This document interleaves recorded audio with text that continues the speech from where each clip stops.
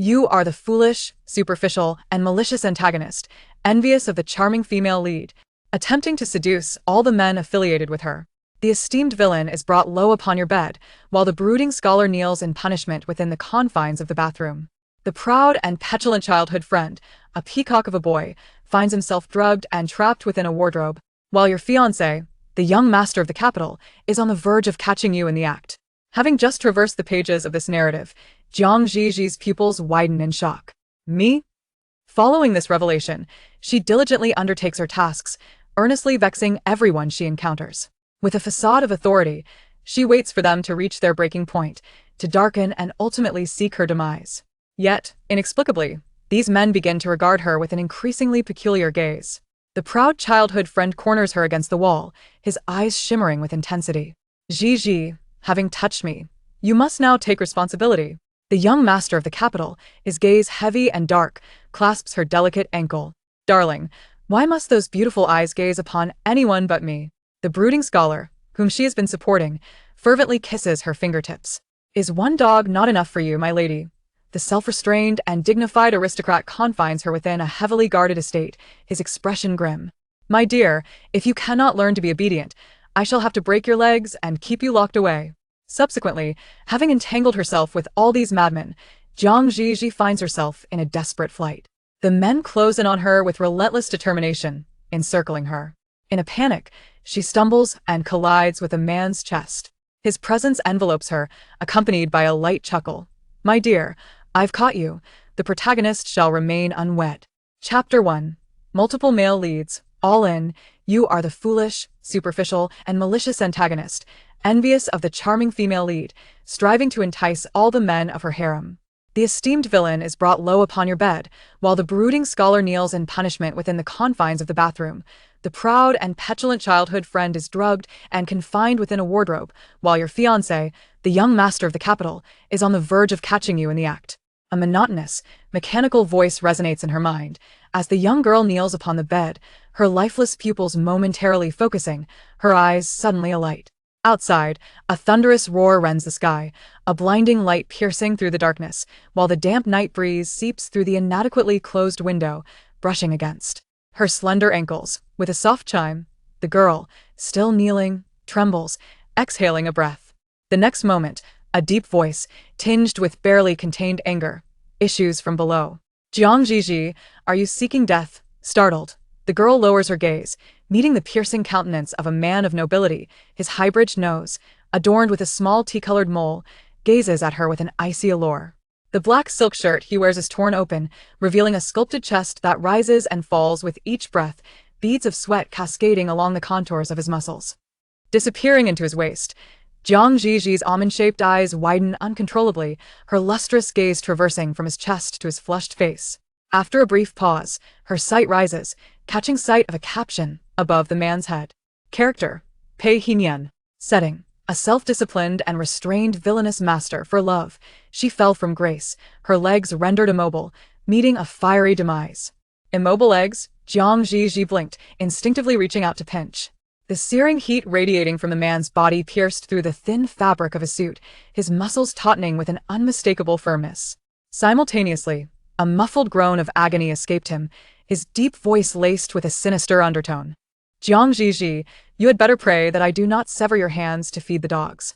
Zhi Zhi quickly withdrew, but her overly long nails caught on something, sending a sharp pain coursing through her fingertips, tears instantly brimming in her eyes.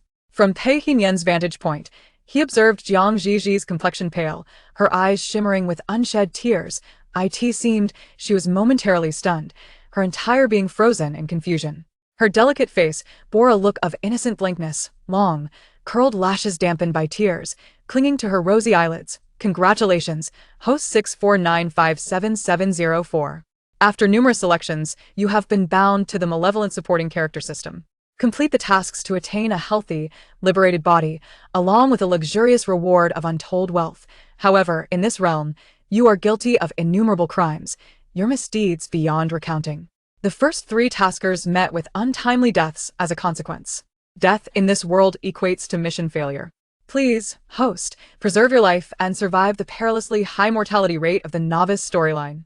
Be advised, The previous strategists faced dire consequences after their harassment, each having their hands severed by the villainous Pei Hinian, without exception.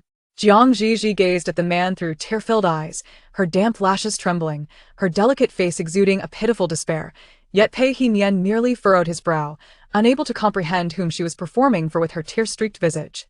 "Get off, or I shall kill you." The girl seated on his lap fixed her gaze on him for a moment before suddenly opening her arms wide. A shadow fell before him.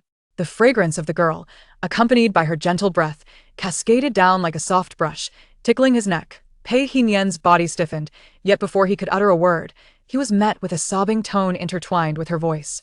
"You're so fierce, Pei Hinian." Warm, wet tears fell upon the tender skin of his neck, mingling with the storm outside in a relentless patter, resembling scattered pearls. She wept, her voice choked with emotion.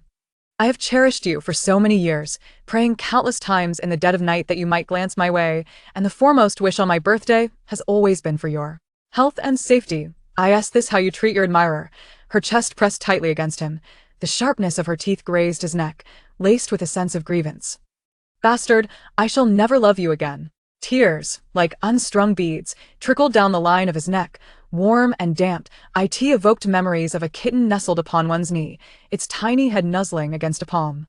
Pei Hinian's breath caught, his reluctance frozen in place, yet she seemed to vent her frustrations, biting him while softly cursing him. From bastard to heartless scoundrel, from ungrateful to cold-hearted, her tone was delicate, each word brushing against his heart like a feather. Under the dim, amber glow of the indoor lights, their reflections in the enormous floor-to-ceiling mirror appeared as if they were intertwined like affectionate mandarin ducks, resembling the most inseparable of lovers. Pei Hinian's heart skipped a beat, abruptly thrown into disarray. Meanwhile, in a place he could not see, Zhi Zhi clutched the shattered fragments of her billion-dollar fortune, weeping fervently, while her eyelashes trembled delicately. Over the years, her memories had been intermittent, mostly confined to the darkness of a basement, where she spent her days listening to the scuttling of mice and cockroaches. She had no recollection of her life before descending into the basement, nor did she know what kind of existence she had led prior to that confinement. Yet, regardless of the past, a turning point had finally arrived. At this moment, the most crucial task was to persuade the man she had bound to show her mercy and spare her life. In a flash of determination, Zhi Zhi resolved to act. She gave Pei Hinian no time to respond while weeping and wiping her tears. She propped herself up. With one hand shackled to the headboard, the chain was short. Zhi Zhi straddled him, her alabaster arms encircling his neck. Her long lashes crushed the tears, presenting a fragile and delicate appearance, looking both innocent and pitiable. After a few droplets fell, she braced herself on her arms. As if faced with the indifference of her beloved, she began to angrily tear at Pei Hinian's clothing, muttering in humiliation, "Since my years of unrequited love have culminated in slander, I might as well be more forthright. I in the midst of the chaos." Zhi Zhi stealthily grazed Pei Hinian's abdominal muscles, causing the man bound to the bed to blush, the small mole on his nose shifting with the movement. His elegant eyes widened in shock, as if he had yet to fully process her sudden confession. With a metallic clang, the restraint released, her soft hair brushing against his waist. Pei Hinian finally regained his composure, his handsome face a mix of coldness and fury. Zhi's eyes high, in that instant, a puzzled voice emerged. "Wait a moment." A fluffy head lifted, with moist apricot-shaped eyes gazing at him, asking, "Pei Hinian, have you not developed properly?" Chapter 2. A fierce wind swept through, rustling the fallen leaves and striking against the window panes with a cacophony. Yet, within the room, an air of tranquility prevailed. Pei Hinian observed her in silence, the light casting a glow upon his prominent nose, sharp and cold. His gaze, once again indifferent, was laden with unspoken complexity as he regarded her. After a prolonged moment, he furrowed his brow, his voice husky. "Zhi Zhi, do you truly comprehend the words you are uttering?" The little girl, her eyes brimming with tears, showed no signs of embarrassment. Instead, she nodded earnestly, even going so far as to cover her own mouth. Hesitating slightly, as if torn between disdain and a fear that her directness might wound him, she declared, "Pei Hinian, I think I shall cease to harbor any affection for you. After all, the male protagonists in novels are typically around 40. You do not quite align with my expectations. Just go." With decisive grace, she unlocked the handcuffs, yet Pei Hinian continued to gaze at her with an inscrutable expression. "Moment latte." He fastened the disheveled buttons of his jacket with one hand, retrieving his suit. The girl seated on the edge of the bed looked up at him, quiet and still. Without uttering a word, the howling cold wind mingled with the patter of night rain, casting an endless darkness that framed her delicate visage, which bore an inexplicable air of vulnerability. Pei Henian paused, his countenance darkening, refrained from indulging in those chaotic online novels. The beautiful girl, who had been staring at him, obediently nodded, her gaze drifting downward, landing upon a certain spot. With her head slightly tilted, her eyes, glistening with moisture, radiated a bewildering innocence. Under the intensity of his scrutiny, Pei Henian found himself momentarily at a loss for whether to feel anger or annoyance. It was indeed the first time in his life that his once proud male ego had been derided in such an absurd and inhuman manner. He cast a complicated glance in her direction. Perhaps the esteemed young lady of the Jiang family dared to bind him simply because her mind was somewhat unhinged. Yet, which rational individual would engage in conflict with someone perceived as mentally unstable? Pei Henian grasped his suit, pausing for a moment on that exquisitely beautiful face before averting his gaze. Is he leaving now? What about your hands? He will not, she replied. But the hands of the previous 3 taskers were all broken by him. The girl, with her rosy lips and white teeth, sighed, casting a significant look at the system. Then, she rose with determination, her voice filled with tension. Pei Henian. Her soft tone, slightly distorted by anxiety, resonated in the air. As she stumbled, the rich fragrance of roses enveloped them, and Pei Henian caught her in his arms. She was soft, light, and remarkably slender, her delicate frame yielding easily to his touch. Pei Henian, maintaining his composure, steadied her, but before he could withdraw his hands, she clung to him once more. Her slender fingers turned pale from the pressure, her eyes reflecting an unmistakable terror. Like a wounded bird, she trembled with unease, her voice quivering as she cautiously asked, Pei Henian, will you break my hands again? Will you shatter both my hands, or perhaps my legs, or even end my life? Her voice dwindled, growing softer and more uncertain with each word. Pei Heni furrowed his brow ever so slightly, his sharply defined lips pressing together in a restrained manner. No, his deep voice lingered in the air. Seemingly cautious not to frighten the other, the final note dipped low. Realizing the unwelcome surge of compassion within him, Pei Heni averted his gaze, cooling his tone. Jiang Zhi Zhi. This is a society governed by law. As these words left his lips, a wave of self-deprecation washed over the handsome, refined man. After all, he was merely an actor playing a role, someone who had become wary of the melodrama of pity. Years spent navigating the treacherous waters of commerce had exposed him to countless storms. How could he feel sympathy for such a fragile creature? With that, Pei Heni fixed his gaze on the delicate fingers gripping his wrist. Let go. The girl, with her rosy lips and pearly white teeth, belatedly acknowledged his command, hastily releasing him. Her round, glistening eyes shimmered as she expressed her gratitude. Thank you, Pei Heni. I appreciate your magnanimity in not holding my misdeeds against me. I shall conduct myself with utmost propriety from now on and will refrain from bothering you again. No way, you will definitely harass him again. The system's shrill voice interjected, causing the girl to blush profusely in Pei Heni's presence. I know, she retorted silently, her innocent demeanor contrasting with her inner thoughts. Look, he believes it now. He is far too easy to deceive. Pei Heni's cold, piercing gaze fell upon her, a slight arch in his brows suggesting his amusement.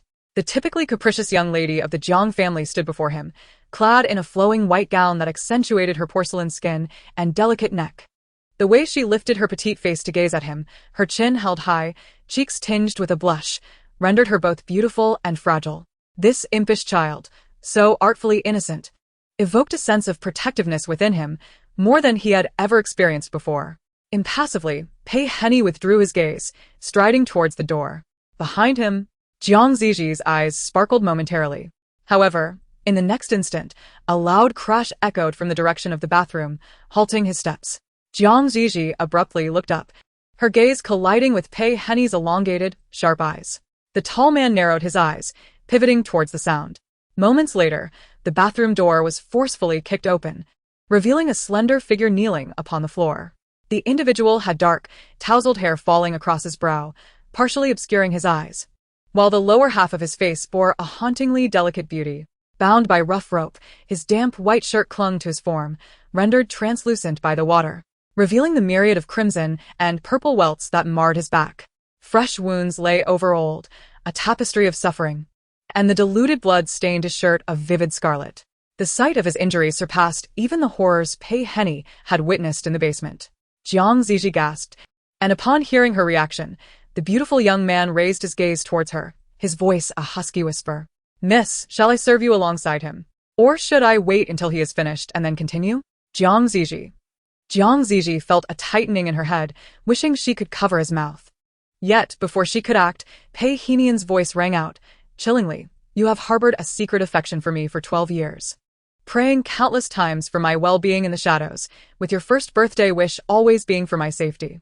So, has your unrequited love not yet concluded, and you have already found a substitute?" A massive shadow loomed over her, a cold and lethal intent trailing closely behind, accompanied by the unmistakable sound of approaching footsteps. Zhi Zhi's scalp prickled with anxiety, and she could only offer a dry explanation. "That's not true. He's just talking nonsense. I admire you so deeply." A large hand seized her chin, the man's coarse fingers grazing her youthful, tender cheek, a blend of ambiguity and danger. Kneeling beneath the shower, a striking young man observed the scene with a cold gaze, a flicker of veiled malice flashing in his eyes. Meanwhile, against the icy, unyielding bathroom wall, Pei Hennian caressed the girl's chin, his tone inscrutable. "Miss Jiang, I detest being deceived, especially by such easily punctured, clumsy lies." Seemingly recalling something, his voice softened, as if earnestly seeking knowledge.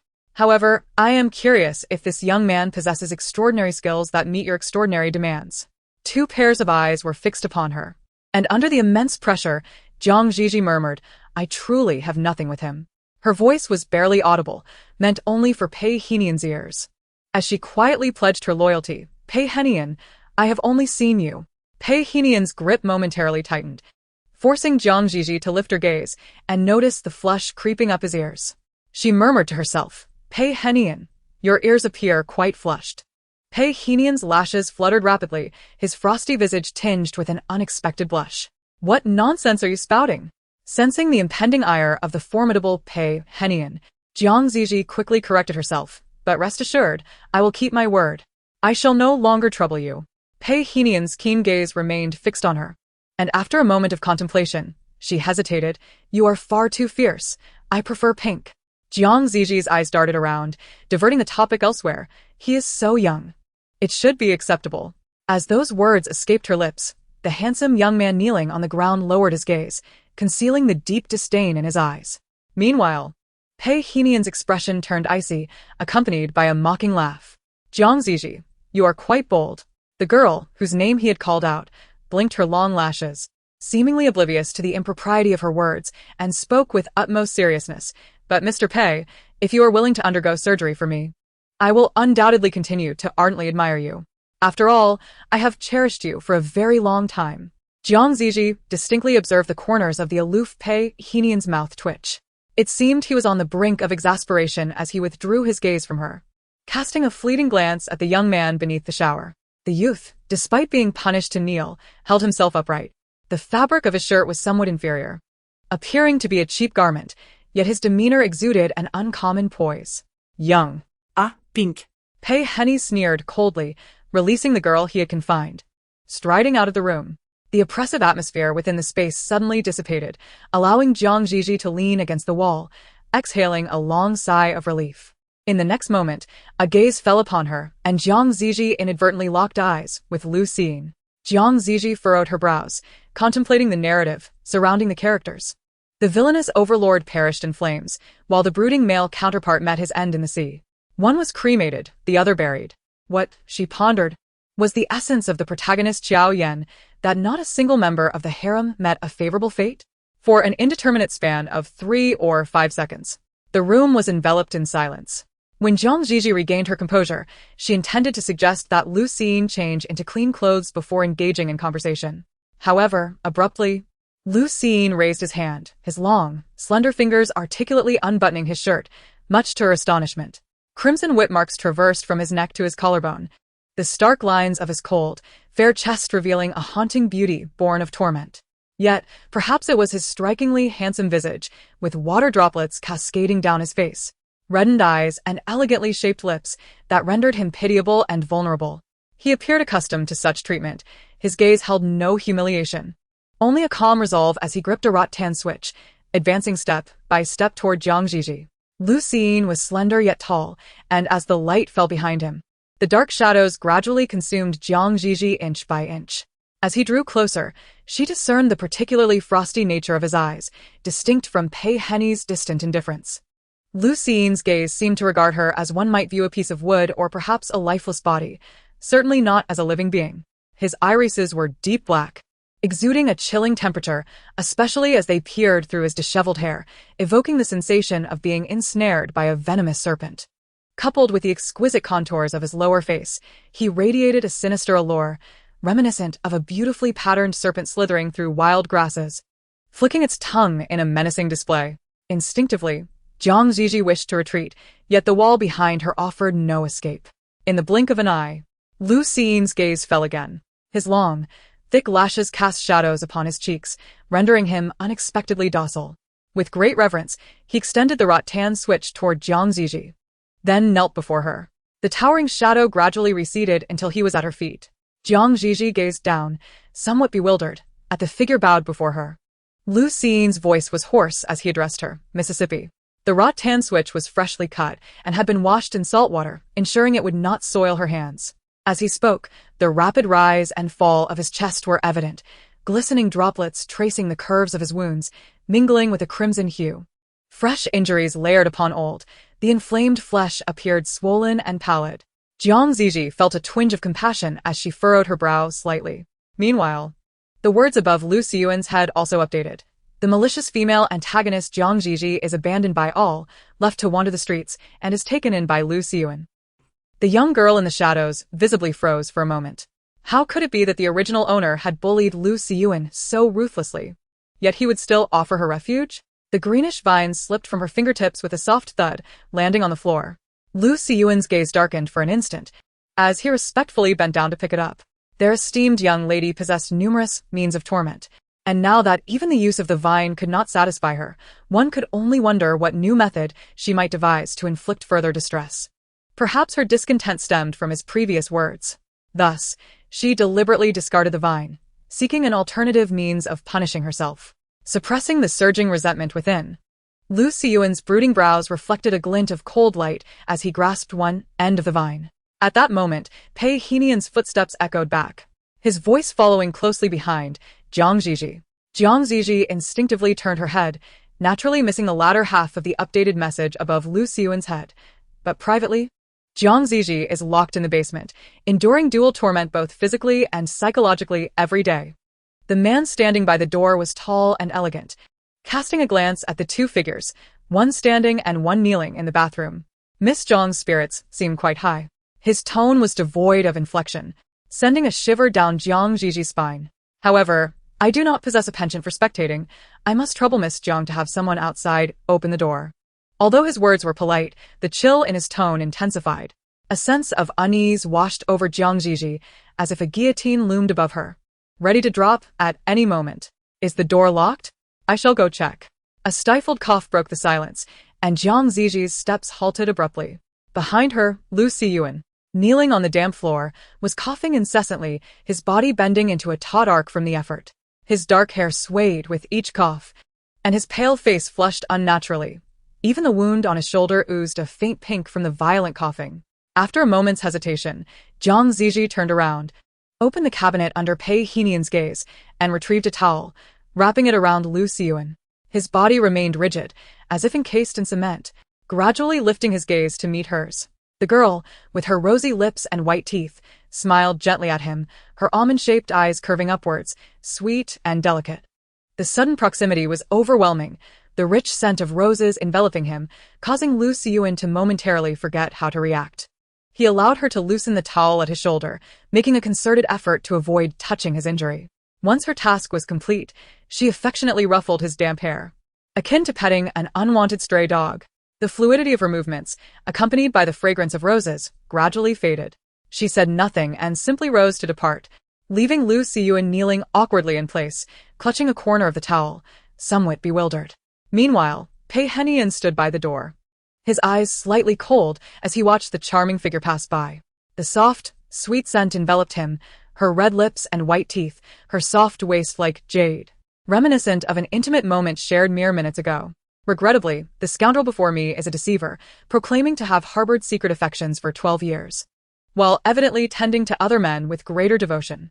Pei Henny's gaze swept over the impoverished youth kneeling on the ground, pausing momentarily on the pink towel draped around him. How delightful!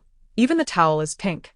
At the door of the suite, Zhi Zhi gripped the doorknob, exerting all her strength to turn it, and tugged downward once more. Yet it remained locked. Surely do not tell me the key is lost. Pei Henny's deep voice resonated from behind, laced with a chilling undertone of danger.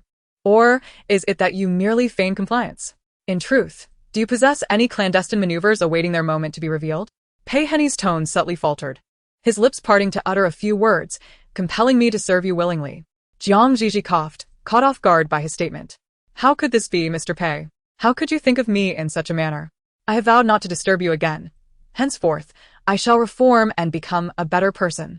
Zhi Zhi solemnly swore, but before her words could fully escape her lips, a loud crash resonated from beside the wardrobe.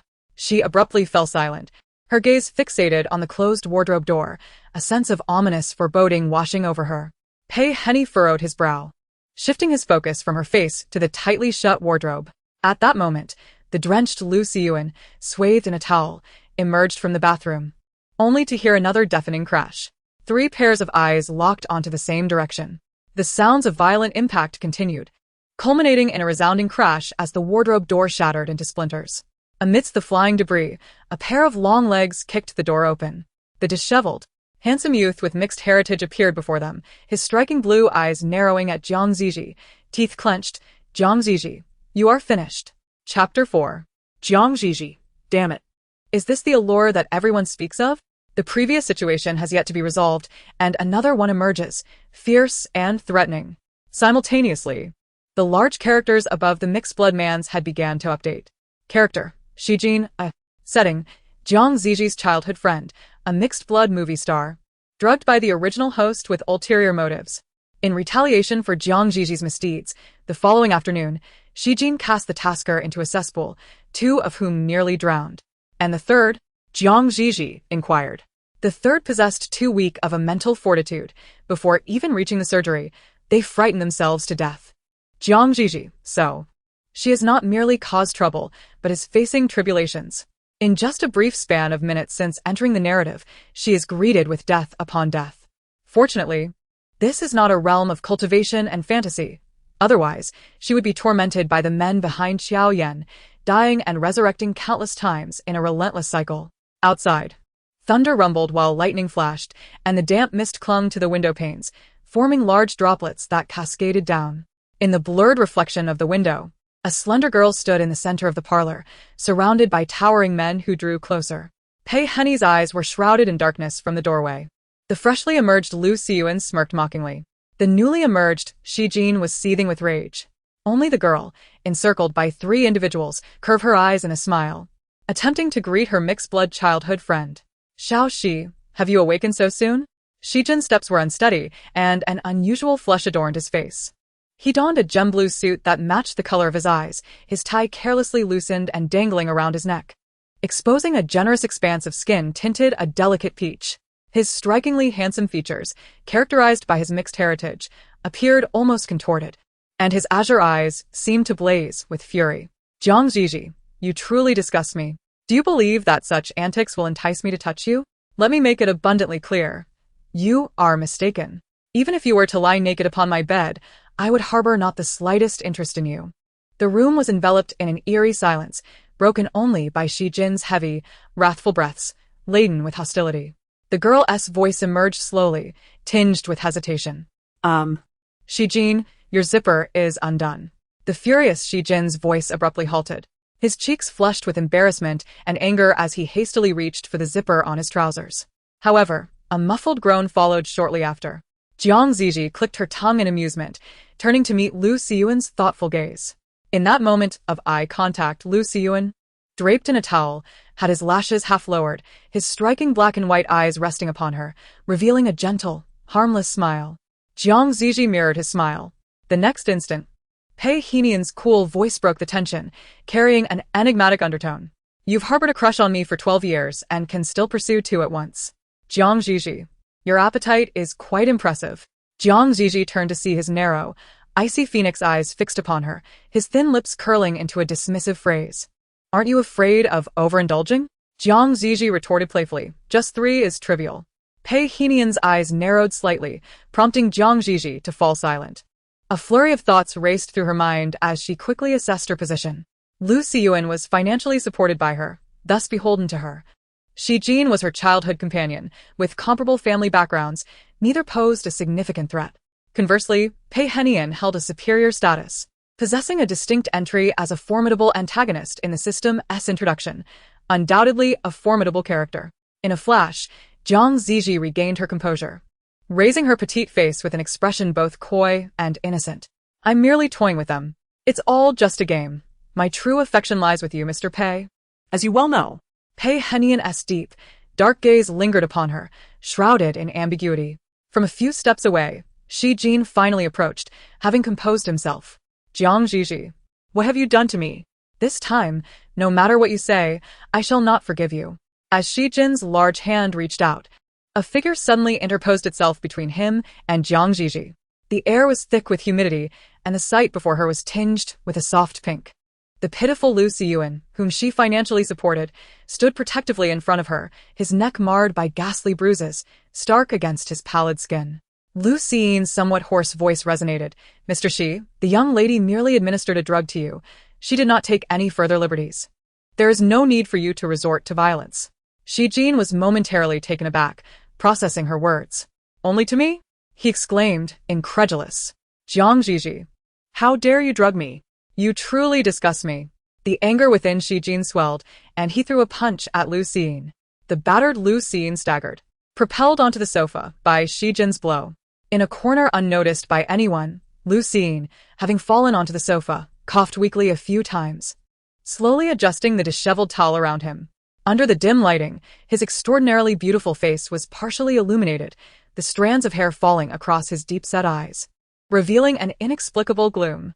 The corners of his lips curled into a maliciously excited arc, only to swiftly transform into concern as he turned his head slowly. Yet in the next moment, the mirth in his eyes abruptly froze, his pupils dilating. From behind the veil of hair, a delicate and petite young girl raised her hand, and with a crisp sound of a slap, it landed on the face of the towering mixed-race man. Her slender, soft, and pale fingers were exposed to the air, the tips dusted with the faint pink of rose petals, trembling slightly with the force of her action. Shi Jin had no time to evade. Instinctively, he raised a hand to touch his face. It felt warm, not painful. The subtle fragrance of the girl's wrist enveloped his senses, making his head spin, rendering him momentarily dazed. Chapter 5. The atmosphere was enveloped in a deathly silence, punctuated only by the distant rumble of thunder. A mocking laugh emerged from another direction, and Shi Jin finally regained his composure. The flush on his face, already heightened by the drug, deepened further as his captivating peach blossom eyes fixated on the delicate fingertips that quivered softly in the air. After a prolonged moment, he finally registered his indignation. You hit me? The girl standing before him furrowed her delicate brows and tugged at his tie, commanding, come with me. Standing at nearly 6 feet tall, Shi Jin towered over Zhi Zhi, even outstripping her in height despite her high heels. He could easily have freed himself, yet for reasons unknown, his feet refused to obey him, allowing her to pull him toward another room. As the door closed behind them, Shi Jin swallowed hard, the shadows gathering around his striking features. Zhi Zhi, do not think I will hesitate to act against you. The girl in his line of sight lifted her delicate chin, her eyes narrowing into a playful crescent. In the next moment, pain shot through him. A dazzling high heel, encrusted with glittering diamonds, pressed down upon his shoe, applying pressure. Are you truly foolish or merely pretending, Shi Jin? Can you not see that everything I have done is for whom? She continued. This evening's banquet is attended by half the city's elite, and your beloved Qiao Yan is also present. At the mention of Qiao Yan, a barely perceptible frown crossed Shi Jin's brow. Zhi Zhi feigned distress as she continued her tirade. Pei Henian is pursuing Qiao Yan, and my uncle has his sights set on climbing the social ladder. He would relish Qiao Yan marrying into such a prestigious family. Lu Xiyuan also confessed his affections to Qiao Yan. Although she turned him down, they dined together, conversing until 11 at night. Others pursued Qiao Yan fervently. while you harbor your feelings silently within. At this rate, when do you expect to win her heart? Zhi Zhi, with her striking visage, wore a look of disappointment, her almond-shaped eyes wide with frustration. Yet, the mixed-blood youth before her furrowed his brow even tighter, as if he were peering through her face to behold another. A wave of insecurity washed over Zhi Zhi. She unconsciously pressed her lips together, feigning heartache. If I truly wish to harm you, wouldn't I have had ample opportunities in the past? Why did I refrain until today? Why did I administer that drug and confine you in the wardrobe, only to torment your rival instead? Zhi Zhi, you have always been astute. How could you not fathom the truth? A hint of bitterness curled at the corners of Zhi Zhi's lips, her thick lashes casting shadows as they drooped. I understand that you have come to despise me, perceiving my every action as misguided and my words as mere excuses. However, all I have done is for your sake. Knowing your affection for Qiao Yan, I endeavored to orchestrate opportunities for you both, wishing to eliminate your rival and incite Qiao Yan's disdain for them. Out of the corner of her eye, she noticed the man's arm tense abruptly. Zhi Zhi bit her lip, gradually lifting her gaze to meet his. Beneath the resplendent lights, his cerulean eyes bore into hers, brimming with fervent emotions that swelled within him, a tumult of doubt and astonishment. He appeared so tense that his breathing had begun to falter. This reaction was somewhat askew from Zhi Zhi's expectations, bordering on an unsettling disarray. Without further contemplation, she lowered her lashes, her voice barely above a whisper. You are my dearest friend, Zhi Zhi. We have grown up together, side by side. You hold a unique place in my heart. No other boy in this world can compare to your significance. I truly cherish our friendship and the memories we share. Yet, I feel woefully inadequate, incapable of assisting you. And instead, I only seem to incite your ire. Perhaps a person as inept and cruel-hearted as I am does not deserve to be your friend. I shall keep my distance henceforth, refraining from meddling and provoking your anger. Fragments of the original memory flitted through her mind, her words flowing effortlessly, more familiar than 1,000 rehearsals, as if they sprang from the depths of her soul. However, I shall forever remember the days long past when you selflessly relinquished all your toys for me, when you stood up to older classmates on my behalf, and how you always shielded me in moments of peril. Zhi Zhi's fingers, suspended in the air, suddenly clenched tightly. His breath quickened, his perpetually enchanting peach blossom eyes glistening with moisture. Though he stood perfectly still in that moment, only Zhi Zhi understood the immense effort it took to quell the shock surging within him, to restrain himself from abruptly pulling her into his embrace. His childhood sweetheart, who had vanished for 6 years, now stood vividly before him once more. She would bite her lip in moments of anxiety, steal glances at him, and express her inner turmoil through charming little gestures. Even the tone of her plaintive voice felt hauntingly familiar. Zhi Zhi held his breath, fearing that this moment was but a fragile dream. With reddened eyes, his cerulean gaze shimmered with unshed tears, and he let out a faint, delicate smile. Beneath the surface, a tumult of emotions surged, as if an uncontainable thought was yearning to break free. In a moment of astonished reverberation, Zhi Zhi exhaled softly. A gentle hand covered his mouth, and the scent of roses subtly entwined itself in the air. As the tender palm enveloped his lips, he heard the girl's sigh. Do not speak. It is all my fault. The fleeting softness lingered, as the girl's wavy hair arched gracefully in the air, brushing against the back of his hand as she turned away. Instinctively, Zhi Zhi grasped her slender wrist, his voice thick with emotion. Zhi Zhi, it is not as you think. I have never harbored feelings for Miss Qiao, nor would I pursue her. The girl remained silent, her gaze averted, as she pressed a small medicine box into his hand, whispering, I am sorry, Zhi Zhi. As her words faded, she gently pried his fingers apart, slowly pulling away. With a creak, the door swung open, and her softly curled hair vanished into the threshold. The handsome, tall mixed-race man stood alone in the room, somewhat at a loss, staring at the medicine box marked with English inscriptions in his palm. The soft sensation began to dissipate, and the scent of roses faded. The youth, his eyes still red, gazed at the pill, suddenly breaking into a smile that seemed to have been lost and found again.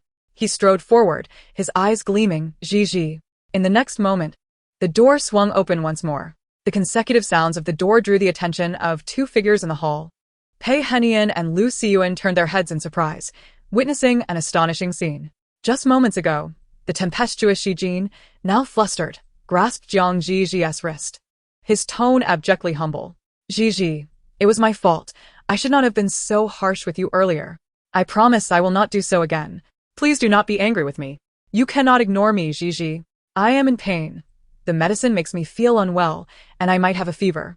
If you do not believe me, feel for yourself. The tall mixed-race youth slightly bent forward, resembling a loyal dog, pressing her fingers against his face. Zhi Zhi, it hurts so much when you hit me. I miss you terribly. I feel so wronged. Chapter 6. Two figures entwined together. The rebellious mixed-race actor lowered his gaze, the dazzling chandelier illuminating his already distinct features with an enhanced clarity. Zhi Zhi's mother was Croatian, and he inherited her Yugoslavian lineage, his azure eyes striking and his profile pronounced. Even in his submissive attempts to placate her, there was an undeniable charm. Does your hand hurt, Zhi Zhi? Would you like to hit me again? Are you still angry? It is all my fault. I am to blame. If you remain upset, feel free to lash out at me. You have always had a frail constitution. Do not overexert yourself. Zhi Zhi, please do not be mad. Calm down. A few steps away, Lu Xiyuan, who had also felt the sting of a whip, watched the two figures with a cold gaze, his eyes reflecting disbelief as the malice within him transformed into incredulity, his brows furrowing in concern. Zhi Zhi, who has belittled him for years, is nothing short of a fool. Her mind is vacant, her words a tapestry of falsehoods. She embodies ignobility and hypocrisy to the utmost degree. Former friends and classmates alike have grown to loathe her and have distanced themselves. Just days prior, while tormenting him, Zhi Zhi incessantly cursed, berating her parents for their favoritism towards her sister, Qiao Yan, that wretched creature. She condemned her cousin Qiao Yan for her shamelessness, accusing her of parasitizing their family, indulging herself, and vying for their inheritance. It seems she believes the world should revolve around her, hence her dissatisfaction with everyone. She scolded former friends for their disdain, chastised teachers for targeting her in assignments, and lamented her fiancé's failure to appease her with gifts. Even her childhood companion, Zhi Zhi, has been the subject of her malicious insults on countless occasions. She has even resorted to disseminating false information online to slander Zhi Zhi, fabricating details to share with his detractors. In this world, no one holds affection for Zhi Zhi. Yet, why has everything changed in mere minutes? Hadn't Zhi Zhi grown weary of her and severed ties? Why, in an instant is he apologizing? What manipulation has she employed? A flicker of suspicion passed through Lu Xiyuan's eyes as he turned to regard the other distinguished gentleman nearby. This paragon of the upper echelons, the head of the Pei family, a titan of industry who possesses both fame and fortune, is a man of pure virtue. Rumors abound of those who have attempted to seduce him, only to face rejection and severe reprimands as a deterrent. Yet now, after being affronted by Zhi Zhi, he displays an extraordinary magnanimity. Lu Xiyuan's confusion deepened. Suddenly, the man's gaze shifted towards him, imbued with an aloofness that lacked warmth. Yet, for reasons unknown, Lu Xiyuan sensed a subtle discontent in Pei Henian's demeanor. Before he could ponder further, Pei Henian averted his gaze, directing it towards two figures in the distance. Mere minutes had passed, a door apart, yet the emotional contrasts were stark. Pei Henian's cold, phoenix-like eyes conveyed an inquisitive sentiment, his prominent nose casting shadows as he tilted his head slightly. How had they reconciled so swiftly? What transpired within the room? Could it be that this she-fellow had truly defied the odds? Was he generous enough to allow her to see it? Pei Henian's expression grew peculiar as he pondered, even questioning if he, too, harbored some affection. Realizing the nature of his thoughts, he quickly diverted his gaze. Meanwhile, Zhi Zhi, in a desperate display of contrition, had escalated from pleading for forgiveness to threatening to seek out Zhi Zhi's mother, insisting that she must forgive him. From a wall away, faint sounds emanated. Simultaneously, the mechanical voice of the system chimed in. Friendly reminder, your fiancé will breach the door in 3 minutes. The previous taskers you are bound to have failed in their infidelity plot. The male protagonist successfully catches his partner in the act, and in a fit of rage, he vows to annul their engagement on the spot. Meanwhile, you find yourself disgraced and shunned, stripped of the identity of the crown prince's fiancée and the esteemed young lady of the Jiang family. Those whom you have previously wronged will unleash a frenzy of retribution upon you. The two surviving taskers met their demise in such a manner. The first was mutilated, suffering grievous injuries, leading to despair and ultimately ending their life. The second was crushed into a pulp by a truck.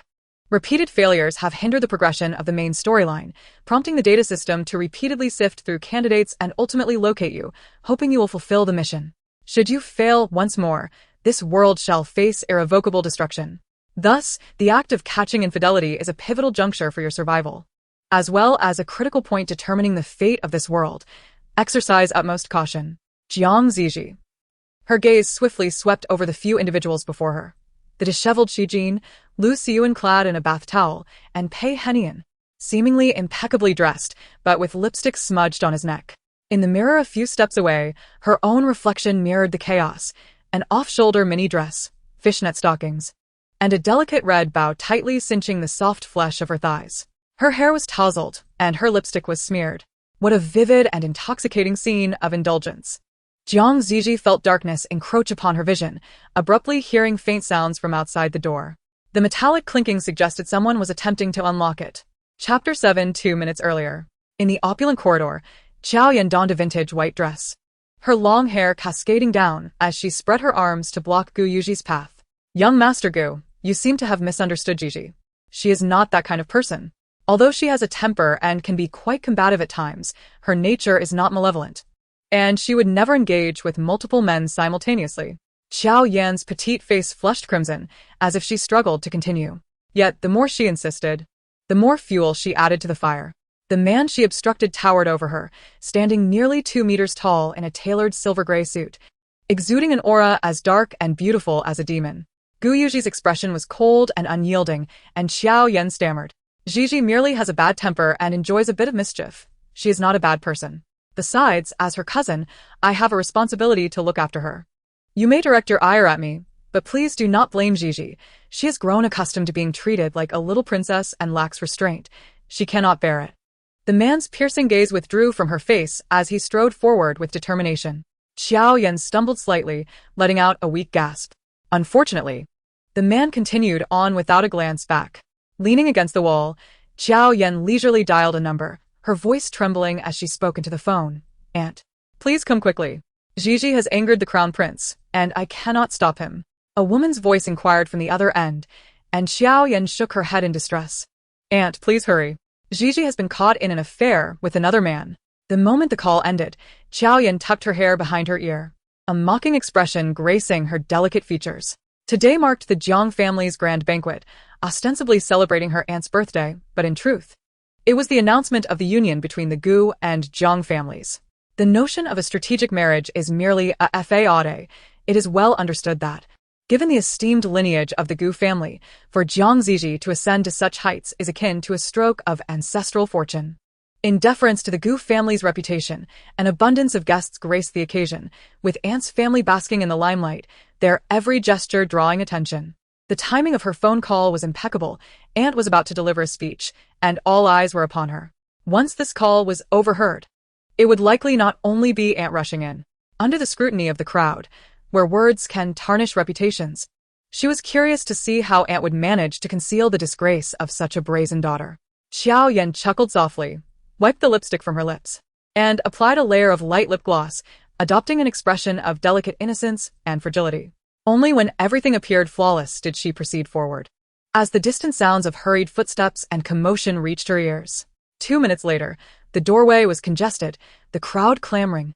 The incessant sound of keys rattling filled the air, while outside, thunder rumbled amidst hushed whispers, darkening Gu Yuji's countenance. Witnessing the prince's displeasure, the noise diminished slightly, though the excitement of the onlookers remained palpable.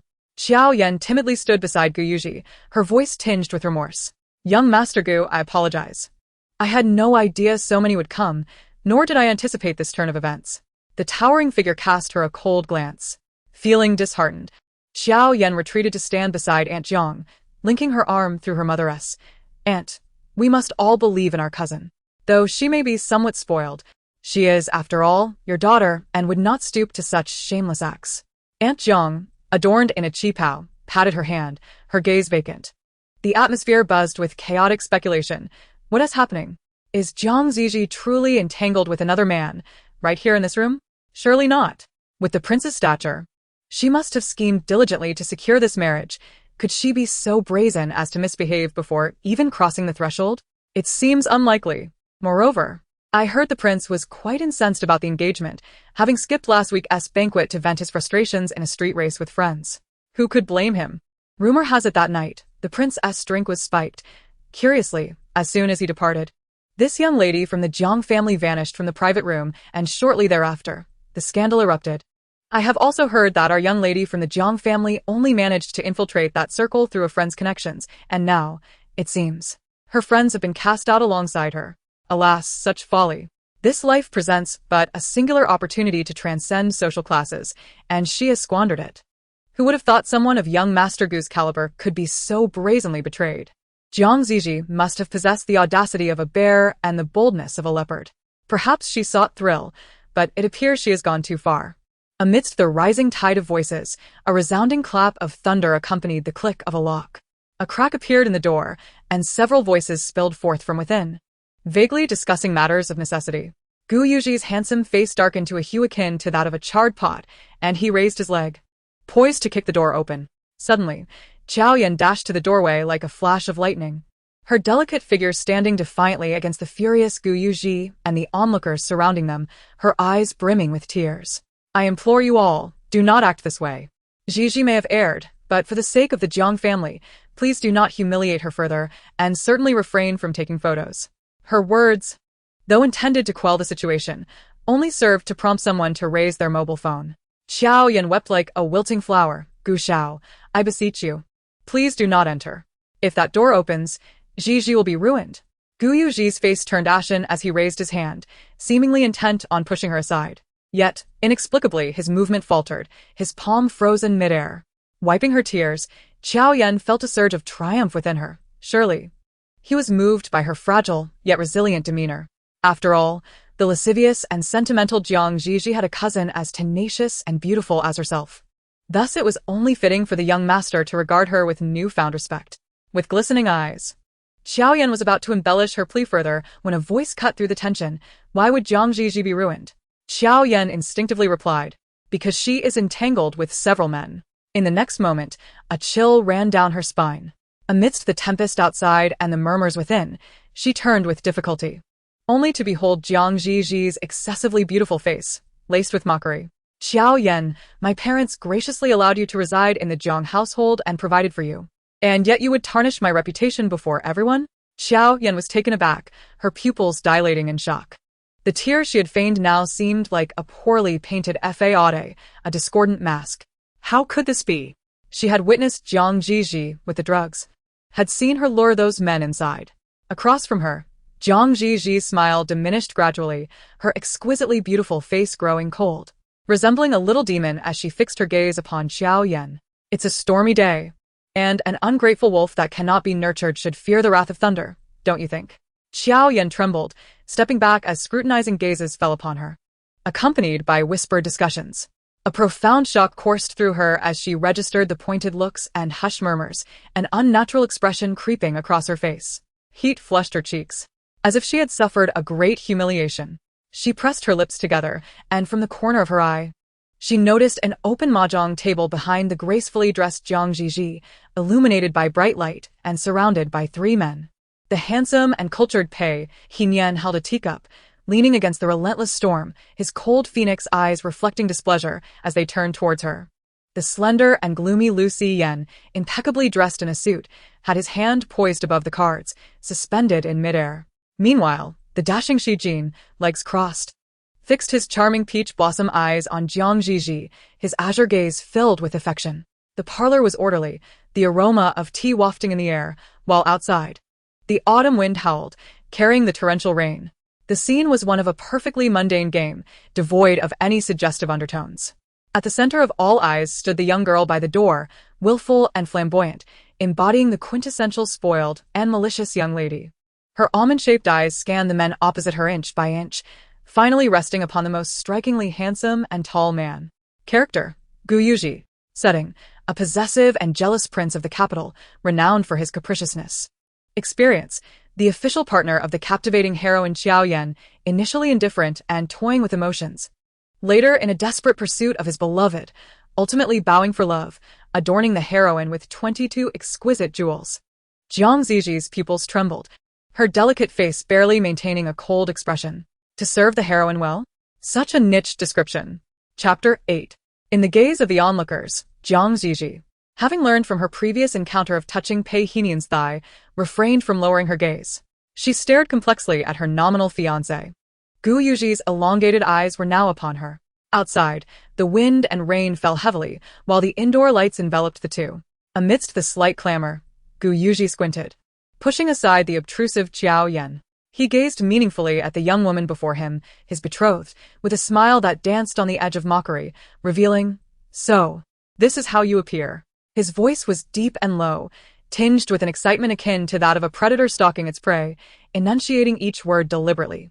"Zhi Zhi, you are truly beautiful." Zhi Zhi returned his gaze. From the system's description of Gu Yuji, he was a capricious, possessive figure, adorned with jewels and adept at manipulating emotions. He seemed to embody the very essence of a tyrant. He was even now insidiously complimenting his own beauty. Surely, he did not intend to mar his own visage? Zhi Zi's heart fluttered. It seemed prudent to expedite the discussion of their annulment. Resolute, she leaned her shoulder against the door, her loose strands of hair cascading over her collarbone, accentuating her fair and delicate features. She regarded her fiancé, her voice soft and gentle. "Gu, with such a grand entourage. Surely, you did not come merely to greet me?" Since Gu Yuji was the male protagonist of this world, he would undoubtedly be drawn to Qiao Yan, likely wishing to distance himself from her. However, before Gu Yuji could speak, the weeping Qiao Yan beside them took the initiative. She clutched Zhi Zi's arm, tears streaming down her cheeks. "Zhi Zhi, you have misunderstood Gu. It was said that you were seen with several men. I was worried about your safety and intended to check on you, only to run into Gu. It is entirely my fault for believing hearsay. You have every right to scold or expel me." Her voice trembled with emotion, "But please, do not blame Gu. You two have just become engaged. This relationship is not easily forged. Do not let a mere misunderstanding lead to a quarrel." As Qiao Yan wept and spoke, each word was drenched in sorrow. To an uninformed listener, her simple sentences would suggest she was the true victim in this scenario. Gu Yuji's interest had been interrupted, and he cast a displeased glance at the woman known as Zhi Zi's cousin. Yet, that glance seemed to invigorate her further. "Gu, I apologize. It is entirely my fault. I should not have meddled, nor acted impulsively without discerning the truth, causing you to face Zhang's ire." Amidst the gaze of the crowd, Qiao Yan, donned in a flowing white dress, resembling a celestial being, wept nearly to the point of choking, her voice trembling as she stammered, "I'm sorry. It's all my fault. Please do not blame Zhi Zhi. She is far too young." Gu Yuji, upon hearing her, narrowed his eyes slightly. His features, already deep-set, appeared rather intimidating when he wore an expressionless visage. He fixated his gaze on Qiao Yan as if he had stumbled upon something exceedingly amusing, and a smirk played upon his lips. "Why should I blame Zhi Zhi?" His playful smile fell upon the men seated at the poker table before him. Then, he turned slightly to survey the room. He raised his hand and grasped Zhi Zi's wrist. A flicker of surprise crossed her eyes, which widened instantly. In her view, the man with cunning fox-like eyes, whose thoughts were inscrutable, held her fingers delicately. Before the watchful eyes of the assembly, he brought her hand to his lips, bestowing upon it a fervent kiss. The warmth of his breath brushed against her fingertips, causing her delicate digits to involuntarily curl.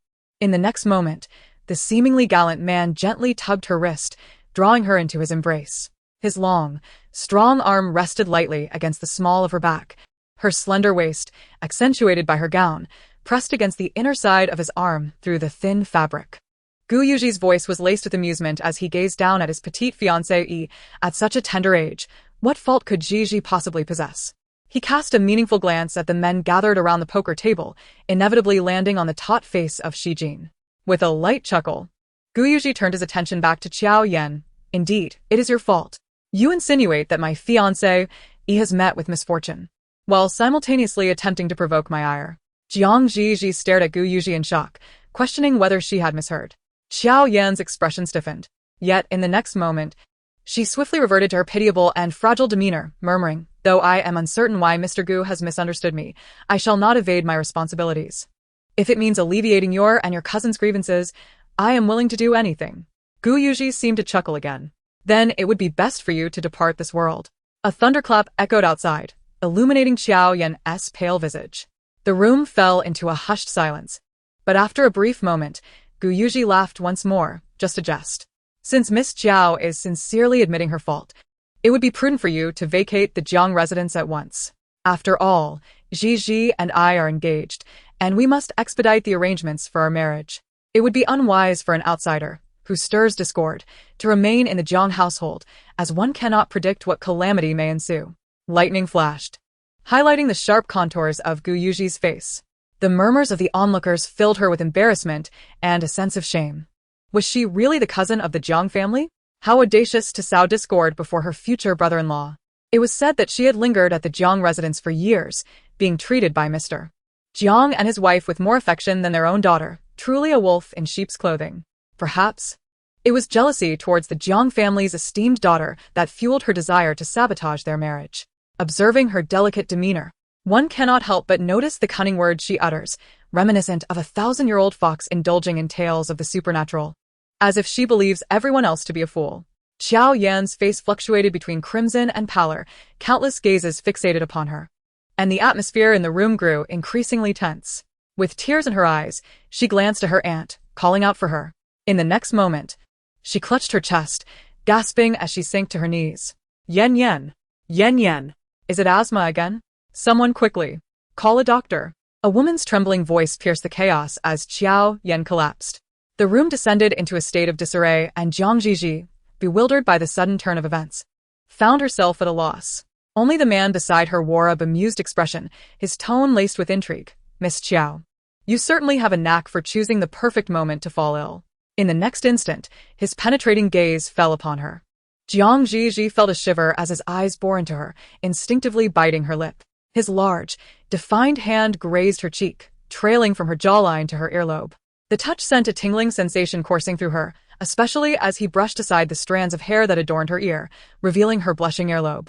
The tall man leaned closer, his warm breath caressing her ear as he whispered in a tone meant only for them, "One of your earrings has gone missing, my dear. Pray, tell me what mischief you've been up to?" Chapter 9.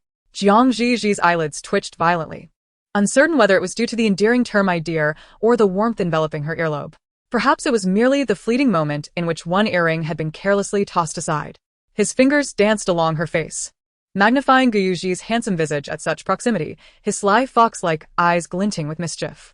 The usually adept Jiang Zhi at ensnaring men found her tongue stumbling over words. "I haven't." The ambiguity of her statement left it unclear whether she meant to assert she hadn't lost it or to deny having done anything at all. Her soft voice permeated the air, cutting through the surrounding clamor, resonating distinctly in Gu Yuji's ears. The closeness amplified the intoxicating scent of her breath, warm and inviting. Their gazes locked, her moist, almond-shaped eyes, framed by long lashes, exuded innocence and vulnerability. Gu Yuji swallowed hard, his grip on her waist tightening ever so slightly. Suddenly, a figure erupted into their space, as Shi Jin's voice rang out, forcibly separating them. "Gu, maintain your decorum." Gu Yuji straightened, watching Shi Jin grasping Jiang Zhi's wrist, his voice frigid. "What decorum is required when I am with my fiancé, E?" Shi Jin, with his azure gaze unwavering, countered defiantly, "Even if married, divorce remains an option, and your engagement with Zhi Zhi is merely verbal." If Gu wished to assert his claim, it would be better suited to wait until after the wedding.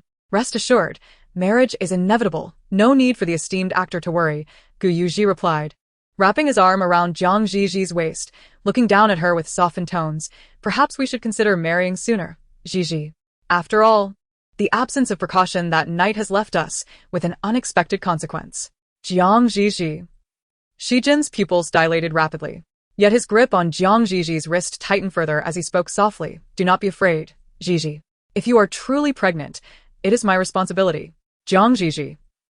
In a flurry, she inquired of the system about the events of that night. The system's mechanical voice responded succinctly, did not engage in intimacy. Regaining her composure, she noticed two tall, handsome men engaged in a heated debate, lowering their voices to avoid attracting attention. "You little brat, have you weaned yet? Have you lost your mind wanting to be a father? What's your hurry? You're an old man. I'm not going to be your child." As the atmosphere grew increasingly tense, curious glances from those surrounding Xiao Yan began to shift toward them. Jiang Zhi felt her ears flush with heat and quickly tugged at the two men. "Enough." Gu Yuji swallowed the words he had yet to finish, while Shi Jin tightened his grip on Jiang Zhi's wrist, offering her a reassuring expression. Just then, Xiao Yan's symptoms had stabilized, and Jiang's mother gently stroked her head before approaching them. However, When her gaze fell upon Jiang Ziji's face, a frown of deep disdain creased her features. Jiang Ziji blinked slowly, feeling an inexplicable pang in her heart. Despite being strangers encountered after her transmigration, Jiang's mother's glance evoked feelings of injustice, sorrow, and the urge to weep, as if her heart were being tightly squeezed.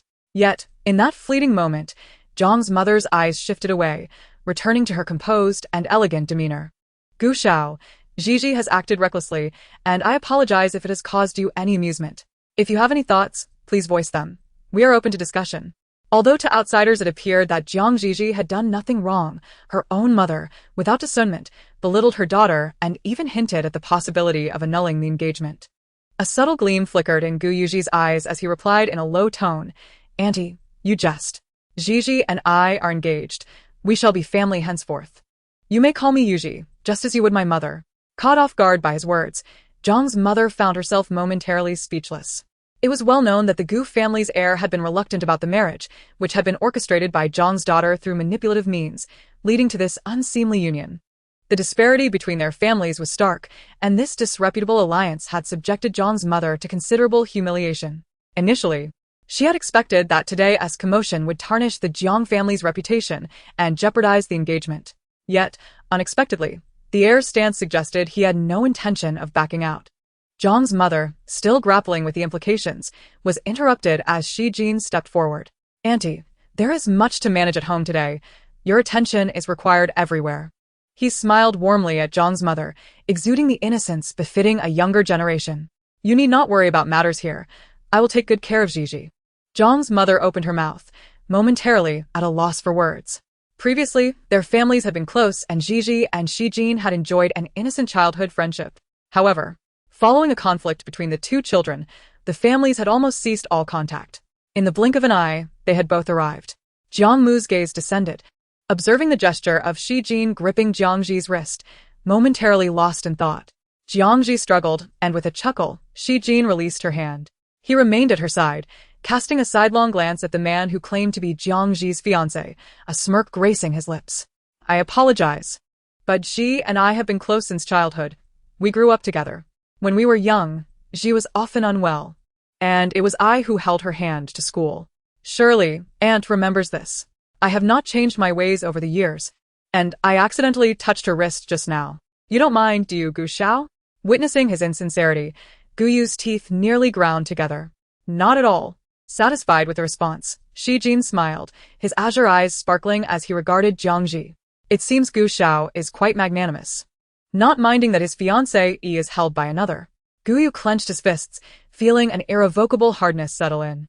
In the distance, voices called out, "Wake up." And soon, Qiao Yan's voice echoed, calling for her aunt. Jiang Mu quickly acknowledged with a hum. She greeted Pei Henian, seated at the card table, from afar, nodding towards the two young people beside Jiang Zhi. However, she did not spare a glance for her own daughter before turning to leave. With footsteps gradually dispersing, the crowd began to wane. Qiao Yan, clutching her chest, leaned on Jiang Mu for support and glanced back. "Aunt, but it's Zhi. Do not mention her." Jiang Mu's voice was devoid of warmth. Qiao Yan turned her face, offering a faint smile to Jiang Zhi as the door slammed shut.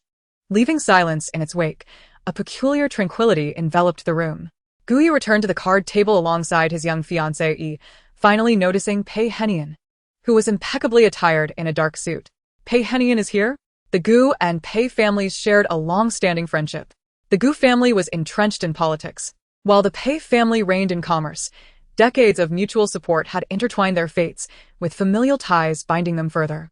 Gu Yu was 2 years younger than Pei Henian, and they had both excelled since childhood, each a paragon within the upper echelons of society, fostering a sense of camaraderie. They were not exactly bosom friends, but rather rare allies within their circle. "Are you not usually disinterested in such trivial pursuits? What drives your interest today?" "Just keeping the young ones entertained." Pei Henian flipped his cards, his elegant fingers catching the light, his face inscrutable. Gu Yu raised an eyebrow. "Care for a round?" Pei Henian remained noncommittal, but Shi Jin's bright voice chimed in, reminiscent of a playful dog wagging its tail. "Zhi, would you like to continue playing? You can sit with me." Jiang Zhi shook her head fervently. She had no knowledge of poker. If she were to sit down, the night's clandestine drama would unravel before long. "I decline. I find it uninteresting." I shall take a stroll downstairs. In the fleeting moment of their gazes meeting, Zhi Zhi realized something and shielded her. Just as hunger struck, she instructed someone to bring her some food. Zhi Zhi nodded, preparing to make her escape. Suddenly, a familiar, indifferent voice interjected, "Where are you running off to?" Zhi Zhi looked up and met the gaze of Pei Hinian, who was fiddling with a card. His phoenix eyes, illuminated by the light, appeared a delicate shade of tea, and a small mole on his nose danced in the shadows. His crimson lips curled ever so slightly, exuding an air of authority. Those who had gathered voluntarily had no reason to flee. Sit. Chapter 10. Outside, the rain had lessened, and the night wind howled. An eerie silence enveloped the room as multiple gazes fell upon her, prompting Zhi Zhi to reveal a feeble smile. Yet Pei Hinian continued to regard her with a smirk, as if watching her make a choice. After all, merely a few minutes prior, she had fervently professed her secret admiration for him. Was he toying with her? Zhi Zhi took a step forward, suddenly realizing the truth. No. This cunning old fox must have discerned her deception and was testing her resolve. Zhi Zhi, come sit with me. Zhi Jin's exuberant voice broke through, beckoning her with a wave of his long arm to pull a chair beside him. Gu Zhi, seated next to Zhi Jin, placed a hand on the chair's back, coolly stating, "My fiancé, of course, belongs by my side." The ornate white chair was firmly held by both of them, showing no intention of yielding. Their antagonistic gazes clashed in the air as Zhi Jin, with his charming peach blossom eyes, spoke with a blade concealed in his words, speaking of which. The crown prince was so disdainful that he didn't attend the engagement banquet, yet now he seeks to pursue our Zhi Zhi. What intentions does he harbor? Gu Zhi's large hand tightened around the chair's back as he glanced toward the young woman not far away. She seemed to recall the incident, her damp eyes looking at him, her petal-like lips pressed together. Her small, delicate lips and fluttering lashes, rendered nervous by the situation, were mesmerizing. The way she gazed at him, almost pleadingly, softened Gu Zhi's heart. Previously, he had only caught a fleeting glimpse of her. The room was filled with raucous voices. While a girl hugged a blanket to her chest, scattered remnants of torn rubber products littering the floor, mingling with gasps and sobs. The effects of the drugs still lingered, causing Gu Zhi a throbbing headache. He had been ambushed at a private gathering, and his frustration grew unbearable. He had no desire to even ascertain her appearance, assuming she was merely a woman with 2 eyes and a nose. Consumed by rage at being manipulated, he donned his clothes and kicked the door open, only to provoke louder cries behind him. Later on, the persistent crowd did not relent, and the Jiang family came knocking. Though he had been drugged and ensnared in a plot, the uproar was too great, and the young lady from the Jiang family, barely 19, cried out in despair, threatening to hang herself. With no other choice, Gu Zhi was coerced by the elder to enter into an engagement. Until today, he had not even seen what his fiancé looked like. Gu Zhi gazed intently at the young maiden before him, a spark of barely concealed excitement flickering in his eyes. His pitiable and delicate fiancé, it seemed, harbored a profound affection for him, which emboldened her to approach him. So innocent and timid, she would likely blush even at the thought of purchasing such items, perhaps her entire face turning crimson as she fumbled with those packages. Alas, he had indulged in excessive libations that night, leaving him devoid of any recollection. Otherwise, he might have witnessed her sweetly nestled in his embrace, her voice quavering as she affectionately called him husband. She would gradually take hold of his hand, mustering every ounce of courage to confess, her cheeks aflame, revealing that she had cherished feelings for him for quite some time. Gu Zhi swallowed hard, a glimmer of pleasure dancing in his gaze. His typically aloof and indifferent tone softened, laced with an air of apology and seduction, as he murmured, "It was my folly before. Zhi Zhi, I shall henceforth amend my ways." Though merely his fiancée, he unabashedly referred to her as his wife. The atmosphere in the room suddenly chilled. Yet Zhi Zhi blinked slowly, feigning shyness as she cast her long lashes downward. How audacious he was! She now believed he would adorn himself with a string of beads. Zhi Zhi silently lamented to the system. As she remained silent, Gu Zhi's gaze towards her grew increasingly brazen. Her fair complexion was tinged with a delicate blush, akin to rose petals swaying in the morning dew. Seemingly unable to withstand his penetrating gaze, radiating a vulnerable charm, the mere utterance of husband rendered her so bashful. She pondered how she might react if he were to embrace her and steal a kiss. With a sudden clatter, something fell to the ground, interrupting her reverie. Pei Hinian's voice, devoid of emotion, broke the tension enough. Zhi Zhi added in exasperation, are you finished? Just because you're engaged doesn't mean you can go around calling her husband incessantly. Gu Yuji wore a faint smile as he regarded his irritable rival. However, Zhi Zhi quickly raised her head, meeting the gaze of Lu Xiying, who had remained silent thus far. Lu Xiying possessed an understated presence, his excessively dark eyes quietly resting on Zhi Zhi's face through his tousled hair. She hastily pulled a chair closer, her voice tinged with a flustered urgency, as if evading his scrutiny. I think I shall team up with classmate Lu instead. This suggestion garnered no opposition, for among the few at the card table, several hailed from illustrious families. Only Lu Xiying appeared unremarkable, posing no threat. The thin playing cards were laid out, slender hands meticulously sorting through them. Zhi Zhi cast a discreet glance around the table, inquiring of the system. The formidable antagonist Pei Henian has promised not to harm me, and my childhood friend, Zhi Zhi, has no intention of incapacitating me. Lu Xiying will also take me in, and Gu Yuji has failed in his schemes. Have I now completed that pivotal storyline? May I accept new tasks? Greetings, host. You have successfully navigated the critical plot point. Your mission in this realm is to solidify your character, persist in mischief, and disrupt the male characters, serving to highlight the heroine.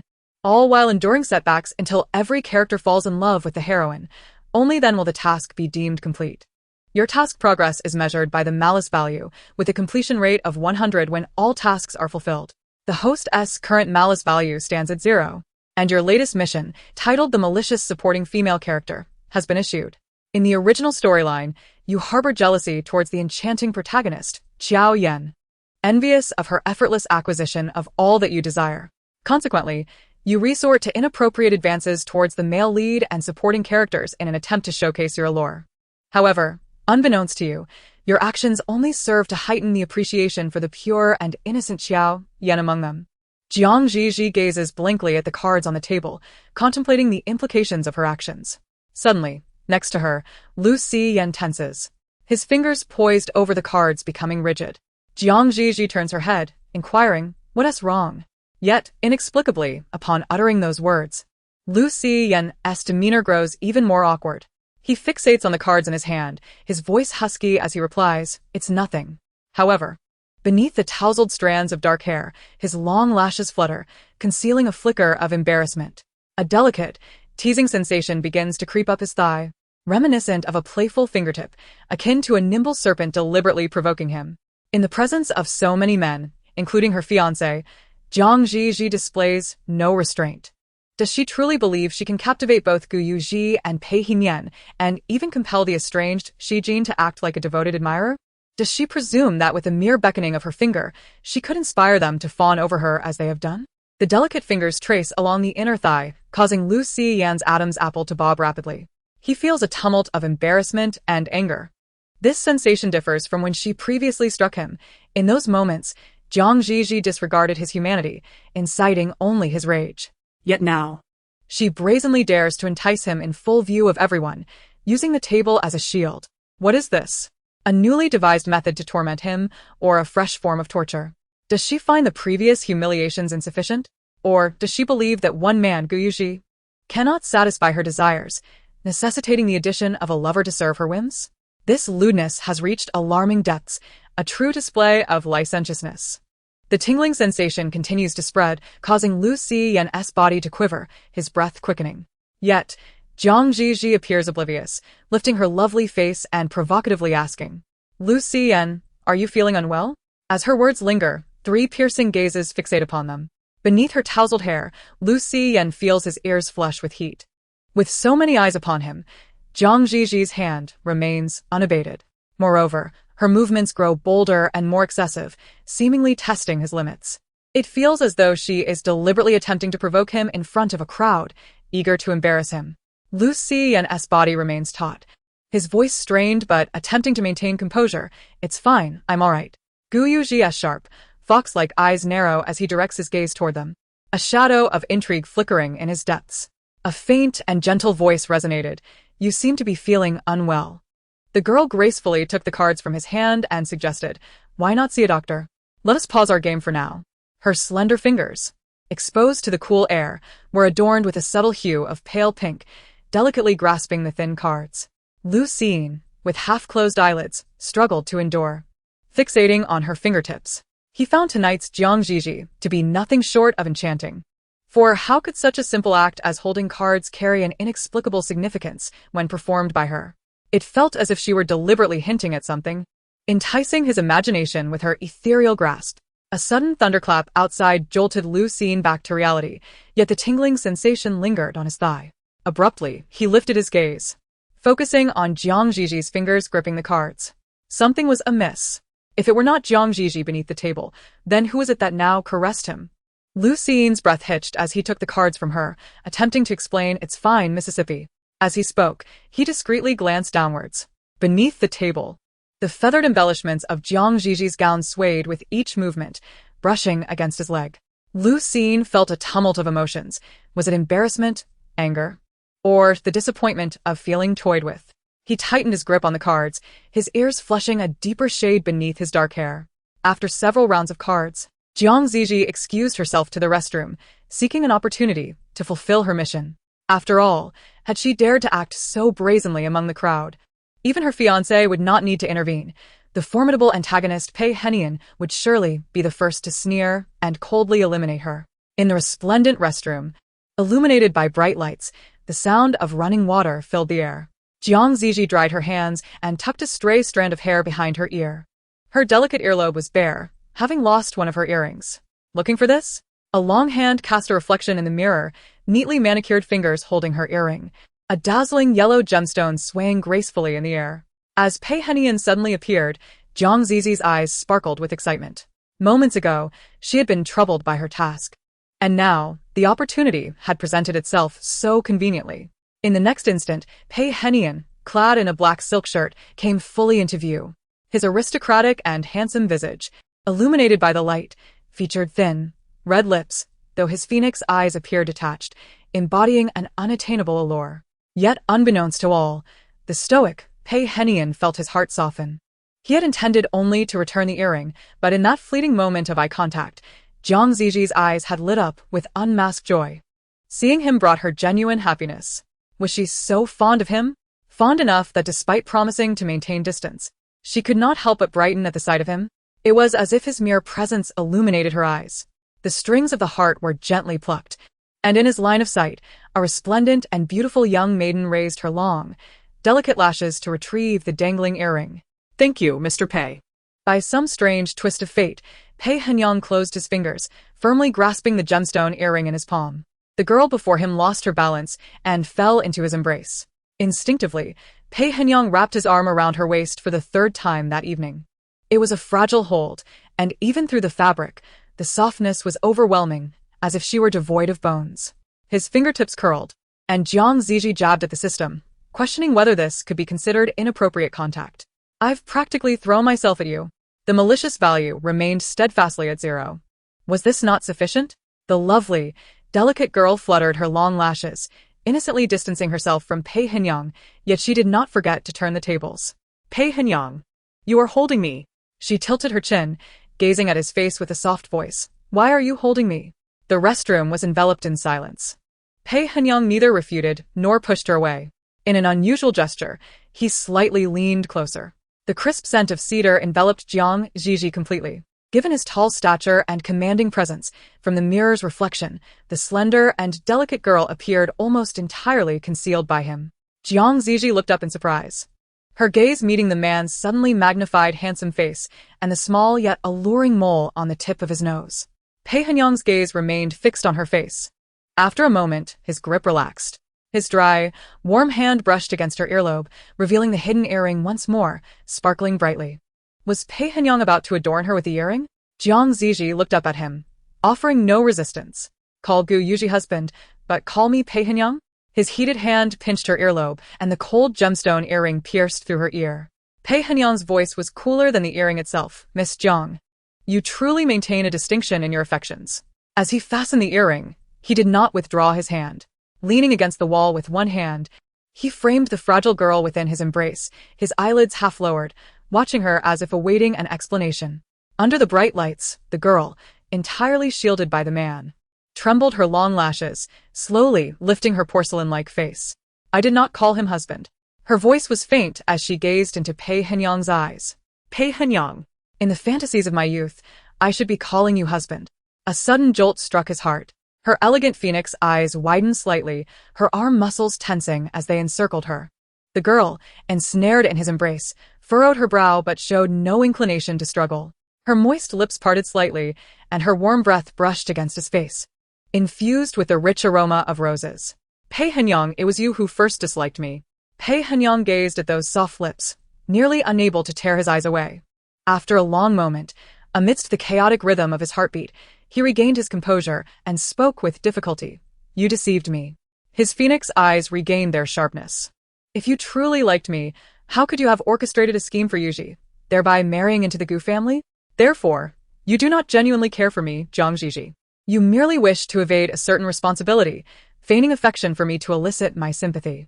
Pei Henian stated, distancing himself from the other party.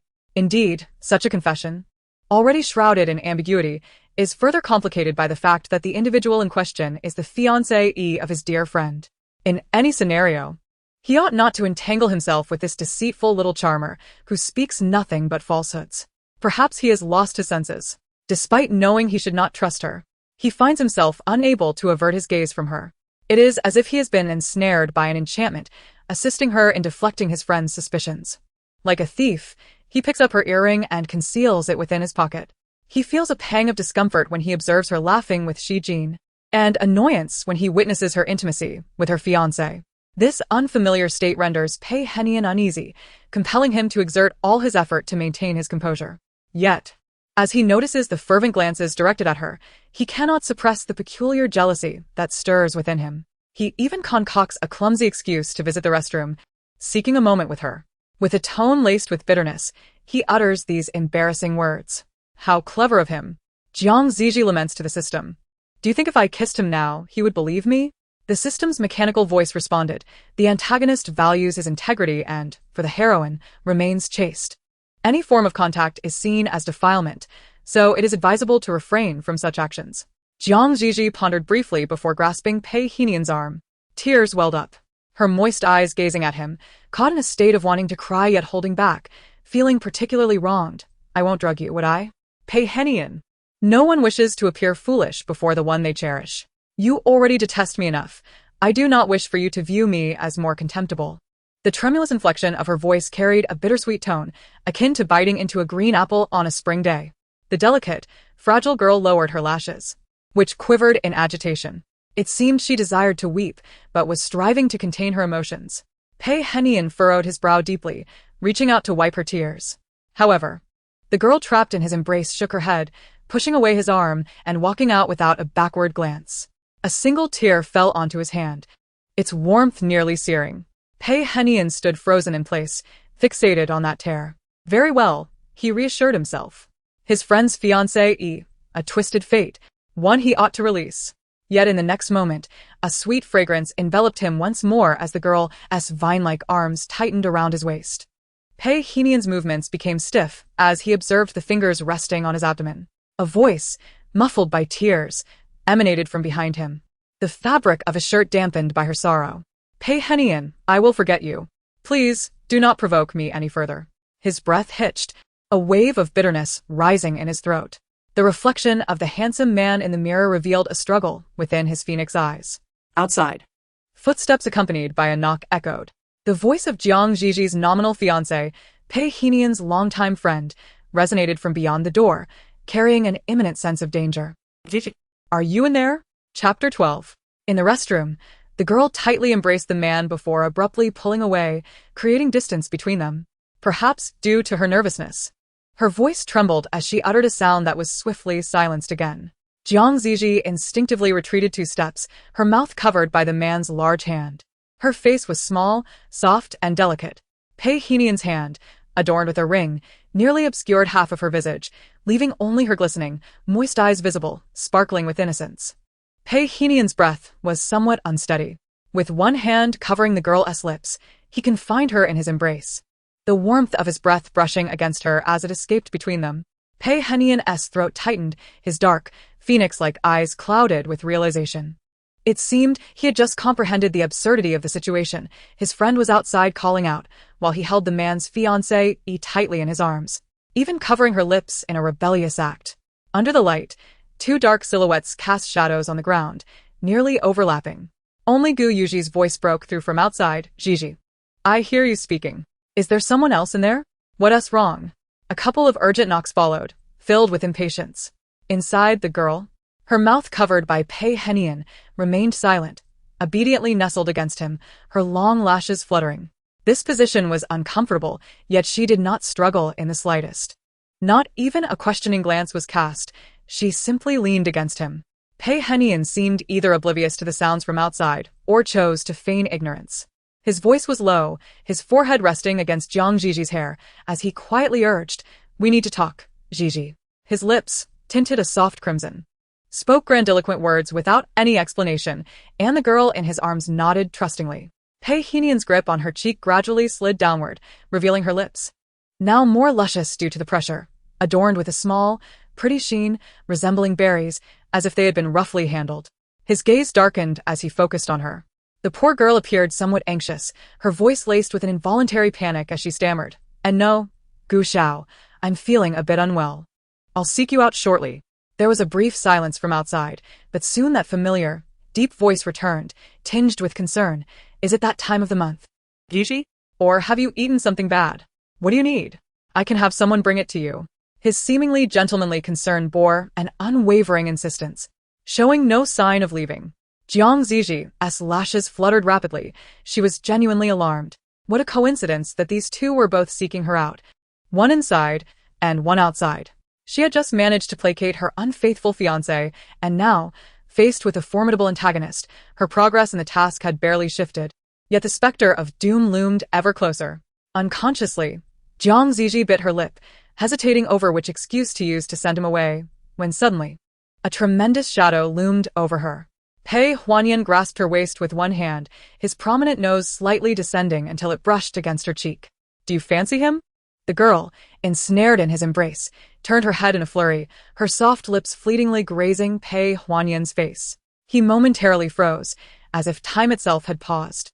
Soon, however, he regained his composure and resumed the unfinished conversation. His deliberately lowered tone, tinged with a hint of hoarseness, resonated like a plucked string, evoking an indescribable allure. "He appears quite the gentleman, and he is indeed engaged to you. If all goes well, you shall wed, hand in hand through life, growing old together. You ought to like him." Though it was a statement, Pei Huanyan inexplicably detected a hint of jealousy in his own words. It seemed that as the wife of another, Jiang Ziji should not harbor affections for her future husband, Gu Yuji, but rather for him, who barely qualified as a former lover. Perhaps these ambiguous words, when spoken, were more than mere doubts or tests. Mr. Pei, with an air of elegance and an aversion to the fairer sex, held his friend's fiancée, uttering possessive sentiments, yearning to hear a resolute answer from her lips. Jiang Ziji liked Pei Huanyan. Even though she was already engaged, he still occupied a place in her heart. Pei Huanyan's gaze fell as he watched the girl in his arms, waiting for her response. Surely she would voice it. Despite the presence of her fiancé just beyond the door, despite their previous discussions of boundaries. After all, she held such affection for him. In his line of sight. The pitiful yet beautiful girl raised her damp, round eyes, her delicate face having been touched, leaving crimson marks on her snow-white skin, making her appear even more pitiable. If she still cherished him as before, perhaps he ought to extend a helping hand. After all, a poor girl had harbored unrequited love for him for so many years, only to be compelled to marry a man she did not love for the sake of a fleeting whim. Pei Huanyan's fingers twitched absent-mindedly as he pondered this. His friend's romantic prospects were ever flourishing. Even without Jiang Ziji, he would still find a bride. Detected a change in malice value. Your malice value is at 2. The progress bar for the malicious female supporting character sluggishly advanced by 14 units. Jiang Ziji lifted her eyelids, preparing to slip away. Like a heartless automaton, she expertly lowered her gaze and spoke with self-deprecation. "You are right, Pei Huanyan. I truly should love my husband." Her tranquil phoenix-like eyes suddenly constricted. The beautiful girl ensnared in his embrace seemed wounded, her eyes slightly reddening. A tear, crushed at the corner of her eye, blurred her vision like a thin veil of mist, resolutely pushing away from him. She gazed at Pei Huanyan with her slightly reddened eyes, but raised her voice to address the person outside. "I am feeling much better, Gu Xiao. Could you please bring me a glass of warm water? I wish to soothe my stomach." The man outside readily complied, his footsteps fading away. Zhi Zhi raised her hand to free herself from Pei Huanyan's hold, yet the noble-faced man remained unmoved. "It is you who wish for me to dislike you, Pei Huanyan." The delicate maiden lifted her head, tears glistening in her eyes. "It is your failure to perceive my affection, and your insistence on interrupting my gestures. It is your doubt regarding my feelings for you, as you repeatedly test my resolve. Do you believe my fondness for you renders you impervious to my feelings?" Zhi Zhi's voice was soft, laced with a sense of bewilderment. "I accept your blessings and shall grow old alongside Gu Yuji, living a life of happiness." She raised her arm, observing Pei Henny tightly gripping her wrist, and gently inquired, "Are you satisfied now? May I be released?" The girl's tender voice echoed in the air, momentarily captivating the handsome man before her. He felt an overwhelming sense of strangeness regarding the events of this evening. It seemed that ever since he encountered Zhi Zhi, he had subtly slipped from the reins of his own control. He had always despised the self-indulgent, spoiled young lady, yet for reasons unbeknownst to him, Zhi Zhi's actions, though audacious, did not provoke his ire tonight. Instead, he perceived a certain pity for the girl in his arms. She appeared pitiful with tears brimming in her eyes. Pitiful when he covered her mouth, and even now, as she struggled to hold back her sobs while gazing at him, she seemed profoundly forlorn. He ought to have shaken her off and departed, yet inexplicably, he remained firmly rooted in place. He heard his own voice resonate in the air, imbued with a familiar yet alien warmth, as he apologized, "Zhi Zhi, that was not my intention." "You mean exactly that," she retorted. "You have always loathed me. You do not harbor any affection for me. My presence is a nuisance to you, an unwelcome sight. I am already engaged to Pei Henny. I shall no longer harbor feelings for you. I will marry Gu Yuji, share a bed with him, profess my love, and bear numerous children." The unfinished note of her voice was swallowed by the air, enveloped in the familiar scent of cedar. The man's large hand tightened around her waist, his rough thumb pressing against her lips in a gesture that felt overwhelmingly invasive, as though he sought to crush her very essence. Zhi Zhi widened her eyes in disbelief. The bright lights filtered through his tousled hair, momentarily mesmerizing her. His hands cupped her face, his striking features occupying her entire field of vision. Her tear-filled apricot eyes mirrored the man's sharp contours. Pei Henny heard his own hoarse voice break the silence, his breath faltering. He restrained himself and gently kissed her forehead, whispering, "Good girl, do not provoke me with such words. I am at fault. I speak without thought. I am the scoundrel." Chapter 13. The girl, kissed upon her forehead, widened her eyes in astonishment. Pei Henny sighed. He found it impossible to feign indifference in the face of her gaze. Thus he relented. In a low and soothing tone, his voice melodious, he continued, "Break off your engagement, Zhi Zhi. Yuji is heartless and not your rightful match. You are ill-suited for one another." The beautiful maiden blinked gently, and Pei Henny's heart raced with anticipation. In the bustling realm of commerce, the illustrious Mr. Pei, who often commanded respect and wielded influence, found himself unexpectedly gripped by a rare sense of trepidation. He dared not entertain the prospect of rejection any longer, nor could he bear to hear the talk of intimacy and progeny. Thus, he resolutely enveloped the other party in his embrace, employing the most eloquent language to announce their engagement's dissolution. "Zhi Zhi, I shall take care of the remaining matters. I will ensure that neither of our families harbors any animosity. To remain with someone devoid of affection would lead to profound anguish, especially at your tender age. You ought not to plunge into despair out of spite." His words, akin to a mentor guiding a younger generation, seemingly devoid of selfish intent. Were it not for his firm grasp, his fingers caressing her lips, and his fervent kisses upon her forehead, his gaze ignited with a burning desire, Zhi Zhi might have indeed succumbed to belief. In her mind, a flurry of questions arose, prompting her to inquire of the system. What does he mean? My engagement to Gu Yuji was intended to facilitate his pursuit of Qiao Yan, so why does he wish to assist me in breaking it off? The system, observing the task list, solemnly elucidated, "Greetings, host." At this juncture, the female lead, Qiao Yan, shares only a superficial connection with Pei Henyan. He has yet to develop feelings for her. However, the bonds between the female lead and significant characters in this world cannot be severed. You are merely a link in their chain, so rest assured. Reassured by the system's comforting words, Zhi Zhi relaxed. Held in Pei Henyan's embrace, she inhaled the crisp scent of cedarwood, which enveloped her in a tender cocoon. Seemingly intent on melting her worries away, Outside, the wind howled wildly, yet within the restroom, tranquility reigned supreme. The powerful rhythm of the man's heartbeat resonated in her ears. Inexplicably, despite their limited acquaintance and his earlier threats to incapacitate her, Zhi Zhi found a fleeting moment of serenity within his arms.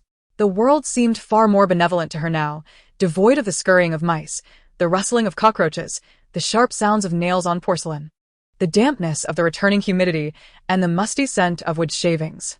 Even as a notorious antagonist, she found the world less disagreeable. In a moment of abandon, Zhi Zhi allowed her mind to drift, leaning subtly closer into his embrace, her soft cheek nestled against his neck. The man who held her, however, suddenly tensed. Yet his heart softened uncontrollably. He cradled her gently, as if she were fragile porcelain. The wind howled and the rain pattered softly. The exquisitely handsome man, with his phoenix-like eyes partially closed, felt a ripple of unfamiliar emotions stirring within him. Yet, in the next instant, he tightened his hold on her. "My little admirer is quite pitiful," Pei Henian mused, reflecting on how she had long cherished her solitary affection for him. Henceforth, as a form of recompense, he resolved to expedite her engagement's dissolution and to treat her with even greater kindness. "All right, my fiancé is arriving." The young woman in his arms gently pushed him away, seeming to recognize the impropriety of their actions. "Mr. Pei, I shall take your words as they are." In the fleeting moment, when she gazed into those profound eyes, Zhi Zhi stumbled over her words, instantly feeling a sense of trepidation. "I will ponder this carefully," she murmured, fear creeping in. She dreaded the thought of the antagonist suddenly turning against her, potentially leading to her downfall. Fortunately, Pei Henian released her, gently tucking the loose strands of hair behind her ear. The yellow gemstones of her earrings gleamed brilliantly, still retaining the warmth of her touch. Pei Henian smirked, his thumb brushing against her cheek before he resumed his refined demeanor, advising her, since the engagement will ultimately be dissolved, it would be best not to refer to Gu Yuji as husband any longer. Husband. What nonsense, she thought, bewildered by how he could have possibly heard her address Gu Yuji in such a manner.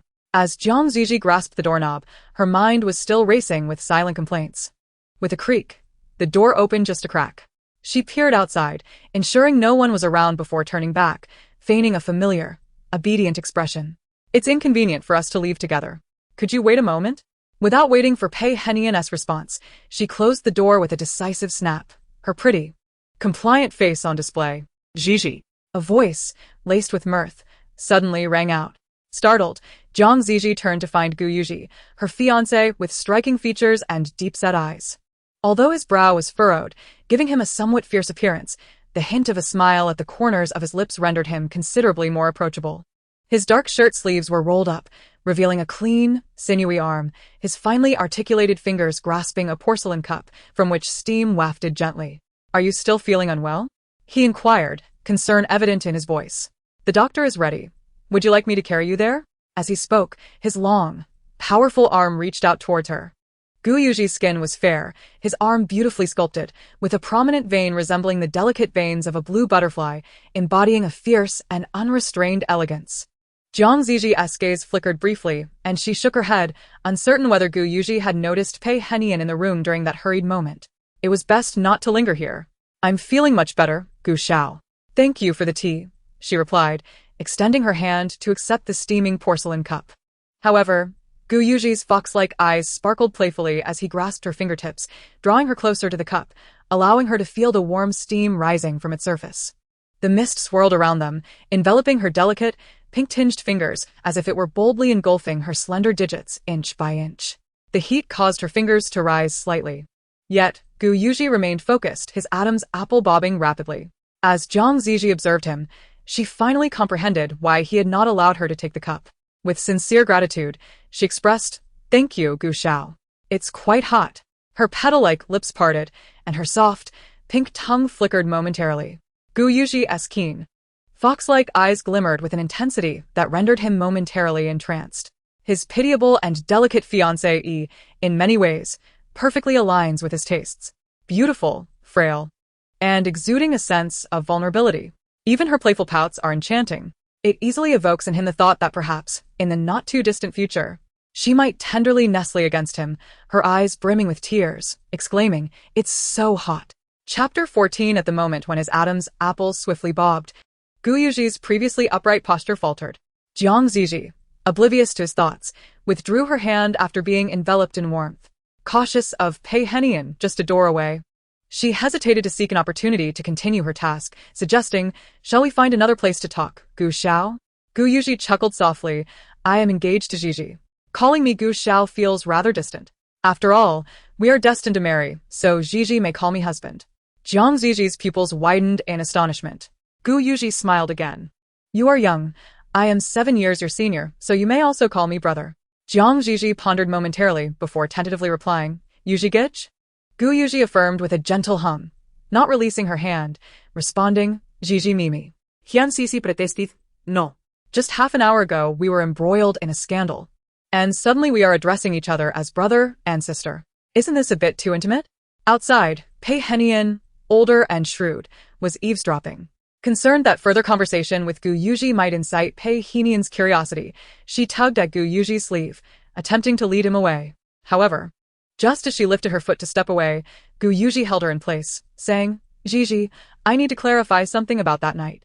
Zhi Zhi, momentarily taken aback, asked what. Gu Yuji looked at her with a playful smile, his voice neither too loud nor too soft, ensuring that anyone within earshot could hear. "That night when we had an accident while drunk, the size was incorrect. I used the largest size, while that night it was the medium size." Zhi Zhi stared at him in confusion, her mind racing as if it were short-circuiting. Why was he suddenly discussing this? Did he think she was particularly interested in his size? Why bring it up separately? Moreover, after just discussing the temperature of the water, this abrupt shift to such a topic felt rather disjointed. What did he mean by the largest size? Was he trying to boast? But she had nothing to compare. What was there for Gu Yuji to brag about? Zhi Zhi genuinely couldn't comprehend, yet she still offered emotional support, exclaiming, "Wow. Yuji Gij, that's impressive." Under the lights, the man who had been watching her with calm composure suddenly coughed, turning his face away awkwardly. Gu Yuji possessed a distinctly masculine appearance, with sharp angles and a striking demeanor. His sudden turn of the head, with a hint of pink on his ears, created an intriguing contrast.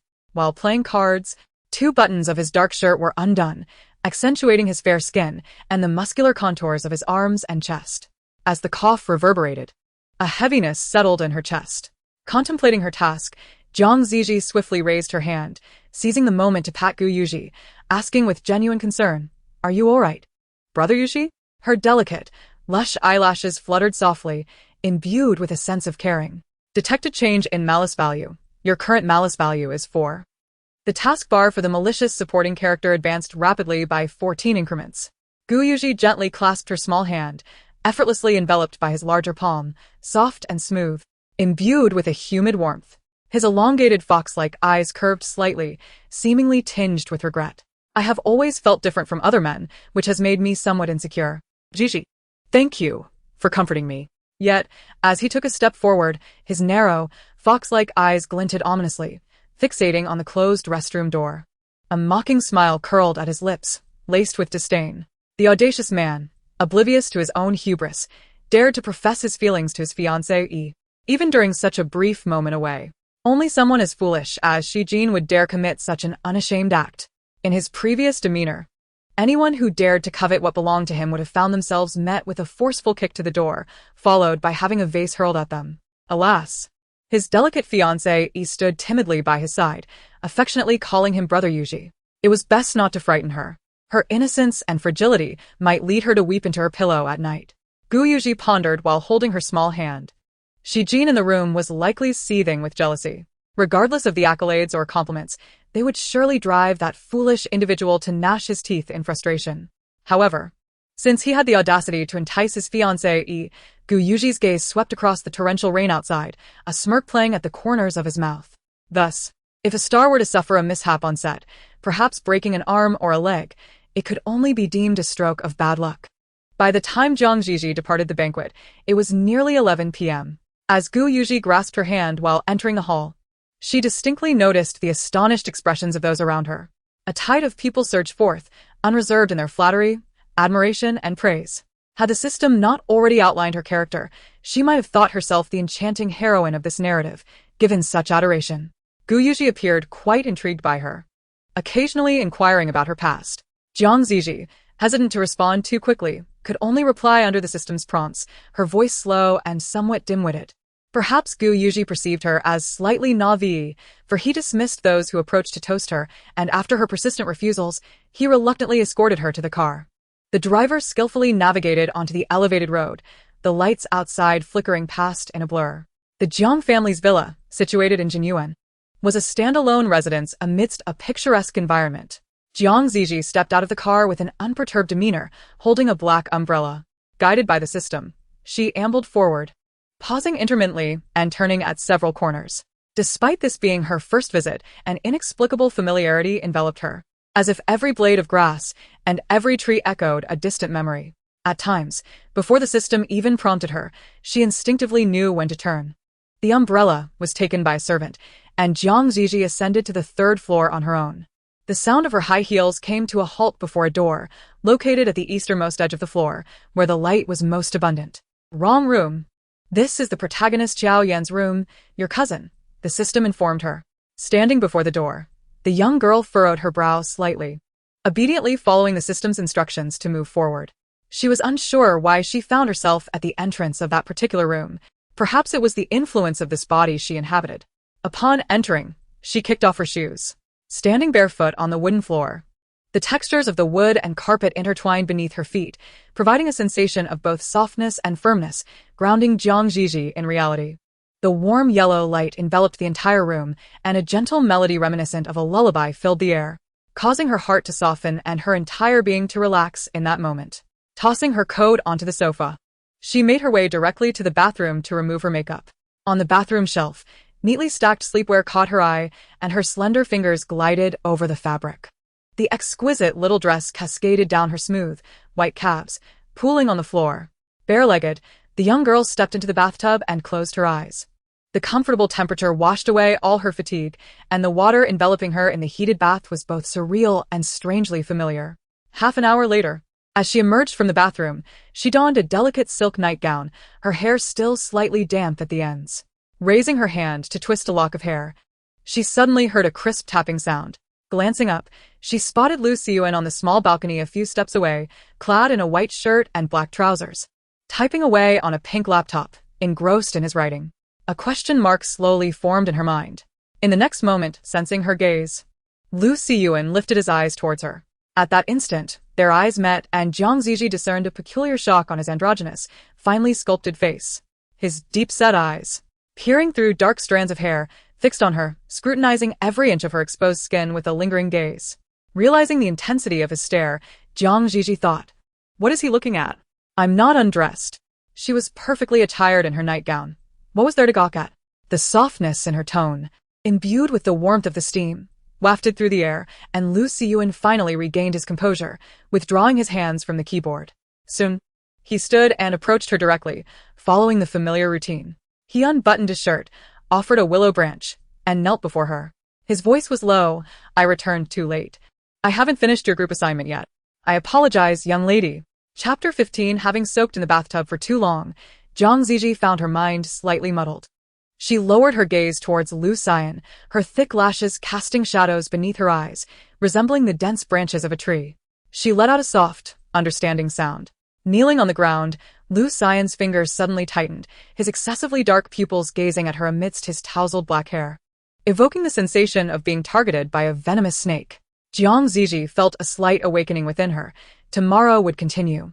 Lu Xiyuan fixed a stare upon her, prompting Jiang Zhi Zhi to explain once more, "It's too late. Staying up late isn't good for you. We shall resume tomorrow." In the next moment, Lu Xiyuan lowered his eyes, concealing the malice lurking within. How utterly repulsive. That phrase again. Half a month prior, this young lady had feigned compassion before others, uttering similar words about the lateness of the hour and the importance of health. Yet, once the door had closed, she wielded her whip mercilessly, hurling the most venomous insults at him, calling him a wretched beast, wishing for his grandmother, bedridden and frail, to die sooner rather than later. She used her small pink nail scissors to snip at his flesh, leaving behind delicate wounds. Then, she raised a costly keyboard to strike him, the sound of plastic shattering echoing as it hit the ground. She had always been adept at such duplicitous behavior, presenting one facade while harboring another. One moment, she would feign generosity in conversation, and the next, she would descend into hysteria, striking and smashing in a fit of rage.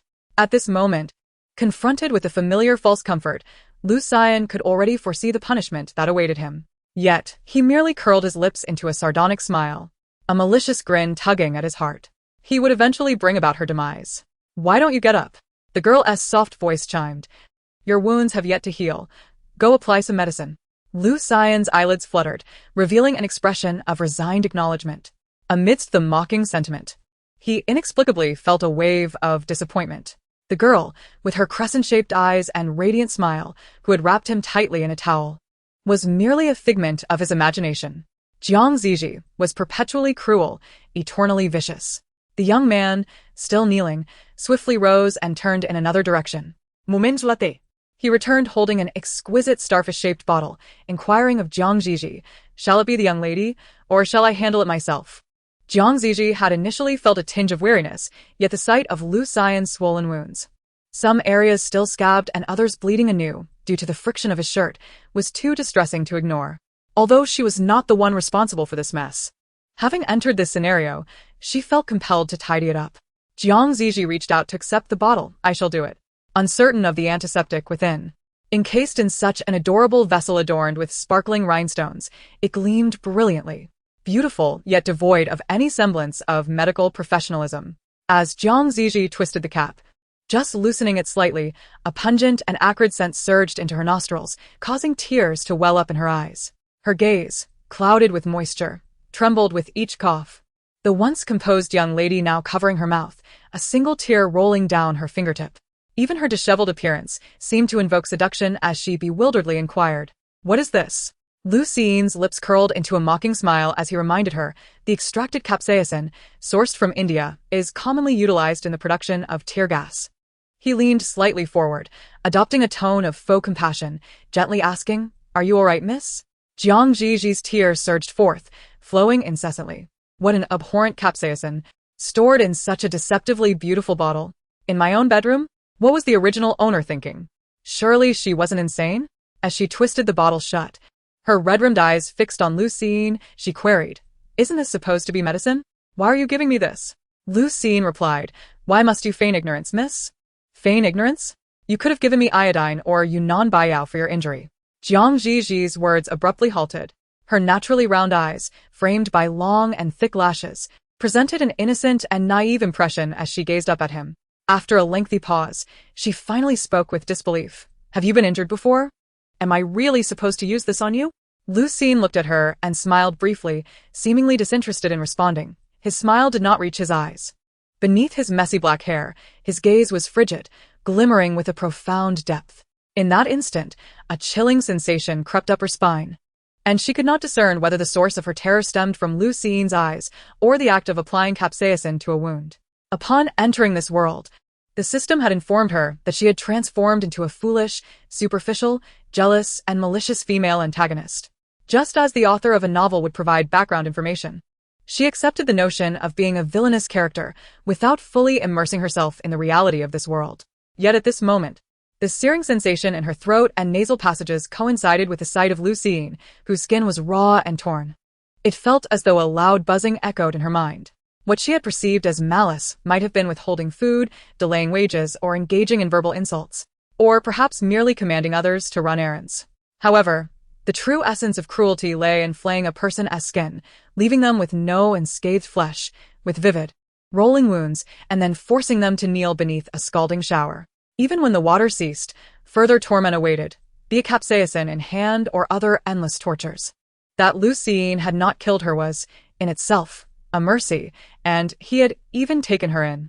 Under the dim light, the girl clutching the starfish bottle lowered her gaze and asked the system, "Is this the nature of your missions? Must I also torment him in such a manner?" "I cannot do it, system. He is a living being, he has rights, and he can die." The system's data block flickered momentarily, seemingly in contemplation. "This is not our task." This was the original owner's choice before binding to the system. She committed too many evils, leading to her early demise and altering the plot, preventing the protagonists from experiencing tribulations. Thus, it was later that you few, bound to the malicious female supporting characters, came into being. Zhi Zhi cast her eyes downwards, gazing at the starfish bottle she clutched tightly. Then, under Lu Siyuan's indifferent gaze, she hurriedly took a few steps forward and with a resounding thud, discarded it into the garbage bin. There are countless ways to bully others. There is no need to descend to such inhumane depths. Even if a little dog on the street were to be mercilessly whipped until its skin was lacerated, followed by scalding water and hot pepper being poured upon it, Zhi Zhi could never remain a passive observer. Moreover, the little dog would still cry out in pain. Yet, Lu Siyuan remained silent. Zhi Zhi exhaled deeply, only then realizing that Lu Siyuan had been intently staring at her, seemingly perplexed. The beautiful and delicate young lady patted her hands as if to rid herself of some invisible filth, ensuring her hands were impeccably clean. She raised her hand, seemingly hesitant to touch the wound, fearing it might cause discomfort to him. A gentle and soft voice emerged, her delicate fingertips tinged with a lingering dampness, akin to the rippling waters of a lake on a spring morning, enveloping him. Accompanied by the humid, fragrant scent of roses, she softly uttered, "I apologize. I have overstepped my bounds. I shall not bully you like this again. Do not be afraid, Lu Siyuan." Lu Siyuan's gaze flickered slightly, his dark pupils scanning Zhi Zhi's exquisite visage, her plump lips, and her slender, graceful neck. So delicate, so fragile. It seemed that a mere exertion of strength could break her. He gradually lifted his hand, warmth radiating from his palm, and the rough pads of his fingers began to itch. At the Jiang family's banquet today, many servants had gone to assist. The house was unusually quiet, and with the rain falling, it would be rather simple to conceal any traces, even if one were to commit murder. Lu Siyuan slowly raised his hand, resting it upon the young lady's delicate, pale neck.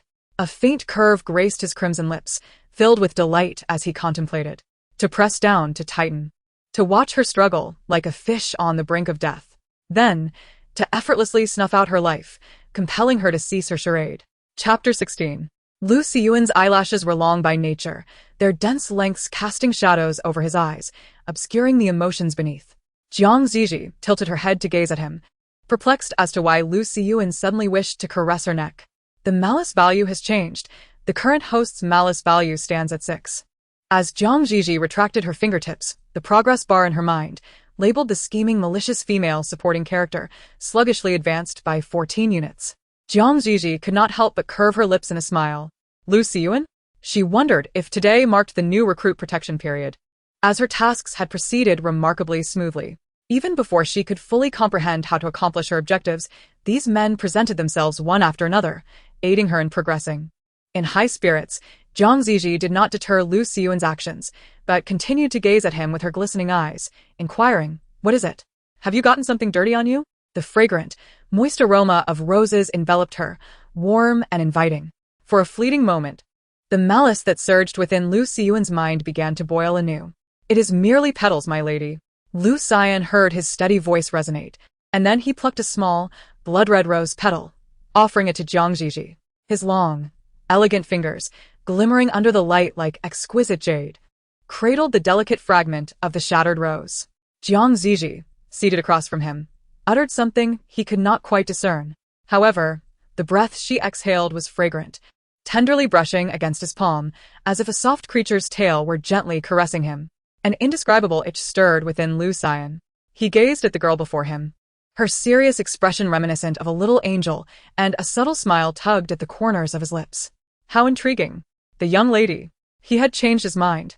Such a beautiful face paired with a venomous heart, feigning kindness while harboring malice, she should not be so easily extinguished. With a smile, Lu Siyuan addressed the girl. "Miss, you ought to rest." The mirth at the corners of his lips did not reach his eyes, which gleamed with a sinister excitement. As if his mind were electrified by a singular thought. He would not kill her. Instead, he ought to toy with her, make her pay for her past misdeeds, reduce her to tears as she knelt at his feet, stripping away her hypocritical faade, hurling accusations at him, only to be firmly grasped in his hand. The once exalted and venomous young lady would be cast down from her pedestal. Even in dying, she would not escape, merely clinging to life, weeping for a morsel of his compassion. Alternatively, she might tremble at his feet, crying like a rain-soaked pear blossom, pitiable and helpless in her pleas. She truly should not meet her end so prematurely. Such a torturous conclusion would be most fitting for her. A dark cloud loomed over the entire estate. The silent night enveloped everything, even the chirping of insects had ceased. Zhi Zhi nestled into her soft bedding, enveloped in warmth and comfort. Inhaling a pleasant fragrance as she slipped into a deep slumber, she began to dream once more. In her dream, her parents' faces were blurred, yet they held her hand. Clad in a soft, fluffy suspender dress, she joyfully bounced alongside them, her face aglow with happiness. The sounds of cicadas and music filled the air as her mother, dressed in a cheongsam, bent down to kiss her cherubic face. Though she could not make out the words spoken, she felt the overwhelming love radiating from her parents. In this blissful dream, every step felt as though she were dancing upon vibrant, fluffy cotton candy. Meanwhile, a short distance away, Lu Xian was not asleep. He lay on a small, plush sofa imbued with the scent of roses, covered by Zhi Zhi's blanket, surely one she had wrapped around herself. Lu Xian mused maliciously.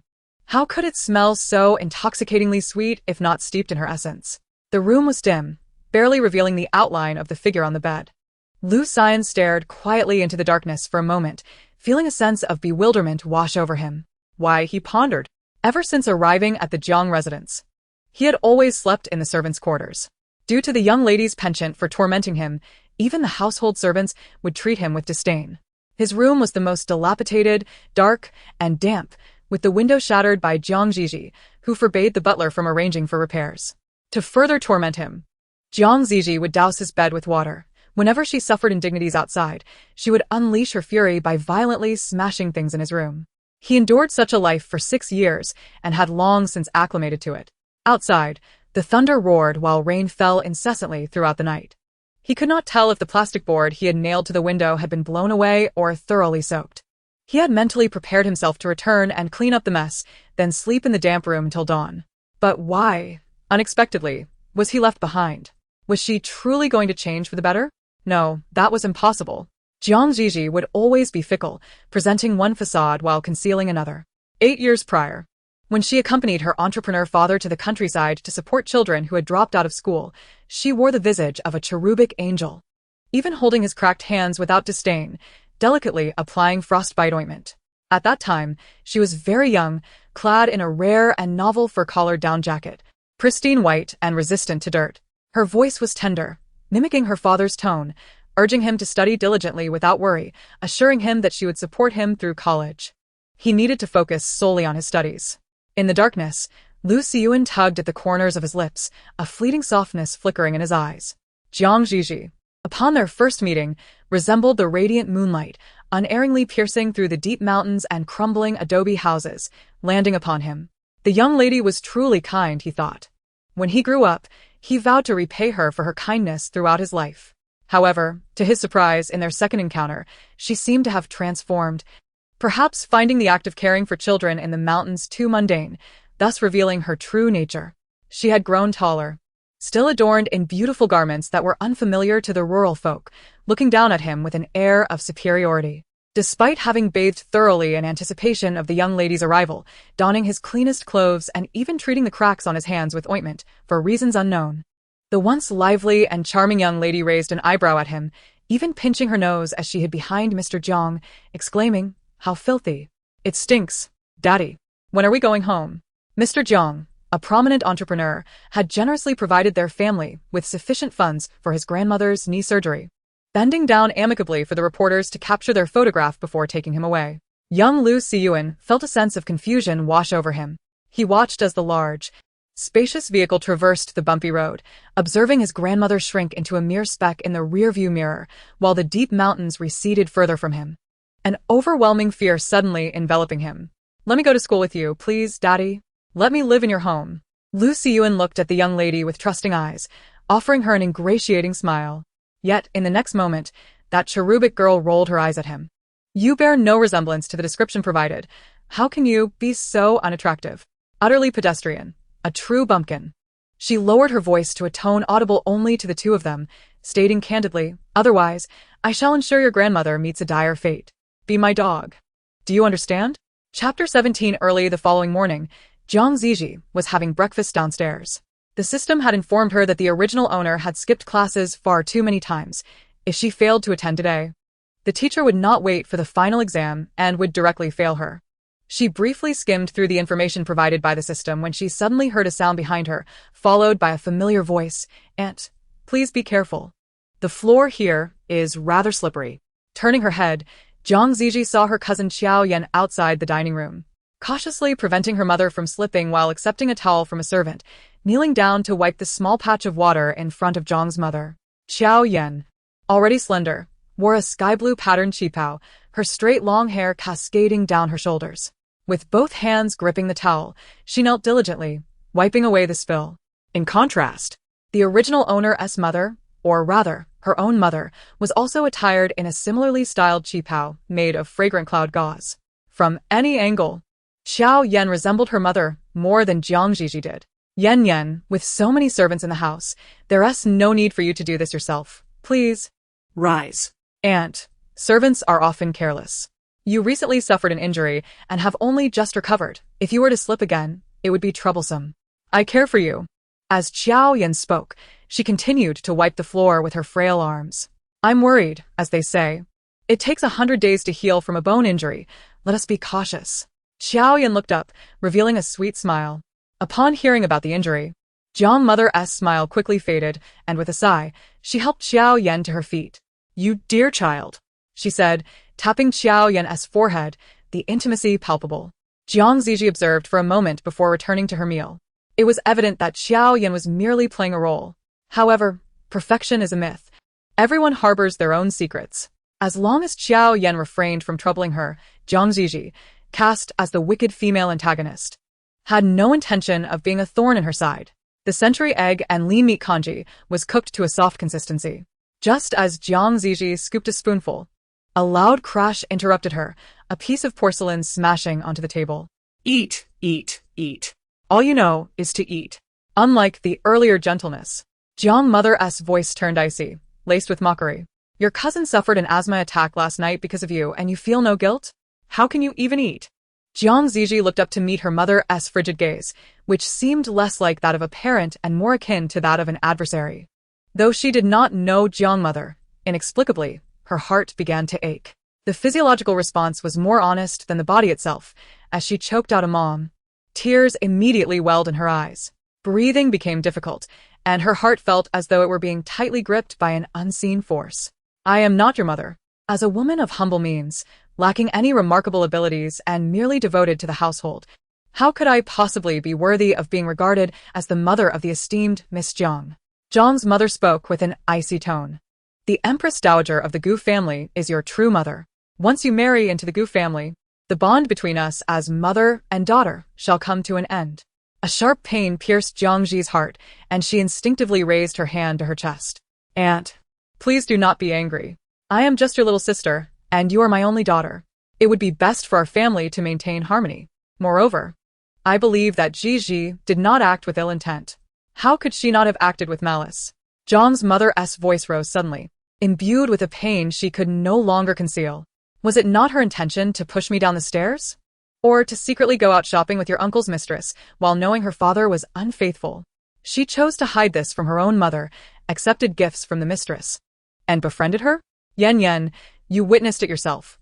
What did she say then? Zhang's mother was visibly agitated, tears threatening to spill. She claimed that I, her own mother, had lost my mind from being a housewife, unable to keep up with the progress of this era. She asserted that everyone is equal, that I harbor prejudice against the mistress, and labeled me an antiquated relic. The mistress's dog went mad, and in her bid to escape, she pushed me down, sending me tumbling 3 flights of stairs. I lay on the hospital bed for so long, and she never once came to see me, spending her days mingling with her dubious companions, wishing I would die sooner. Wiping her tears, Zhang's mother continued, I had no intention of bringing this up again. But look at her. She dares to sit here as if nothing has happened. Indifferent and selfish, how could I have given birth to such a daughter? You were once so obedient as a child. How did you grow into this wretched being? The weight of Zhang's mother's accusations echoed in Zhi's ears, intensifying the dull pain within her. Tears blurred her vision, distorting her sight. The figure of her mother intertwined with that of the mother from her dreams, overlapping until she bent down to kiss the cheek of her younger self. Xiao Yan was still adding fuel to the fire. After all, Zhi Zhi is still young. She will correct her ways. However, it is fortunate that your aunt only suffered a broken leg and ribs and did not sustain internal injuries. Otherwise, the consequences would have been unimaginable. Before Xiao Yan could finish her sentence, her words caught in her throat. A white figure swept past her, enveloped in the sweet fragrance of roses, lightly landing in Zhang's mother's embrace. The mother, still wiping her tears, froze momentarily. A soft, furry head nestled into her neck. The hair silky, the cheek tender, reminiscent of the years when she held her close. Suddenly embraced tightly, the young girl's arms wrapped around her from behind. Her voice quivering with emotion, "Mama." The woman in the qipao momentarily wore an expression of blankness. Yet, the girl, nestled in her embrace, nuzzled deeper into her neck. Large, glistening tears soaked the area, her voice soft and gentle, laced with yearning. "Mama, I miss you so much." Jiang's mother remained stunned for a considerable time before finally regaining her voice, which came out unusually dry. "What is it that you wish for this time?" Embracing the girl in her arms, tears of grievance streamed down Jiangmu's cheeks, accompanied by a dull ache in her heart. "I want you to live a long life. Mother. You will be healthy, Mother. I will always need you, Mother." Chapter 18. As the words fell, 2 lines of tears cascaded down Jiangmu's face. Standing beside her, Xiaoyan's expression changed abruptly, a strange and ominous premonition washing over her. In the next moment, Jiangmu, almost uncontrollably, raised her hand to gently pat Zhi Zhi's back, akin to a tender mother soothing a child startled awake in the dead of night. Every movement stemmed from an instinctual maternal response, imbued with affection and heartache. Xiao Yan's countenance grew increasingly grave. Having lived in the Qiao household for 5 years, it was only after such an extensive period that her aunt had shifted her gaze from her biological daughter to focus on her, placing trust in her. Yet, how could it be that upon merely hearing a simple call of mother, this woman softened once more? Moreover, Zhi Zhi had aided the third party in tormenting her, and had even pushed her down the stairs, hurling insults at her to wish her death. How could she possibly forgive Zhi Zhi? Surely, she must have been mistaken. Xiao Yan pinched her own finger fiercely, and amidst the sharp pain, she heard Zhi Zhi's tearful voice. "Mother, I've changed. I will be a good child from now on. Please don't abandon me, Mother." The woman clad in a fragrant silk cheongsam remained silent. Her once exquisitely beautiful face, now adorned with tears, reflected the passage of time. Holding the girl gently, she momentarily felt as though the young woman in her arms had transformed back into her little daughter from many years ago, adorable, endearing, innocent, and mischievous. Unconsciously, she pulled the girl closer, tenderly stroking her hair. A few paces away, Xiao Yan furrowed her brow slightly, her face a mask of shock as she absorbed the scene before her. How could this be? She was actually embracing Zhi Zhi? To forgive a daughter who had pushed her down the stairs and cursed her to death was a testament to the strength of blood ties. The old woman, seemingly forgetful of past grievances, stirred Xiao Yan's irritation. A glance in a certain direction revealed a maid pretending to dust a vase, while occasionally casting furtive glances their way. Whispers filled the air. It appeared she was not alone in her astonishment. Everyone in the villa harbored disdain for Zhi Zhi. Jiangmu had merely been momentarily deceived. Much like in past instances of misplaced trust, in a matter of days, the embers of their conflict would reignite, and Zhi Zhi would resume her mischief. After all, Zhi Zhi was coarse, foolish, violent, vain, and fickle, while she was delicate, pure, and beautiful. A person like Zhi Zhi was destined to serve as a contrast to her. A cold scoff echoed in Xiao Yan's heart, though her face wore a mask of sincere emotion. "How wonderful, Aunt! It is truly marvelous that you can forgive your sister. I am genuinely delighted by Zhi Zhi's newfound resolve." She emphasized the latter phrase, causing Jiangmu's raised hand to freeze in place before it swiftly fell in despair. For deep down, her aunt understood that Zhi Zhi had feigned remorse not just once but perhaps 80 times, and regardless of how sincere her demeanor appeared, it would soon revert to its former state, continuing to inflict pain upon her heart. As Xiao Yan was about to embellish her story further, a familiar, melodious voice echoed from behind. "Zhi Zhi." A tall figure cast a shadow, revealing Shi Jin, whose stature was even more striking in a motorcycle jacket. His azure, peach blossom eyes sparkled with mirth. "Good morning, Aunt." Seizing the moment when Zhi Zhi turned her head, Zhang's mother discreetly wiped away her tears. "Shi Jin, what brings you here? Have you dyed your hair?" Shi Jin chuckled shyly, running his fingers through his newly colored locks. What was once dark hair had transformed into a striking silver white, a bold hue accentuating his distinctly mixed features, exuding an exotic charm that was undeniably impactful. Do you like it? The epitome of beauty in the past decade. The top-tier male idol felt a warm flush creeping to his ears as he earnestly gazed at Zhi Zhi. You used to adore an anime character whose hair color was really cool. I just happened to see it on my phone yesterday. So, I went to the stylist to get this done. He explained, cautiously observing her reaction, as if fearing her disapproval. What do you think? Is this color nice? The task in her mind flickered brightly, a final 14 slots yet to be filled. The exquisitely featured girl rose on her toes, extending her hand toward Zhi Zhi. After all, there was no one else in the Jiang family's villa. If she acted swiftly enough, she could perhaps stroke Zhi Zhi's hair and succeed in completing her mission. However, just as Zhi Zhi reached out, the tall young man bent down, taking her fingers and guiding them to his freshly styled hair. Zhi Zhi's hair was somewhat coarse, feeling a bit prickly to the touch. It's beautiful. This color suits you wonderfully. As the compliment flowed, a deeper shade of red graced Zhi Zhi's ears. Zhi Zhi feigned casualness as she brushed against his flushed ears, causing him to freeze. He remained still, head lowered, allowing her to touch him, as if he would never reject her, no matter her actions, forever yielding to her whims. Maliciousness value updated. Current host's maliciousness value stands at 8. The task of being a scheming female antagonist filled the last 14 slots, marking its completion. Your childhood friend isn't so bad.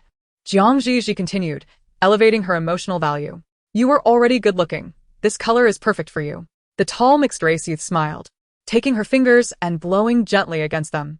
A crisp, warm breath slipped through her fingers, a subtle yet invasive sensation. Alongside, Zhi Zhi's voice wafted the faint scent of hair dye. Don't get your hands dirty.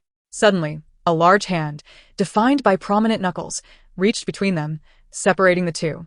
Zhi Zhi followed the arm's direction, spotting Lu Xiyan in a white shirt, holding a clean, damp towel. Beneath his tousled black hair, his eyes regarded her quietly. This is for cleaning. Mississippi Lu Xiyan, his expression impassive, uttered a remark that lacked the courtesy expected of a guest. You've gotten something dirty. Chapter 19. The atmosphere suddenly turned sharp. With narrowed eyes, Zhi Zhi regarded the unexpected intruder, fully aware of who it was.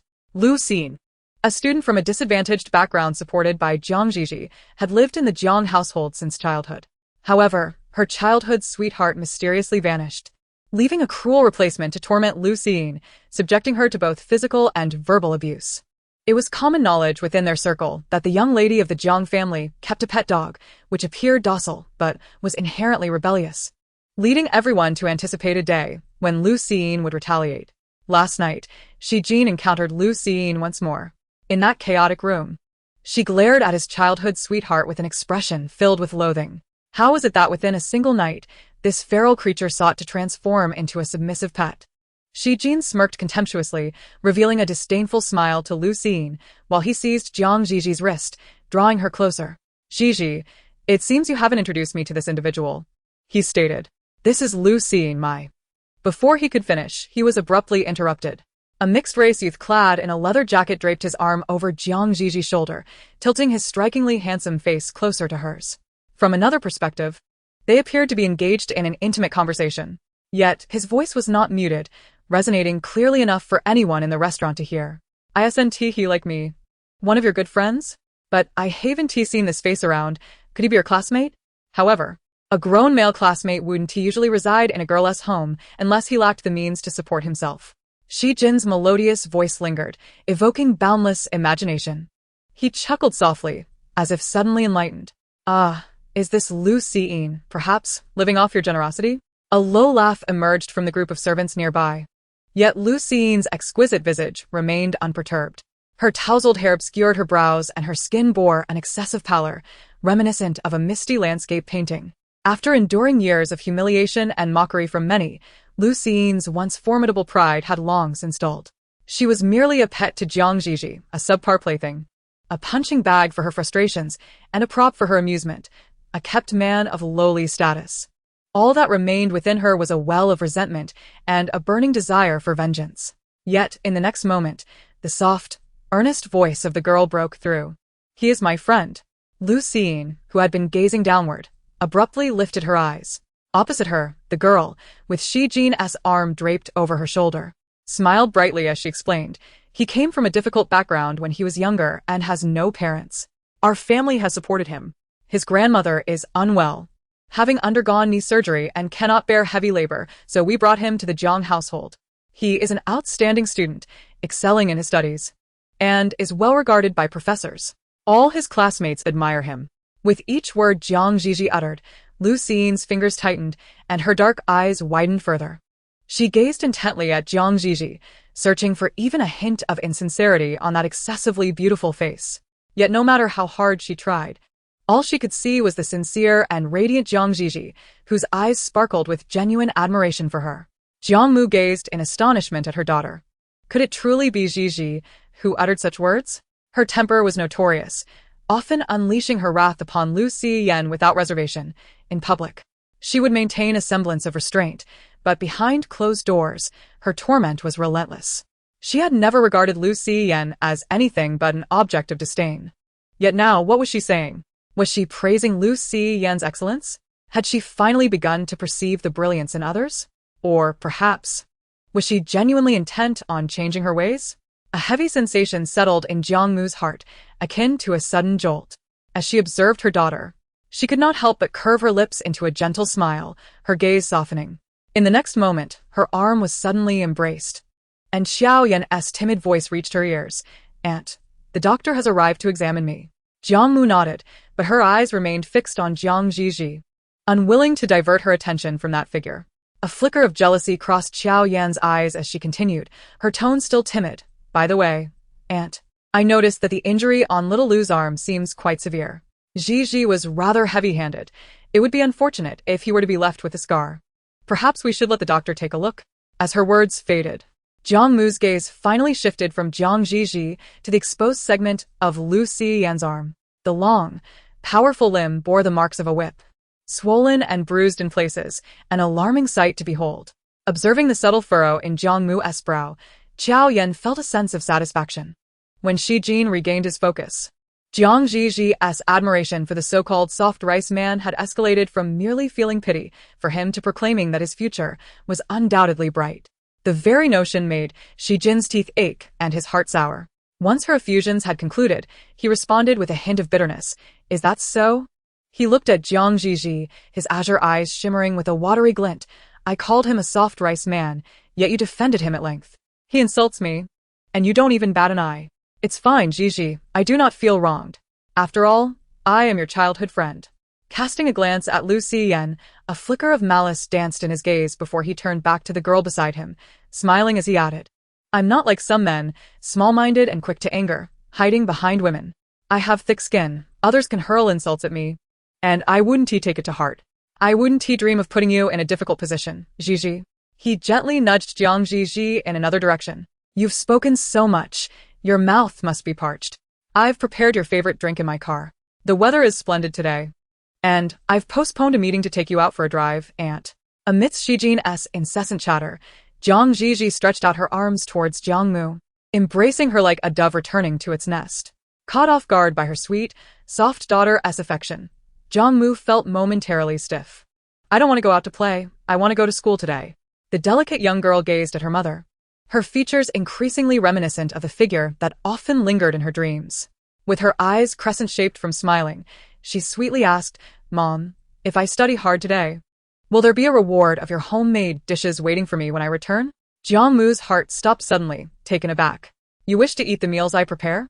Previously, Zhi Zhi had always looked down upon women who were merely skilled in household chores. She admired the strong, independent mothers of others, deriding her own mother for her culinary prowess.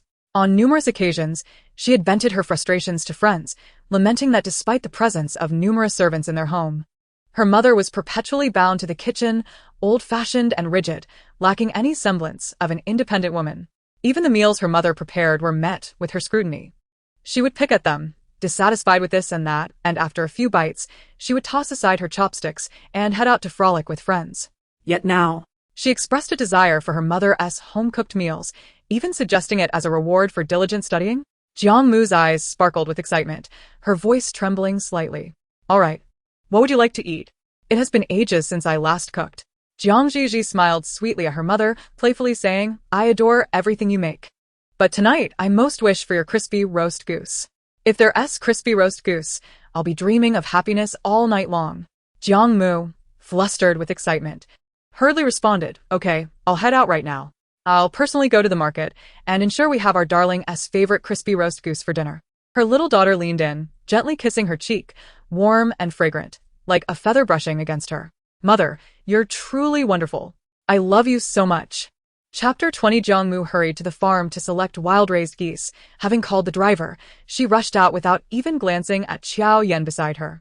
Xiao Yan clenched her hands, casting a resentful glance at Jiang Mu's retreating figure. In the next moment, she felt a gaze upon her, sending shivers down her spine. Slowly turning, she found Zhi Zhi, who had just been sweetly nestled against her mother, now staring intently at her. The rounded almond eyes, slightly uplifted, radiated the unrestrained arrogance of the Jiang family's young lady. I am the annoying, malicious supporting character, so it's only natural for me to speak ill, right, system? Receiving the system's tacit approval, Zhi Zhi fixed her gaze on Xiao Yan, her rosy lips curling into a smirk. Xiao Yan, I know what you're scheming. From last night's scandal to today's provocative behavior, Zhi Zhi had begun to understand the character of this world's leading lady, Xiao Yan. Initially, she intended to maintain a distance, allowing Xiao Yan to shine as the primary character while she played her role as the dutiful antagonist. However, Xiao Yan had set her sights on her mother. In her dreams, she would repeatedly envision her radiant, fragrant mother, longing to weep in her embrace. This was unacceptable. With a voice soft yet cold, Zhi Zhi enunciated each word deliberately. Dare to touch my mother, and you will regret it. Xiao Yan's expression stiffened, her breath becoming slightly erratic. Yet, with Shi Jin and Lu Xiyan present, Xiao Yan could only feign timidity, looking at Zhi Zhi with a meek expression. Zhi Zhi, I know you dislike me getting close to Annie, but I really do like her. Don't you have a mother? Zhi Zhi's voice was frosty, laced with mockery. Or is it that only wealthy women can be considered your mother? As her secret thoughts were abruptly unveiled, Xiao Yan's countenance paled. Zhi Zhi, you. Her gaze flickered, and she feebly pressed her hand against her heart, tears cascading down her cheeks. Zhi Zhi, I know you do not harbor any affection for me. Yet you cannot falsely accuse me like this. You have often caused Anne to be upset. She has wept countless times both day and night. I empathize with her plight, and I merely wish to be a bit kinder to her on your behalf. Weeping profusely, her pleading eyes sought the attention of Shi Jin, who, tall and imposing, toyed with Zhi Zhi's hair, seemingly oblivious to her pitiful lamentations. Turning her gaze, still tear-streaked, towards Lu Xiyuan. She hoped he would understand her suffering after years of being bullied by Zhi Zhi. Surely witnessing her own plight would awaken his indignation, prompting him to retaliate fiercely against Zhi Zhi, perhaps even to the point of delivering a fatal blow. Xiao Yan's mind was filled with venomous thoughts as she dabbed at her tears. Indeed, Lu Xiyuan gazed intently at her, his expression contemplative and dark. He must feel sympathy for her, drenched in tears, and abhor the malicious Zhi Zhi, she mused. Yet, only a few steps away, Lu Xiyuan absent-mindedly rubbed his fingertips, his mind involuntarily drifting back to the previous night, to that damp touch imbued with the scent of roses. The girl in the short skirt had leaned down, her delicate eyelids still tinged with a rosy hue, reminiscent of a pink rose kissed by morning dew on a spring branch. Her almond-shaped eyes glistened, lashes dampened. Her nose slightly reddened, as if she had just wept. Fragile, slender, and delicate, she wept with an exquisite beauty that stirred within him a savage desire. A yearning to grasp her neck and pin her to the bed, to witness her tear-streaked visage, her eyes glistening with unshed tears pleading for him. How could she be so beautiful? She was nothing like Xiao Yan, who cried unattractively and was a nuisance. Lu Xiyuan, distractedly toying with his fingers, cast a deep gaze towards the young lady beside him, feeling an irresistible thrill arise within him. He certainly ought to spare her life. After all, she had tormented him and owed him a debt. Thus, as recompense, she should be weak and pitiful, nestled upon his lap, her nose rosy and her eyes pink-tinged, calling out to him in a soft, whimpering tone as hubby. With the intention of taking Zhi Zhi out for a day of fun, Shi Jin drove a striking electric blue Porsche 911, a color that harmoniously matched his flamboyant demeanor. The rain from the previous night had ceased, the sun now gracing the earth, which still bore traces of dampness. Shi Jin strode confidently to the front of his car, opened the passenger door, and said, Zhi Zhi, You sit here. Oh, this freeloader. Zhi Zhi had only uttered part of his sentence when he seemed to realize his mistake. Casting a sidelong glance at Lu Siyuan with his charmingly slanted eyes. This classmate of mine, you aren't planning to hitch a ride with me, are you? As Zhi Zhi turned back, she suddenly felt a jolt, accompanied by the sharp intake of breath from Lu Siyuan. Upon closer inspection, she noticed blood seeping from the scar on the back of his hand. Zhi Zhi had yet to utter a word when Lu Siyuan, with an impassive demeanor, discreetly shielded the back of his hand. In a calm voice, he declared, I can drive. I will follow you all. I shall pick up the young lady after school. You're injured. How can you drive? Zhi Zhi replied, her pointed chin nodding slightly. Lu Siyuan, get in the car. Lu Siyuan hesitated for a moment. Zhi Zhi scoffed. What a seductress. Zhi Zhi did not catch Zhi Zhi's words clearly, as Lu Siyuan's somewhat hoarse voice resonated again, their voices intertwining. My injury is nothing. I have grown accustomed to it. The mention of accustomed instantly reminded Zhi Zhi of the mischief maker behind it, enveloping her in guilt. You are not to drive today. We shall discuss it once you are healed. With that, she reached out to pull Lu Siyuan, who towered over her, and he stumbled slightly at her insistence. His pale complexion and light lips conveyed an almost ethereal fragility. Standing firm, he carried her backpack, his brow shadowed beneath his tousled hair, revealing a hint of hesitation. I experience motion sickness, young lady. That is easily remedied. You may sit in the front. As she envisioned how to elegantly fasten the seatbelt, Zhi Zhi interjected. This time, Lu Siyuan did not counter her. He nodded and proceeded to the passenger seat, casting a glance at Zhi Zhi. Thank you for your trouble, Master Zhi Zhi, clenching his fists, inwardly scorned the soft-hearted Lu Siyuan, deeming him no good. A wretched white lotus. A scheming green tea. With one hand resting against the car door, Zhi Zhi's voice emerged, strained as if forced through clenched teeth. It's no trouble. How peculiar it was. Just moments before their departure, everything seemed fine. Zhi Zhi fixed his gaze on Lu Siyuan, a smile playing on his lips. Isn't it curious? The moment we mention getting in the car, your wound starts bleeding. He questioned Lu Siyuan. Are you not doing this on purpose? Lu Siyuan lowered his eyes at the sound of Zhi Zhi's words, tilting his head to glance at Zhi Zhi. His naturally slender frame, dark hair, and red lips, combined with his downcast gaze, lent him a vulnerable air. He did not directly respond to Zhi Zhi's inquiry, but instead gazed quietly at Zhi Zhi, softly asking, Do you think the same of me, young lady? Chapter 21. The tone he adopted, accompanied by his lowered eyes and pale profile, rendered him a picture of fragility, akin to a bullied child. Zhi Zhi leaned forward from the back seat, observing Lu Siyuan before turning her attention to Zhi Zhi, seeking fairness. All right, Zhi Zhi, do not torment him any further. Am I tormenting him? Zhi Zhi felt a sense of helplessness akin to a mute tasting bitter herbs. The world could see him swallowing that bitterness. Yet only his little green plum remained blinded by the scheming white lotus, oblivious to everything. His brows furrowed, wishing he could personally enlighten Zhi Zhi. Pointing at Lu Siyuan with rapid speech, Can't you see he is utterly scheming, Zhi Zhi? Just moments ago, he was fine, and now, after a few steps, he is bleeding. Moreover, the injury did not occur earlier or later, only when asked to drive. He is doing this on purpose, deliberately making his wound bleed. He seeks your sympathy. He is a manipulative man. It is all my fault. Lu Siyuan's voice emerged, slightly hoarse, as he gazed at Zhi Zhi, shouldering the blame. It is entirely my fault. Mississippi. I mistakenly used the wrong hand to carry my backpack, which caused my wound to reopen. It is my negligence that has displeased young Master Zhi, leading to my outburst towards you. His voice, deep and cautious, lingered on the latter words, as if fearing Zhi Zhi might not comprehend. Whether she understood or not remained uncertain, yet Zhi Zhi undoubtedly grasped the situation.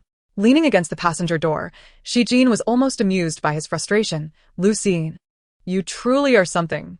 Gritting his teeth, he turned to the other side and opened the driver's door, extending his long legs inside. He barely had time to fasten his seatbelt before he turned to explain to the passengers in the back, Zhi Zhi, do not listen to his attempts to sow discord. I would never dare to be angry with you. He simply cannot bear to see us well together, and deliberately stirs trouble between us. His gaze fell upon the delicate, pale fingers of the girl, and a gentle breeze seemed to caress his face, intoxicatingly fragrant. Zhi Zhi swallowed hard, lowering his voice. Even if you were to slap my face, I would not dare to raise my voice at you. Zhi Zhi remained silent. Seeing her quietness, Zhi Zhi hastily added, Do not misunderstand. I would never express anger towards you. If you were to slap my face, I would be delighted. No matter what. I am happy as long as I see you. Even if you were to do so for a lifetime, I would gladly accept. Zhi Zhi, the strikingly handsome mixed-race face loomed closer, fixated on her hand, eager with anticipation.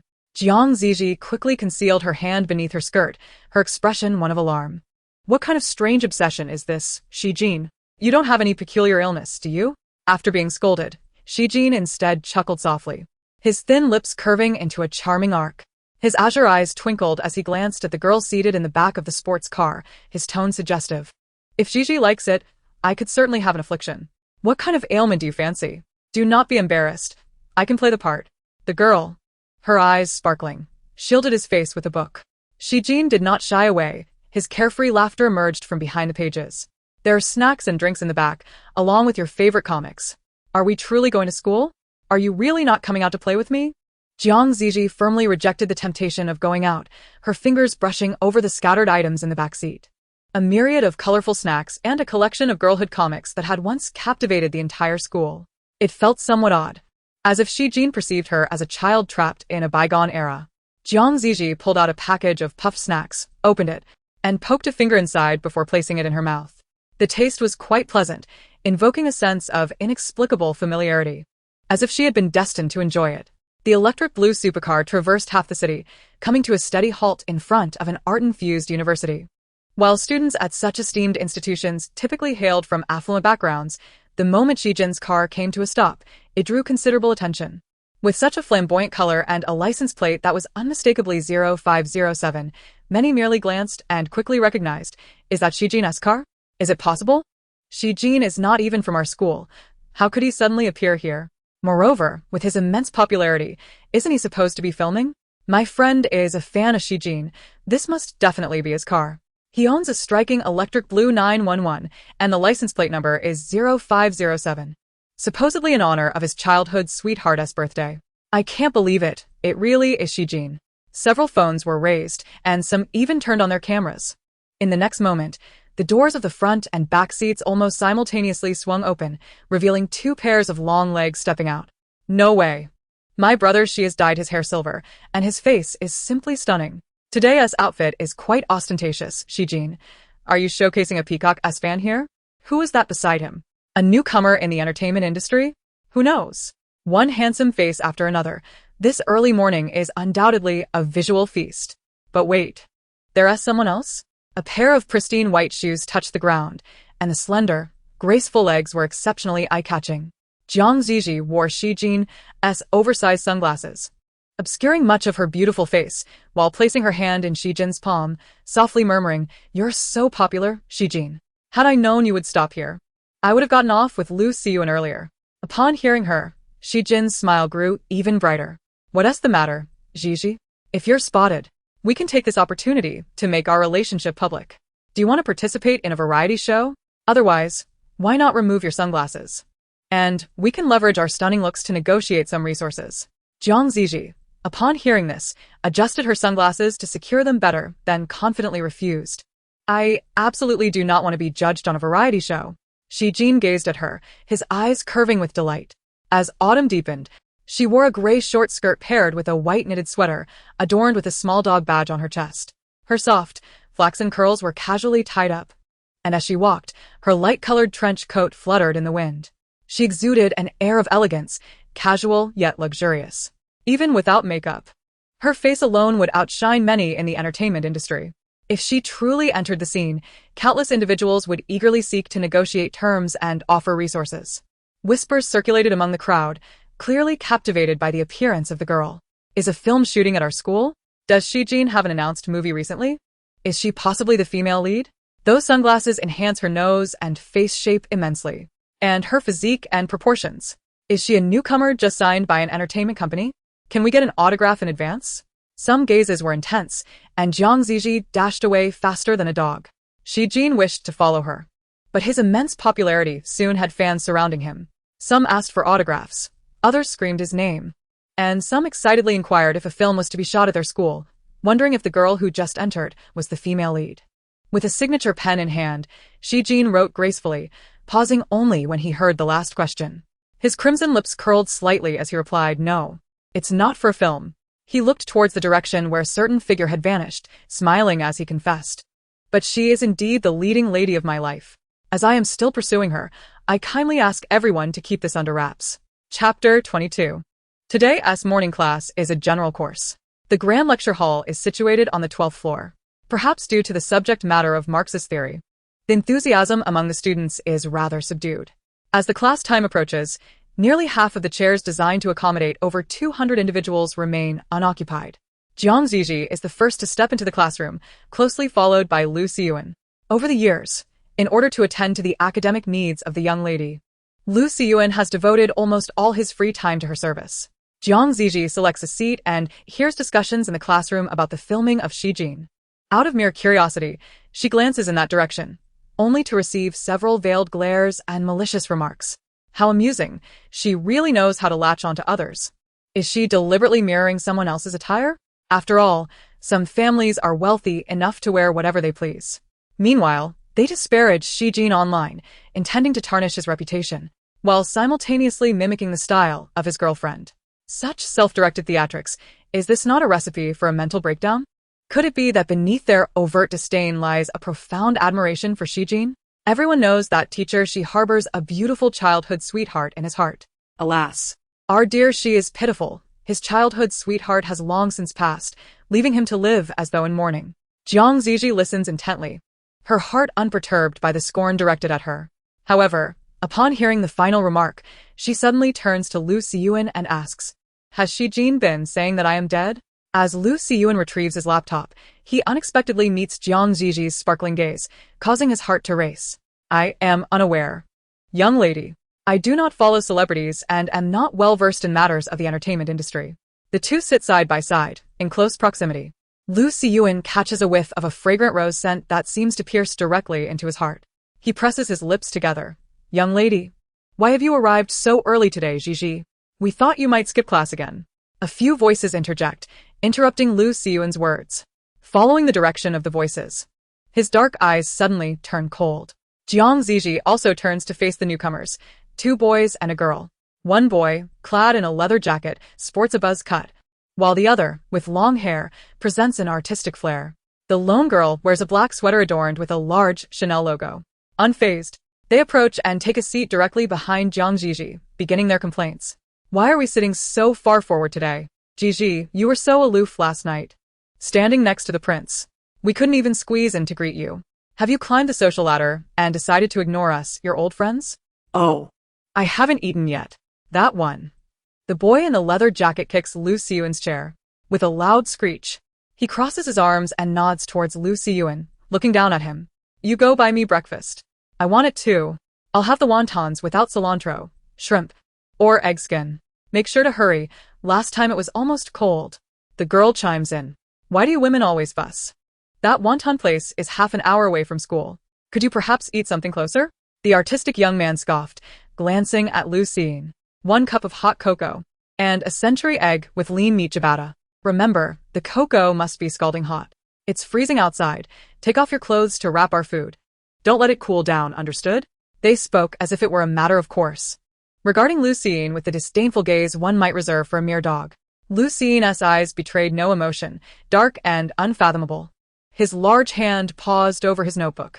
In the next moment, a soft hand rested upon his, fingertips warm, yet so heated that it made Lu Siyuan's eyelids flutter. Zhi Zhi regarded the three individuals in the back row, her voice calm.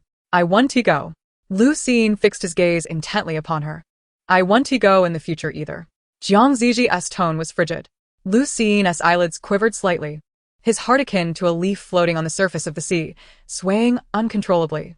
"Fine, I want to go, I want to go." "Zhi Zhi, why are you in such a foul mood today? What's the matter? Did you have a spat with the crown prince?" The crew-cut young man's tone dripped with malice as he scrutinized Zhi Zhi's face. "Have you been heartbroken, Miss Zhang? Should I accompany you for a drink tonight?" The girl in the black sweater smirked. "Zhi Zhi, could it be that the crown prince truly intends to break off the engagement with you?" Her laughter was exaggerated, laced with a hint of schadenfreude. "If Gu Yuji really does call off the engagement, your reputation in the circle will be utterly tarnished." The artistic young man, preening his nails, chimed in with a sour tone. I told you so. How could a family like the Gu-s possibly look favorably upon you? It's a shame you're a woman. Even if you stripped bare and offered yourself, they wouldn't want you. How utterly humiliating. Suddenly, a piercing male voice echoed through the vast lecture hall. In that instant, the entire classroom seemed to be pressed on pause. Countless figures turned in unison, their gazes fixated on the silhouette in the middle of the third row. Among Zhi Zi's circle of friends, the long-haired artistic young man trembled, curling into himself, clutching his scalp tightly. Crimson blood seeped through his fingers, staining a patch of dark hair into a sticky mess. Across from him, a beautiful girl in a trench coat widened her eyes slightly, her thick eyelashes curling with the arc of her gaze, her eyes quivering. The typically taciturn Lu Xin stood behind her, his tall figure casting a shadow, with one arm bent, gripping a bloodied piece of wood. Fragments of black hair obscured his eyes, and the curve of his thin lips held an unsettling chill. Amidst the artistic young man's furious curses, Lu Xin remained silent, standing like a statue behind Zhi Zhi. This scene depicted a true heiress and her fearsome hound. What's going on? Is there infighting? One muttered. Strange. Today Zhi Zhi and Lu Xin share an inexplicable vibe. Can they really be that close? Have you forgotten how the heiress treated Lu Xin? Best not to stand on the victim's side while indulging in melodrama. TSK, Su Can is not an easy target. I've heard he has some connections at home. If Lu Xin strikes him, he might end up behind bars for a few days. Is it true? Such a remarkable person leaving a criminal record would be disastrous. How dare you hit me? Lu. Su Can, tears streaming down his face, clutched his head and shrieked, Do you know who my uncle is? You dare to strike me? You're finished. Damn it. I'll make you pay. Zhi Zhi, keep your dog in check. Zhi Zhi, Lu Xin has gone too far. The girl in the sweater spoke with a trembling voice, clearly taken aback by Lu Xin's ruthlessness, her breath unsteady. Yet, when her gaze returned to Zhi Zhi, her tone naturally shifted to one of reproach. Zhi Zhi, how can you remain so composed? You can't even control a dog? Make him kneel and apologize to Can. The buzz-cut man frowned as well. Branch, allowing someone like Lu Xin to strike Can, what is his status compared to ours? This a blatant slap in our faces? He must kneel and apologize 100 bows, not one less. Chapter 23. Look, Zhi Zhi will surely humiliate Lu Xin in public again. Surely not. Lu Xin evidently assisting her? Is she repaying kindness with malice? Haven't you been in the anonymous gossip group on campus? Last year's sensational incident, when Zhi Zhi publicly smashed a block of ice-cold water onto Lu Xin's head, breaking his scalp, all because Lu Xin bought porridge for her friend that spilled. How is Lu Xin so obedient to her? At his age, he still doesn't know how to resist? Lu Xin has been supported by the Zhang family since childhood. I've heard that even before the college entrance exam scores were released, Tsinghua and Peking University were already calling him. Yet, Zhi Zhi forced him to enroll in our university. I can't believe it. Just wait. Zhi Zhi is soft-hearted. Soon she'll surely whip Lu Xin to make him apologize to this group of friends. The surrounding murmurs seemed to empower Su Can. Even while clutching his head, he resumed his lofty demeanor, defiantly commanding, Lu Xin, I order you to kneel. As soon as the words left his mouth, a light laugh echoed through the air. Zhi Zhi's lips curled into a smirk, her arms resting on the table, shielding Lu Xin. As Lu Xin slowly lifted his eyelids, he beheld a slender, fair swan-like neck bathed in the morning light. Even the soft strands of hair by her ear seemed to radiate a certain fierceness. The familiar, spoiled voice followed, laced with mockery, insult me, and then expect my people to kneel and apologize to you? Upon hearing the phrase, my people, Lu Xin's heart skipped a beat. As if cradled by some unexpected softness. He felt ashamed of his own weakness. Yet, he could not quell the fervent pounding of his heart. Even his breath felt heated, burning him. The proud, pampered young lady stood before him, her voice airy, dripping with disdain. Su Can. Who do you think you are to demand an apology from Lu Xin? Despite Zhi Zhi often speaking in such a condescending tone, this time he felt no trace of aversion. Zhi Zhi declared him to be hers. Zhi Zhi was protecting him. With a bruised ego and public ridicule, Su Can felt a surge of anger, gritting his teeth. Zhi Zhi, what are you pretending for? Aren't you the one who drugged the crown prince and forced yourself into his bed? You think a few compliments make you the esteemed lady of the Gu family? A fool like you, whose brain has been kicked by a donkey, wouldn't he even be desired if offered for free? The crown prince is utterly annoyed with you, not even bothering to show up at the engagement banquet. Do you think we're oblivious? Mark my words, after today, you will pay dearly for the humiliation you've caused me. You vile creature.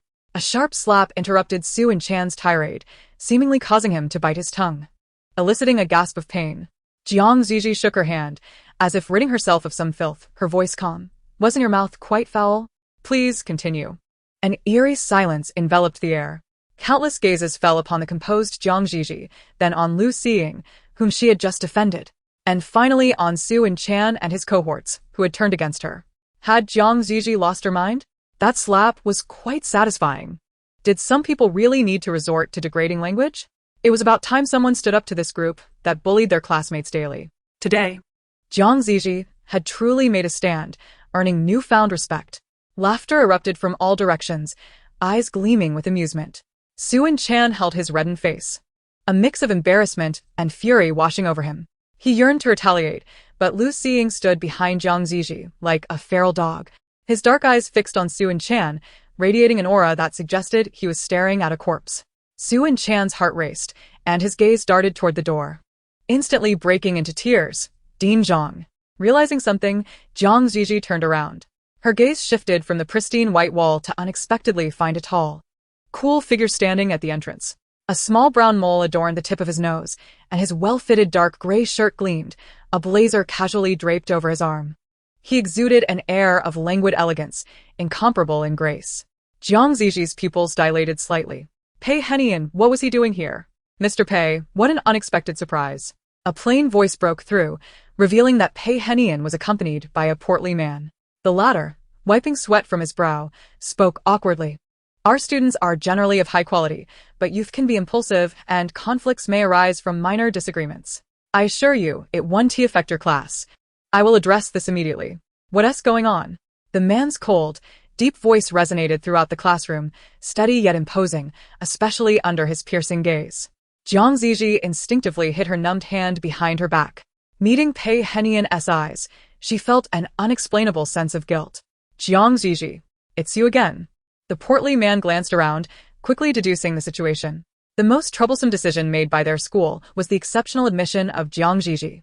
Her involvement in fights, verbal altercations, and bullying had turned the campus into a chaotic environment, severely damaging their reputation. Previously, the campus had been in disarray due to some internal issues, and now Mr. Pei's rare visit coincided with her mischief. The dean, harboring a simmering frustration, took a few steps forward, her spindly legs supporting her ample belly. Bring your instructor here.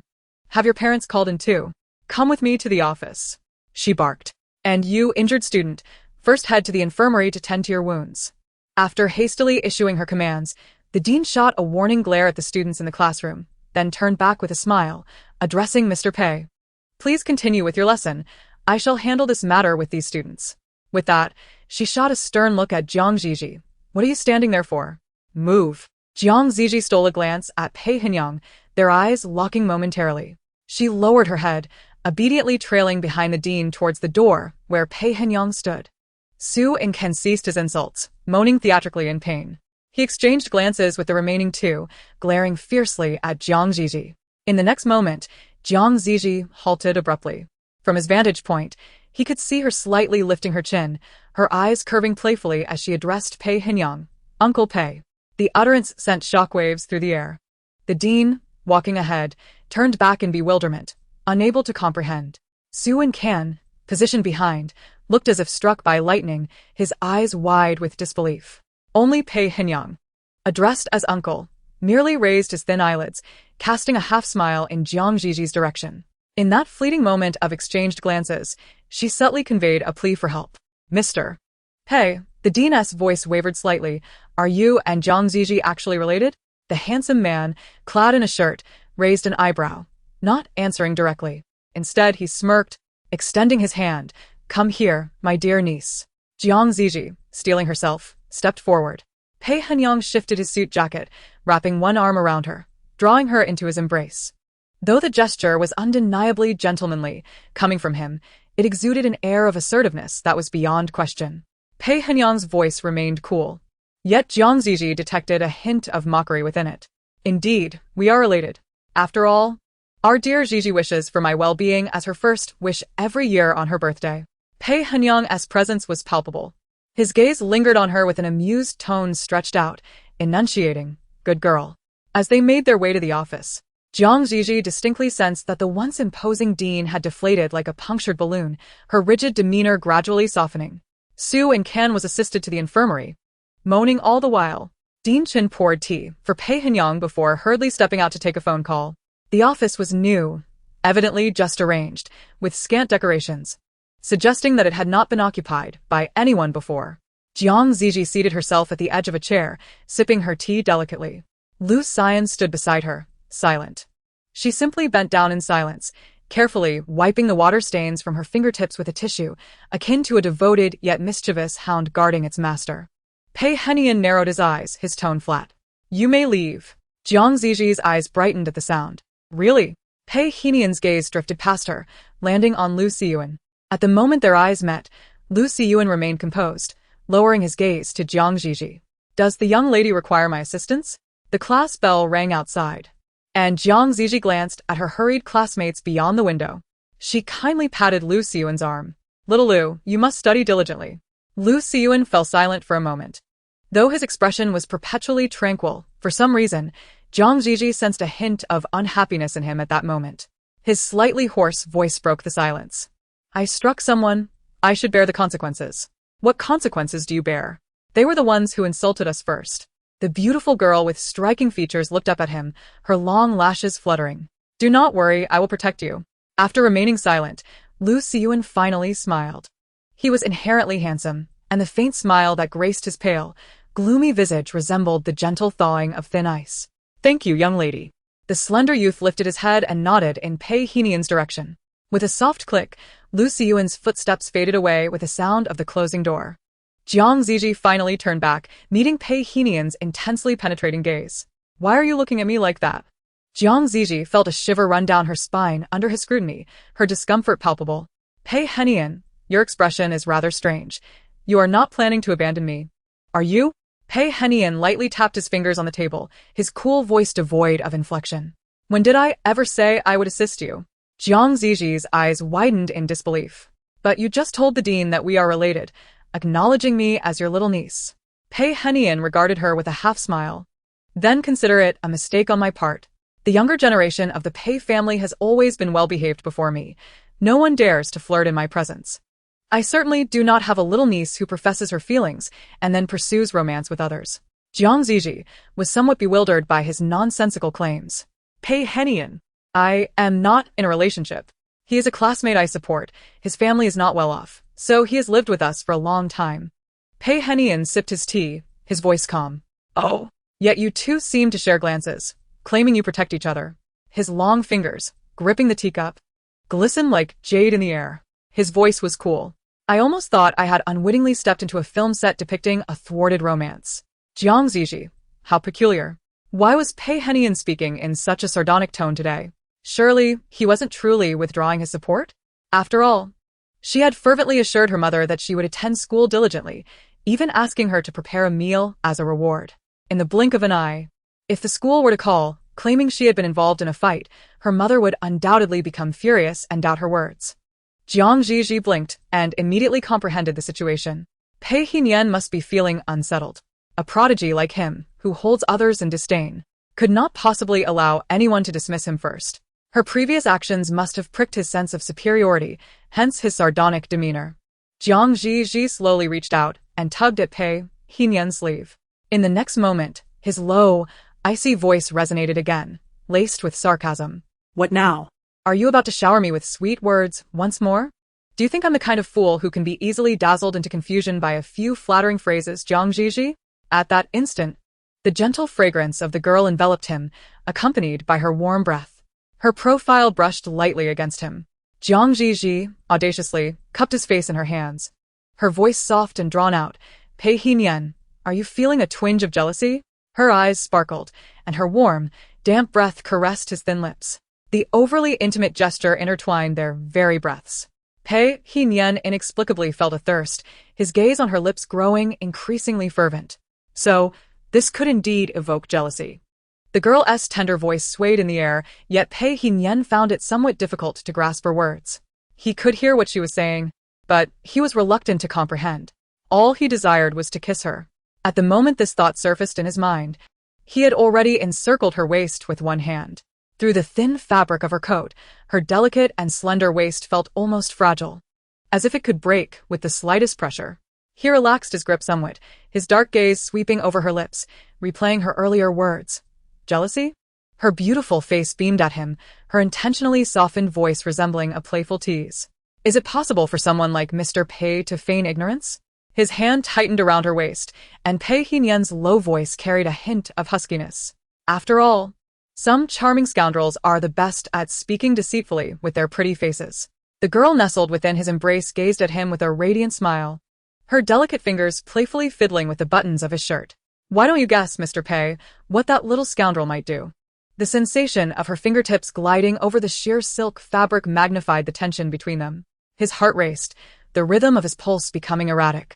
Pei Hinyen felt his Adam's apple bob, his dark eyes fixed on her exquisite face, as though he wished to devour her whole. Suddenly, his phone buzzed twice.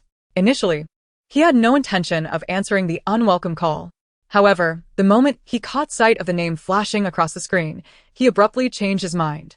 He glanced at the oblivious beauty whose fingers were still tracing circles on his chest and answered the call, switching to speaker mode. Zhi Zhi, is there something you need?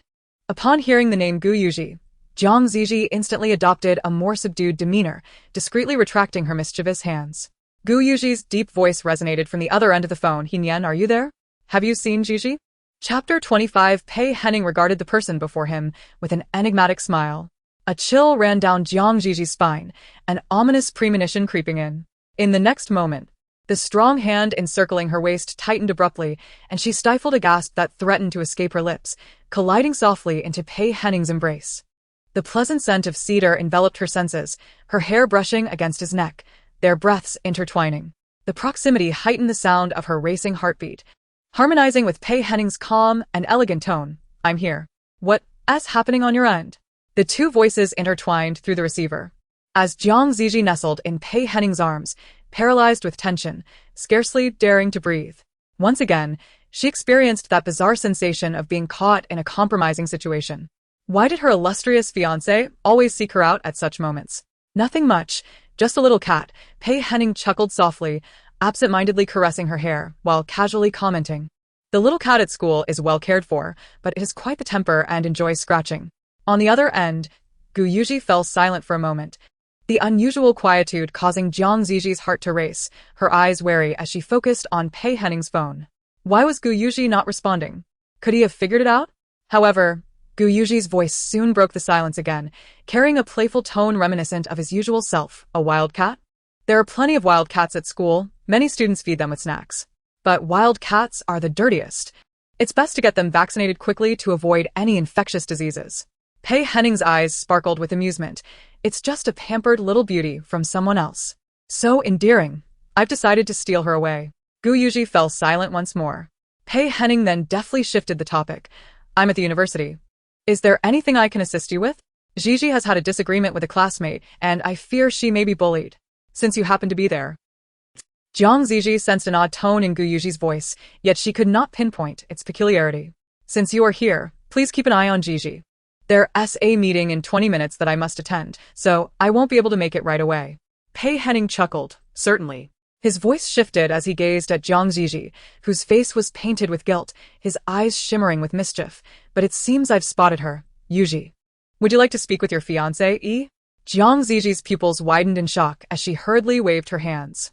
She dared not utter a sound, fearing Pei Henning might expose her, so she shook her head vigorously, covering her mouth to indicate her reluctance to speak. Yet Pei Henning appeared oblivious to her distress. Casually tossing the phone onto the table, his gaze fixed on Zhi Zhi with a teasing smile. He leaned in slightly, drawing closer to her ear. With an air of gentlemanly decorum, he whispered secrets intended only for her, seemingly unbothered by the presence of her fiancé's phone. Shouldn't he at least offer a greeting? Zhi Zhi shot him a reproachful glance. Fearing that Zhi Zhi might overhear, she covered her mouth, hesitant to speak. Alas, her glistening eyes lacked any semblance of intimidation.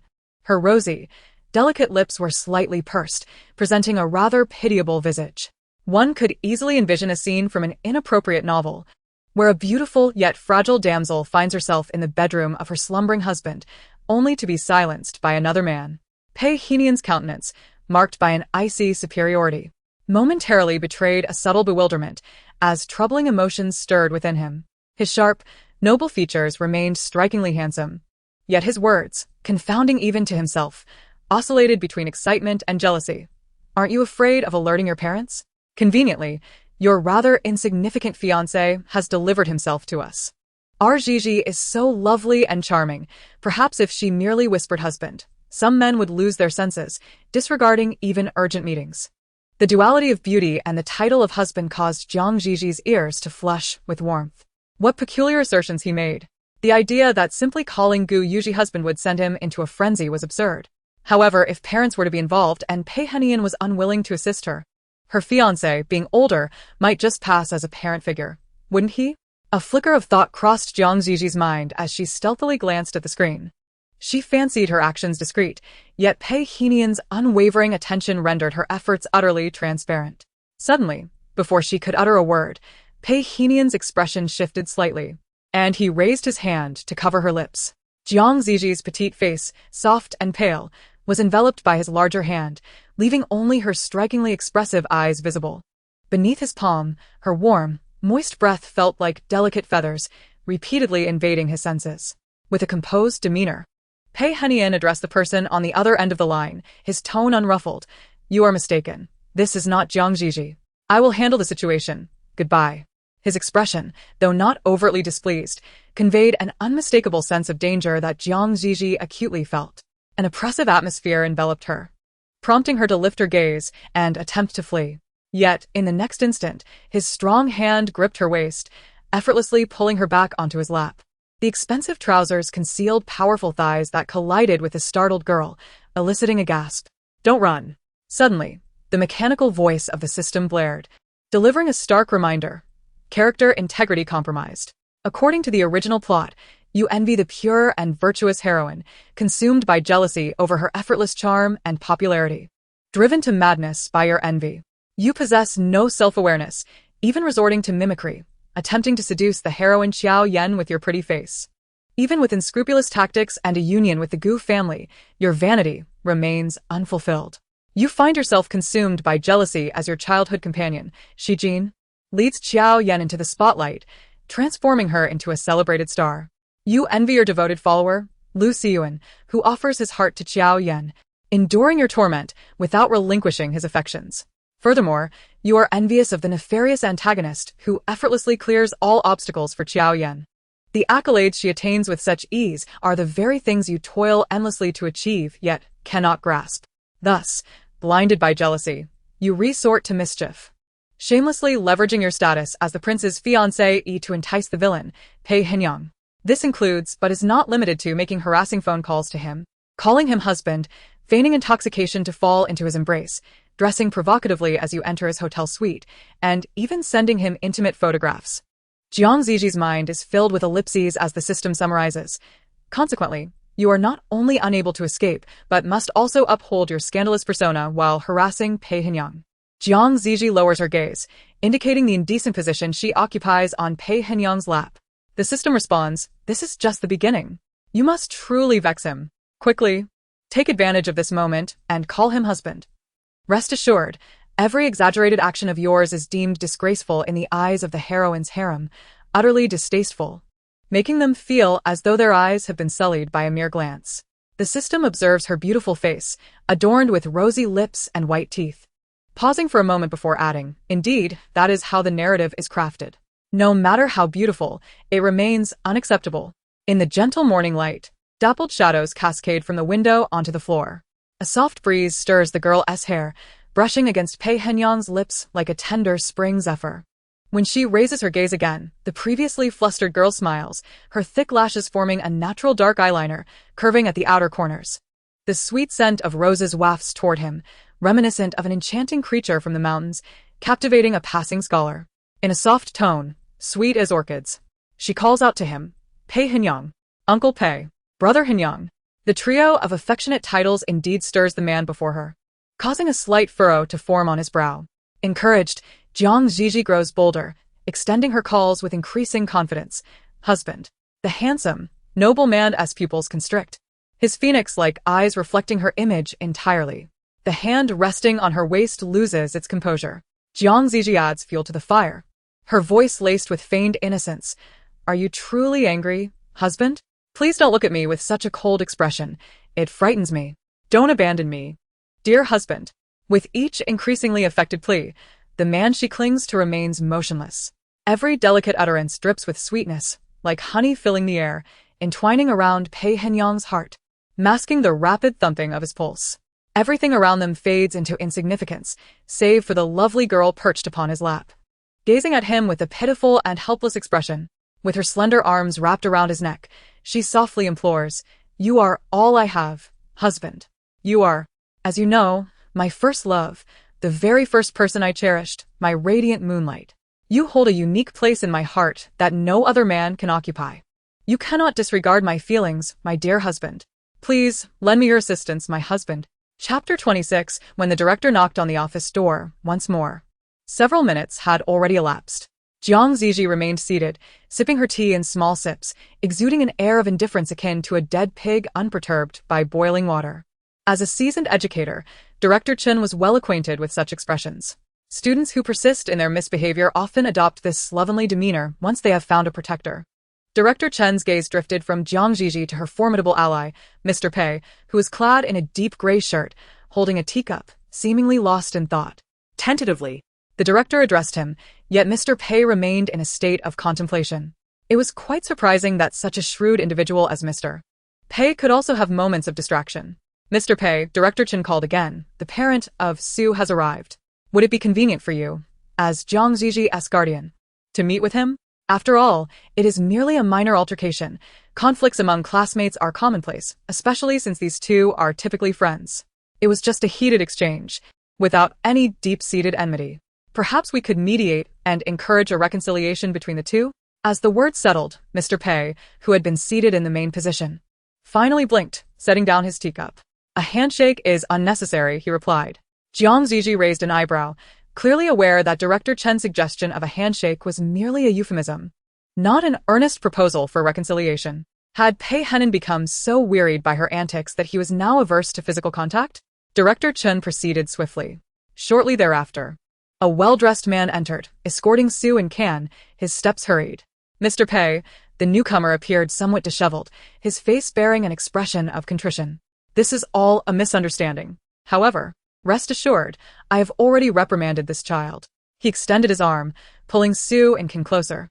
Having been absent for a brief period, Su and Can now appeared even more disheveled. His head was bandaged, his left cheek bore a handprint, and his right cheek was swollen. Zhi Zhi pondered whether Su and Can was attempting to feign injury, considering she had only slapped him once. The man, with a look of apology, smiled at her. Miss Jiang, and Can admitted to saying something inappropriate. And he certainly deserved a reprimand. I have punished him sufficiently, and you need not worry. I shall ensure he writes you a letter of apology upon our return.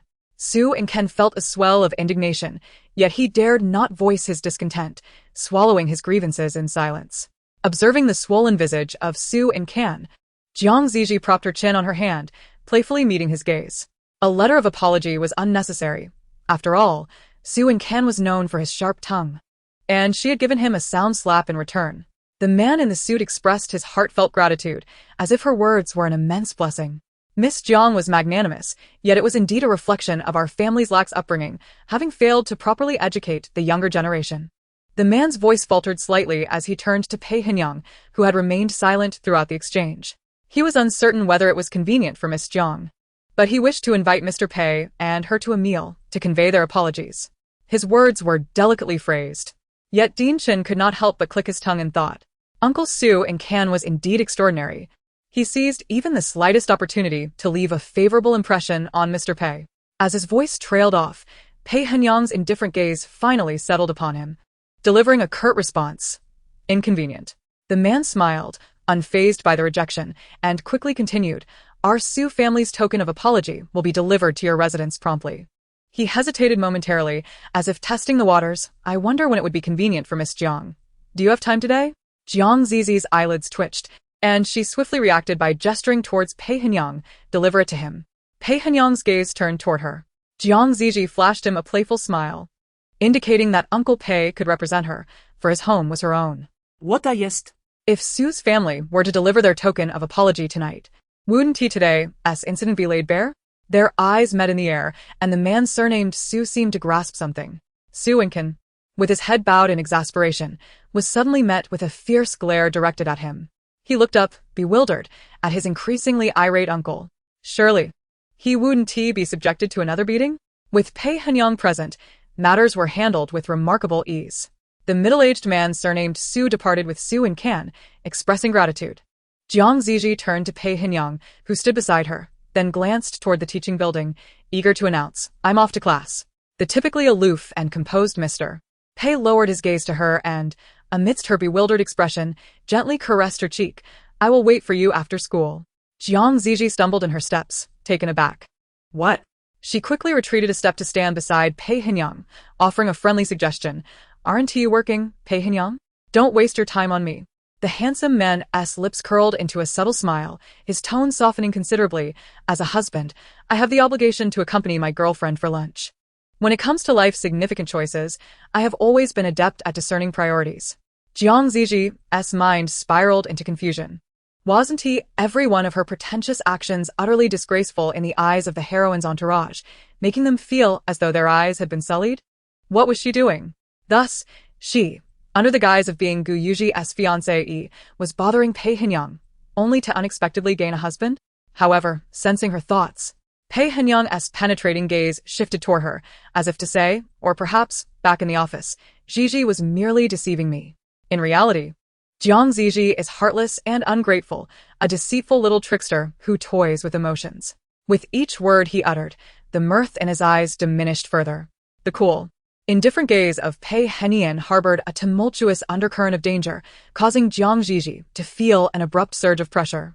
It was as if the moment she shook her head, Pei Henyang would extend his elegant hand, much like he would send a previous challenger off the stage.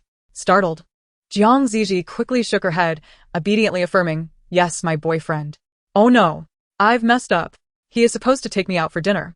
Jiang Ziji replied slowly, aware that denying this would surely provoke Pei Henyang's sardonic smile into something far more lethal. Furthermore, if Gu Yuji were to discover her romantic involvement with Pei Henyang, he would likely be equally ruthless. Caught in this dilemma, Jiang Ziji raised her delicate face, gazing at Pei Henyang as she attempted to persuade him. But you understand my current predicament. Hesitating, she discreetly grasped Pei Henyang's hand when no one was watching, whispering, Boyfriend, I have a fiancé, as you know, right? Jiang Ziji racked her brain, feigning intimacy while quietly sighing. The engagement was unexpected, very sudden, and the Gu family does not approve of me. Moreover, I've come to realize my true feelings. You are my moonlight, and I wish to be with you. I will certainly call off my engagement with Gu Yuji. With a flutter of her eyelashes, her fingertips gently brushed against Pei Henyang's palm. I know you are capable and can handle everything.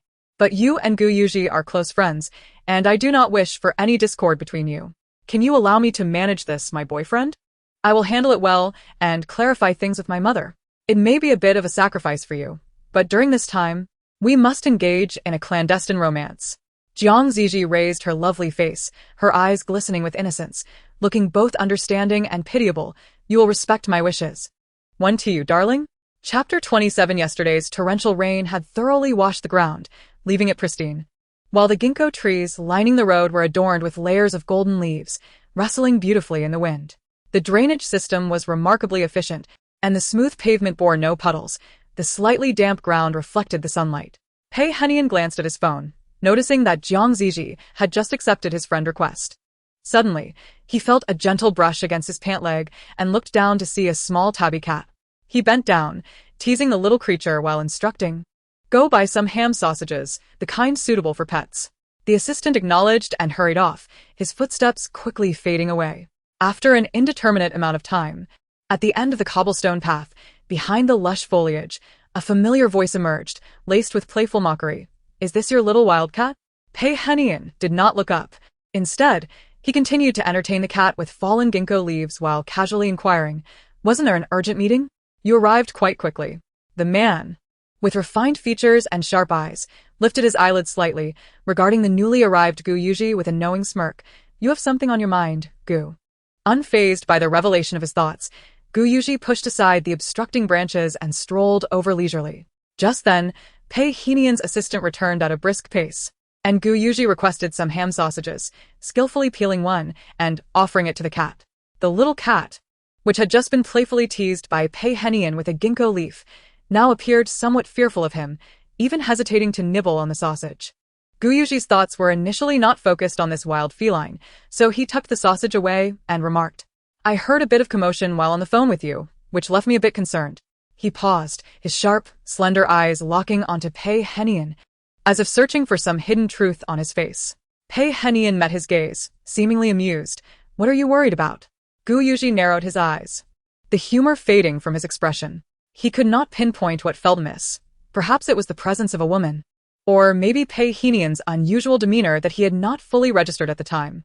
It was only when Pei Henian, ever so adept in social finesse, hastily ended the call that Gu Yuji awoke from his stupor, realizing there was indeed something off.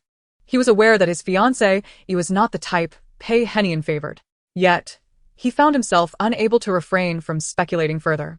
Pei Henian unwrapped another sausage, offering it to the tabby cat at his feet, his voice cool and composed. "Surely you aren't worried that during our conversation, your fiancé was nestled in my embrace, forced to listen to your call while I press my lips to her forehead?" He continued. "Or perhaps you suspect I have a peculiar penchant for usurping my good friend's fiancé, relishing in tormenting that poor girl, compelling her to emit sounds unfit for her future husband?" Pei Henian's demeanor remained unflappable, unruffled by the bizarre words that rolled off his typically reserved face.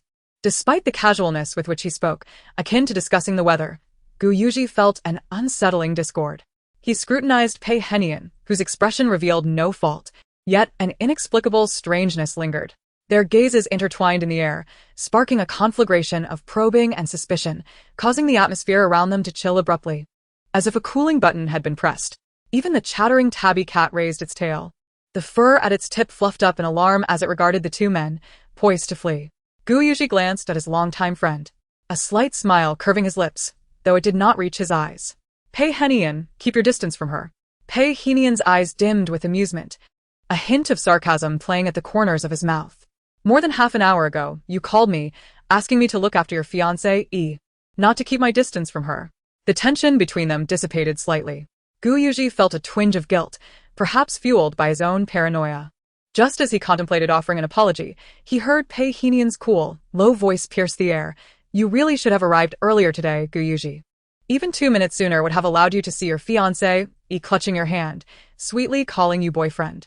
10 minutes earlier would have been even better, as you would have witnessed her sitting in my lap, pitifully referring to me as husband. Or perhaps arriving even earlier would have granted you the pleasure of watching her play with the buttons of my shirt, twirling them round and round." Arriving early to shatter this fade, one might wonder if he could still maintain his composure and assume the guise of a future husband. Such pretentiousness, self-proclaimed as the rightful partner, suggests that, apart from him, the entire world comprises mere interlopers. A flicker of mockery danced in Pei Henian's eyes. The little cat beneath his feet mewed softly, prompting Gu Yuji's tone to soften, his smile flourishing with a certain charm. "I must express my gratitude regarding Zhi Zhi's matters today. However, I find myself in a rather poor state, feeling somewhat anxious." Gu Yuji then emulated Pei Henian's posture, crouching down, his handsome visage reflecting a hint of helplessness. "You are aware, Henian, that there exists a misunderstanding between Zhi Zhi and me, and opportunities to nurture our relationship are scarce. Yet, she is undeniably beautiful, and the number of those vying for her affection is overwhelming. That scoundrel Shi Jin followed Zhi Zhi into the restroom last night. I suspect he was confessing his feelings." Pei Henian paused in his task of feeding the cat.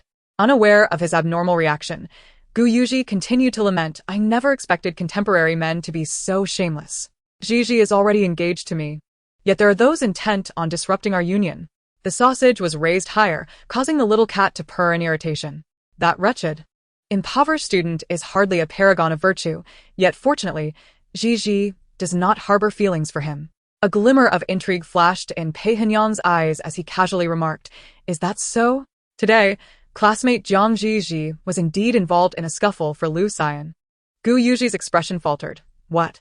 Pei Henyang, with a semblance of amusement, suggested, perhaps there are more individuals wishing to undermine you than you realize.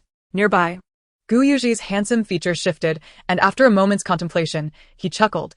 Zhi Zhi is so endearing, it is only natural for others to be drawn to her. Pei Henyang remained silent, and after a brief pause, Gu Yuji could not restrain himself any longer. Is Zhi Zhi particularly close to him? Pei Henyang replied.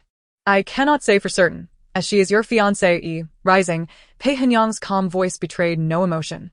Though it seemed he had heard that Zhi Zhi wished to protect Lu Xian, Gu Yuji's handsome countenance darkened.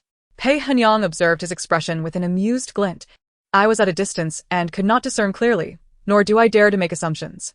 However, it is natural for Zhi Zhi to wish to safeguard him, given their long-standing acquaintance and deep bond.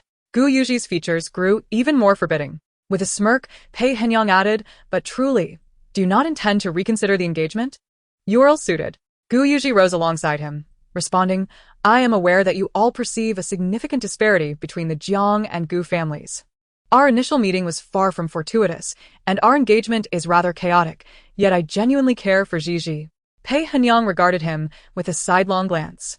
Gu Yuji smiled faintly, his words imbued with a certain determination. Beautiful relationships are destined to encounter trials and tribulations. However, my engagement to her distinguishes me from those unworthy suitors. She is merely indulging in a fleeting whim with those childhood companions. With a sharp crack, Pei Henyang expressionlessly snapped the twig in his hand. Gu Yuji felt an increasing pang of bitterness in his heart.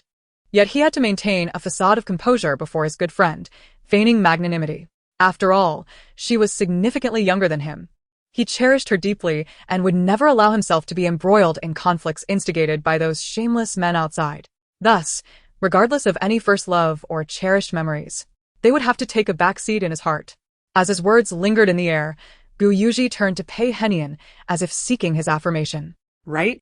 Pei Henyang gritted his teeth, managing a smile that barely concealed his disdain. Yes, they all must stand behind you. Chapter 28. The sun leaped through the gaps between the branches, casting dappled shadows upon the grass, and with it, the temperature of the earth began to rise gently.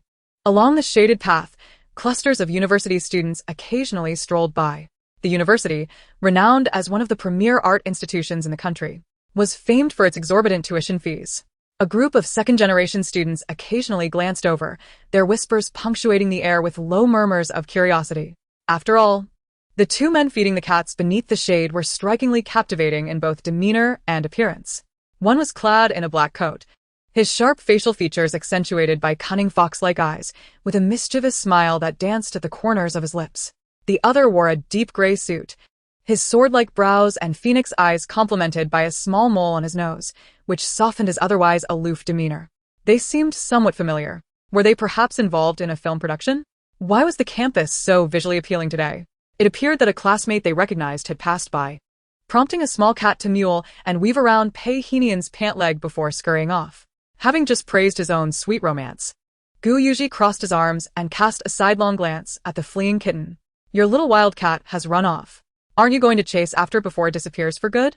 As the tabby cat darted through the flowers, meowing, it began to circle around a familiar face. That person also bent down, rummaging through their bag for treats for the little feline. Could there possibly be any cat that Pei Henyang could not satiate? Gu Yuji teased.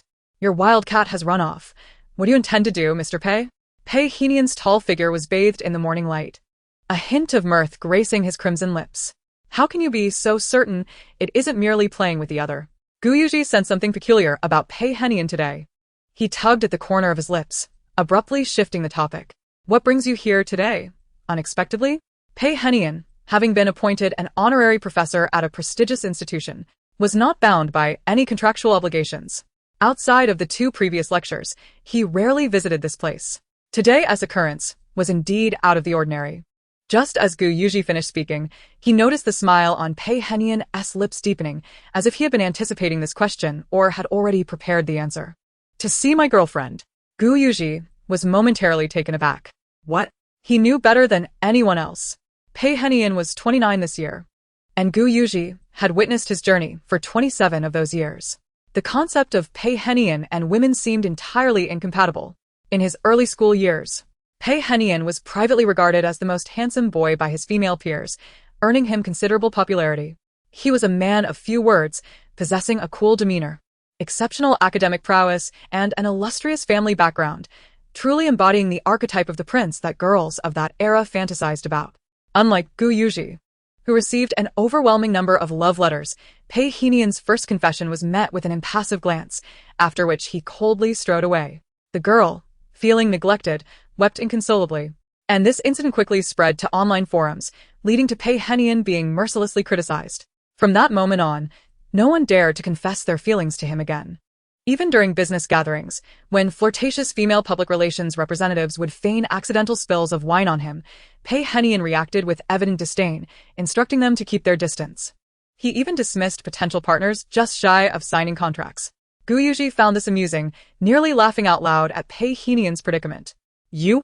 A girlfriend? Your girlfriend? Pei Henian regarded him with a calm expression, responding, not mine. Could it possibly be yours? Is she also a student from this institution?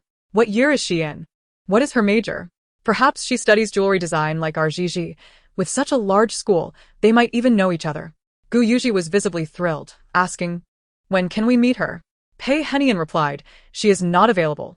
With skepticism in his narrowed fox-like eyes, Gu Yuji pressed, not available for what? Is it truly so clandestine, Henian? Are you dating, or are you playing the role of a third party?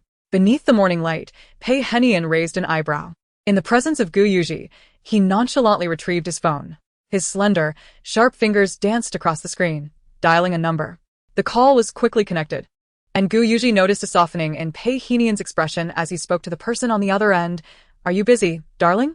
On the other side, Zhi Zhi covered her phone with one hand, glancing furtively downwards. When Pei Henian called her unexpectedly, she feared something urgent had occurred. Instead, he greeted her with a tender darling, leaving her momentarily stunned. Are you in class? His low, cool voice carried an understanding tone as he continued. I might disturb you for a minute, darling. You might know the name Gu Yuji. He is a longtime friend of mine and coincidentally, his fiancé, Zhi Zhi, also attends your school. I'm curious if you know her. Zhi Zhi whispered urgently. Have you lost your mind, Pei Henian? A low chuckle resonated from the other end of the line, his magnetic voice echoing in her ear. No worries. You will become familiar eventually. If it's convenient for you.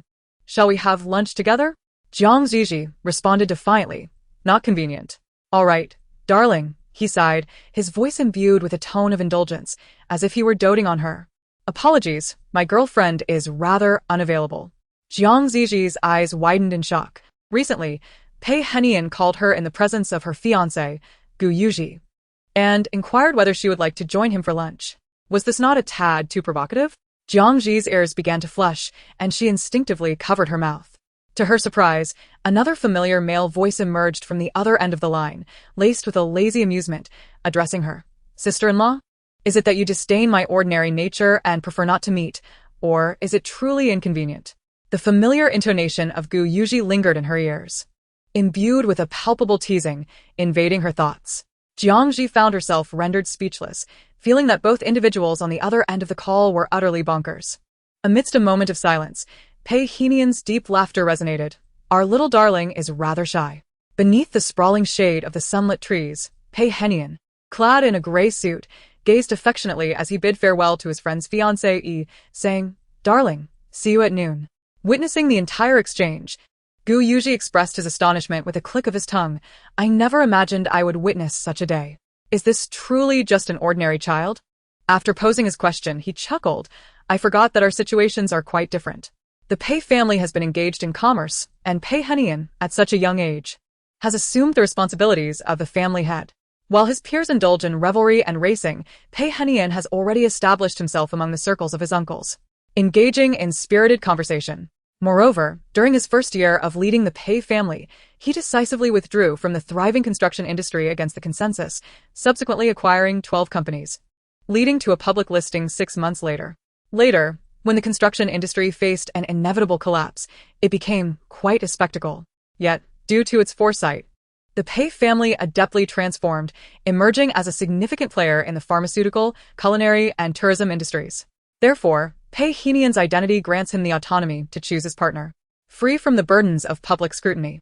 Unlike Gu Yuji, who is constantly pursued by his mother to heed her advice, decipher his father's intentions, and navigate the complexities of family dynamics amidst external gazes. She is quite a unique girl, Pei Henian remarked, his eyes glimmering with an unwavering softness. If all goes well, I wish to take her back to the old residence during the new year to introduce her to them. In the classroom, Jiang Zhi idly twirled a pen. Both Gu Yuji and Pei Henian had sent her messages, yet she had no desire to respond. With no malicious incentives dangling before her, she felt no motivation to engage in tasks, simply resting her beautiful face in a daze as she watched the professor on the podium animatedly speaking. Her phone buzzed twice, signaling a new message.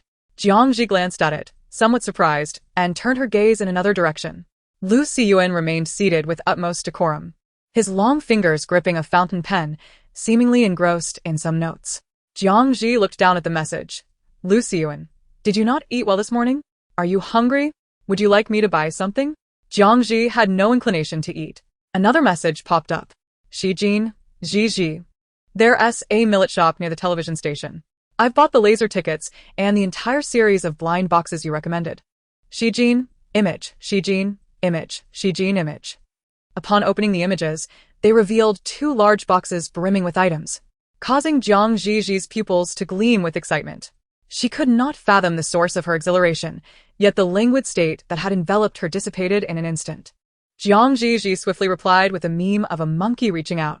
On the other end, Shi Jin's eyes crinkled with delight upon receiving the message, and he sent a voice note. Zhi Zhi, you have no idea how popular the shop is. I was nearly swept away in the crowd. Fortunately, my physical constitution is robust, though I must admit it isn't at its best right now. I'm feeling a bit dizzy. Perhaps a side effect from the medication yesterday. Would you consider coming to see me, Zhi Zhi? My legs feel rather weak. The voice note zipped away. Cradling 3 large boxes, Shi Jin moved with remarkable agility, skillfully avoiding collisions. Meanwhile, his assistant, jostled amidst the crowd, found himself empty-handed. The throng was alive with youthful energy. The assistant hastily maneuvered through the masses, eager to share the burden with Shi Jin. However, Shi Jin raised the boxes high, politely declining the offer of assistance. The assistant was perplexed. Since the previous night, their artist had been behaving rather erratically.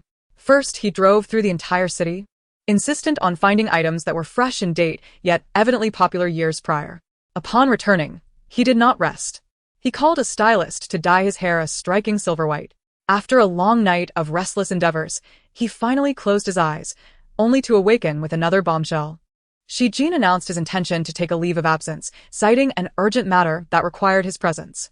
To everyone's astonishment, before 9 a.m., the illustrious actor had returned, riding the wave of trending searches. Before his manager could inquire further, he waved dismissively and dashed back to the millet shop.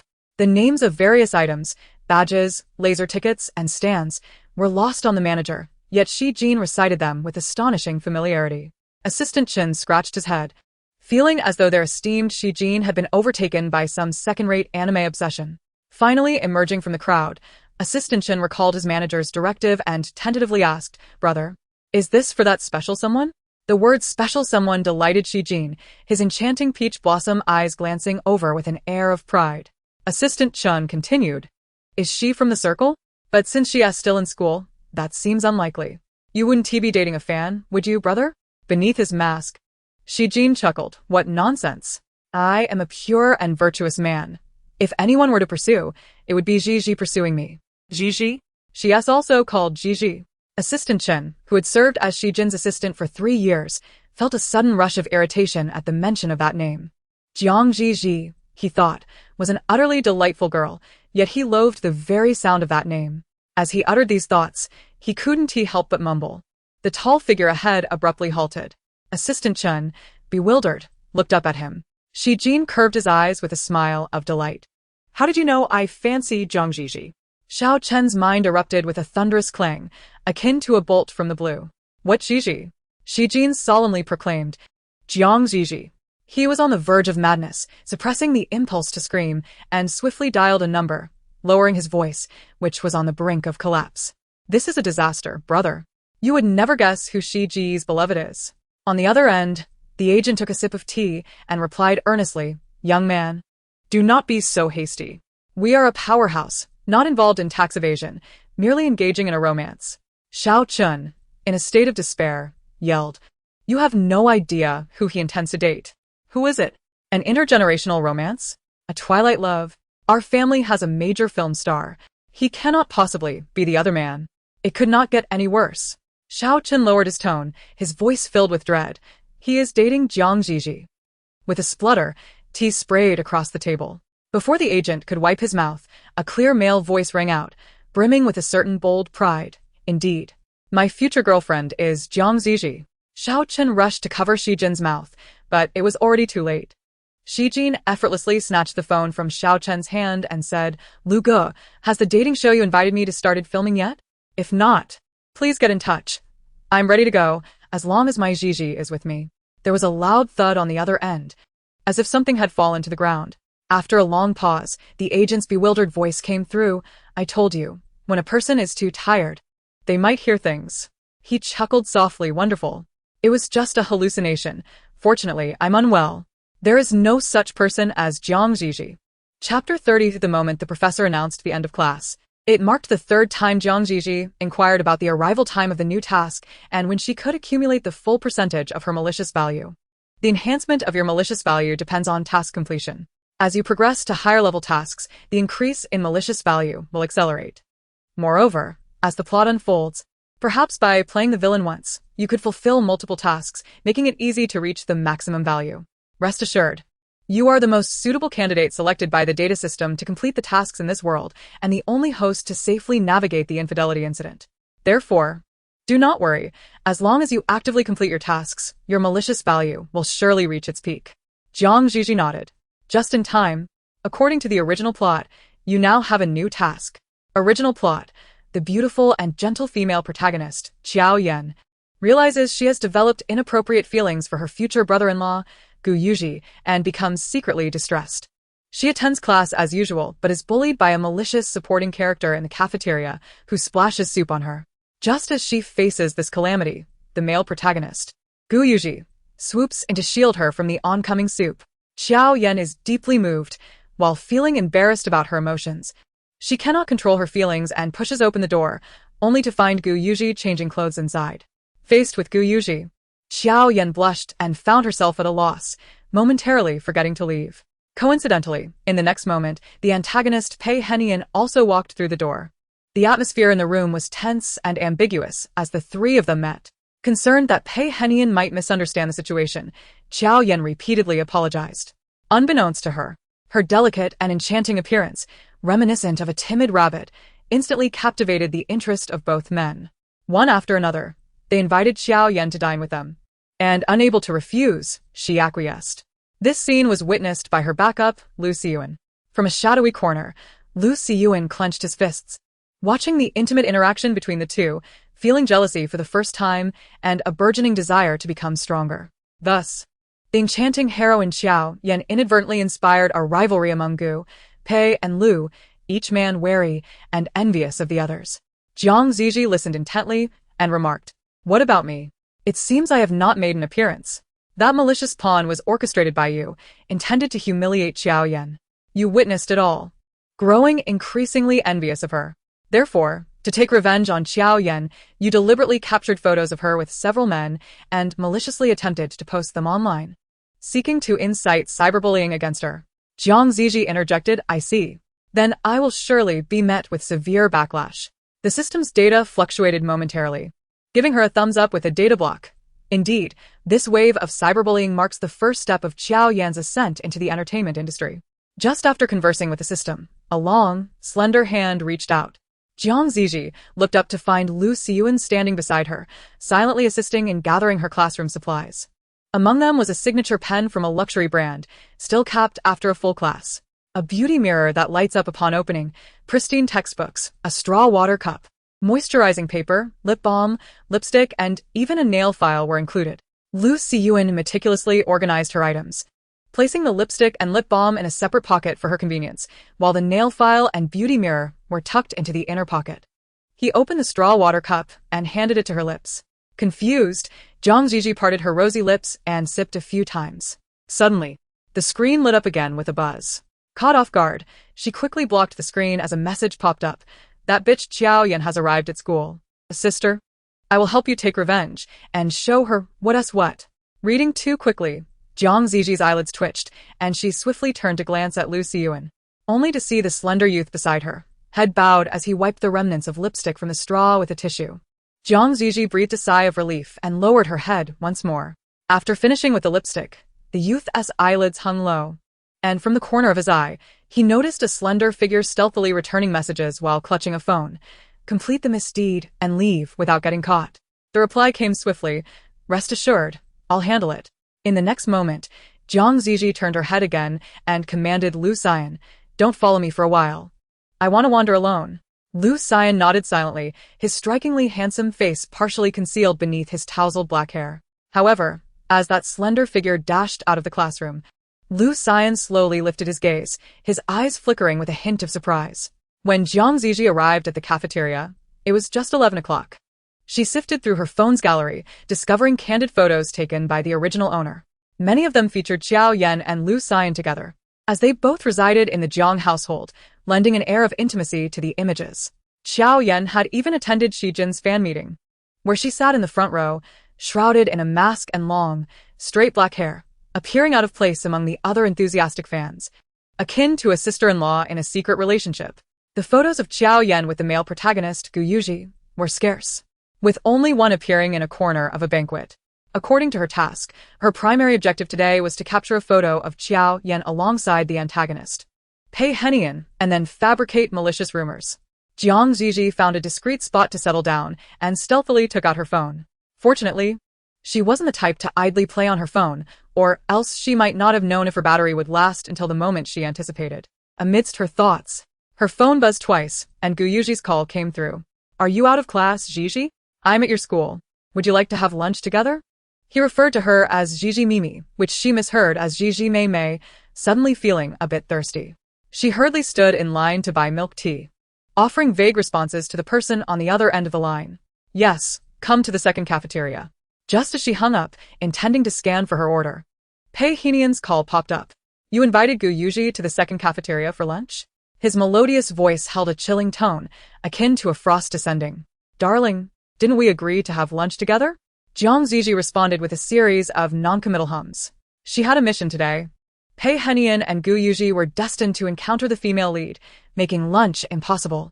Seizing the opportunity, Zhi Zhi cleverly assured him, of course.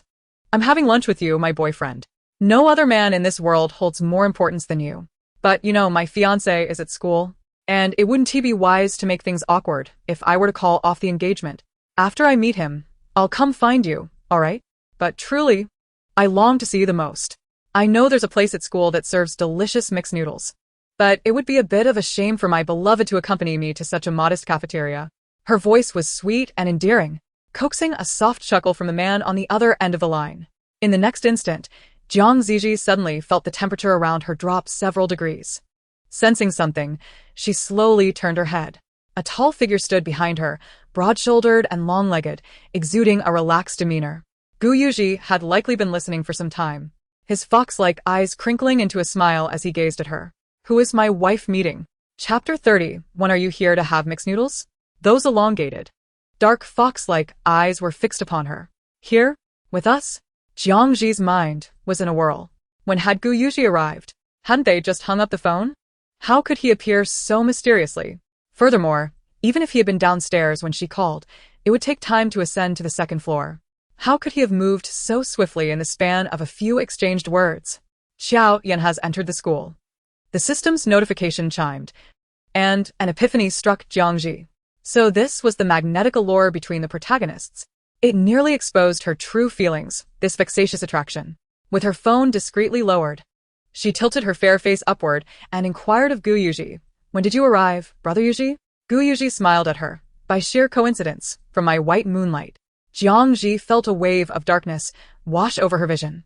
She wished she could slap her own treacherous mouth, yet faced with the dangerously charming Gu Yuji, she could only feign innocence. I'm sorry. Gu Yuji reached out to pat her head, showing her no malice. Instead, He produced his phone to assist her with the payment, patiently asking, "What flavor would you like, my dear?" Zhi Zhi, momentarily forgetting to question his endearing term, felt a twinge of guilt for being caught off guard. Reluctantly held by Gu Yuji's hand, she obediently replied, "Strawberry warm, with 3 parts sugar, thank you." A few minutes later, Gu Yuji returned with the troublesome milk tea, expertly inserting the straw before presenting it to her. They sat across from one another, and as Zhi Zhi took a sip, she gazed at Gu Yuji. Objectively speaking, Gu Yuji possessed a visage striking enough to captivate. His sharply defined face, thin lips, and an air of aloofness lent him an imposing presence when silent. His fox-like eyes, slanted and alluring, easily conveyed a sense of being cherished whenever a smile graced his features, much like now. Despite having caught her off guard, Gu Yuji still inquired gently, "Shall we continue discussing earlier?" Zhi Zhi nodded. Gu Yuji smiled again, though inwardly he was nearly grinding his teeth. "Is that white moonlight a classmate of yours now?" Upon seeing the hesitation of the girl across from him, she eventually shook her head. She was once, but then she went abroad. It seemed that white moonlights were always bound for distant shores. Once they left, they vanished without a trace, never to be contacted again. Gu Yuji queried, "Is that so? With your beauty, who wouldn't he be enamored? That white classmate must truly have a heart of stone, unable to be swayed even by you." The beautiful girl cradled her milk tea, feeling a faint blush rise in her ears. "Why didn't you end up together?" Gu Yuji pressed on. "It's merely a matter of going abroad. Nowadays, it's so convenient to travel, you can always keep in touch or meet up." She shook her head again. Speaking slowly, "He has someone he likes, he doesn't he like me?" Gu Yuji raised an eyebrow slightly. "He doesn't he like you? Yet he comes to this little cafeteria to dine?"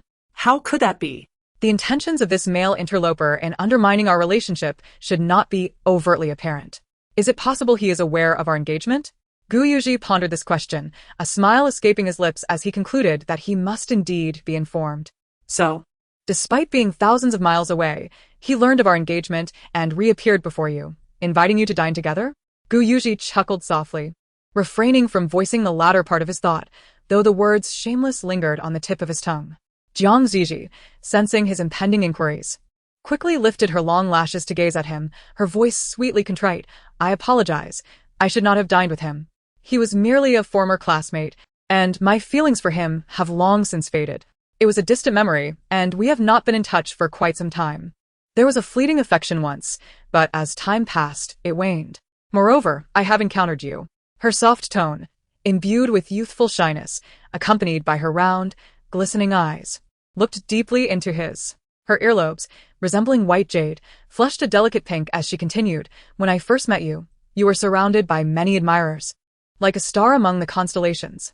They all stood by your side, yet in my eyes, you were the sole focus. You wore a dark shirt, and the light fell upon your face, causing my heart to race, drowning out the calls of my friends. That night, I lay awake, dreaming of you." Her voice, punctuated with gentle pauses, evoked a sense of yearning. However, as she held his gaze, her eyes began to shyly avert, the pink tinge at her earlobes deepening. "I exerted considerable effort to discover your name, wishing to befriend you, but it seemed you harbored little affection for me, not even bestowing a glance in my direction." The system was taken aback. "How did you know?" Although fully aware that Gu Yuji could not hear her conversation with the system, she lowered her voice. "I don't know. I made it up." The internal voice and her spoken words intertwined in her mind, accompanied by a soft tone that easily elicited sympathy from him. "But that night took an unexpected turn, you." She trailed off, her eyelashes fluttering, her ears reddening as if they were bleeding. "You embraced me and kissed me, even more fervently than in my dreams." Gu Yuji's breath hitched, his dark gaze fixating on her soft, petal-like lips, small yet plump, glistening with moisture, both red and inviting. When she spoke, her lips would often press together shyly, and when released, they would reveal a certain alluring crimson, beckoning one to kiss her deeply and passionately. I am quite greedy. I do not wish to miss you, so I have deliberately caused many misunderstandings." Her voice became muffled as she uttered those 3 words, her tone diminishing. "I framed you because I wished to date you, to be seen by you, to be with you. Gu Yuji, you may perceive me as a wrongdoer, but you cannot doubt my affection for you. I genuinely long to be with you." Her nervousness was palpable, the tremor in her voice tinged with a hint of tears, rendering her all the more vulnerable, fragile, and pitiable. It is all too easy to awaken a man's violent desires, prompting him to contemplate actions that are far from appropriate. In a tremulous tone, she repeats her wish to be with him forever.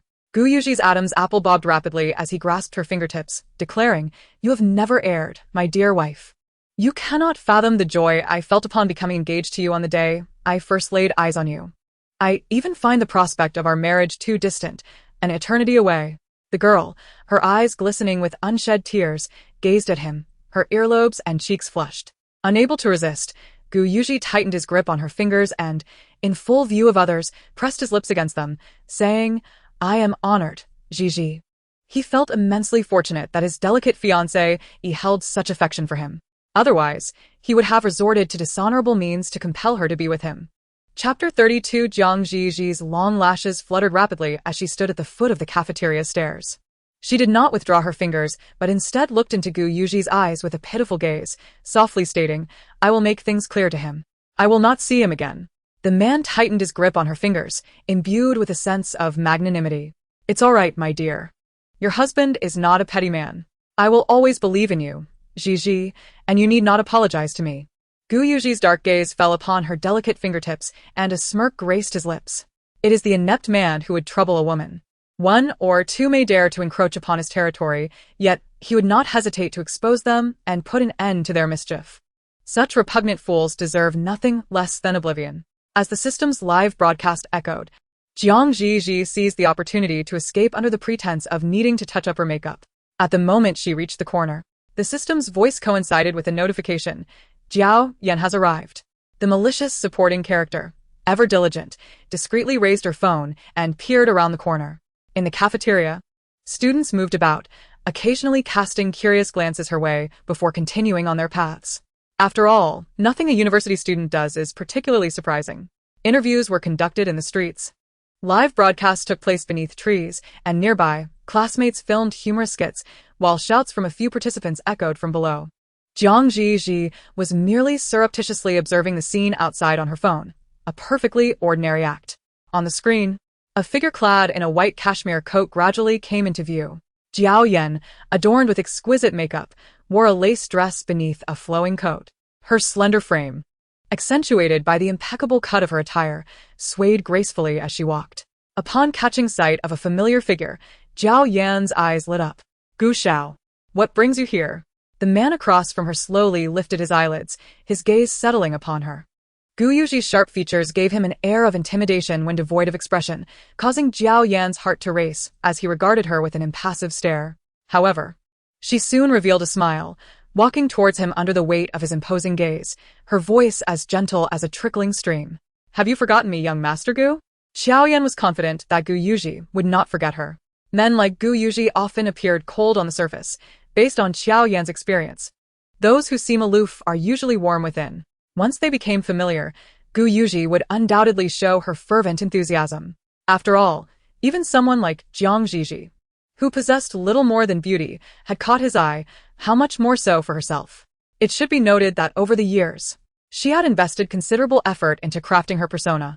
She sported long, straight black hair, never dyed, and regardless of the season, she always donned a flowing white dress or a form-fitting qipao that accentuated her gentle demeanor with a wooden hairpin delicately tucked in. Like a fairy, she emerged untainted from the mire. The image she had meticulously curated over the years proved to be remarkably effective. Even in university, where her classmates often failed to recognize her, a single encounter would leave a lasting impression, and by their next meeting, they would recall her name. Gu Yuji, accustomed to the myriad of young stars and influencers in the upper echelons of society, would surely be captivated by a girl as naturally unembellished and pure as she was, akin to the pristine gardenia. Not to mention, upon hearing that Gu Yuji was visiting the school today, she had intentionally set a little trap, hoping to create an unforgettable coincidence for him. After all, someone like Zhi Zhi, she was certain, would soon be released from their engagement. Seizing this opportunity to approach him as Zhi Zhi's cousin, she could leverage the situation to bear Gu Yuji's child, thereby elevating her status. Xiao Yan offered a smile as gentle as water, hinting, "Young Master Gu, we just met last night." The man's dark gaze fell upon her, as if assessing her anew. "Oh, cousin?" Xiao Yan's cheeks flushed, and she chided playfully, "I am but 2 months older than Zhi Zhi, and many say I have a more youthful face than hers." often mistaking her for the elder sister. Thus, there is no need for you to call me cousin. You have a youthful face? His deep voice carried an air of indifference, delivering a rather ruthless critique. Spare the deception for others. Do not deceive yourself. Xiao Yan's expression stiffened. Gu Yuji's frigid gaze lingered on her, dripping with disdain. Is there anything else? Xiao Yan had never been treated this way before. Though she had lived with the Jiang family for years and was not their true eldest daughter, she was genuinely cherished by Jiang's mother. Even her uncle cared for her, and the entire Jiang household regarded her as a true member of their family. Whether in school or social circles, she was perpetually more popular than Jiang Zhi Zhi. Yet, why was it that a simple dose of medicine from Jiang Zhi Zhi could secure Gu Yuji's affections, while her mere attempt to greet him was met with such coldness? Surely, Jiang Zhi Zhi must have spoken ill of her behind her back, leading Gu Yuji to hold a biased view of her without truly knowing her. Xiao Yan clenched her fingers, her eyes reddening as she gazed half-crying into the man's eyes, hesitantly asking, "Do you really dislike me, Gu Xiao?" Men are typically averse to seeing beautiful women in tears, and Xiao Yan could not believe that he possessed such a heart of stone. In the next moment, Gu Yuji cast her a fleeting glance and replied, "Of course." The cafeteria was bustling with patrons, some glancing in their direction, while others snickered at her expense. Xiao Yan's face flushed crimson. Her pride urged her to turn and leave. Yet her vanity anchored her firmly in place. The very act of crying was something she had rehearsed countless times before the mirror, perfecting the most delicate and sorrowful visage. "Gu Xiao, I am unaware of what Zhi Zhi has conveyed to you that has led to such a profound misunderstanding, but I assure you, I harbor no ulterior motives. I was merely surprised to encounter you here in the cafeteria, especially in Zhi Zhi's absence. As her cousin and family, I simply wished to look after you." Gu Yuji found her chatter tiresome and began to rise. In an instant, he sharply turned his head, seemingly having spotted a familiar figure that should not have been there. Retreating toward a corner. Fearing his departure, Xiao Yan sobbed uncontrollably, drawing closer to him with each anguished heave. Suddenly, a shrill scream pierced the air. Out of the corner of her eye, she saw a tray being hurled toward her.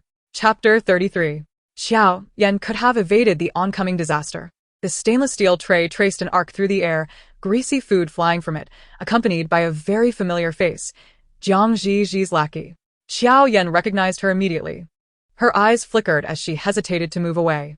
A sharp cry escaped her throat, and she used the momentum to lunge forward, aiming to tumble directly into Gu Yuji's embrace. Unbeknownst to anyone, beneath her elegantly pure white coat lay a backless gown. From the front, the understated lace was modestly fitted, leaving even her neck slightly exposed. Yet, as she dodged, the hem of her coat billowed, allowing the man's arm to brush against the gap between her dress and coat, landing on her bare waist. It was a blend of conservatism and seduction, an outdoor encounter tinged with raw exposure. The most clandestine touch produced the most striking contrast. Only the two of them were privy to this secret. This was her carefully prepared gift for Gu Yuji on this day. She believed he would certainly respond. In a flash, Xiao Yan was ready, pitifully lunging forward. However, the anticipated embrace never materialized.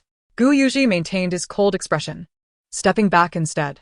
Xiao Yan fell to the floor with a thud, while he stood 2 paces away, his cold eyes half closed, gazing down at the viscous soup that splattered onto his black coat, seemingly displeased. In the concealed corner of the cafeteria, Jiang Zhi Zhi was equally bewildered. This was not how the narrative was supposed to unfold.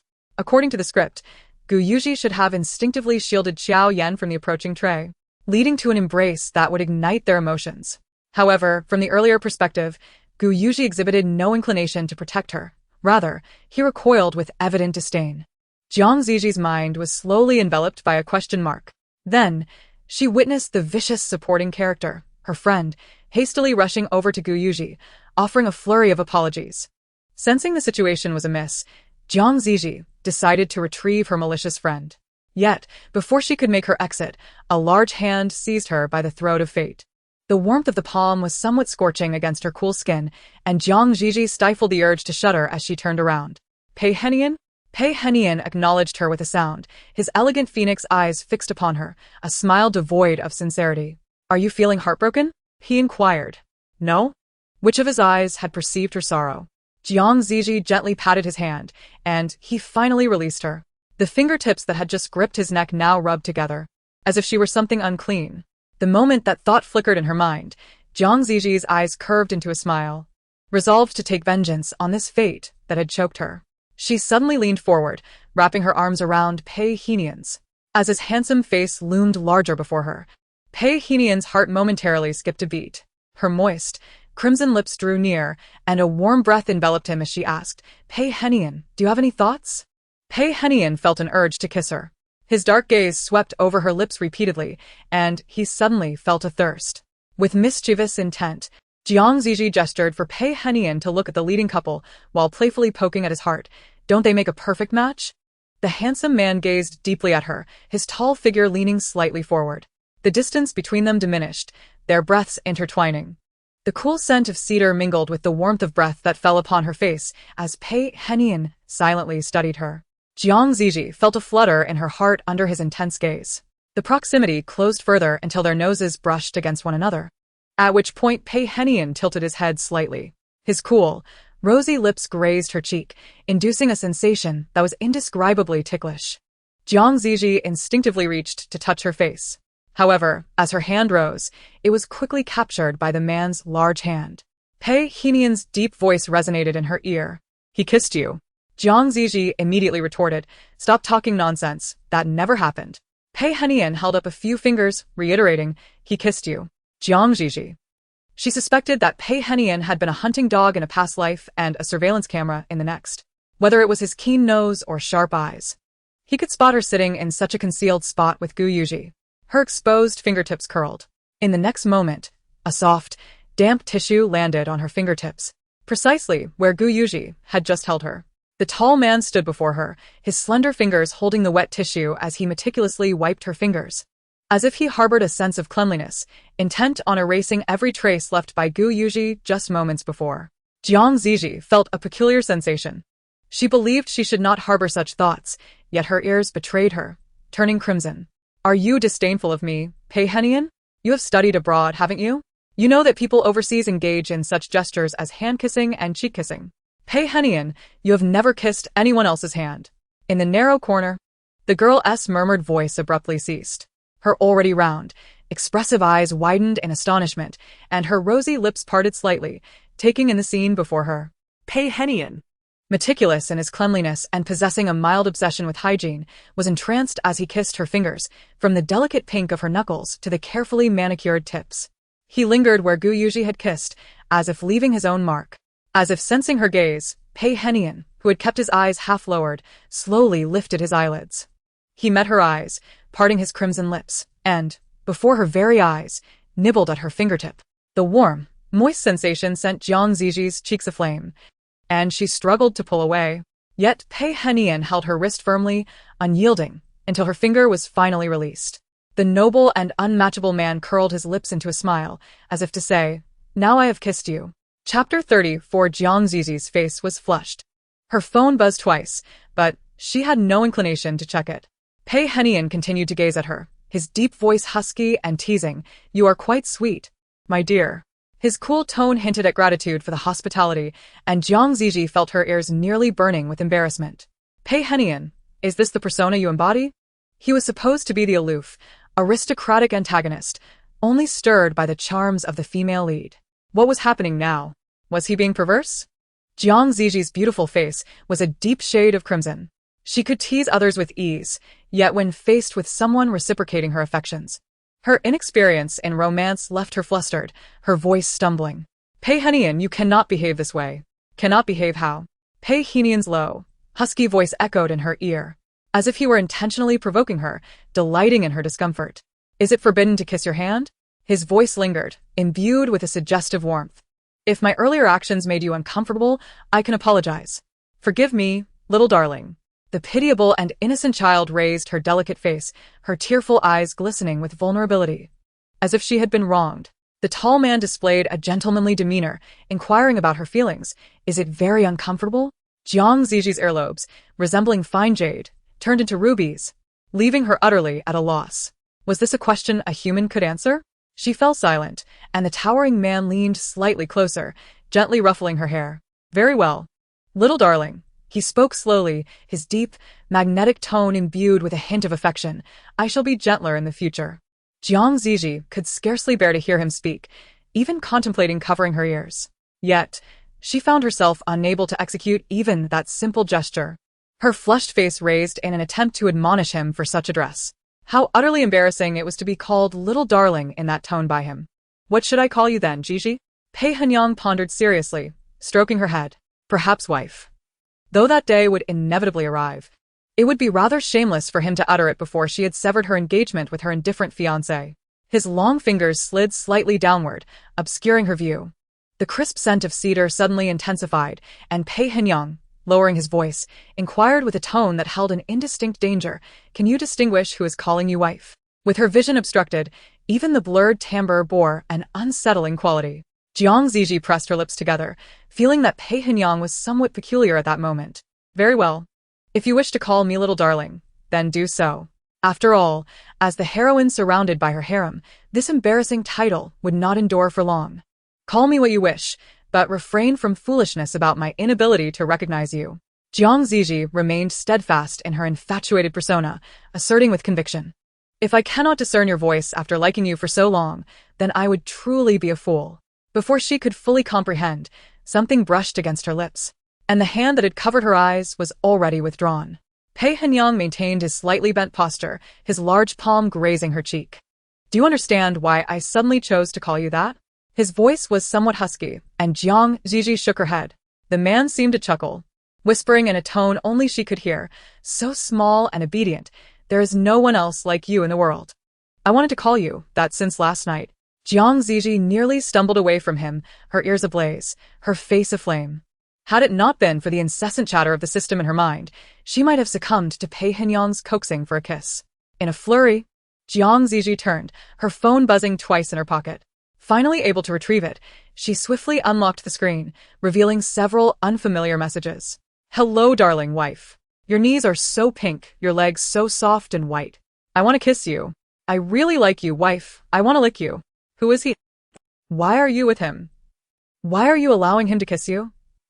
A series of chaotic symbols made Zhi Zhi furrow her brow.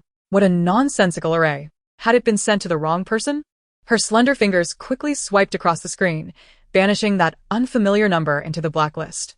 There, all was silent. Zhi Zhi's gaze fell upon her phone screen, then shifted to her own fingers, white, appearing as normal as ever.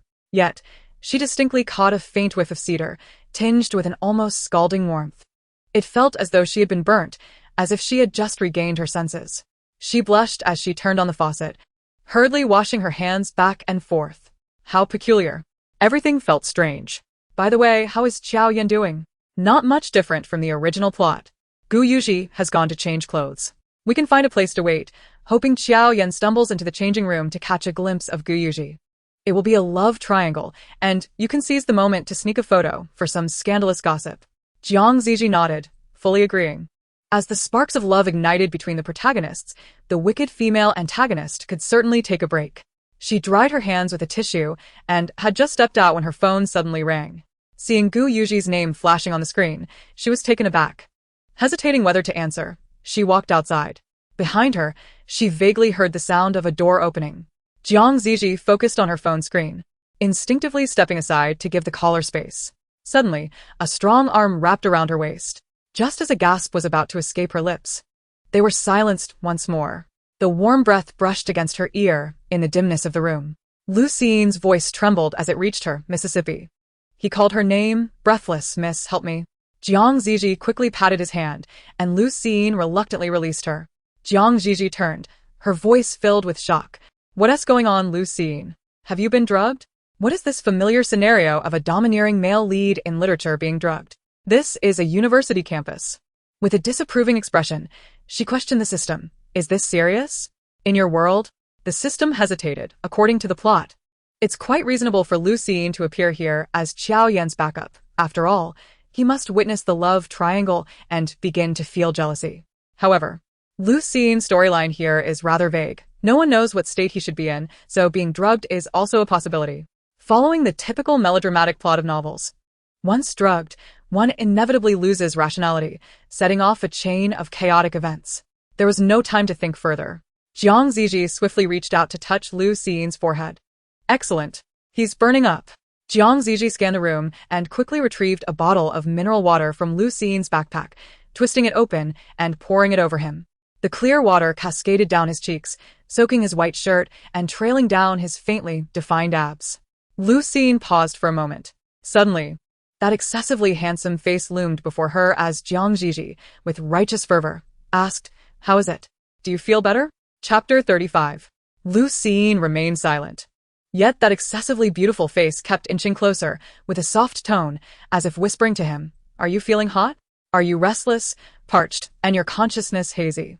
Longing to do something irrational? I know you must have taken something, but it's all right." She spoke slowly and methodically, yet her words left Lu Xiyun utterly perplexed. In a conventional narrative, the heroine's man, even under the influence, would maintain his integrity, roaring for others to stay away, steadfastly guarding her honor. "Rest assured, I shall depart immediately." The slender girl raised both hands in a gesture of surrender, retreating a step backward. However, Lu Xiyun advanced toward her. The distance between them abruptly diminished, and a refreshing, pleasant scent enveloped her. The cramped room was dimly lit, cluttered with odds and ends. A tall figure cast a shadow over her, and Zhi Zhi felt as if she were entirely enveloped by him. In such a confined space, the disparity in their physiques was palpable as she gazed up at him, her heart fluttering with unease. "Lu Xiyun, what do you intend to do?" Although she had made it abundantly clear since yesterday that she would no longer bully him mercilessly, past experiences led her to believe that he might still harbor immense resentment towards her. Was it possible that under the influence of the drug, Lu Xiyun intended to assault her? Zhi Zhi continued to retreat, while Lu Xiyun pressed closer. With each step back and forth, the gap perpetually narrowed. An unspeakable silence filled the air, punctuated only by their discernible breaths. Just as Zhi Zhi took another step back, her fingertips brushed against the cold wall, and Lu Xiyun's arm suddenly reached out, his large hand preventing her head from colliding with the surface. The dull thud of flesh meeting the wall resonated, accompanied by Lu Xiyun's somewhat hoarse voice, which carried a sense of narrative gravity. "What herbal medicine? I am not under its influence." Lu Xiyun seemed oblivious to her words. His breath still slightly quickened. "Miss, someone is blocking my way." Uncertain of their identity, she speculated that it might be connected to the events of the morning. They intended to harm him, but he had temporarily evaded them. Zhi Zhi paused, astonished. "Someone wishes to bully you? But you haven't been drugged?" Her cheeks flushed as she regarded Lu Xiyun, who was now damp from the water she had splashed on him, feeling a bit embarrassed. "I apologize. I thought you had inadvertently ingested something you shouldn't have." Lu Xiyun merely gazed at her in silence, not uttering a word. He wore a thin white shirt beneath a simple black jacket, the zipper undone. Most of the water she had thrown had landed on his chest, the delicate white fabric now rendered semi-transparent, revealing faint outlines of his muscular form, tinged with a hint of pink. Zhi Zhi's pupils dilated slightly before she quickly turned her face away. "What a predicament this is. How embarrassing. Shall I have someone bring you clothing?" "I apologize. I did not intend for this to happen." "Are you feeling unwell?" Zhi Zhi felt a twinge of awkwardness. In such cold weather, even a bottle of water splashed on her would likely lead her to catch a cold. "What size do you wear?"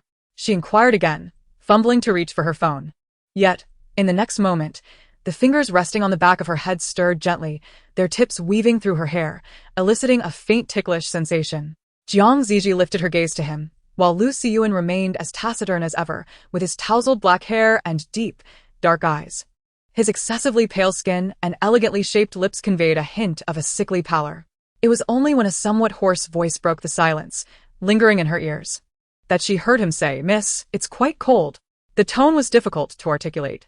Were it not for her irksome demeanor, she might have thought Lu Xiyun was being affectionate. Feeling somewhat bewildered, Zhi Zhi gazed at Lu Xiyun's suddenly magnified visage. His excessively handsome face bore an expression that seemed subtly nuanced. His eyes lowered, long dark lashes casting shadows beneath, evoking a sense of fragility, as if he were someone easily bullied. Or perhaps someone she had indeed bullied, having just doused him with a bottle of water. Yet he merely lowered his gaze in good humor, seeking her approval. Guilt surged within her once more. Instinctively, Zhi Zhi touched his drenched shirt, her fingertips becoming damp. The thin fabric felt icy against her skin. Through that delicate layer, she could feel the heat radiating from his skin. It was as if she had burned herself. Retracting her fingers in an instant, "I am sorry." "It's all right," Lu Xiyun replied quietly, a gentle smile gracing his lips. "I belong to you, miss." So you may do as you please. I truly didn't mean it. Your head felt so warm just now, and you asked for my help, which led to my misunderstanding. Zhi Zhi finally regained her composure and, amid the blurred shadows, noticed the thin sheen of sweat on Lu Siyuan's forehead. He had mentioned someone pursuing him, likely having run too swiftly, causing his forehead to flush and his breath to quicken. Yet, in such cold weather, having just broken a sweat, he had subsequently been doused with cold water. After a moment's hesitation, Zhi Zhi began to suggest, perhaps you should remove your shirt? I have no ulterior motives. She hastily waved her hands, striving to convey that she was not coveting his beauty. Your shirt is completely soaked. It must be uncomfortable. It would be better to take it off. The jacket appears to be fine. Why not put that on for now? They will soon bring you a change of clothes. And you can wear the shirt underneath afterward. It's quite chilly. I worry you might catch a cold. Lu Siyuan nodded in acquiescence. He finally released the arm he had been supporting against the back of her head, and from the corner of her eye, Zhi Zhi noticed the wound that had appeared earlier that morning. Lu Siyuan also noticed it and smiled at her. It's nothing. Feeling a pang of guilt, Zhi Zhi said, then I will step outside and wait for you, and later assist you in taking revenge. Lu Siyuan hesitated. There are many people here, miss. I'm not certain they want to see us. If they did see, and a scuffle broke out, given her lack of fighting prowess, she would only complicate matters for Lu Siyuan. Zhi Zhi fell silent for a moment, then proposed, let us change your clothes first. I'll turn around to ensure I want to look at you. With that, she turned away, plunging into the dimness of the corner where everything became indistinct. In the dim shadows, at the very moment she turned away, the slender young man's lips straightened slightly, the submissiveness in his gaze vanished entirely. He raised his chin slightly, a strikingly handsome yet venomous expression imprisoned in the darkness, surveying her from a position of superiority. While deftly unbuttoning his shirt with one hand, he brazenly cast his eyes over the delicate contours of the girl's earlobe, his throat convulsing rapidly. His intense gaze slithered like a serpent, inch by inch, damp and shadowy, crawling along the small patch of skin on the nape of her alabaster neck. It spread greedily and fervently along her collarbone. Behind her, the sound of rustling fabric reached her ears. Zhi Zhi was aware that Lu Siyuan was changing clothes. Yet, for reasons she could not fathom, an unsettling sense of danger enveloped her. It felt as though a tangible gaze was sweeping over her, laden with a terrifying stickiness, traversing her exposed skin inch by inch. It was as if there were something else in the room, lurking and watching them apart from herself and Lu Siyuan. Zhi Zhi felt a twinge of fear. Her voice trembling, Lu Siyuan. He remained silent. A cool, gentle breath brushed against her nape, sending shivers down her spine. Chapter 36. What on earth is that commotion? Zhi Zhi held her breath, her hair nearly standing on end. The chilling breath against her neck, coupled with that dark, sticky gaze, made her legs grow weak. Lu Siyuan. Her voice faltered, but at a moment of courage, she turned to look behind her. In the dimly lit room, the scene morphed into a fleeting shadow as her vision adjusted. An arm reached out just in time, perhaps intending to steady her, but Zhi Zhi, overwhelmed with panic, stumbled as she was blocked by the movement, her body instinctively leaning forward. Then, with a soft thud, she found herself pressed against a warm, taut skin. On the expanse of pale skin, a striking hue of pink caught her eye, glistening with moisture, still damp. It was directly aligned with her gaze. Zhi Zhi's pupils dilated, her lashes fluttering rapidly.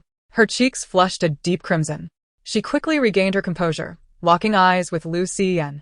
In the dimness of the room, Lu Siyuan looked down at her, his long, straight lashes casting dense shadows beneath his eyes.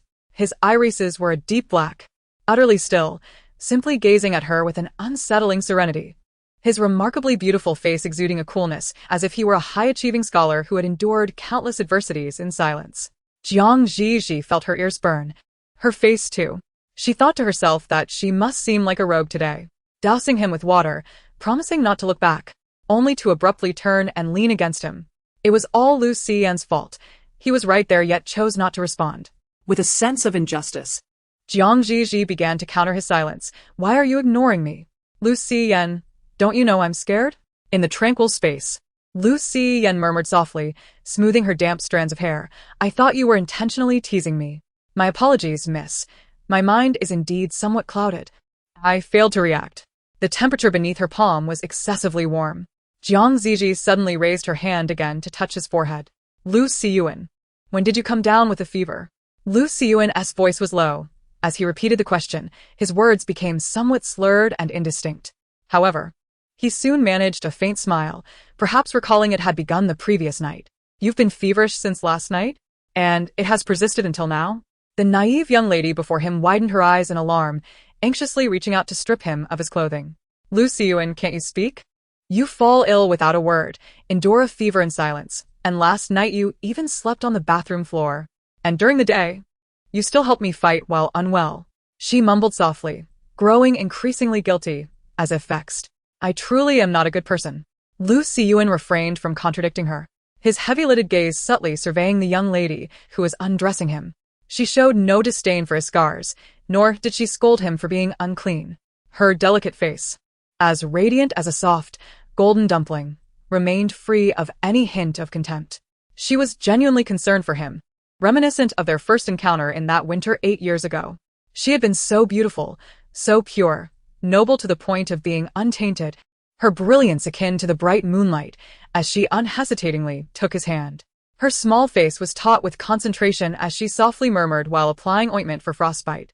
Lu Siyuan had forgotten just how repulsive he had appeared back then, yet he would always remember how, in that moment, he had mirrored his present self. He held his breath, gazing at her with greedy fervor. Outside the door, footsteps occasionally passed by, mingled with distant chatter. Yet, in the serene room, Lu Siyuan repeatedly surveyed the young girl before him with his bare gaze, his heart surging with unquenchable turmoil, his throat growing dry and parched. He felt despicable. Lu Siyuan tugged at the corners of his mouth, uncertain whether to laugh or cry, his dark pupils quickly glistening with moisture. She had tormented him for 6 long years. Through countless nights of suffering, beaten, abused, starved, insulted, kneeling in the rain, and fighting for scraps like a dog. He had endured her torment for 6 whole years. Yet now, with just a hint of kindness from her, he yearned to cast aside all grievances, even wishing to grasp her fingertips and kneel at her feet, to kiss her with fervent devotion. Just then, as he raised his hand, the gentle sound of the young lady's voice was interrupted by a light knock on the door. Zhi Zhi instinctively turned back, clutching the sleeve of Lu Siyuan's discarded shirt. The door swung open, bright sunlight flooding in, causing her to squint instinctively. The shadowy figure transitioned from indistinct to clear, revealing Gu Yuji's cold, austere face. Zhi Zhi's pupils widened in shock as she quickly released Lu Siyuan. However, it was too late. Half of Lu Siyuan's shirt had been pulled off, leaving him disheveled and partially exposed. Gu Yuji's voice pierced through the sunlight, sharp and chilling, like a frigid icicle in the depths of winter. What a coincidence. My arrival seems ill-timed, does it not? Zhi Zhi, at this moment, finds herself unable to articulate her thoughts clearly, her voice brittle and strained. Lu Siyuan is unwell, plagued by a fever, and his demeanor is rather provocative. Gu Yuji, with his composed and handsome countenance, interrupts her, his gaze piercing through Zhi Zhi, as if he yearns to strangle Lu Siyuan for daring to flirt with his fiancé in his presence. Am I invisible? The door slammed shut with a resounding bang, plunging the room into darkness once more. Yet, Gu Yuji's towering stature and formidable presence make the space feel even more constricted. He pulls Zhi Zhi behind him, his chiseled features etched with displeasure as he fixates on Lu Siyuan. You little brat, do you wish to die? In this shadowy room, Zhi Zhi is shielded behind the man, oblivious to the unfolding scene. Consequently, she cannot perceive the flicker of submission that has once again vanished from Lu Siyuan's icy, exquisitely refined visage. Though slender in build, he stands tall beside Gu Yuji, their heights comparable. Even in the presence of his furious fiancé, he dares to curl his lips into a smirk, his dark eyes gleaming with a contemptuous challenge. He adjusts his half-disheveled clothing, revealing the crisscross of whip marks upon his skin, his breath coming in hurried gasps. Gu Yuji's fists are clenched tightly, seething with rage. Had he not arrived just in time, what depravity might that despicable man have intended for his beloved fiancé? In this murky room, where clarity is obscured, is he planning to press her against the wall and kiss her? After all, they have cohabited for quite some time, perhaps developing an unspoken understanding. An understanding strong enough that Zhi Zhi would fight for him, and even if Lu Siyuan were to pin her against the wall and silence her with a kiss, she would only devise another means of retribution. Gu Yuji's heart is a tumult of jealousy and fury, nearly suffocating him with its intensity. Yet Lu Xian lifts his eyelids, casting a teasing glance in his direction, the corners of his mouth curving into a barely perceptible smile. It is as if a lascivious lover taunts a wife while provoking the impotent wrath of her husband. His tone carries a semblance of respect, yet his expression betrays the opposite. Gu, your authority is vast. To eliminate a mere insignificant character like myself would be akin to crushing an ant. However, Gu's rage should not surface before the young lady. He speaks with an air of nonchalance, seemingly stoking the flames of discord. As if Gu Yuji were a violent man prone to losing his temper in front of his fiancée, and as though Zhi Zhi were not safe behind him. If Gu insists on fabricating a notion of my involvement with the young lady, his voice trails off, laden with a certain nuance. Then I shall concede to the insinuation of my seduction. In the blurred shadows, Gu Yuji's profile is taut with tension, his keen, shrewd eyes ablaze with wrath, almost murderous in their intensity. He seizes Lu Xian by the collar, veins bulging on the back of his hand, enunciating each word with deliberate fury. Lu Xian. The youth, ensnared by his grip, smirks mockingly, whispering in a low tone, audible only to the two of them, laced with a wicked thrill, "Your wife is quite sweet. You know?" Gu Yuji's mind erupts with a thunderous roar, his reason consumed in flames. Behind him, a girl, frantic and pacing, was venting her despair to the system, lamenting her unfortunate predicament. Do not panic. It was merely an accident. According to the narrative, Gu Yuji must be intending to change clothes and inadvertently stumbled into your room. The male protagonist and the significant supporting character, Lu Xian, have yet to intersect within the plot, so he certainly would not engage in a brawl for your sake. The system's frantic cries were forcefully suppressed. Simultaneously, a fierce punch was launched towards Lu Xian, the sound of flesh meeting flesh resonating through the air, while Zhi Zhi, with a look of terror, covered her mouth in disbelief. She preferred to think she was merely seeing things. Otherwise, how could Gu Yuji and Lu Xian, two individuals whose paths had not crossed in the storyline, suddenly be embroiled in conflict? The jarring sounds of their collision, accompanied by the clatter of metal objects falling to the ground, filled the air with a faint scent of blood, leaving Zhi Zhi uncertain if anyone had been injured. She hesitated for but a moment before swiftly reacting. Stop, stop. Her slender arms clutched someone, almost being thrown off balance by the force of their struggle. With a startled cry, the two entangled figures immediately ceased their actions. The door creaked open, allowing a beam of bright sunlight to flood the room, accompanied by the appearance of a sharply dressed figure. Pei Henyang, tall and elegant, stood at the threshold, his handsome face devoid of expression as he pulled Zhi Zhi to his side. He surveyed the chaotic scene before him, a trace of a cool smile gracing his lips. What a lively commotion! He seemed to smile, though irritation flickered in his eyes until he glanced down at the girl beside him, ensuring she was unharmed before speaking again in a calm, deep tone. Apologies, I was unaware you were all so occupied.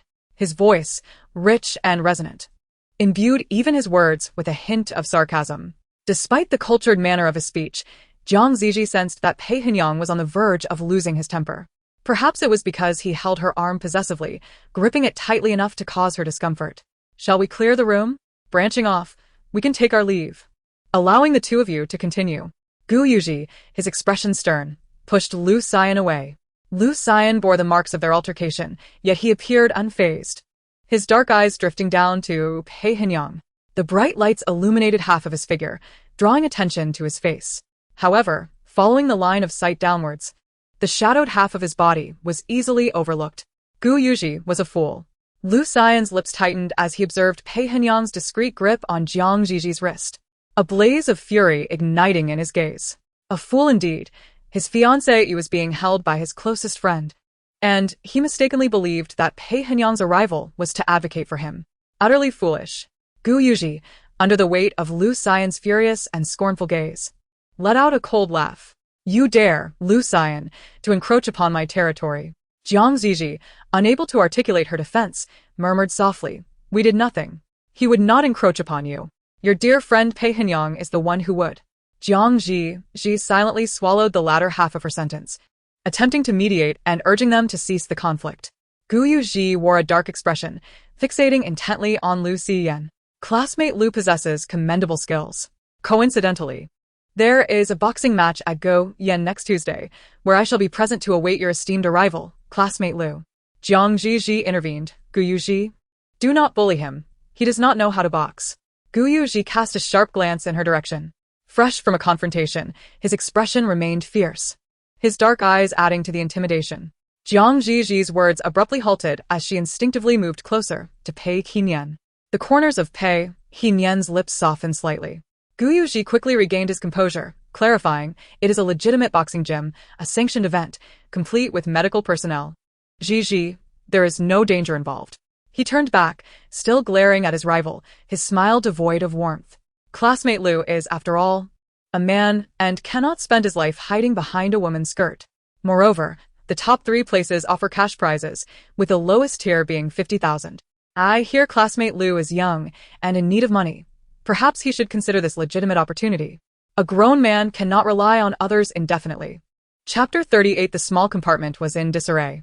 Zhi Zhi walked dejectedly beside Pei Hinyan and Gu Zhi.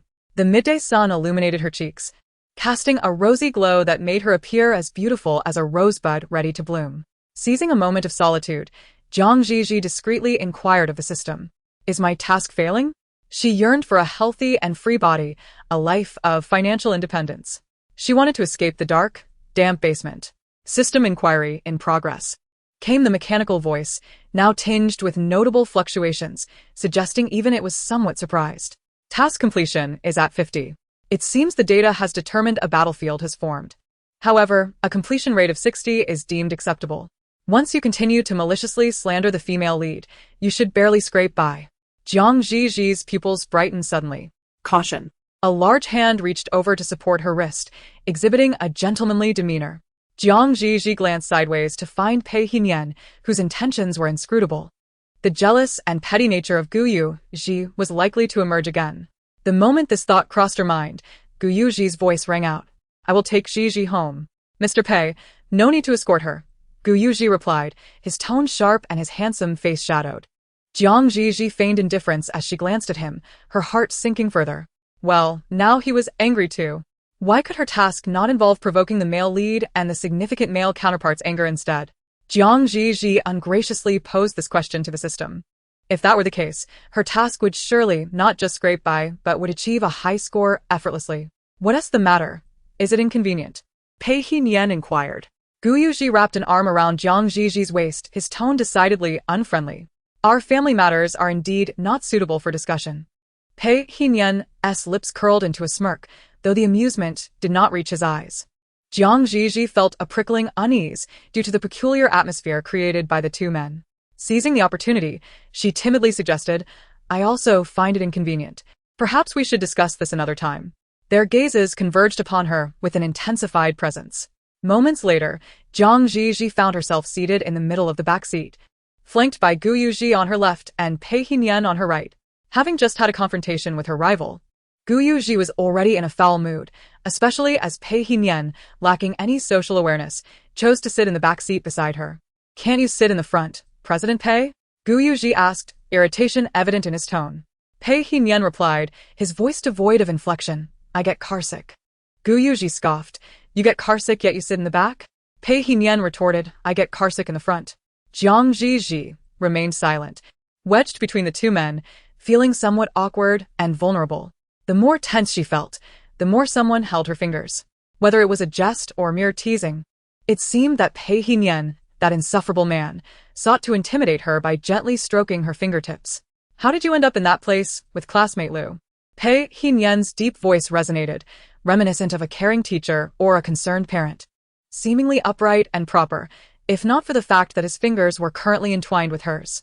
"What does it have to do with you?" Gu Zhi snapped, his fox-like eyes glinting with annoyance. "Zhi Zhi is my fiancé. What concern is it of yours?" "How could it not be?" Pei Hinyan, legs crossed, wore an amiable smile, his tone placid. After all, he had dined at the Jiang family's table the previous night. One ought to show consideration when dealing with the younger generation. Gu Zhi scrutinized Pei Hinyan, seemingly searching for any signs of weakness on his face. "Who is your girlfriend, Pei Hinyan? Were you just speaking to my fiancé in front of me?" Zhi Zhi felt a jolt of panic. It was all Pei Hinyan's fault. Why provoke Gu Zhi by calling her out in front of him and then insist on sharing the same vehicle? As if that were not enough, he had to confront Gu Zhi directly. Did he revel in the notion that their secret was evident to all? Or did he find it thrilling to challenge her fiancé openly?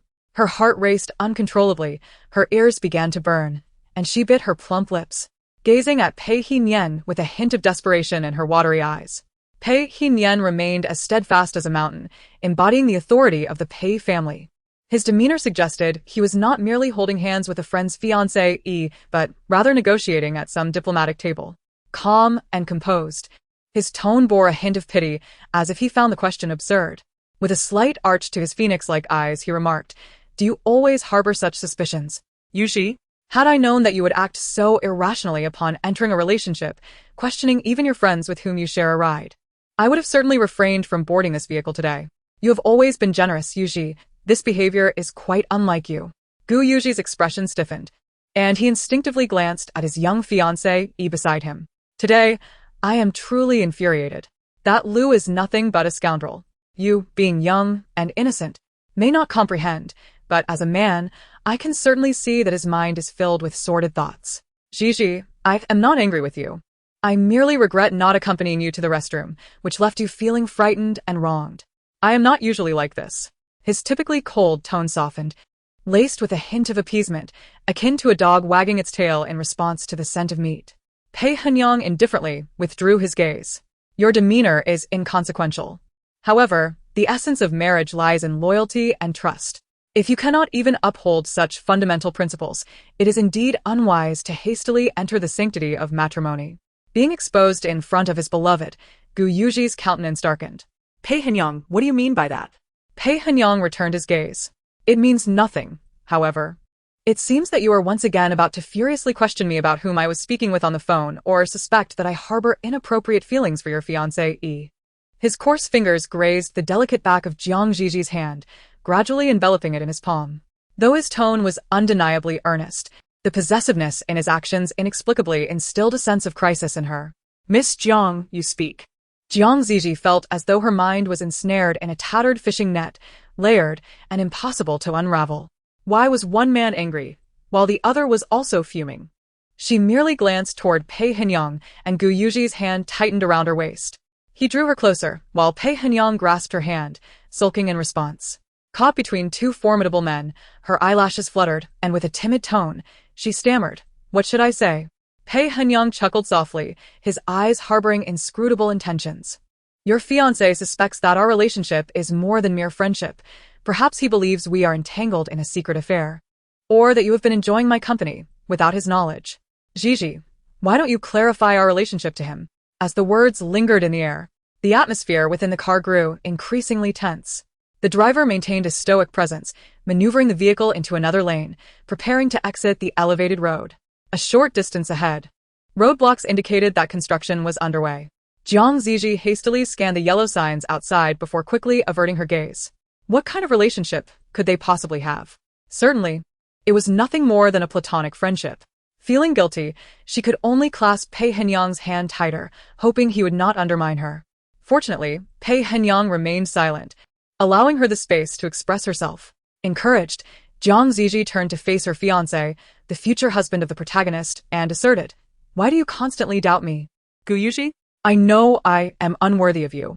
A soft voice suddenly shifted, accompanied by a pair of glistening eyes that easily evoke a sense of affection, leading one to question whether they're indeed at fault. "You are the esteemed heir of the Gu family, a figure of notable repute, with no less than 80 suitors vying for your attention. If not for an unforeseen circumstance, you would never have considered an engagement with me." Upon hearing her reminiscence, Gu Yuji was struck by an ominous premonition. As expected, his beautiful and delicate fiancée lowered her gaze, her thick lashes casting shadows upon her fair, exquisite face. Her voice was subdued and muffled. "If you do not wish to be with me, you may simply say so. I bear you no ill will. Having shared this moment with you brings me immense satisfaction. I will forever cherish this memory, holding you silently in my heart."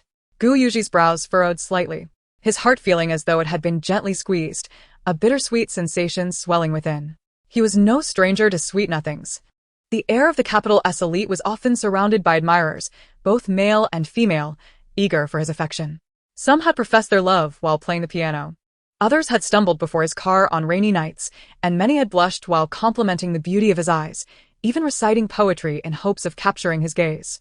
Yet, None had ever made him feel as enamored as Zhi Zhi did with a mere glance. No one had ever made his heart feel as though it were steeped in plum wine simply by her softly spoken words and averted gaze. He sensed her vulnerability. The hazy memories of her past, the radiant moonlight that circled around him, the presence of Shi Jin, and the inexplicable Lu Xian. Not to mention the baffling appearance of Pei Henian today, all seemed to confound her. She could neither clarify the origins of these individuals nor articulate her history with them. Thus, she could only press her crimson lips together, her anxiety palpable, as she attempted to withdraw from their engagement. How could she, who adored him so profoundly, even resorting to underhanded means to be with him, easily let him go? It was merely a fait, a playful act of reluctance born from fear of inciting his anger. In that moment of realization, Guyuji reached out to caress her lovely face. His striking, sharp features softened in the interplay of light and shadow, complemented by his captivating, soulful fox-like eyes, and his voice was undeniably melodic. Yet, he did not wish to merely reside in her heart. Her long, dark lashes fluttered, tracing an arc in the air. Her misty eyes gazed at him, akin to the most precious gemstones resting at the bottom of a pool. Even her silent gaze seemed to ensnare his heartbeat, rendering his breath unsteady. He held no resentment, nor did he wish to sever their engagement. Guyuji gently stroked her cheek, his voice a mere whisper, laced with a hint of frustration, tinged by jealousy. Those surrounding you possess ulterior motives. They covet you, though you remain oblivious. And how could we ever be mismatched? He cooed softly, his fingertip caressing her cheek. His tone tender yet low. I was born to be your husband, destined to wait for you to grow, and then to take you home amidst the envious gazes of others.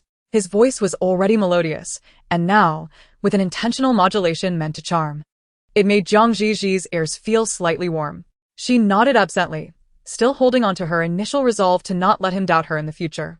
That handsome visage loomed closer, accompanied by a husky tone. I won't doubt you.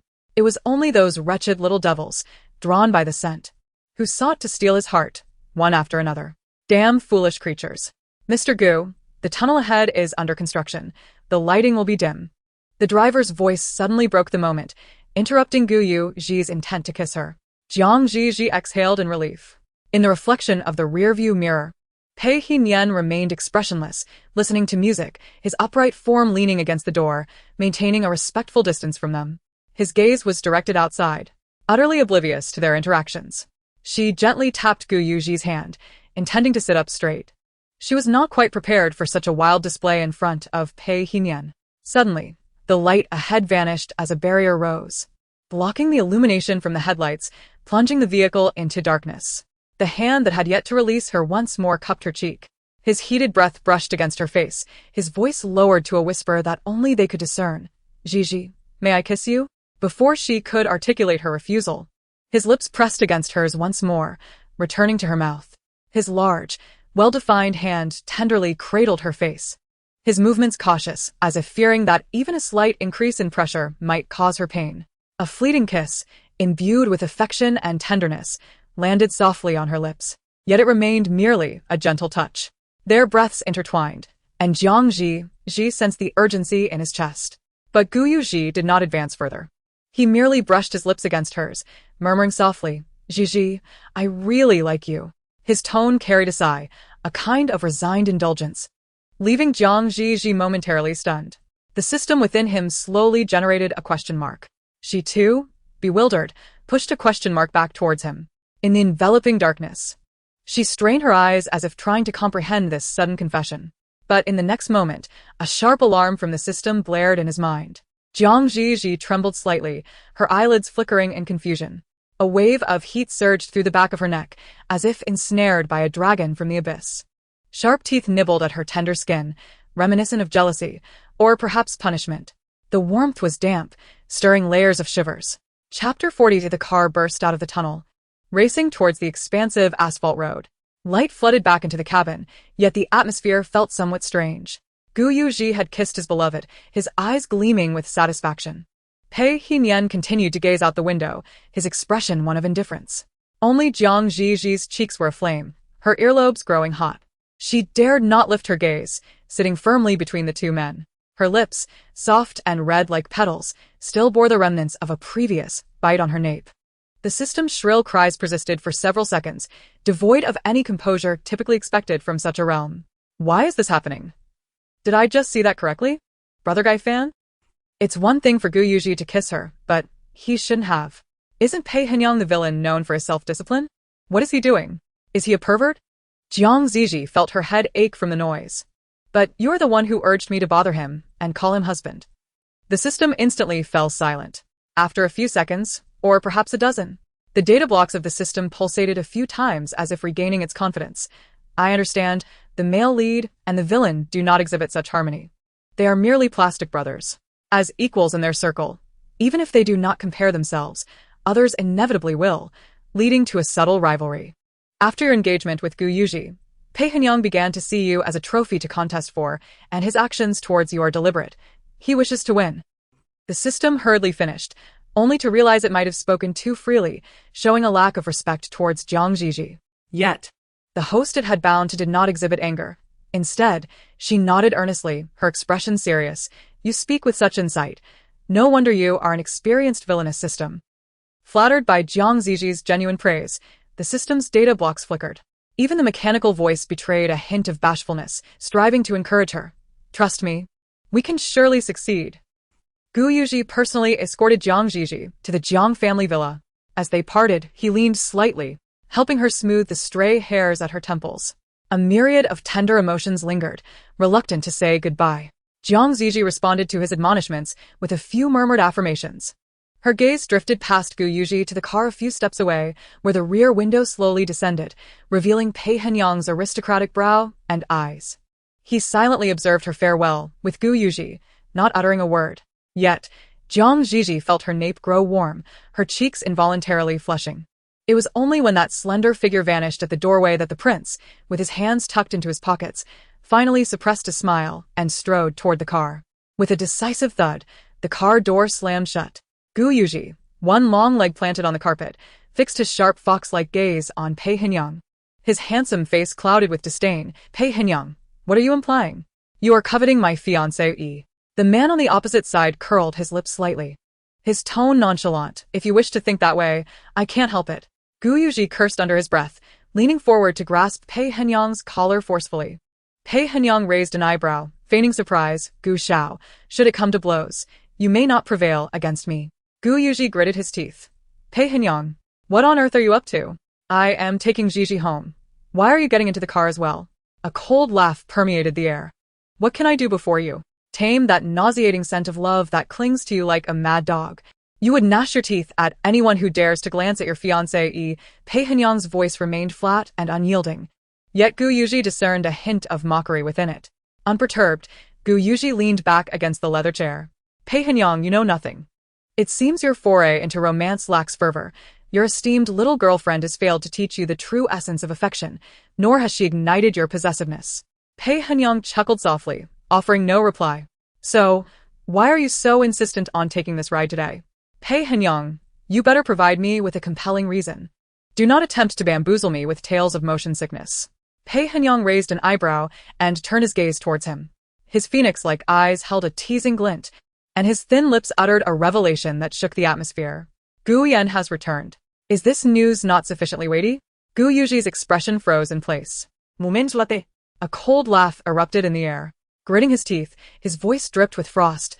Does he dare to return? 3 years prior, during the grand celebration of the elder Gu's birthday, a young man named Gu Yan was introduced with great fanfare. While the elder did not elaborate on the youth's lineage, his visage mirrored that of the elder Gu in his youth, surpassing the most compelling evidence. The elder matriarch turned pale, nearly collapsing, while Gu Yuji wore a mask of shock. In his twilight years, the esteemed elder Gu took great care in presenting this newly unveiled Gu Yan to the prominent figures present, seemingly laying a path for him. The entire circle buzzed with rumors, declaring Gu Yan to be the elder's illegitimate son, and his introduction at such a significant occasion signaled a forthcoming responsibility of great import. As anticipated, events unfolded as the crowd speculated.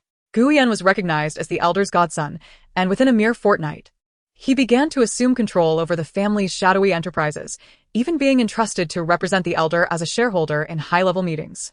Gu Yan, audacious and brazen, openly dared to challenge Gu Yuji in front of all.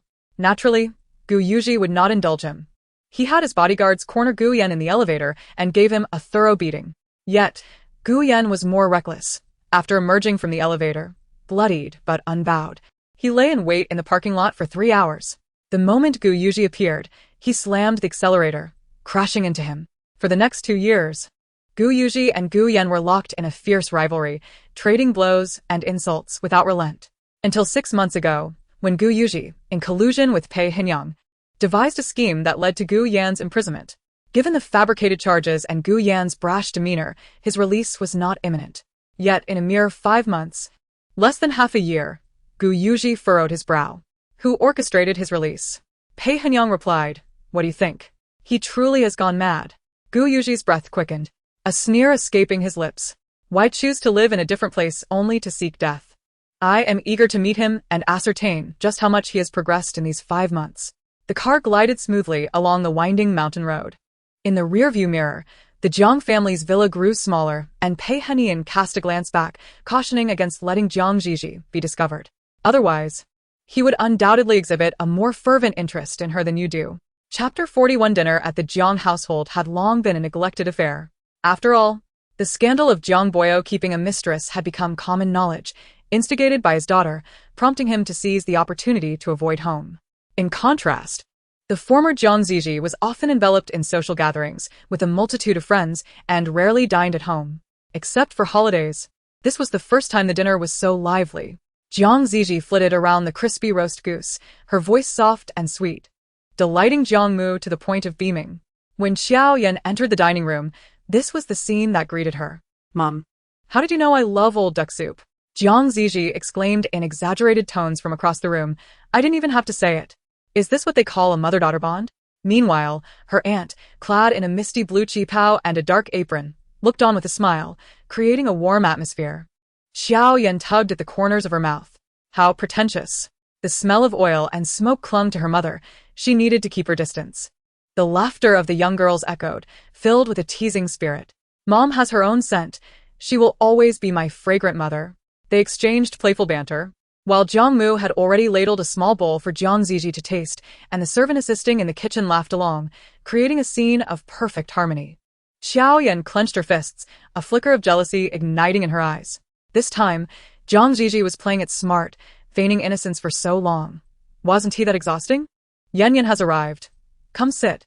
The dishes will be ready shortly." Dressed in a white dress, Xiao Yan hurried over to assist Jiang Mu. The evening meal was nearing its conclusion, with the braised ribs simmering in rich aroma.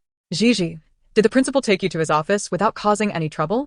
Xiao Yan's concerned tone instantly garnered Jiang Mu's attention. "You went to the principal's office?" Jiang Mu inquired. Jiang Zhi Zhi, already aware of Xiao Yan's ulterior motives, wore a mocking smile as she looked at her cousin. "Cousin, you are so concerned about my affairs. Why not help me in the principal's office?" "Oh, I'm just an ordinary student. How could I possibly assist you?" Xiao Yan feigned humility, preparing to divulge the incident of Jiang Zhi Zhi's altercation, but unexpectedly, Jiang Zhi Zhi quickly interrupted her. "Oh, I see you're eager to cozy up to Gu Yuji. I thought you wanted him to help me." Xiao Yan's expression froze. "What? You didn't tell him?" Jiang Zhi Zhi pressed. Xiao Yan felt ensnared, unable to respond to the question.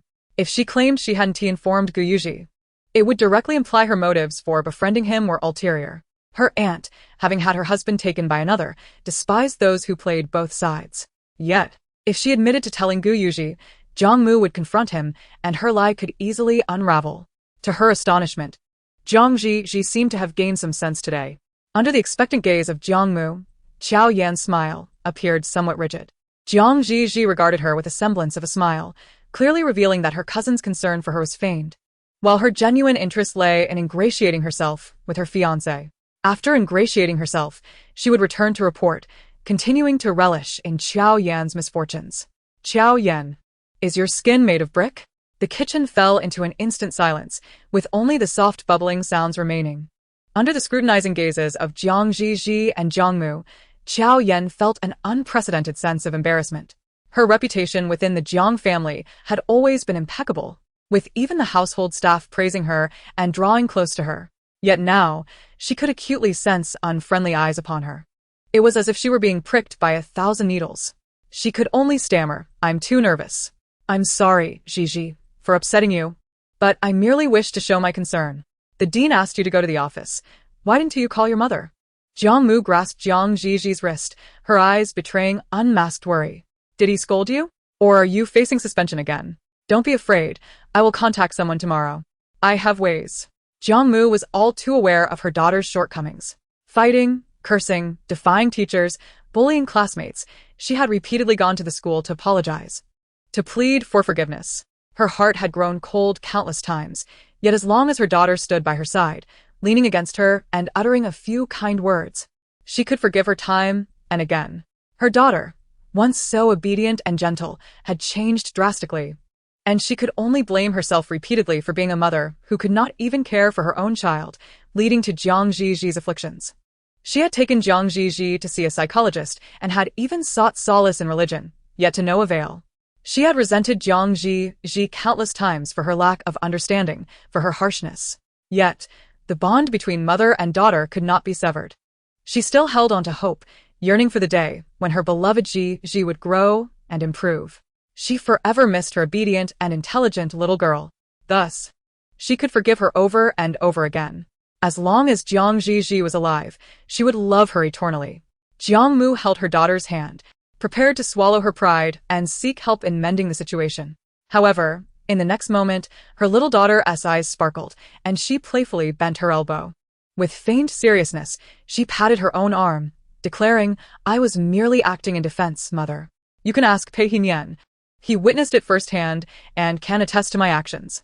Jiang Mu sighed in relief, muttering her intention to find an opportunity to thank Mr. Pei. Jiang Zhi Zhi cast a glance at Xiao Yan, whose face still bore the remnants of resentment, and squeezed out another smile, though it seemed increasingly forced. The phone on the island buzzed incessantly. Jiang Zhi Zhi paid it no mind, busily assisting Jiang Mu. Although it was said she was helping, in reality, she was merely creating chaos beside her. She could see her mother doted on her, even hesitating to let her carry a plate for the fried meat, fearing she might get burned. By the time the last dish of braised ribs was ready, Jiang Zhi Zhi had already settled herself at the dining table. Lu Xiyuan had prepared a refreshing beverage for her, homemade fruit tea, with an array of fruit pulps, among which the visible strands of pineapple fibers stood out. Jiang Zhi Zhi lowered her eyes and discreetly pushed the fruit tea away, expressing her desire for fresh watermelon juice. This was typical of her. She often acted on whims, and no one found it peculiar. Even if she intentionally created a fuss, others merely assumed she was playfully teasing Lu Xiyuan. As her words hung in the air, Lu Xiyuan lifted the cup again, preparing to take it away. Beneath his tousled black hair, his pitch-black eyes inadvertently caught sight of the delicate nape of the girl's neck. The soft, fair skin emanated a rich floral fragrance, smooth and flawless, reminiscent of the finest porcelain. Even just that morning, when she had bravely stood in front of him, her complexion had remained a pristine white. Yet now, in the span of a mere half-day, a small red mark marred the delicate skin of her slender neck. The outer edge was pale, while the inner part revealed a berry-like hue, as if it had been chewed and crushed. This mark was brazenly imprinted upon her alabaster skin, bearing the unmistakable hallmark of some man's pride. In that instant, Lu Xiyuan felt a surge of jealousy. Was it Gu Yuji or Pei Henian? He had not followed Jiang Zhi Zhi throughout the afternoon, nor had he been with anyone else. Beneath his dark hair, his excessively handsome face reflected a shadowy gloom. His gaze fixated on that crimson mark, his chest heaving with intensity. He knew he shouldn't feel anger.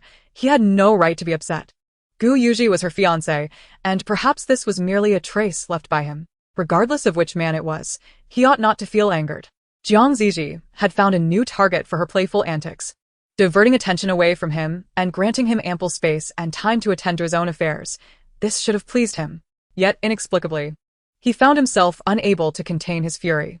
He envisioned gripping the other man's face, caressing her neck, and demanding to know which man she had enticed, which man's scent she had brought home, before leaning in to personally erase those indiscreet marks with his lips.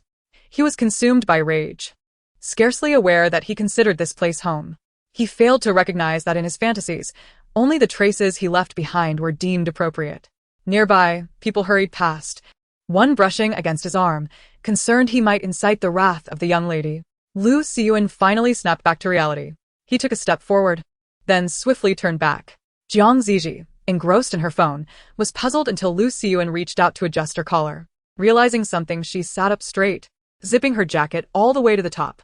It was all Pei Hennian's fault, she thought, and decided to temporarily ignore his messages. Her phone buzzed again, revealing an unknown number sending messages that were rather inappropriate. Why are you with that wild man? Why do you wear such an expression? Do you like him? When I kiss you in the future, will you wear that same expression?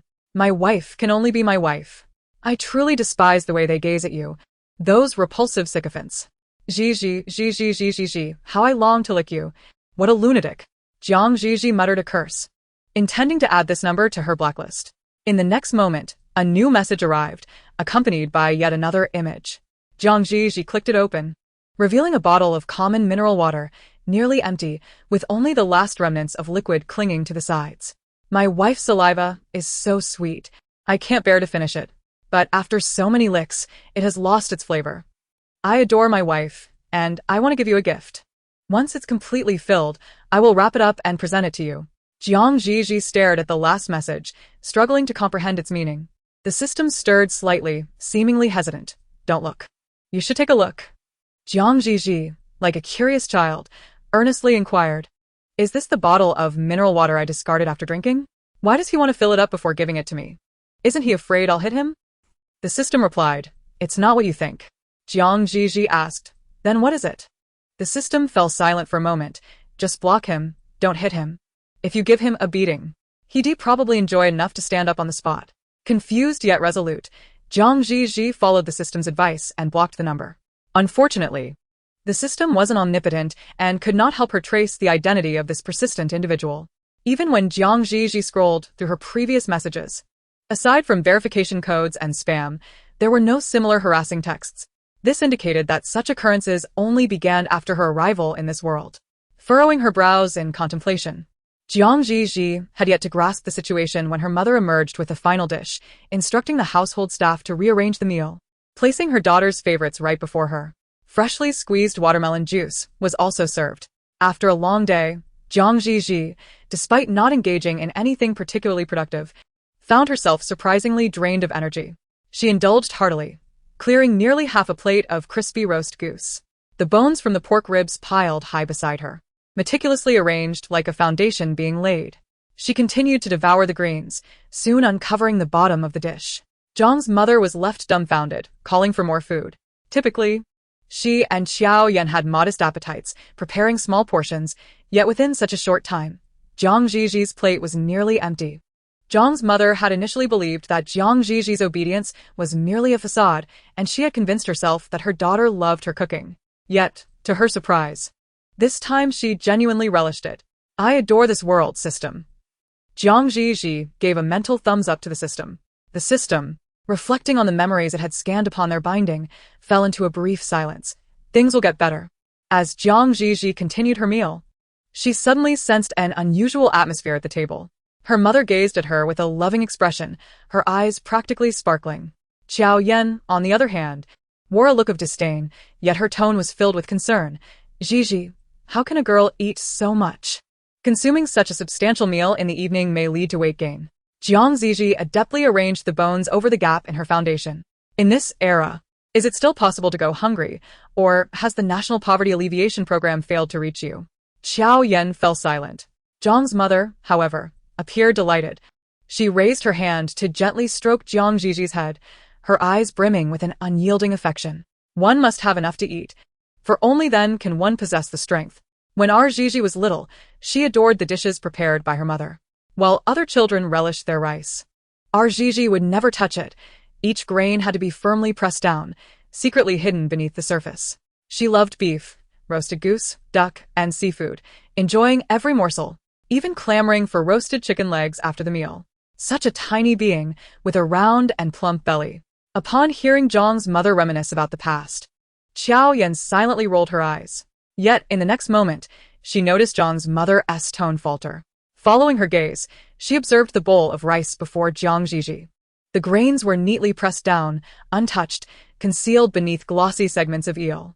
Zhang's mother remained lost in her reverie, her expression frozen in astonishment. The image of her obedient little daughter cradling the bowl lingered in her mind, contrasting sharply with the scene of a frenzied Zhi Zhi sweeping the dishes off the table. Rice scattering across the floor, sticking to the surface like certain memories lodged deep within her heart. She had forgotten when her little daughter, who once despised rice, began to act so unusually, expressing disdain for a table devoid of staples.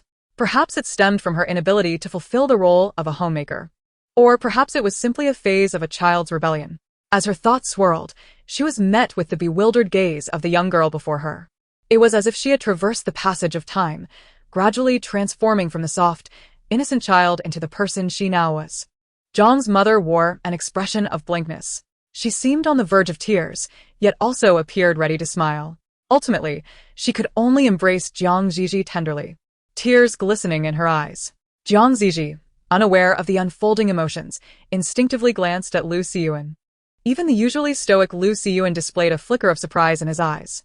Chapter 43. Zhi Zhi felt somewhat dazed during this meal. The roasted goose was delectable. With each bite, the crispy skin and rich fat burst in her mouth, while the tender, delicate meat delighted her palate. The ribs were equally scrumptious, stewed to perfection. With a gentle press through the thin membrane, the intense flavor nearly overwhelmed her senses. She relished every bite, yet, for reasons unknown, her mother regarded her with such a gaze, as if she were a long-lost treasure, a precious jewel cradled close to her heart. Even the act of wiping the corners of her mouth was executed with utmost care. It seemed her mother believed she remained oblivious, discreetly turning away to wipe her tears. Could a mere meal bring such joy to her mother? The original owner of this life must indeed have been quite something. Following dinner, the housekeeper coincidentally arrived with a parcel. Zhi Zhi was unaware of what the original owner had purchased. She merely instructed Lu Xiyuan to take it upstairs, intending to open it herself shortly. As she brushed past Xiao Yan, a voice laced with anger reached her ears. Zhi Zhi, for the sake of earning your aunt's forgiveness, you would go to any lengths.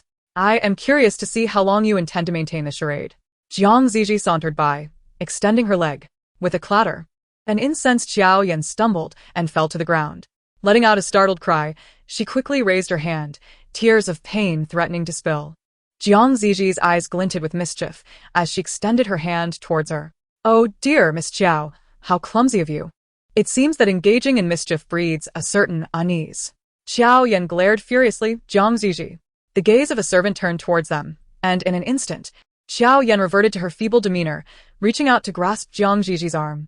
In the next moment, Zhi Zhi swiftly withdrew her hand, disdainfully brushing off her palm.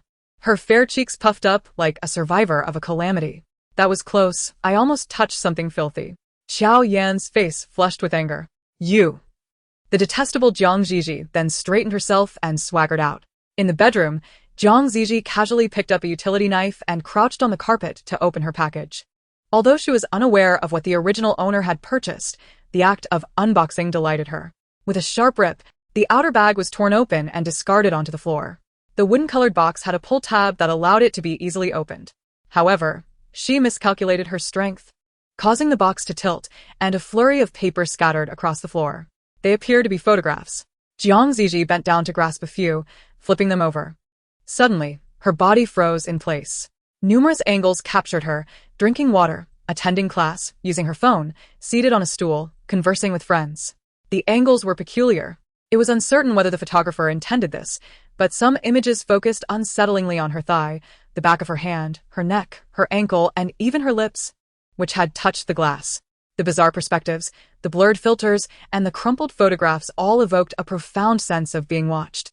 A chill crept up her spine, and Zhi Zhi hastily discarded the photos from her hands. This was no prank, nor a misdirected message. It was that person, the one who sent her videos and photos, calling her wife, a true deviant. Instinctively, Zhi Zhi took 2 steps back, her eyes fixated on the open package and the scattered photos, feeling a wave of dread wash over her. What's wrong? Lu Xiyuan's voice resonated from the balcony, and the girl kneeling on the floor snapped back to reality, her voice trembling slightly creepy. A creep. Lu Xiyuan's expression shifted dramatically as he set down what he was holding and strode towards her. His tall figure, standing rigidly, blocked the light, positioning himself between Zhi Zhi and the chaotic array of photographs, as if shielding her from the prying eyes. Zhi Zhi watched as he bent down, scanning the photos on the ground, before deftly extracting one. Had she not confirmed that she wore the short skirt today, she would have doubted whether the person in the photograph was truly her. The deliberately adjusted angle rendered the pixels blurred when magnified, revealing only a pair of slender, evenly proportioned legs and the inner thighs that would not attract unnecessary attention while walking. Even though everything was concealed beneath a short skirt, an intense discomfort lingered deep within Zhi Zhi. She observed Lu Xiyan lift the photograph, fixating on her legs, scrutinizing them inch by inch, as if her legs were being meticulously surveyed or caressed by his gaze. Zhi Zhi's cheeks flushed excessively. She was about to snatch the photograph away when she heard Lu Xiyan's voice, devoid of emotion, utter the word, wet. Zhi Zhi was taken aback. What? Lu Xiyan tightened his grip on the photograph, causing the image to distort slightly with his movements. Simultaneously, his gloomy yet striking face turned towards her. Enunciating, the photograph is somewhat damp. It must have been exposed to moisture. Rainwater, perhaps his saliva, or something even more repugnant. Zhi Zhi's eyes widened, panic flashing within them. Saliva alone was revolting enough. Had that pervert actually licked the photograph? What could be worse than that? Perhaps her astonishment was too pronounced, or her expression too frantic, for Lu Xiyan pressed his lips together and shifted the topic. Is this the first time you've received such things? Has he used similar tactics to harass you before? It is the first time, but yes, there have been instances. Zhi Zhi stammered, hastily retrieving her phone and handing it to him. I received harassing messages from an unfamiliar number both this morning and evening. It could be this person, as he often says very peculiar things to me. Lu Xiyan's thin lips remained sealed, his long fingers deftly scrolling through the messages before he swiftly turned to his computer, tapping a few keys to access an unfamiliar website. Zhi Zhi watched as he entered the harassing number with practiced ease, his brow furrowing at the English text that appeared. Overseas number. It is cancelled after being blocked by you, leaving no trace. And then there's this. A jolt ran through Zhi Zhi as she clutched the packaging she had previously discarded, presenting the delivery slip to Lu Xiyan.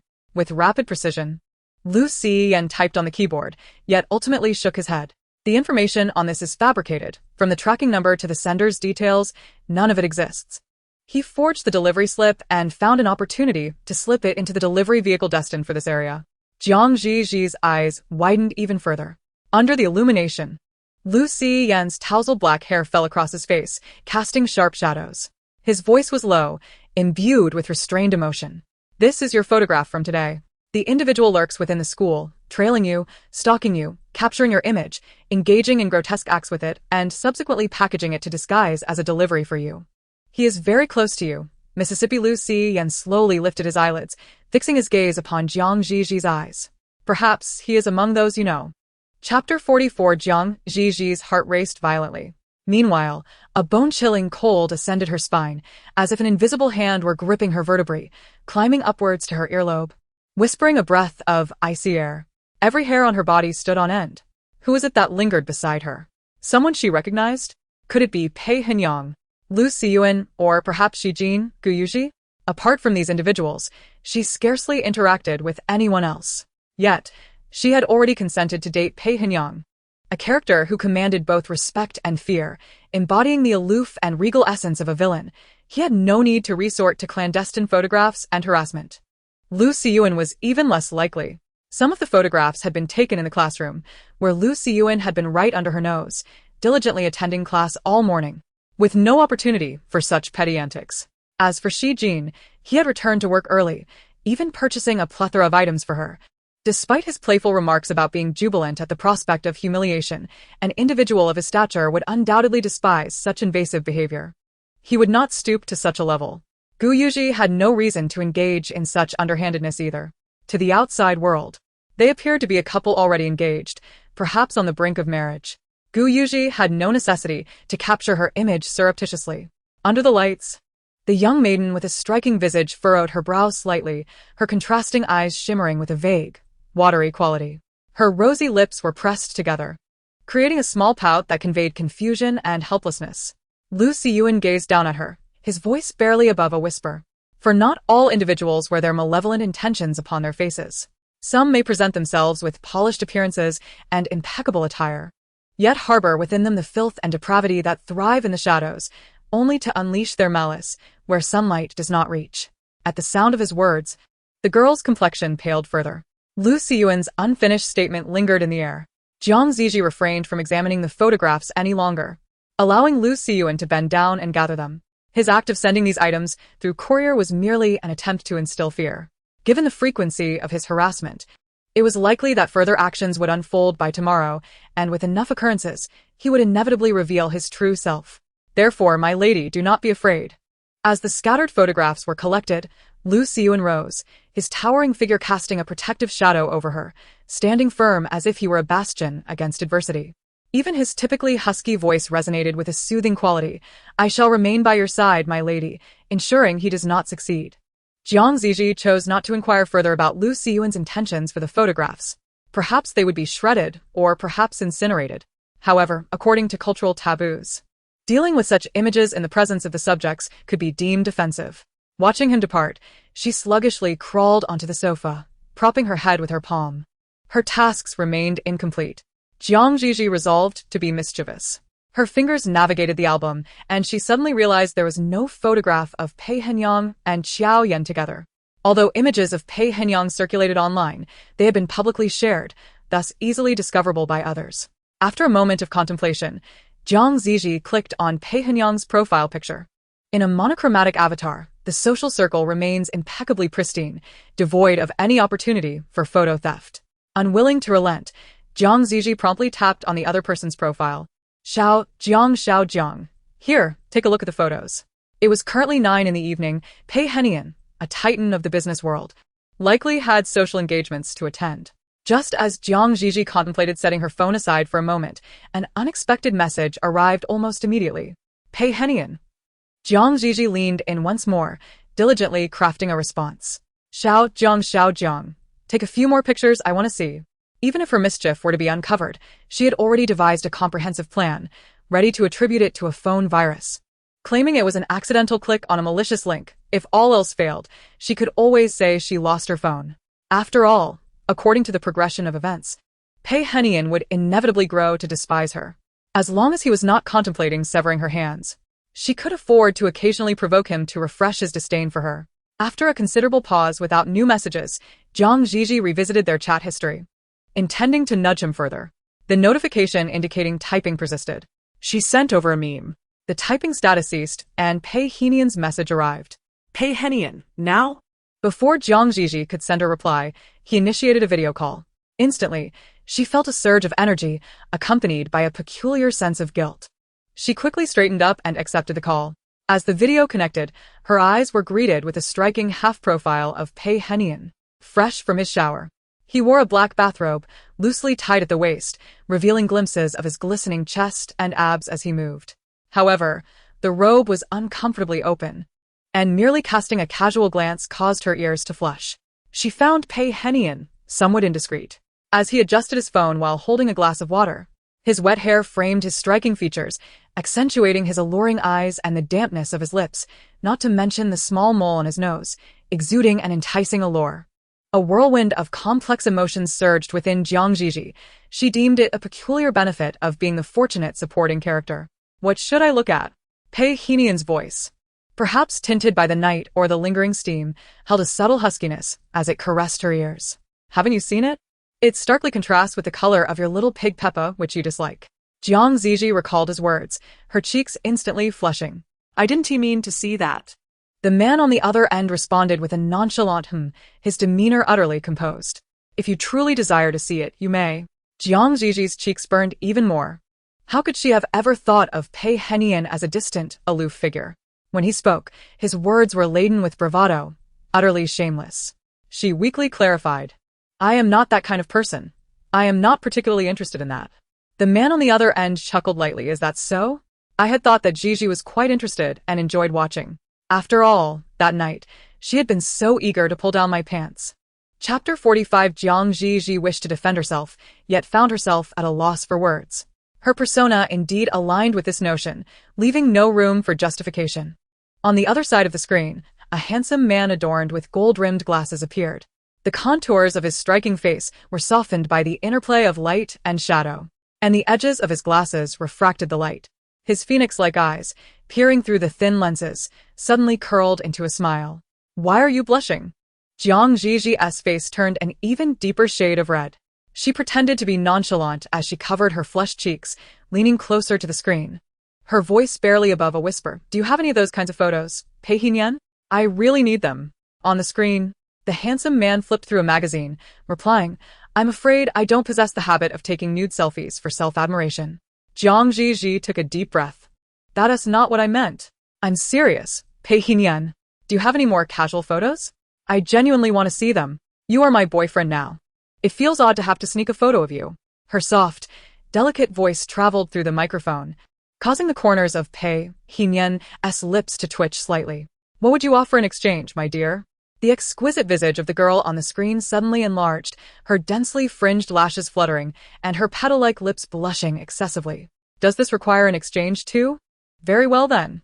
She persuaded herself, continuing to inquire, what kind of photos do you want? Would my selfie suffice? I can take one right now. As she prepared to rise, the deep voice of the man resonated again. I don't need anything so formal, my dear. The beautiful face on the screen turned in astonishment. What do you want then? With a half-smile, the man behind the gold glasses raised an eyebrow. What do you think? Zhi Zhi? Zhi Zhi's face grew increasingly warm, her voice wavering. Do you want those kinds of photos? But could you leave behind a piece of clothing for me? She weakly negotiated with Pei Hinyan, her ears flushed red. A low chuckle came from the other end of the line, as the man in gold-rimmed glasses gazed at her with a hint of exasperation. You silly girl. After a few moments, photos began to arrive. They were indeed more mundane, yet still depicted him in a suit at formal occasions, likely preserved due to certain meetings. The delicate girl blinked as she heard the man's voice on the line. No need for an exchange. Zhi Zhi could ask her father for anything she desired.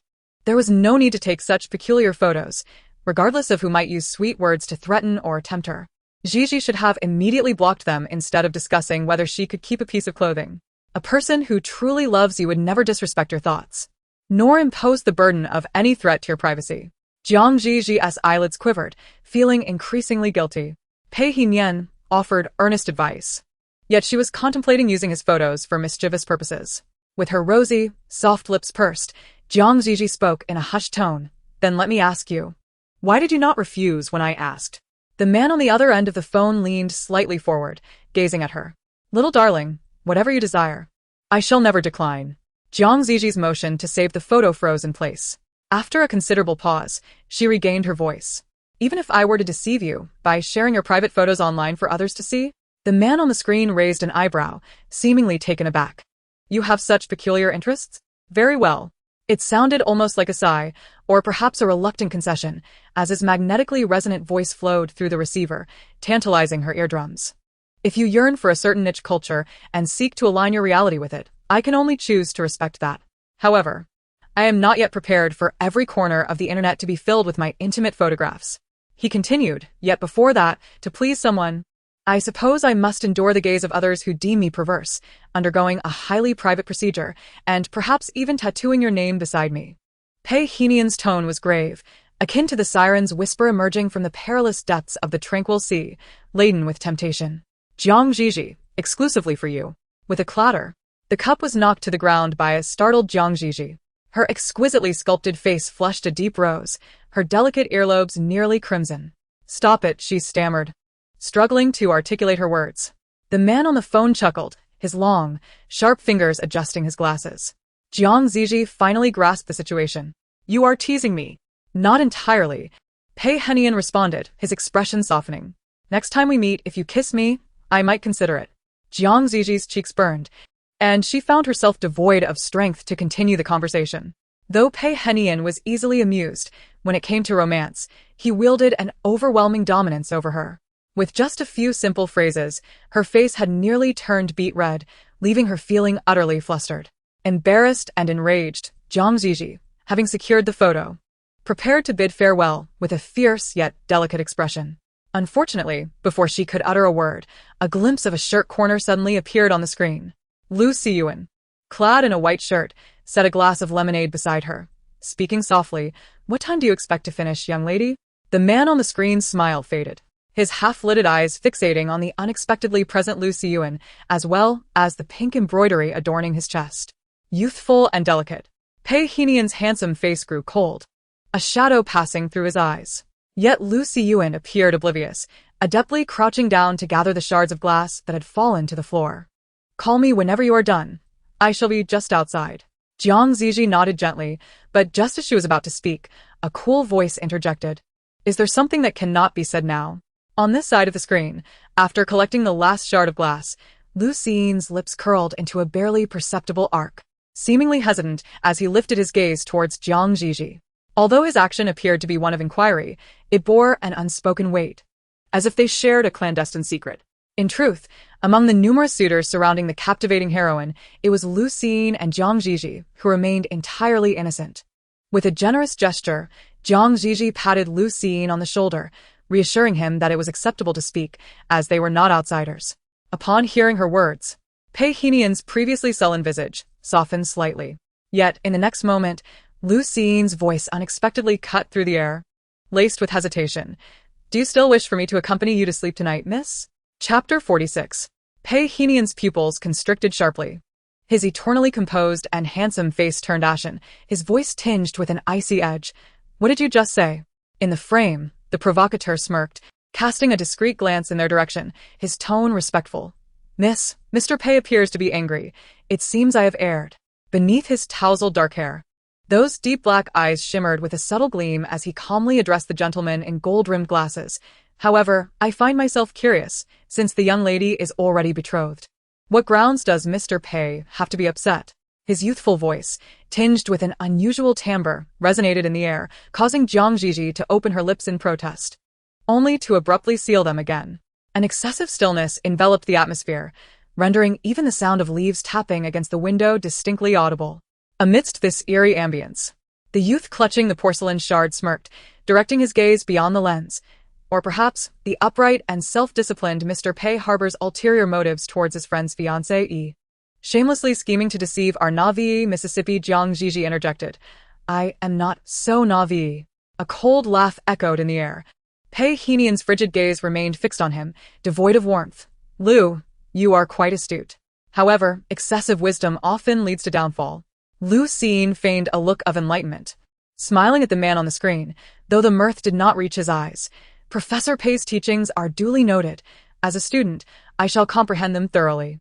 The peculiar atmosphere, the taut exchanges, and the palpable aggression crackled with energy, while Jiang Zhi found herself inching away from the focal point of their conversation, attempting to extricate herself from the center of attention.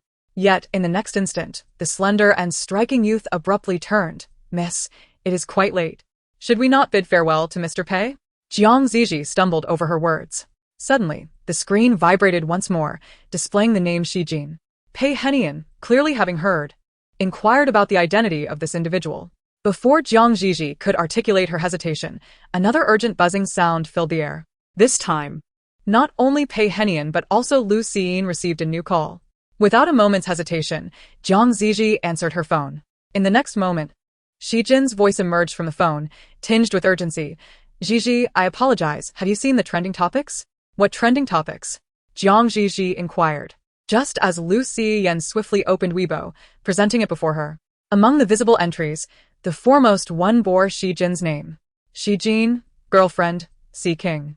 Pei Henian, net worth, Gu Yuzhi, the crown prince of the capital. Lu Xiyan, science top scorer. The fish pond exploded. Simultaneously, a mechanical voice echoed in her mind. Task progress 60, qualification achieved. This task is complete. Host's malicious value 10, current malicious value 18. The sound of task completion resonated, causing Jiang Zhi's eyelashes to flutter involuntarily. She hadn't even begun to scheme, and yet the task was already accomplished. However, the consecutive names in the search clearly indicated that Xiao Yan had been exposed. She had yet to execute her malevolent intentions. Who, then, was responsible for this? A flicker of confusion crossed Jiang Zhi's eyes as her finger prodded at a specific entry on the screen. What appeared was a lengthy screenshot. The thumbnail of the chat record's too small to discern without opening it. The comments below, however, were even more eye-catching. Laughing to death, some entertainment reporters are utterly ridiculous. I can understand a female university student being a sea king, but to claim she simultaneously flirts with the film emperor Zhi Jin, the business magnate Pei Henian, the crown prince of the capital, and a top science scorer, manipulating all four at her whim? How outrageous can one get? Are you serious? Do you think anyone believes this? Stop reading so many tomato novels. It's warped your mind. Here to see the living sea king at 14? Is this beauty even human? No way. This sister. Isn't she the one Zhi Zhi claimed he would pursue this morning? Takeaway teacher Xi, no unauthorized promotions. If you have extra time, do check out our brother Xi's new movie, The Police and Bandit blockbuster duality. It doesn't seem entirely fabricated. It's just a minor intersection with their circle. However, Zhang Zhi Zhi is engaged to Gu Yuji, currently in a fiancé relationship. This sister is named Zhang Zhi Zhi, my wife. Just by her name, you can tell she's my long-lost wife. Could it be self-promotion? I've never seen such a beautiful face in reality. The picture is too fierce. Just a group photo doesn't prove anything, right?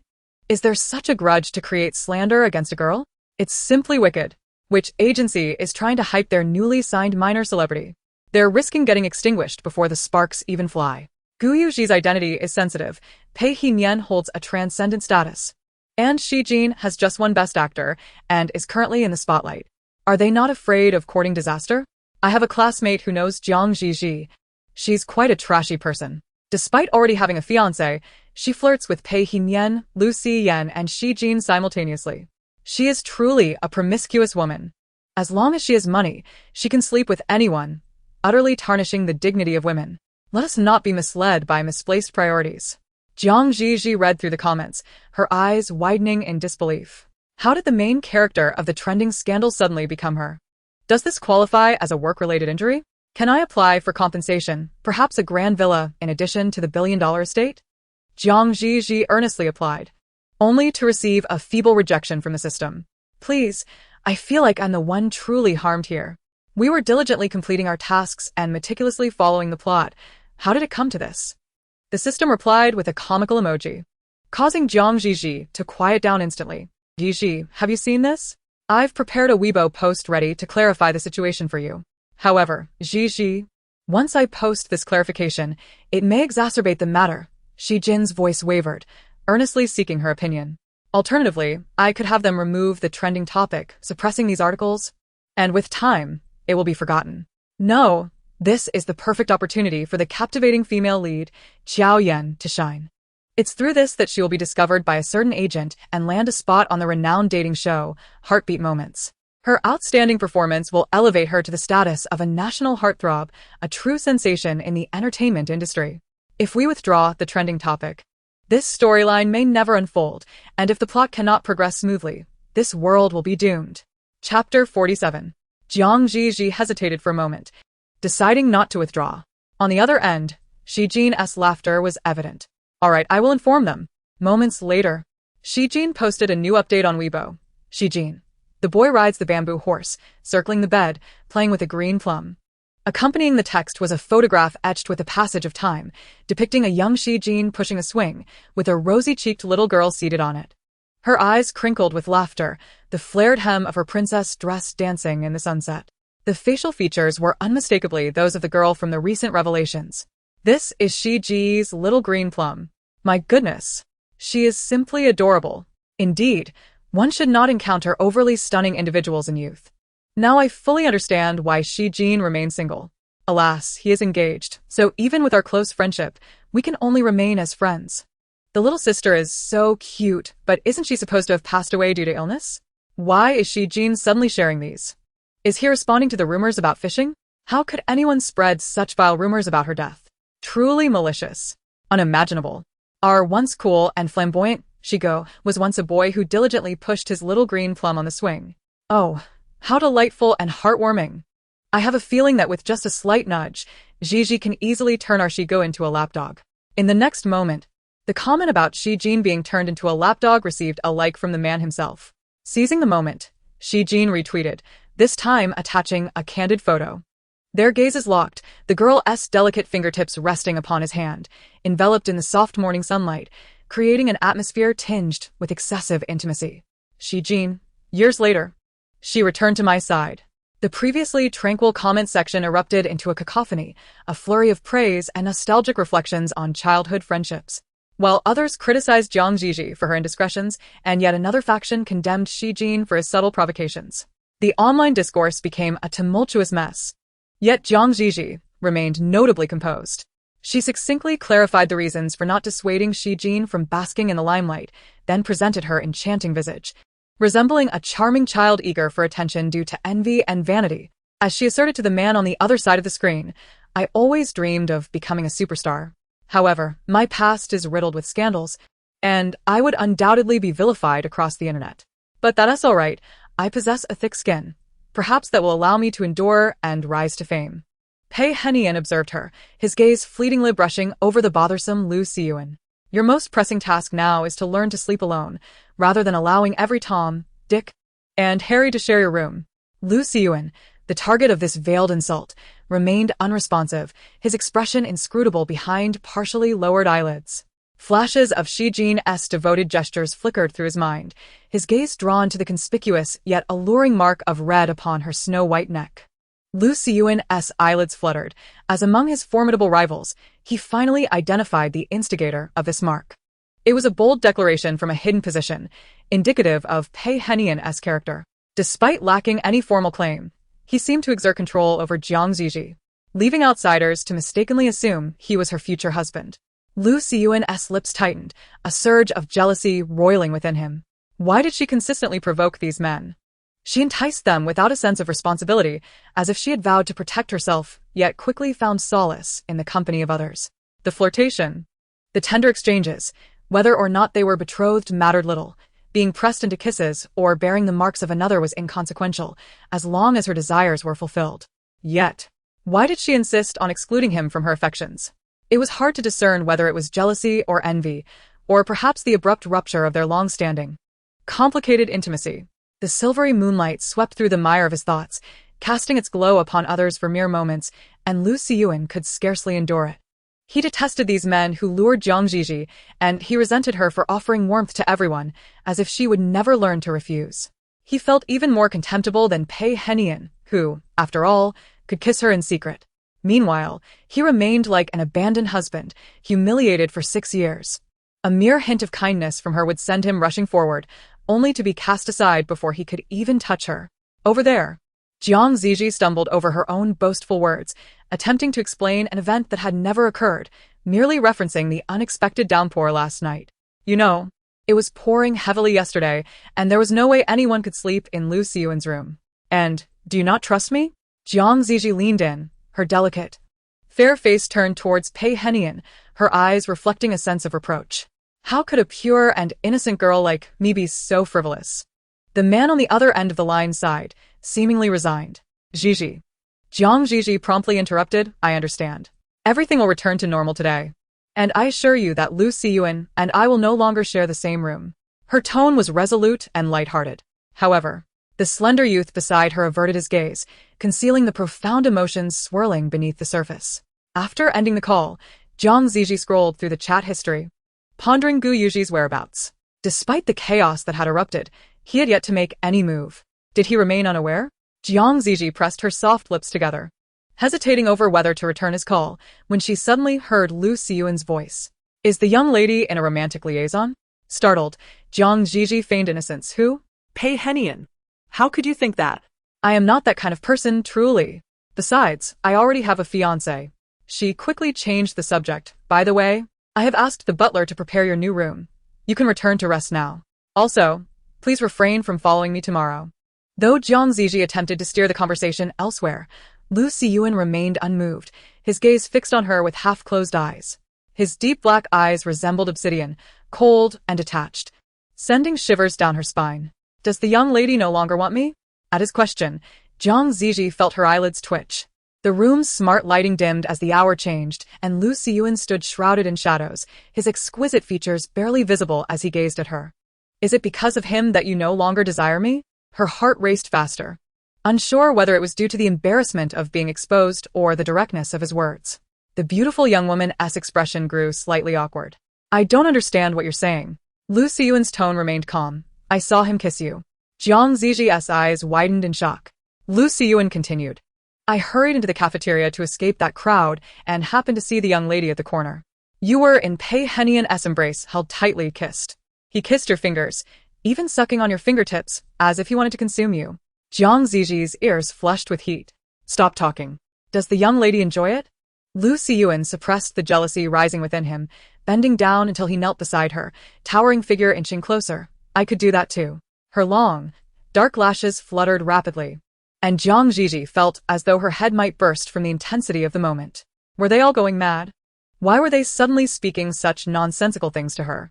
Her delicate fingers curled tightly together as she fought against the heat rising in her cheeks, trying to appear nonchalant. You must be mistaken. It was a misunderstanding, merely a gesture of courtesy. Is a kiss that leaves your fingers soaked with a man's saliva merely a courtesy? Lu Xiyuan's voice was flat, his dark eyes piercing into hers. By that standard, does the young lady intend to kiss him again, to share a bed? Even if she is subjected to the whims of Pei Henny, the young lady still finds solace in the notion of social decorum. Zhi Zhi's cheeks flushed with a rapid intensity, her slender neck seemingly enveloped in a veil of crimson. Her soft voice, tinged with embarrassment, bore the weight of indignation. Lu Xian, what nonsensical drivel are you uttering? Yet this time, her bravado did not deter Lu Xian. Kneeling at her feet, he assumed a subservient posture. Yet his words carried an undeniable gravity, my lady. Have you forgotten that I warned you? The very individuals who harass you with photographs linger nearby. Yet you choose to side with and trust these outsiders. Pei Henny, a man who has thrived in the city's tumult for years, is hardly a reputable character. Even if you seek amusement in a fleeting moment, you ought not to associate with such perilous company. The youth's voice remained calm, though a tempest of fervent emotions surged beneath the surface. My lady, I have stood by your side for 6 years. No one understands you better than I do. Here, you may indulge in all the new experiences you wish to explore. I pledge my loyalty to you, and shall never betray you. Chapter 48. Harshly reject him, humiliate him. The system's mechanical voice suddenly echoed. In the original plot, Lu Xian, having witnessed the turmoil and consumed by jealousy, was distracted and subsequently ridiculed by the protagonist. Sent down the stairs in disgrace. Meanwhile, the gentle and enchanting heroine, Qiao Yan, reappeared to comfort him, further igniting Lu Xian's dark desires for her. On the sofa, the girl with lowered eyes fluttered her lashes. How should I humiliate him? It matters not. Insults are futile. Call him a dog, look down upon him. The more impoverished a person is, the stronger their pride.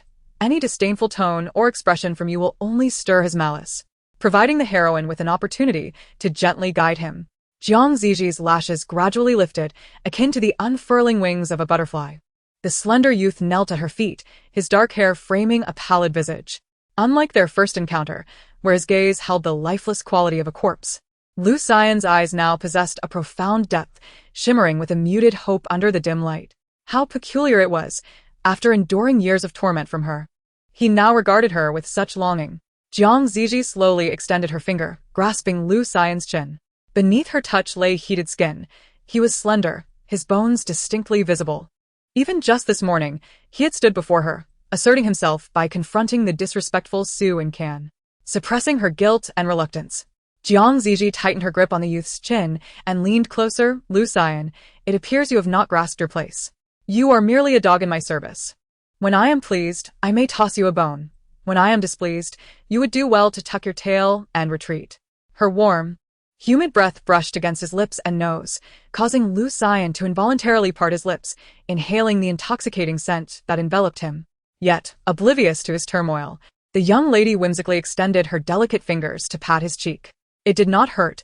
Instead, it was the fragrant essence of her presence that filled the air. In a fleeting moment, Lu Xian found his mind momentarily blank, and he couldn't help but recall the foolish sight of Shi Jin, who was dazedly wagging his tail. At that time, he did not even comprehend the situation.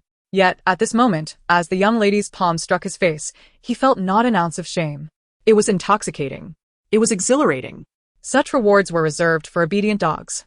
Moreover, she was so close, her breath brushing against his lips. Their breaths intertwining. What difference was there from a kiss? An insatiable excitement surged within Lu Xian, his atoms apple bobbing swiftly. In a place unnoticed by Zhi Zhi, amidst the blurred shadows of fabric, Lu Xian shifted forward on one knee, openly adjusting his posture before her. Zhi Zhi did not lower her gaze. Lu Xian felt a twinge of regret. Perhaps he should not have worn these unremarkable black trousers today, their light-absorbing hue and rigid, austere cut failing to pique the young lady's interest. I know. Lu Xian's voice resonated, laced with a subtle thrill. I am the dog raised by the young lady. Therefore, she undoubtedly has the right to utilize me as she pleases. Within his line of vision, the willful young lady appeared momentarily stunned. Lu Xian pondered for a moment, resembling a seasoned salesperson, calmly marketing himself. I am quite clean, having grown up under the young lady's watchful eye, never having engaged in romantic affairs, never having interacted with the opposite sex, untouched by others, and even my self-pleasure has been pitifully rare. I am unlike those men outside. They have toiled for years, engaging in social gatherings and indulgent revelries, inevitably playing their part in the game. With a hint of sticky desire flashing in his dark eyes, he softly added, "Doesn't the young lady favor pink? I could certainly accommodate that." In the middle of their exchange, Zhi Zhi's almond-shaped eyes widened in shock as she gazed at him. Yet, she quickly regained her composure, adopting a fiercer, more adorable demeanor. "Shut up." The delicate snow-like skin of hers bore a faint blush, her ears reddening as she scolded him. "Lucine, I truly wish I could shake you to rid your mind of those disordered, filthy thoughts." Lucine's voice remained calm. "That would be acceptable, but it is best if the young lady refrains from doing so." Zhi Zhi scoffed. "Now you know fear?" Lucine looked at her, letting out a slight sigh. Because if the young lady were to attempt such an action, she might indeed uncover some unsavory truths. Zhi Zhi retorted, "In that case, I would feel quite sorry." Lucine regarded her, his voice tinged with a sense of regret. "It would trouble me to sully the young lady." Chapter 49. Lucine was unceremoniously thrust out by Zhi Zhi. The loud slam of the door resonated as he barely managed to steady his slender frame outside. Downstairs, the sympathetic gazes of the servants fell upon him. Yet, standing in the gaze of others, Lucine extended a finger, lightly touching his own face. The lingering delicate fragrance felt like a brand, pressed against his skin. Suddenly, Lucine regretted not allowing himself to be slapped a few more times. It is best to be enveloped by her fragrance, allowing him to be marked by the essence of a young lady, and to let those enticing scents permeate his very being. Lucien curved his lips, his eyes reflecting a delightful darkness. "Xiaolu, are you well?" A sound of footsteps approached, followed by Qiao Yan's voice. "Zhi Zhi is so willful. She must have thrown another tantrum at you, right? After all these years." "She has not progressed at all, always finding new ways to bully others." Upon catching sight of Lucien's expression, Qiao Yan's words faltered. Lucien smiled. "How rare. What is there to laugh about after being driven out of a room? Has he been so mistreated that he has lost his wits?"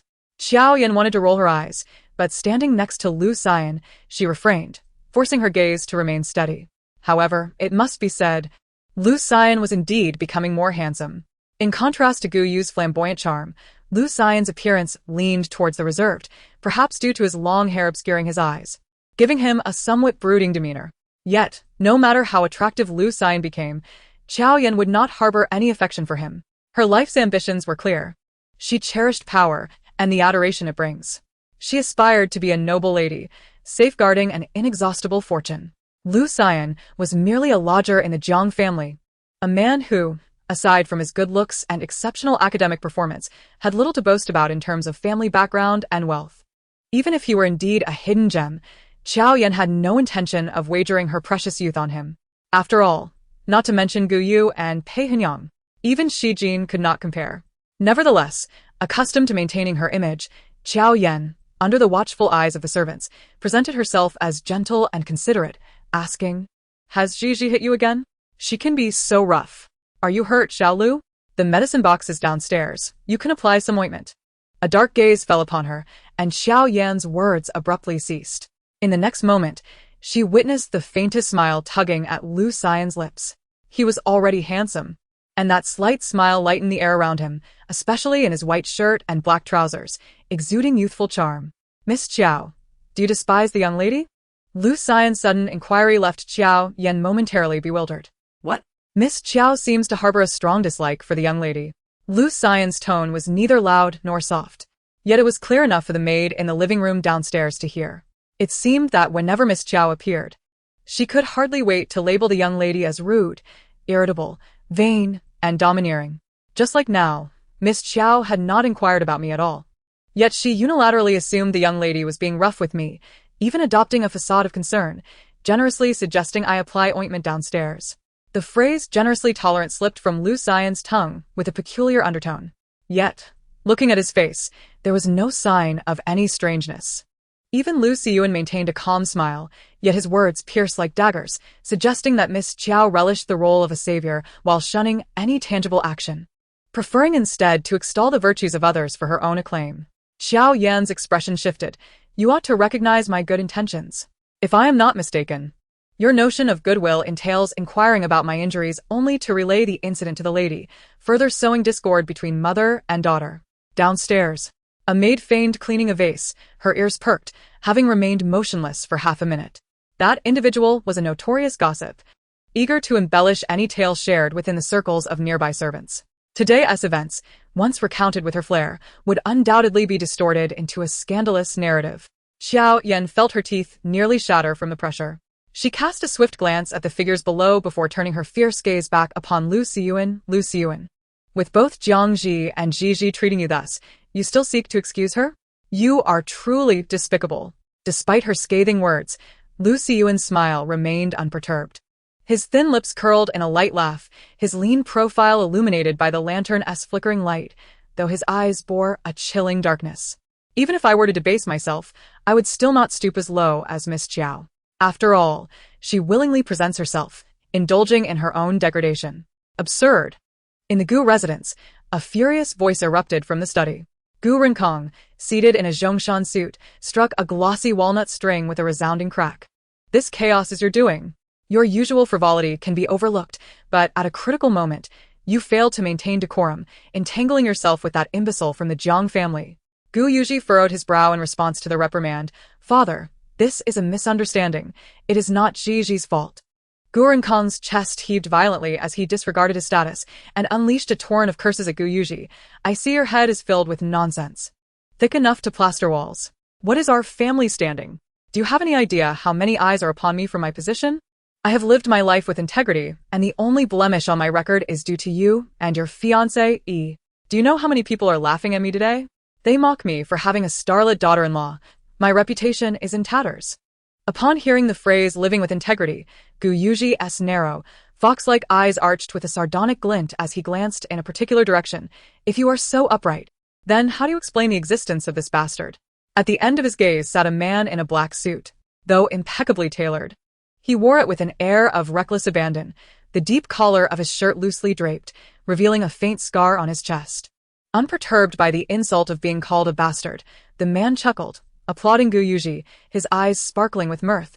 Well said, brother. I'm the little bastard. You're the big bastard, and father is the old bastard. We are a perfectly matched family of bastards. Gu Rinkong's fury intensified at the sound of this. Gu Yan. Gu Yuji tugged at the corner of his lips, comfortably crossing his legs, and began to relish the unfolding drama. As expected, the next moment, his half-brother Gu Yan uttered something astonishing. Father, do not be angry. What my elder brother said is not without merit. If you had truly been virtuous back in the day, you would not have cast me aside. Chapter 50. Gu Rinkong was incensed by Gu Yan's audacious words, his chest heaving like a deflated bellows.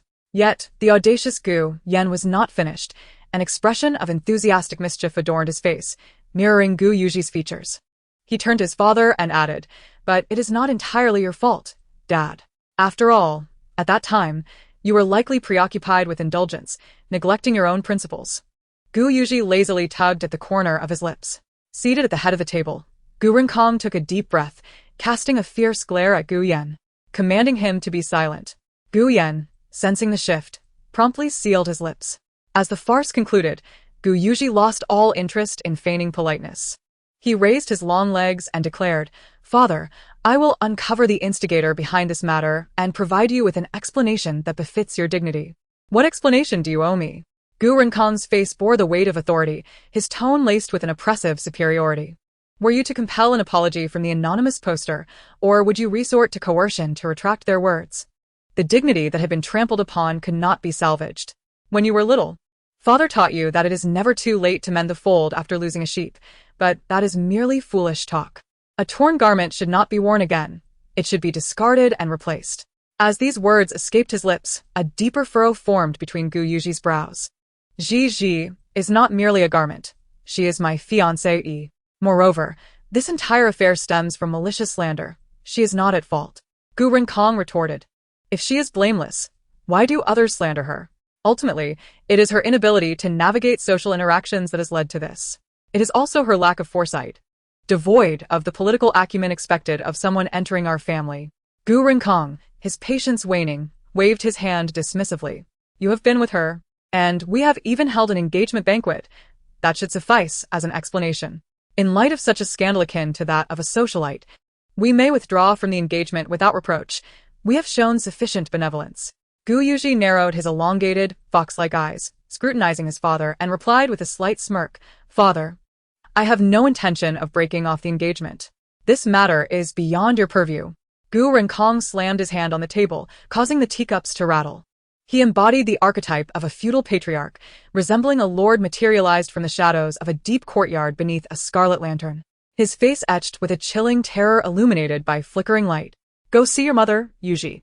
Just as Gu Yuji prepared to retort, his movement faltered. Gu Rinkong, however, wore a smile that was more grim than genuine, tinged with ridicule. Your mother has fallen ill. She has been neglecting her medicine and is in low spirits. Go and visit her. She has been speaking of you for quite some time. A visit from you may improve her condition. With a creak, the door opened, and a figure clad in a Zhongshan suit gradually elongated in the flickering candlelight. The biting winter wind penetrated the air, slicing against Gu Yuji's face like a blade, accentuating the sharp and cold contours of his masculine visage. The sound of leather boots striking the ground echoed, followed by Gu Yan's icy voice. Laced with a hint of mockery, brother, it's time to call off the engagement. The tall man's facial lines tightened, his thin eyelids lifting to reveal a pair of shrewd, fox-like eyes brimming with malice. Gu Yan let out a scoff. Sister-in-law is rather beautiful. He did not conceal his admiration in the slightest. His praise dripped with longing. His face, still wearing a smile, exuded an unsettling charm, with words laced with ulterior motives. After all, you were dissatisfied when the engagement was first announced, and you didn't even attend the engagement banquet. Now, calling it off suits your intentions perfectly, doesn't it? Yet, she is indeed exquisite. Young, obedient, and innocent, her fair skin appeared soft and tender, while her sparkling eyes seemed to ensnare those who dared to gaze upon her, radiating beauty from every angle. A vein throbbed at Gu Yuji's temple as he abruptly seized Gu Yan by the collar. Stay away, Gu Yan. I would prefer to keep my distance as well. Dear brother. With that vein bulging in his hand gripping the collar, it seemed a punch could land at any moment. Yet, Gu Yan's devilishly handsome face bore no trace of fear. Instead, he looked at his elder brother with a teasing smile and provocatively remarked, But what can I do? Sister-in-law is precisely to my taste. The moment I catch a whiff of her scent, I can hardly resist the urge to draw closer. A mere smile from her makes me yearn for her to take the reins. Gu Yuji's breath quickened as he endeavored to calm himself. Let our brotherly rivalry remain untainted by women. You mentioned she is very young and knows nothing of our world. Do not drag her into our murky waters. Act like a man, Gu Yan, and spare this young girl from our turmoil. Observing the unmasked tension on Gu Yuji's face, Gu Yan's eyes flickered with surprise. But he soon lifted his lips in a grin and burst into laughter. How amusing, Gu Yuji. He unabashedly mocked his elder brother, who had been groomed to be the heir, with his cunning thoughts. Who could have imagined that just 2 years prior, the impeccably dressed Gu Yuji wore a facade of insincerity, looking down at him as he was pinned against the elevator wall, receiving a barrage of punches like raindrops. Commanding and confident, the prince of the Beijing elite stood at the pinnacle of power, treating him, born of a tainted lineage, as if he were unworthy of even the slightest touch, as if fearing to taint himself with his filthy blood. Yet now, in the span of mere months, Gu Yan had effortlessly discovered his brother's Achilles' heel. Gu Yan regarded him with a mocking gaze, his mind conjuring countless methods of revenge, ultimately returning to the vision of that beautiful face, eyes twinkling with mirth. Fair-skinned and stunning, innocent and spoiled, when she smiled, her delicate lashes fluttered like the fragile wings of a rare butterfly, gently trembling in the breeze. Pristine, radiant, and resplendent, she had been cherished in the palm of one's hand, effortlessly obtaining her every desire with a mere display of affection, her presence fragrant and enchanting. In stark contrast to the filthy, derided illegitimate son of the Gu family, these two beings are as different as day and night, akin to the extremes of heaven and hell, separated by the vastness of the world. Truly unforgettable in their beauty. Gu Yan licked his back teeth, a sinister glint of excitement flashing in his eyes, his tone unusually buoyant. I too have affection for sister-in-law, big brother. Do grant her to me. I shall cherish her well. I shall harbor no jealousy, nor do I care how many times you have shared her bed. Except during those moments I might not be able to resist asking her, whom do you prefer, me or Big Brother? Chapter 51. As night fell, a breeze stirred the air. With a cold expression, Gu Yuji kicked open the door, the creaking wood harmonizing with the wind, dissipating into the tranquil midnight. The old Gu residence, aged with time, was constructed 2 centuries ago by a prince favored by the emperor, who summoned skilled artisans from Jiangnan, meticulously crafting every corner. Yet, after more than 100 years, the faded red paint glimmered dimly under the midnight light, reminiscent of blood trapped in the mire, long since dried. Gu Yuji felt a surge of irritation. The shifting shadows danced across his face, illuminating the dark, beautiful visage, akin to a demon emerging from the depths of hell. Stripped of his former audacity, even the slightest curve of his lips bore a chilling intensity. The sound of crickets echoed from the garden, abruptly halting his steps. A thick scent of blood enveloped his fingertips, the jagged bones stained with fresh, sticky crimson. Whether it was a fracture or another injury, the skin on his thumb swelled, the pain radiating from the black ring that constricted it. The cacophony of crickets seemed to envelop him from all sides, like an unyielding shackle. Standing still in the moonlight, the silvery beams filtered through the branches, casting mottled shadows on the ground. The throbbing sensation in his swollen fingers grew more pronounced, the pain from the rings spreading through his nerves.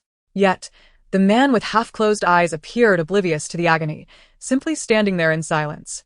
It was not until his phone vibrated, ringing repeatedly, that Gu Yuji felt a flicker of annoyance. He retrieved the device.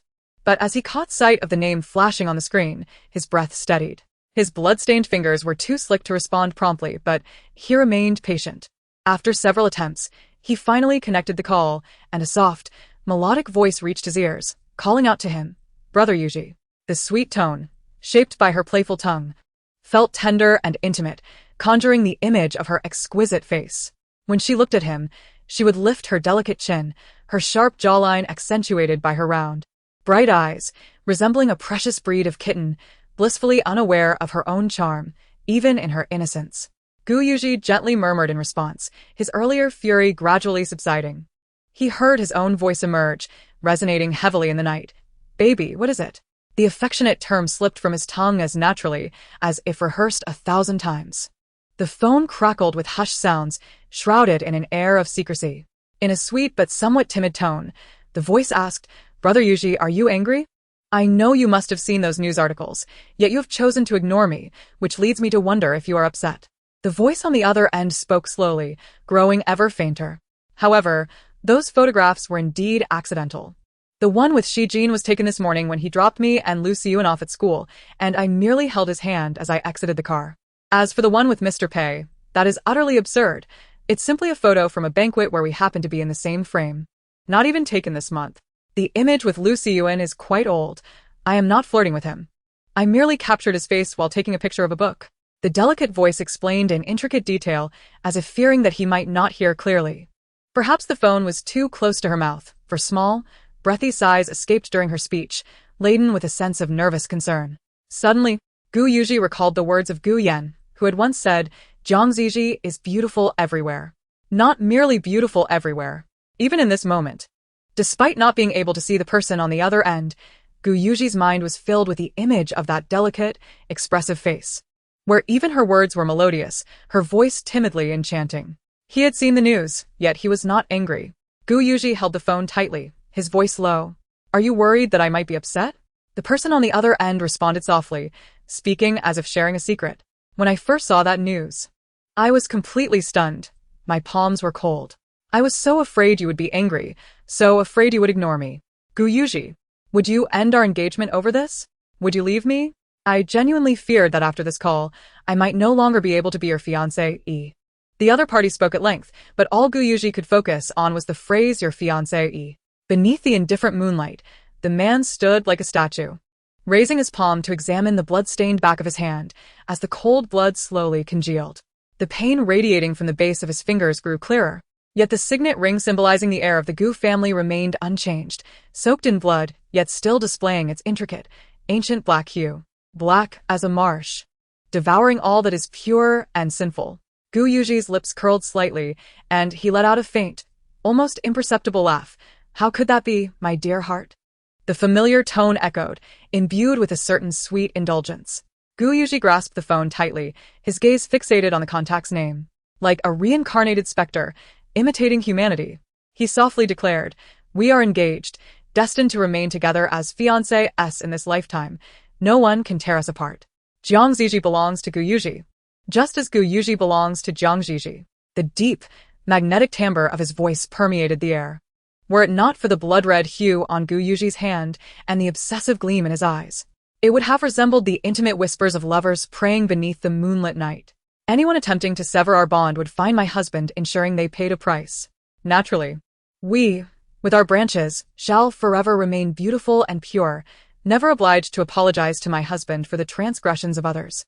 On the other end of the line, the lovely girl exhaled softly, a minuscule gesture that Gu Yuji nonetheless noticed. Soon, her gentle voice returned, so close it seemed to caress his ear. "I knew it. My fiancé is unlike any man in this world. He surpasses all, more reliable than any other.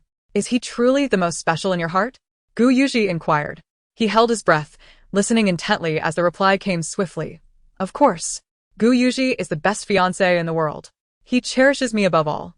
The man gripping the phone curved his lips into a smile, the once dark and brooding depths of his eyes softening.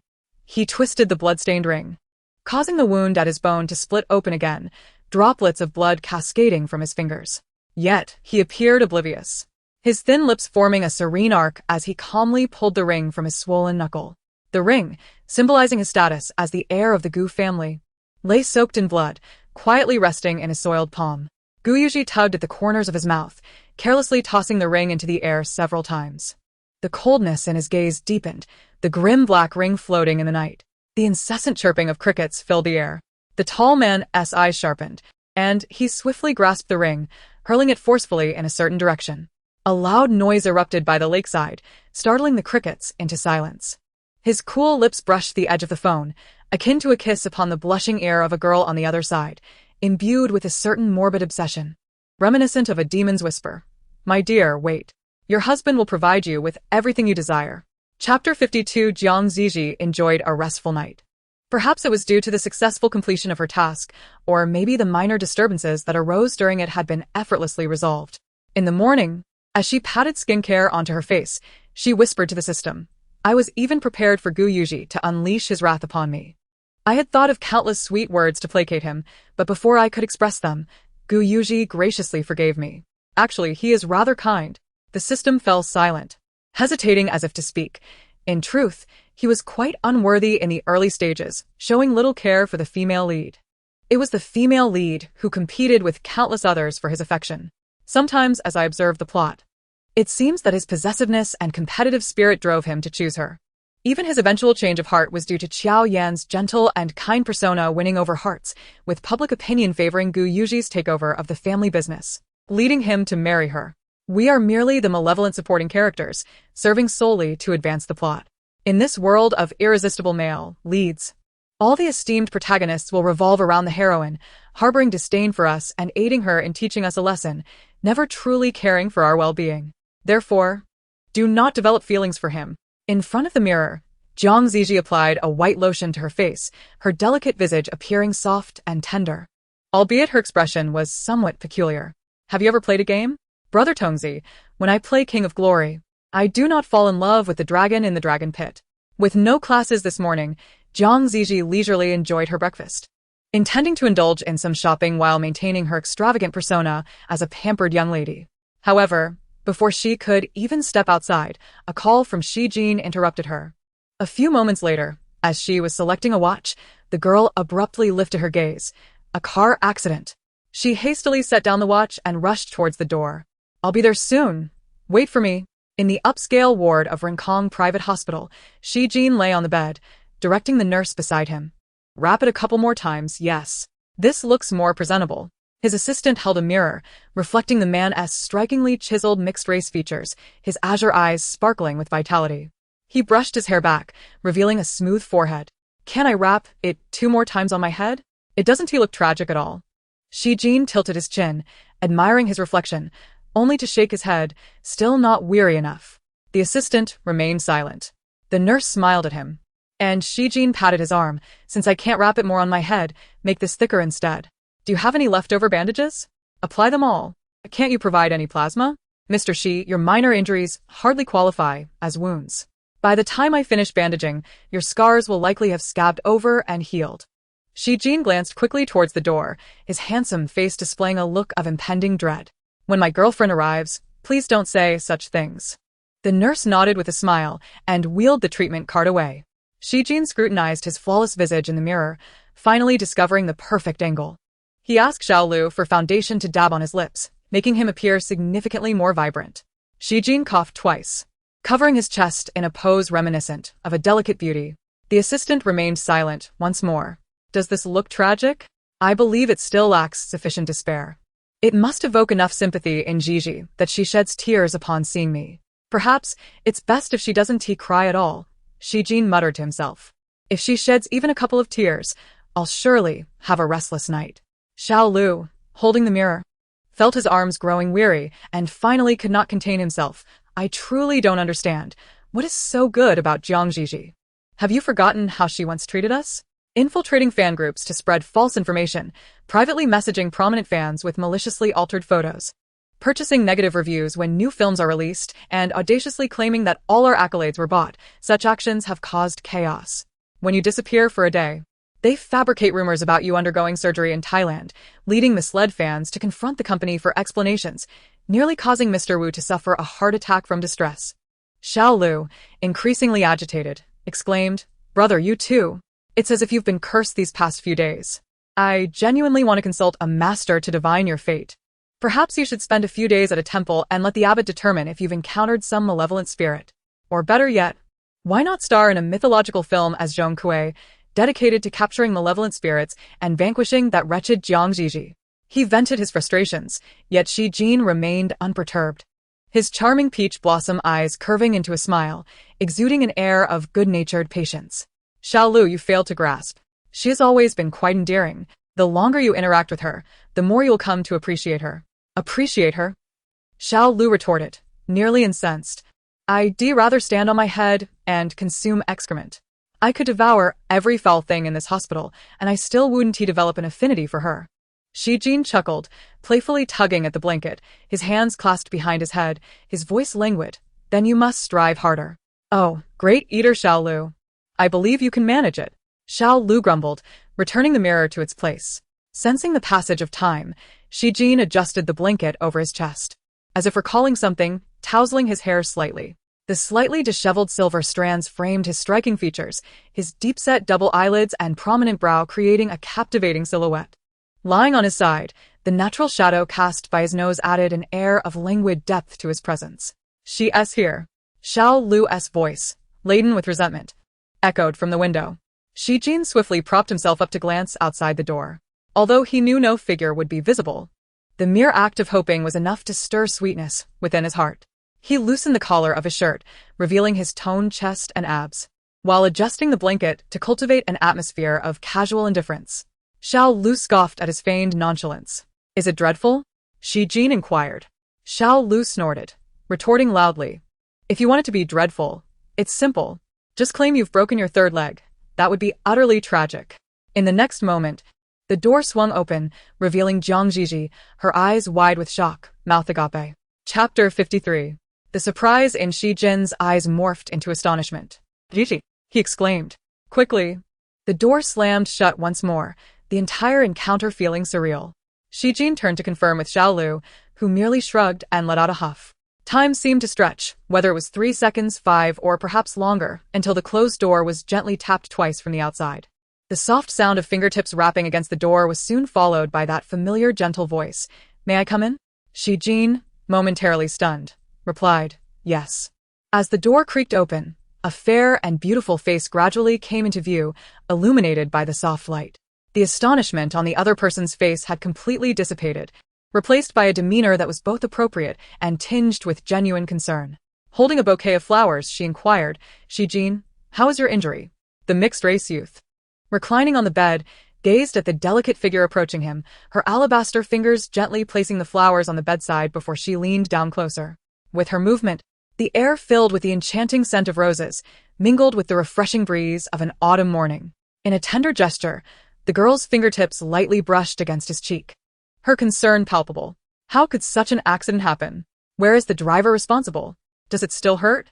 Zhi Zhi felt somewhat entranced by the unusually gentle demeanor of his childhood friend, a radiant smile blossoming on his lips.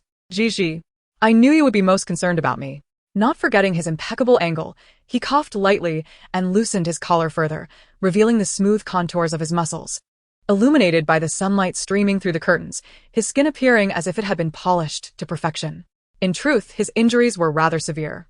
Seizing the moment, Zhi Zhi grasped Zhi Zhi's delicate fingers and pressed them against his chest. The road was under control, but the long-distance driver had indulged in too much drink, careening his large truck towards me. As he recounted his misfortune, he held her soft hand, unable to suppress a smile. Fortunately, I acted swiftly and decisively, steering the wheel just in time to narrowly avoid a collision with the other vehicle, which ended up crashing into a bridge pillar instead. The girl beside him gasped in horror. Zhi Zhi coughed again, and his innocent and endearing childhood friend quickly assisted him in regaining his composure. Her touch was exceedingly gentle. Although she appeared slender and beautiful, her hands felt soft and tender, almost boneless. Zhi Zhi was slightly enchanted by the sensation and grinned wider, continuing his lament. Thank goodness I wasn't driving a sports car, otherwise, at that height, the vehicle might have plunged off the bridge into the river below. My Bentley, with its high chassis, wedged snugly between the railings, half of it dangling over the edge, the engine still humming. Fortunately, I acted decisively and kicked open the door with my long legs, successfully escaping the peril. His childhood friend gasped again. That was close. She looked at him, her eyes reflecting unmasked concern. You are so clever and composed. Had it been someone else, they would have been terrified. Zhi Zhi beamed at her praise. Indeed, at that moment, Xiao Lu in the car had been shouting in panic, nearly in tears. As his words hung in the air, a sudden stillness enveloped them. Zhi Zhi's enchanting eyes flickered, and he abruptly realized something, his pupils constricting in alarm. In the next moment, his childhood friend turned her gaze elsewhere. Assistant Xiao Lu stood with arms crossed, glaring at Zhi Zhi, resembling a formidable guardian from a traditional Chinese painting. Zhi Zhi hesitated for a moment, caught between words. However, Xiao Lu appeared quite healthy. Zhi Zhi coughed, taken aback by her statement, scrambling to clarify. The car door was bent and difficult to open, at 193 meters tall. I had to exert considerable effort to get out. Xiao Lu, slender and diminutive, squeezed through a narrow gap with remarkable agility. In the midst of the conversation, a disdainful snort escaped from Xiao Lu's nostrils, clearly disapproving of such foolishness. Indeed, a soft, gentle voice chimed in, as a delicate hand patted his arm with an air of concern. It's fortunate that you are brave, Zhi Zhi. Despite the terrifying incident today, the fact that you are alive is a blessing. As long as you breathe, an infinite horizon of hope awaits you. And you, a magnificent star, have countless fans eagerly awaiting your return. A resplendent stage awaits your grand entrance, Zhi Zhi. Your future will be smooth sailing. Everything will turn out splendidly. Her words flowed like a gentle stream, soothingly cascading into Zhi Zhi's heart. He relished her sentiments, grasping the hand of his little green plum while absently caressing his own face, continuing to lament his plight. But the injuries are quite severe. I truly find it difficult to manage. His gaze flickered towards a certain direction, swiftly locking onto a cluster of luscious purple grapes amidst a bounty of fruit.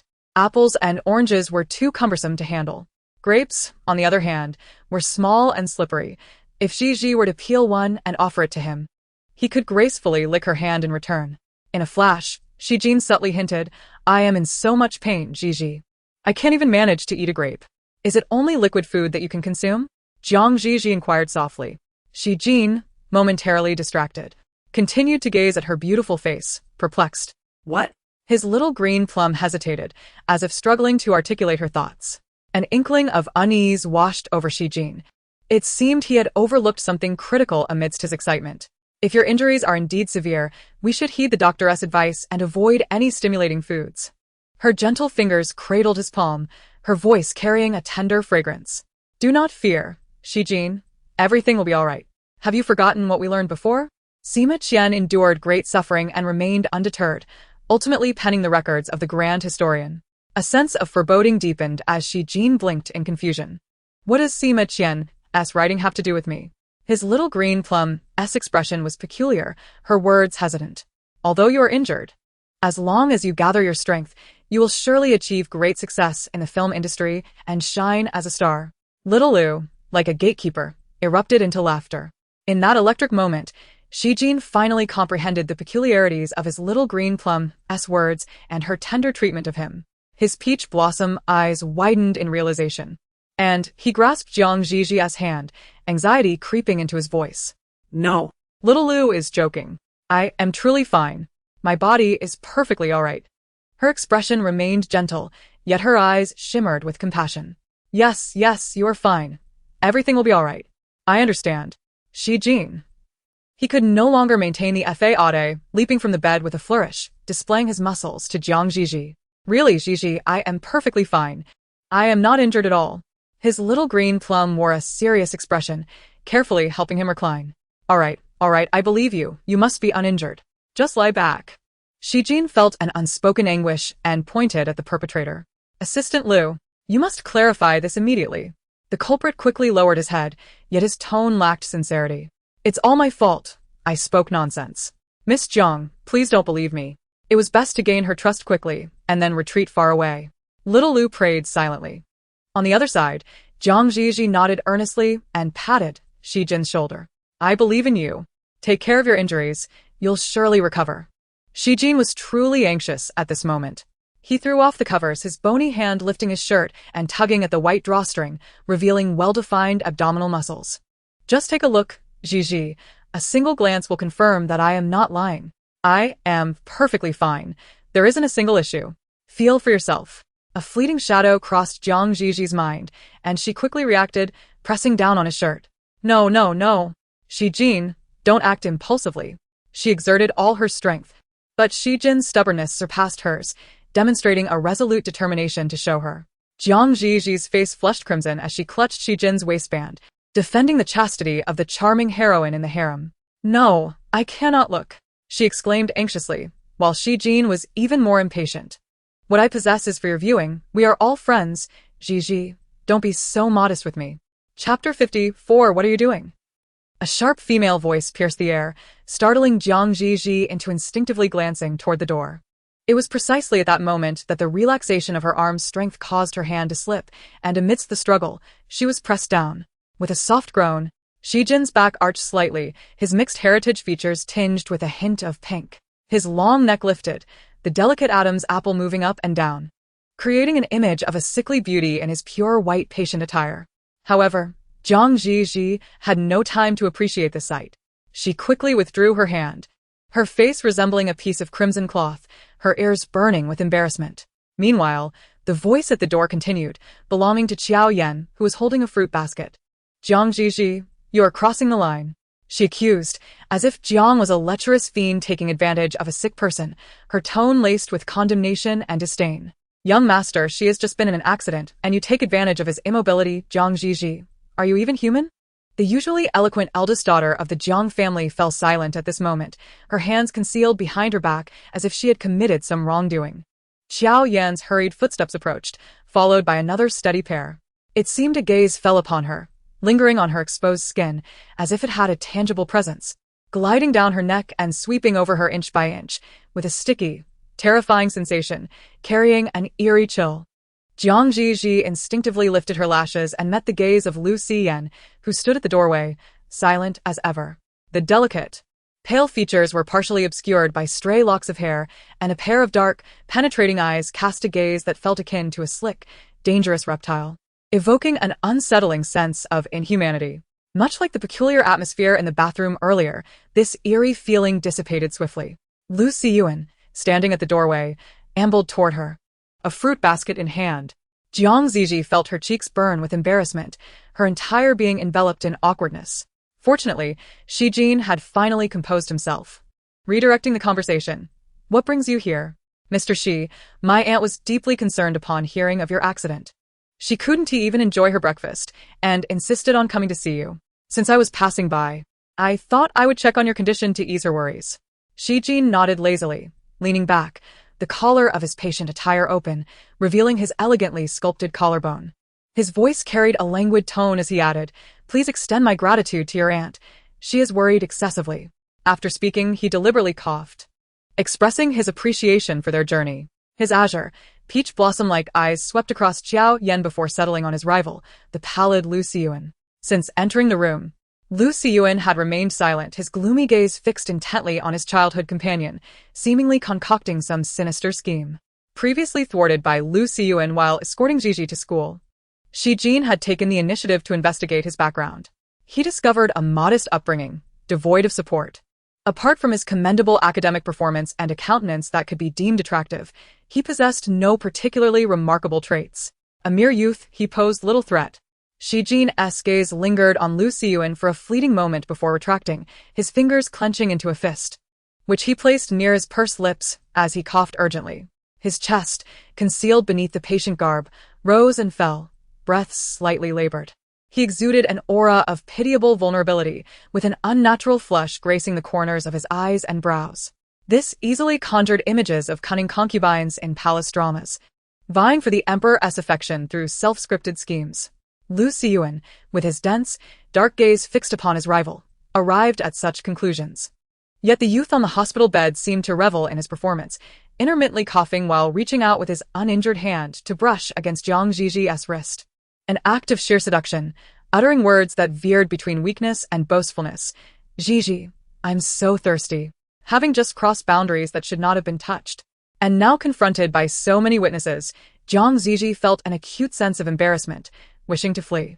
As Shi Jin's words faded, she sprang up from the mattress as if propelled by a spring, her beautiful face flushed with an excessive hue. I'll go get some water, she declared, hastily making her way out. Shi Jin's voice followed her from behind. Zhi Zhi, the water is right here, Zhi Zhi. The hurried figure darted away swiftly, the voice drifting back. Then I'll wash my hands.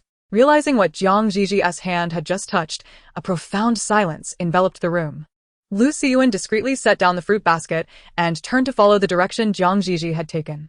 XJN, in a state of urgency, attempted to rise from his bed, yet Qi Yuan approached him, offering comfort and obstructing his view. Just a wall away, the tightly shut bathroom door stood firm.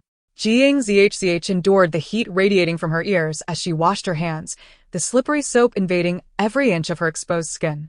It was only when the door creaked open and subsequently closed again that Lsyn entered. His tall and slender figure blocked the light from outside, casting him into shadow, his expression dark and his tone frigid. You believe him when he claims to be injured. You heed his request for water. How naive you are. Miss, I truly doubt anyone could deceive you into coming here, and you would not refuse. With a sharp clap, the sound echoed, and the striking youth tilted his head slightly. Zhi Zhi had struck harder this time. Lsyn felt the tender flesh in his mouth resist, the sweet metallic taste of blood spreading upon his tongue. His long black hair framed his face as it swayed in the air, revealing his exquisite features. Yet the depth of his irises cast an inexplicable gloom. Regret washed over Zhi Zhi after the blow. Perhaps she had been too forceful. Yet, Lsyn's words were unbearably harsh. Her delicate fingers trembled slightly in the air, the result of her unregulated strength. Lsyn caught a whiff of that familiar rose fragrance, sweet and enticing, invading his nostrils and penetrating deep within him. A peculiar itch stirred in his heart, but he merely swallowed involuntarily, tasting the sweet metallic blood. Thirst consumed him. An exhilarating sensation clamored within, akin to a flickering flame shrouded beneath thin gauze, igniting gradually. The bathroom remained unlit, the ambience dim and shadowy. Lsyn maintained his tilted posture for a moment before gradually turning his gaze toward Zhi Zhi. Her pale skin, resplendent beauty, and the chilling darkness of her pupils were striking. He uttered no words, merely advancing a step closer to her. Zhi Zhi instinctively retreated, attempting to create distance between them. Yet, in the next moment, Lsyn followed suit, mirroring the earlier incident in the small compartment where he had drenched her with water. However, this time, there was no trace of the gentleness he had previously displayed. He no longer resembled a docile puppy. His dark eyes bore an unsettling madness, as if an invisible hand traced every inch of her exposed skin, caressing it. A sense of danger and coercion enveloped her, casting a persistent shadow of threat. Zhi Zhi's heart raced, fear spreading through her. Surely he wouldn't strike me? She uneasily inquired of the system. After all, in the original narrative, Lsyn was the sole person to shelter me when I was homeless. He is quite kind. The system responded with a series of question marks. Did you not see the entirety? After he took you in, he subjected you to indiscriminate punishment and retribution, inflicting upon you the same torments that the original owner had once endured, such as being whipped with a cane, struck with heavy objects, cut with a dull knife, and even being set upon by dogs. Your body and soul bore the agonizing torment that felt worse than death. Zhi Zhi's movements froze, her pupils involuntarily widening. Even her voice, as she conversed with the system, trembled. Why didn't you tell me sooner? The system mimicked her. I thought you already knew. Zhi Zhi swiftly severed the connection with the system. Her long, thick eyelashes fluttered a few times, and the pale-faced girl exhaled deeply, attempting to defend herself. Lu Xian, your words are exceedingly harsh. The oppressive footsteps abruptly halted, and Zhi Zhi found herself cornered once more. In the dimly lit room, Lu Xian's dark eyes fixated on her, silent. Zhi Zhi felt a tremor in her heart under his gaze. Two little figures battled in her mind, the one representing cowardice triumphantly sitting upon the other, brandishing a colossal white flag. Zhi Zhi bit her lip, hesitatingly extending her hand. Lu Xian, if you feel very angry. Her soft voice faltered, and her eyes, glistening with unshed tears, widened in astonishment. The scene before her mirrored a bizarre absurdity. Lu Xian had been struck on the left side of his face, yet now he leaned slightly to kiss her fingertips, subsequently presenting his right cheek. We may continue, my lady. Zhi Zhi mused. You must still be angry. After all, I spoke those words.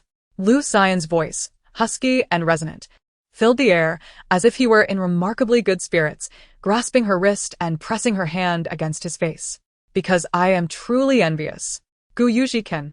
Pei Henian can, and even now, Shi Jin can. Only I am met with your rejection. Despite my promise of loyalty and obedience, you still detest me, even avoiding me. Zhi Zhi found his behavior somewhat unreasonable and instinctively withdrew her hand. However, the young man's firm grip held her steady, her tender fingertips grazing his face, as if in a caress. I am indeed very envious of them, my lady. Thus, I spoke those impolite words, provoking your ire. You may continue to strike me or punish me. His voice was low, his thick lashes casting shadows beneath his eyes, embodying a certain fragile vulnerability. For a moment, Zhi Zhi doubted whether she had been too harsh. Perhaps it's best to let it go. She clenched her fingers, stumbling backward. Yet Lu Xian's icy fingers brushed against her warm skin, the stark contrast of cold and heat akin to a serpentine creature, slick and aggressive, coiling around her. Why should we let it go? The exquisitely gloomy-faced youth curled the corners of his lips into a semblance of a smile, which could even be deemed gentle. He held Zhi Zhi's wrist, his rough fingertips gliding over her delicate, smooth skin, teasingly caressing her. To speak incorrectly is deserving of punishment. His frigid fingers, like a nimble serpent, intertwined with the girl's fingertips, imparting a subtle sensation of invasion. Her excessively elongated fingers enveloped her, the delicate and soft hands gently patting her own face. Zhi Zhi held her breath.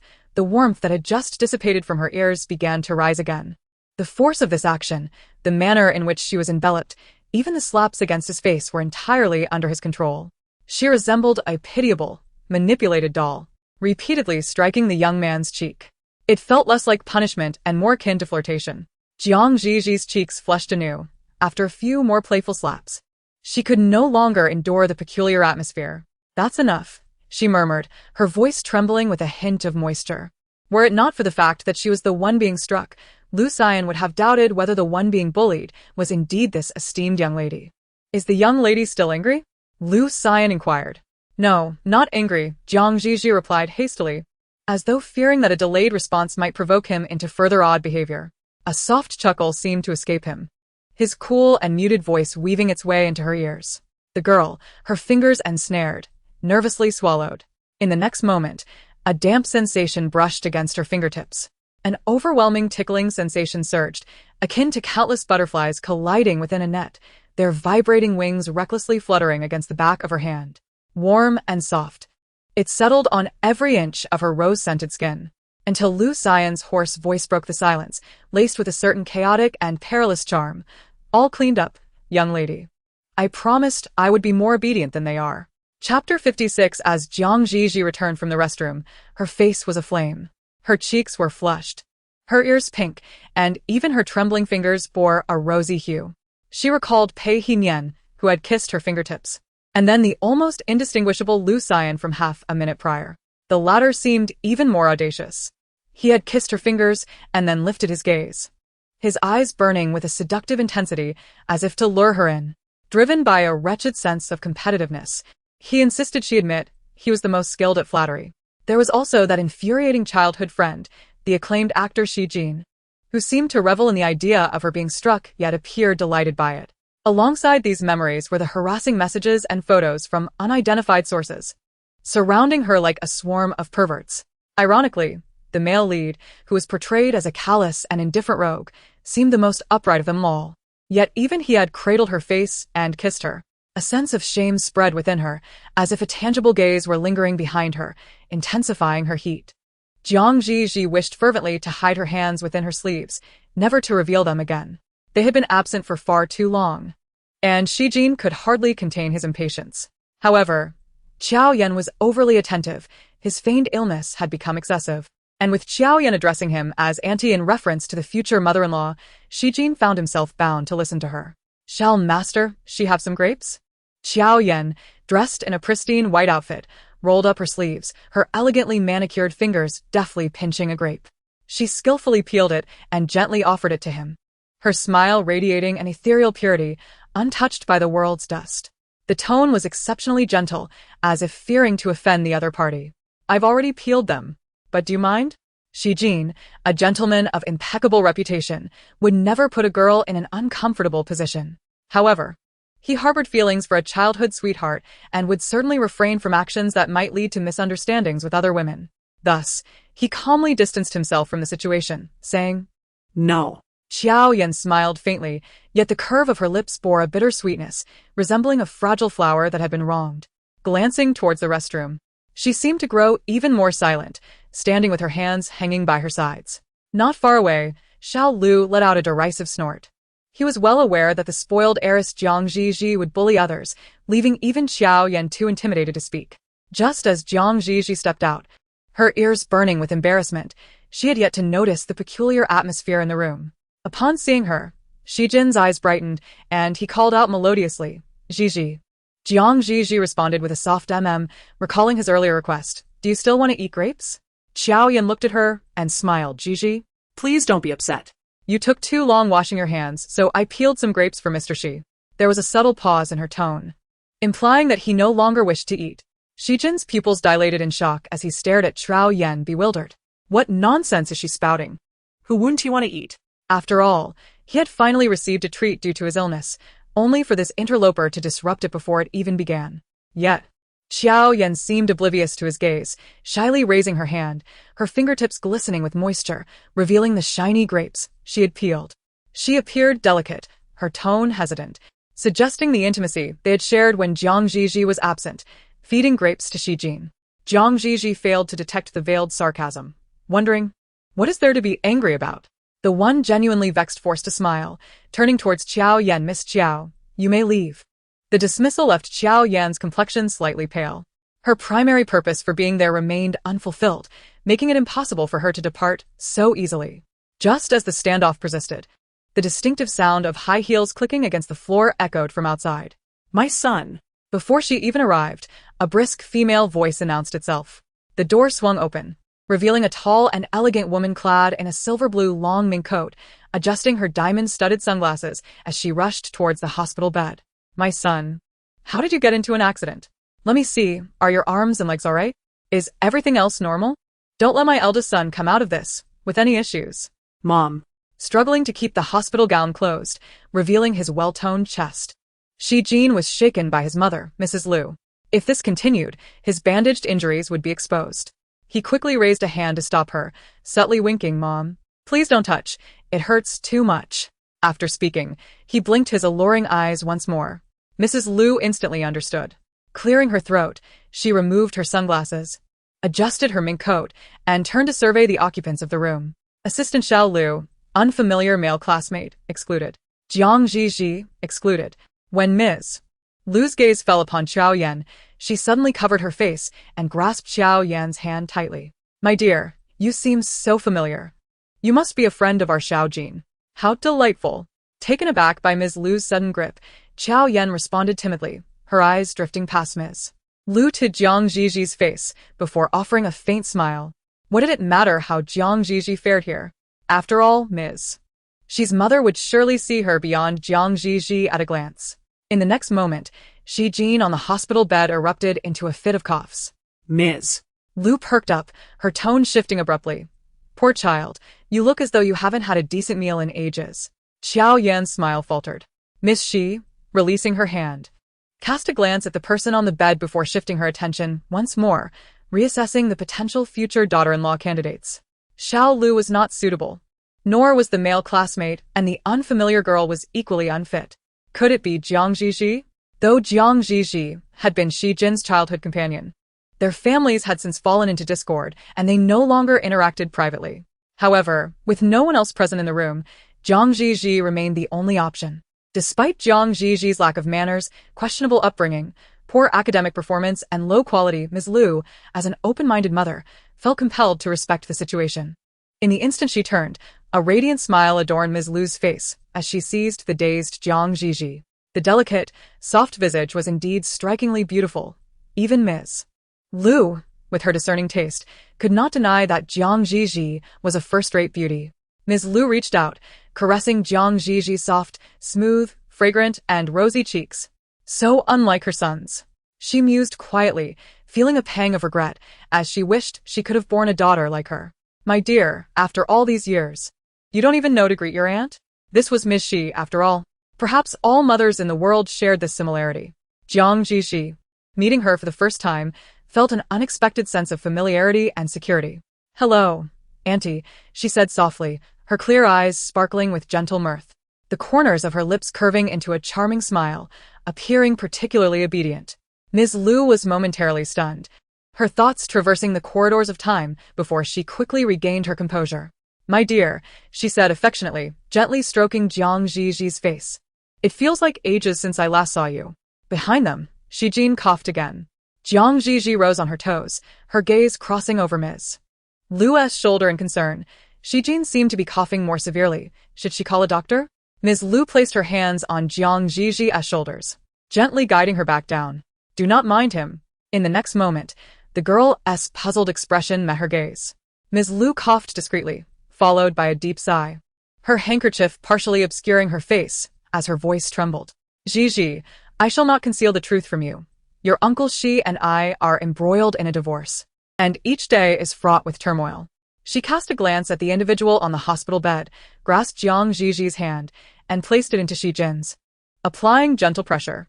With a pained expression, she continued, Zhi Zhi, I entrust my son to you. Chapter 57. Jiang Ziji was left utterly astounded. The renowned actor's countenance bore a peculiar expression. He glanced at his mother, who was weeping and hiding her face amidst the divorce dispute, then turned to the bewildered Jiang Ziji. As Ms. Lu sobbed, she subtly squeezed Xi Jin's hand, pressing Jiang Ziji's fingers further into his palm. Xi Jin immediately grasped her hand, his demeanor quickly catching up to the situation. Mom, if you divorce Dad, won't I become an unwanted child? Ms. Lu enveloped Jiang Ziji in her arms with one hand, the soft mink coat shielding half of Jiang Ziji's body. Tearfully, Ms. Lu lamented, Indeed. Your parents may be preoccupied with their own issues for the time being. But fortunately, you have Zhi Zhi. You and she have shared a close bond since childhood. And she will never abandon you. After uttering these words, it seemed as if Ms. Lu could no longer bear the weight of her emotions, and she wiped her tears before striding away, her silhouette appearing pitiable, her shoulders trembling. Jiang Ziji redirected her gaze to Xi Jin on the hospital bed. The handsome young man watched his mother depart, sighing softly. His captivating blue eyes turned toward Jiang Ziji, his lips, pale and subtle, curling into a slight smile. Yet beneath the circumstances of a car accident and impending divorce, there lingered an unmistakable sense of fragility. It's all right, Zhi Zhi. There's no need for you to feel pressured. His chiseled mixed heritage features bore a hint of melancholy as he held her delicate, almost weightless fingers. Managing a strained smile. I merely had a car accident. I am not incapable of self-care. There is no necessity for you to attend to me. Jiang Ziji hesitated momentarily before coming to her senses. She truly lacked experience in caregiving. Given her task requirements to remain by Xi Jin's side for an extended period, She worried about inadvertently causing harm to her childhood friend and esteemed actor. Zhi Zhi nodded. Very well, after all, you have assistant Lu. Upon hearing this, Shi Jin was seized by a violent coughing fit, his fingers pressed against his lips, his breathing rapid, and his cheeks flushed unnaturally. He appeared gravely unwell. Assistant Lu's disdainful voice interjected from nearby. Can you believe that before our brother Shi's accident, he went out of his way to procure those adorable grain-themed sticker blind boxes for you? It's clear you're not worth it. How heartless. Lucian, Standing behind, furrowed his brow slightly. Zhi Zhi turned to Assistant Lu, torn between words. Young Assistant Lu puffed out his chest, regarding her as though she were some malevolent force. What? Am I mistaken? Were those grain-themed sticker-blind boxes not intended for you? Here's our brother Shi, burning the midnight oil to turn his hair white, scouring the city for gifts and rushing to pick you up for a dating show, only to have his sincere effort squandered. He knew full well that Zhi Zhi was not worth the trouble. Little did they know how their dear brother was blinded by the allure of superficiality. Assistant Lu, filled with righteous indignation, momentarily paused before Zhi Zhi mustered the courage to correct him, acknowledging the error. It was indeed millet, or rather, the surrounding elements, but certainly not wheat. Furthermore, what he had purchased for me was a BAG, not a GBA. I do not possess any peculiar penchant for collecting such items. Assistant Lu stood momentarily stunned, his youthful face rapidly flushing with embarrassment. How can a young lady like you utter such words? He exclaimed, mortified. With a deep crimson hue adorning his cheeks, he angrily turned away and dashed into the restroom, not to emerge again. The room fell into a hush once more, occasionally punctuated by a stifled cough. Zhi Zhi sat at the edge of the bed, observing her hand clasped in his, and glanced at Shi Jin, whose pallid visage bore the weight of exhaustion. His lips nearly devoid of color. An overwhelming tenderness welled up within her. She had prepared herself for the arduous tasks awaiting her in this world. There would be those who would cast scorn upon her, spread rumors, and malign her on the internet. Yet, simultaneously, she had been blessed with a gentle mother, who crafted delectable meals and a perpetually tidy room, devoid of dampness, along with a charming, albeit occasionally nonsensical, childhood companion, Shi Jin. Though it was possible that as the tasks unfolded, Shi Jin might come to detest her and part ways with her, Zhi Zhi's inner compass had always discerned the distinction between good and evil. Shi Jin had extended her kindness, and it was only natural for her to reciprocate within her means. She gently adjusted the blanket on his hospital bed, her voice soft. Actually, I hadn't finished what I wanted to say. I wish to express that it is fortunate you have Assistant Lu here at all times, along with so many doctors and nurses who will take excellent care of you, ensuring your safety. I, however, am not adept at caring for others and lack experience in keeping vigil, and I find myself a bit frightened. The girl, with her rosy lips and pearly teeth, blinked her large, round eyes, their lashes fluttering like delicate fans. Perhaps it is due to all the urban legends I have encountered, but I find hospitals at night quite terrifying. The walls are so starkly white, the corridors seem endless, and everything feels so cold. What if I were to hear strange sounds? She gasped, a hint of despondency creeping into her demeanor. Thus, I do not dare to stay here. Her candid and endearing nature melted Shi Jin's heart. If not for Qiao Yan and Lu Xiyan acting as vigilant sentinels, ready to relay any words to his future mother-in-law, he would have longed to embrace her and press his cheek against hers. So, I can only visit you when I have no classes, or if there is something you wish to eat, I can order nutritious meals from that restaurant for you. And when you feel bored, I can keep you company with conversation. Of course, if you feel truly lonely, I could skip some classes as well. The beautiful girl winked at him, her charm utterly disarming, causing Shi Jin to clutch his heart. Seizing a moment, he coughed lightly, enveloping her delicate fingers within his palm. His handsome, pale face adorned with an understanding smile. How wonderful, Zhi Zhi, I always knew you held a place for me in your heart. The pair of peach blossom eyes fleetingly swept over the delicate white lotus standing behind Zhi Zhi. Shi Jin pondered the expression of the other that day and lowered his voice. But Zhi Zhi, would this not be too much trouble for you? His little green plum shook her head, even adjusting his loosened collar and beginning to fasten his buttons.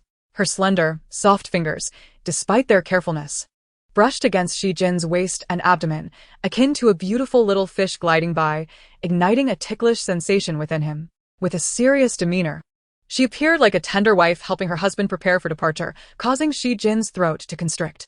He found himself gazing intently at the person before him, irresistibly drawn closer to that face. Suddenly, a man's hand reached out, separating them. Lu Siyuan, who had remained silent, wore a calm expression. Before him, he took hold of his little green plum's hand and gently pushed at Zhi Jin's shoulder. "Allow me to handle this, Mississippi," though directed at Zhi Zhi. His dark eyes fixed intently on Zhi Jin, his face devoid of emotion. "Usually, it is I who attends to you, even feeding you water. When do you ever serve others?" Chapter 58. Lu Siyuan acted swiftly. Zhi Jin wore a displeased expression. First it was Qiao Yan, now Lu Siyuan. As if the dead white lotus were not enough, Qiao, with her head seemingly kicked by a donkey, had also come to ruin his good fortune. Such a precious opportunity to be wounded, he had finally managed to lie on the hospital bed openly, savoring the exquisite experience of being soothed by his little green plum. Yet, before he could feign weakness and lean into her embrace, artfully revealing his well-toned chest and abdomen, and coaxing her to touch him, this flawless plan was utterly spoiled by the two of them. Coughing softly, Zhi Jin adjusted his blanket and turned his gaze toward Zhi Zhi, appearing as if he bore some grievance. "Lu, it seems, truly dislikes me. The last time I drove you to school, I did indeed misspeak. But I never expected Lu Siyuan to hold a grudge for so long, quarreling with a mere patient." His beautifully curved, sickly pale lips curled slightly. The tone laced with sympathy. "I can hardly imagine the grievances you have endured by his side, Zhi Zhi. But fret not, my illness is not severe. It merely consists of a few glares and shoves from him. It is nothing." Lu Siyuan remained expressionless, yet his tone was respectful. "I had long forgotten about that incident. It seems Shi Xiao is still brooding over it, unnecessarily stirring trouble. In truth, Shi Xiao should be more magnanimous, considering you are unwell. If such grievances fester in your heart, your condition may worsen, and you might not be able to leave the hospital." Standing between the two, Zhi Zhi glanced back and forth. She discerned that Lu Siyuan and Zhi Jin seemed inherently incompatible. Whenever they were together, a clash was imminent. All right. Let us cease this discussion," Zhi Zhi attempted to mediate. The pale-skinned, mixed-blood youth lay on the hospital bed, his azure eyes turned toward Zhi Zhi. "Dim with melancholy, do you think I am petty as well, Zhi Zhi?" Zhi Zhi hastily offered her reassurance. "How could that be? It must be that the young lady believes I am deliberately retaliating against him." Lu Siyuan's voice resonated, his extraordinarily handsome visage turning towards her. He looked at Zhi Zhi, the corners of his lips twitching, his expression tinged with a certain bitter resignation. "Every action of mine is before the young lady's eyes, yet she chooses to trust him alone. I am aware that the young lady has never favored me, so regardless of what I do, she will never believe me. I merely feel pity for him being subjected to your whims. It seems I have been overly sentimental. I did not feel anything. I do not harbor any disdain." Zhi Zhi, reluctant to provoke him, swiftly interrupted his words. She had always struggled with complex relationships, yet she frequently found herself entangled in such intricate situations. A flicker of indignation ignited within her, and in a moment of frustration, she declared, "It is all my fault. Is that satisfactory?" The air fell into silence. Before either could react, Zhi Zhi raised her leg to depart. "Zhi Zhi, I have yet to discuss the explosive revelations from last night with you." The voice of Zhi Jin echoed from behind, prompting a slight flare of anger in Zhi Zhi, who obediently returned to her seat. "Speak on." Lu Siyuan's expression took on a serious demeanor. The individuals involved in last night's events were numerous, including Lu Siyuan himself. Zhi Jin did not dismiss him. Instead, he cast a glance at Qiao Yan, who was attentively eavesdropping nearby. "Miss Qiao, do you have matters to address?" Dressed in a white coat, Qiao Yan looked over, concern evident in her eyes. "Is it regarding the online allegations against Zhi Zhi from yesterday? My aunt was informed last night, and I consoled her for quite some time. Yet she remains somewhat anxious. My visit to see Shi Xiao today is also to alleviate my aunt's worries. I wish to inquire if there is a solution." As she spoke, she regarded Zhi Jin earnestly. Zhi Jin then turned his gaze towards Zhi Zhi. It seemed that with a mere word from her, he could easily dismiss himself. Qiao Yan's heart raced, her expression filled with vigilance. Recently, Zhi Zhi had been behaving strangely, feigning kindness for longer than ever before. Given her penchant for comparisons and showcasing superiority, Qiao Yan feared she would soon find a way to make her uncomfortable, forcing her out of the hospital room. Yet Qiao Yan could not leave just yet. She had even prepared a retort for Zhi Zhi's potential remarks. ready to label her as unfilial and inconsiderate the moment she spoke. "Stay here," Zhi Zhi's voice interrupted Xiao Yan's rehearsed response. Xiao Yan was momentarily taken aback. Zhi Zhi, unfazed, continued, "The individuals orchestrating this behind the scenes are still being investigated. Results will emerge in a few days. After I contacted the company last night, some extreme comments were removed. Given Gu Yuji's sensitive identity, many are aware that he should not be mentioned, which prevented the deletion of posts from causing much of a stir. Pei's side has remained inactive and has not responded to this matter. Such a cold approach is quite astute. If everyone were to respond, it would likely exacerbate the conflict. Naturally, most people do not believe the authenticity of these allegations. They speculate that a particular company is attempting to promote a newcomer, deliberately creating hype for their debut." Zhi Zhi's tone subtly paused. This indeed presents an excellent marketing opportunity. Should Zhi Zhi be willing to enter the circle, I possess abundant resources at my disposal and could sign her on, providing her with unwavering support. Especially with the recent popularity of the dating reality show Heartbeat Signal, I have received an invitation. Would Zhi Zhi care to join me for some fun? My intentions are purely benign. Aligning her with this trending show would naturally dispel any prior rumors. She's back. The plot twist has returned. The female lead is on this dating show. Everyone loves her. They all vie for her attention, and our captivating heroine transforms into a dating show enchantress, instantly rising to fame. Zhi Zhi's mind raced as she contemplated how to steer the conversation towards the female lead. However, Xiao Yan's voice unexpectedly interrupted. "But Zhi Zhi is already engaged to young Master Gu. Wouldn't participating in a dating show and dating other men reflect poorly? After all, the Gu family is quite discreet. They would likely disapprove of having a daughter-in-law with a history in the entertainment industry, especially one who has appeared on such a show." Dressed in pure white, she exuded an air of innocence, unable to hide her disapproval while still feeling compelled to voice her concerns. Even if Zhi Zhi is carefree, she cannot publicly engage in a dating show and romance multiple men, can she? Chapter 59. As Xiao Yan concluded, a hint of mockery flickered in her eyes. What a pathetic dating show. It merely attracts those who are desperate for money. Having grown up as the pampered daughter of the Jiang family, she aspired to marry into wealth, like Gu Yuji, avoiding the need to sully herself for such trivial earnings. Yet, she held disdain for the entertainment industry and was determined to prevent Zhi Zhi from participating, as she resented the thought of being overshadowed by her. In reality, not all appearances on dating shows are solely for romantic pursuits. Zhi Zhi did not glance at Xiao Yan. His captivating eyes remained fixed on Zhi Zhi, a gentle curve forming on his lips. "I haven't participated in many variety shows, but I understand that for the sake of entertainment, most programs follow a script. And even iconic moments often require multiple takes and edits. Thus, briefly joining a dating show to craft a favorable persona and then gracefully withdrawing is indeed feasible. Moreover, not all affluent families maintain a distance from celebrities. In this rapidly evolving digital age, many transitioning enterprises have relaxed their standards for the younger generation's romantic choices. The wife of furniture magnate Ding Yunsheng and the daughter-in-law of Tianqing Pharmaceuticals are both noteworthy examples. One participated in a global beauty pageant, while the other hosted a cultural program. Their shared trait lies in their minimal involvement in the entertainment industry, treating it more as a fleeting diversion, with positive public images that garnered considerable goodwill. Their past experiences in the entertainment realm were viewed favorably. Indeed, according to the storyline, the male lead's father's negative news has caused continuous disputes, drawing attention to the male lead Gu Yuji through his participation in the dating show. The female lead, Xiao Yan, successfully marrying into the Gu family is closely tied to the pure, kind, and warm persona she has cultivated, showcasing her affinity for animals and her uniqueness. The beleaguered Gu family requires a daughter-in-law with a positive public image, and Xiao Yan perfectly meets their requirements. Zhi Zhi responded with a soft As Xiao Yan became increasingly anxious due to her movements, she heard and comprehended Zhi Zhi's words. With a compelling script and well-crafted characters, the presence of Zhi Zhi would undoubtedly ensure high viewership ratings. In such a scenario, she could film a few episodes and then gracefully withdraw, embodying the role of everyone's warm and radiant moonlight while simultaneously cultivating an aura of purity, thus opening doors to more elite circles. It was indeed a trifecta of benefits. Xiao Yan's breath quickened, and she feigned nonchalance as she inquired, "Are there any requirements to participate in this program? Is it difficult for a newcomer like Zhi Zhi to join?"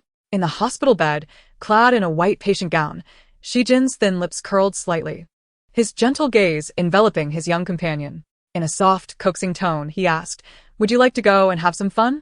I could invest in the next season and choose the destination Zhi Zhi desires, treating it as a trip.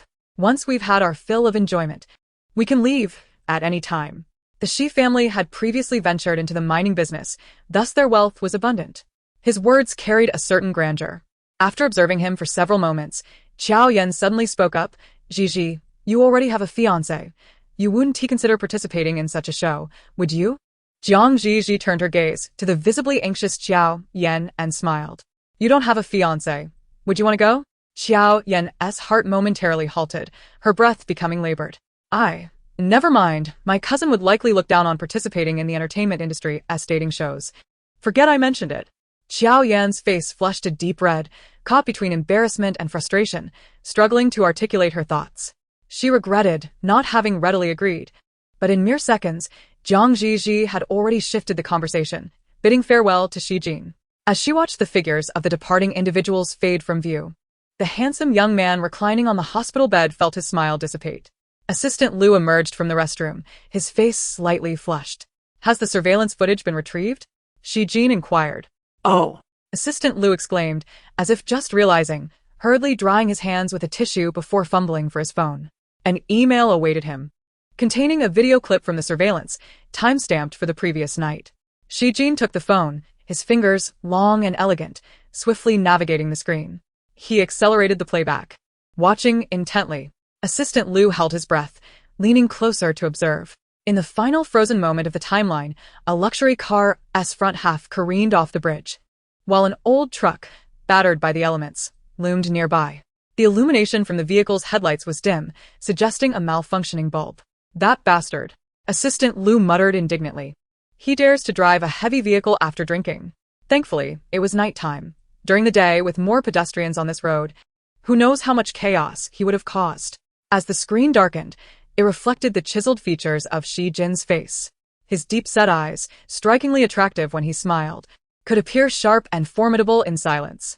"Do you truly believe he was driving under the influence of alcohol by mere chance?" Assistant Liu replied, "Well, that's what the testimony states, and the blood alcohol content has indeed surpassed the legal limits for driving."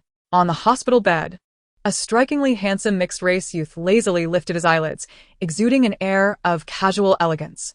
Yet, his cerulean eyes, reminiscent of blooming peach blossoms, narrowed slightly, emanating an aura of danger. This was a subtle warning directed at the bewildered assistant, Xiao Lu. With a slight arch of his brows, Shi Jin recounted how the driver from the previous night had maintained a steady speed after exiting the highway, adeptly reducing speed at every traffic light, proving he had not been dulled by alcohol. Alternatively, one might say that the effects of alcohol had not clouded his awareness. He even skillfully navigated around restricted areas, purposefully veering onto Riverside Avenue. However, once on Riverside Avenue, he continued at a constant pace, albeit at a noticeably reduced speed, as if he were waiting for me. The truck, with its high chassis and wide visibility, allowed him to spot us well in advance. It was only when our vehicle turned onto Riverside Avenue that he began to accelerate. Shi Jin, languidly concluding his narrative, cast a teasing glance toward the dazed Xiao Lu, inquiring if he had comprehended the situation this time. Xiao Lu, filled with indignation, exclaimed, "This is attempted murder." Shi Jin countered, "It hardly qualifies as such." He slammed on the brakes the moment of impact, and given the light cargo, he halted swiftly. "It is merely that someone behind him sought to intimidate us by orchestrating this opportunity." Xiao Lu, taken aback, exclaimed, "Brother, we have antagonized an enemy." Shi Jin corrected him, "Not you but me." A faint smile curled on the lips of the youth reclining on the bed as he caressed his fingertips, bringing them to his nose to savor the subtle scent of roses. Only then did his azure eyes regain a glimmer of mirth. The corners of his eyes curved enchantingly, radiating a peculiar delight. "That old fool, Gu Renkong, has raised two imbeciles with antisocial tendencies." Upon connecting this name to a figure often featured in daytime news, Xiao Lu stammered, "Gu, the scion of the Gu family?" "Precisely. Zhi Zhi is the scion's fiancé. He must be seeking revenge against us." Shi Jin scoffed coldly. "The imperial system has long been overthrown. Let us not discuss these feudal remnants." Xiao Lu's face fluctuated between crimson and pallor, as if recalling something unsettling. He erupted in a series of frantic exclamations, shaking Shi Jin by the shoulders. "Brother Shi, speak plainly. Were you coerced by Zhi Zhi, leading to your transformation and infatuation? As soon as Xiao Lu finished speaking, Shi Jin, who had been resting on his arm, suddenly sat up, his expression reflecting disapproval. How could you possibly think that? Just as Xiao Lu released a sigh of relief, he heard Shi Jin's voice, slow and laced with a hint of pride. Zhi Zhi would never need to resort to coercion. A mere beckoning from her, and I would readily cleanse myself and present myself at her bedside. Xiao Lu's face contorted with frustration. He then heard Shi Jin's voice float dreamily, tinged with anticipation, but she has just touched me. Her hands are so soft. If only she could caress me daily. Her hands are so delicate that I fear I might hurt her. She has been pampered since childhood and cannot endure even the slightest hardship. Xiao Lu interjected, however. The image of that encounter must be even more amusing for the feudal remnant named Gu. Shi Jin maintained his smile, yet there was an unmistakable chill in his gaze. Known for his amiable disposition and accommodating nature, he was typically easy to converse with. However, in this moment, Xiao Lu found him strangely unfamiliar and mustered the courage to advise, "Brother Shi, perhaps we should refrain from provoking him. As the saying goes, ordinary folks should not contend with officials. Gu is a madman. If he dares to orchestrate an accident so brazenly this time, who knows what he might do next?" The mixed-race youth in the hospital bed lost all traces of mirth from his countenance. His eyes, usually bright with laughter, now harbored a shadow of foreboding. Gu Yuji is akin to a rabid dog. I cannot allow Zhi Zhi to remain in his vicinity. A person like him would terrify her. Xiao Lu felt a shiver run down his spine at this starkly different demeanor. But there are so many beautiful girls in the world. We needn't fixate on Zhi Zhi. A piercing gaze swept over him, palpable and oppressive. Xiao Lu instinctively recoiled. Shi Jin offered him a smile, which only caused Xiao Lu to withdraw further. Why would you think that? His tone, reminiscent of a sigh, bore an unsettling intensity. There may be many little girls in this world, but my Zhi Zhi is one of a kind. Zhi Zhi is irreplaceable. In this life and the next, I cannot do without her. However, Shi Jin scoffed lightly, his voice laced with mockery. Thanks to him, I ended up in the hospital. It seems only fitting to return the favor to that feudal scion. The following 2 days were eerily tranquil.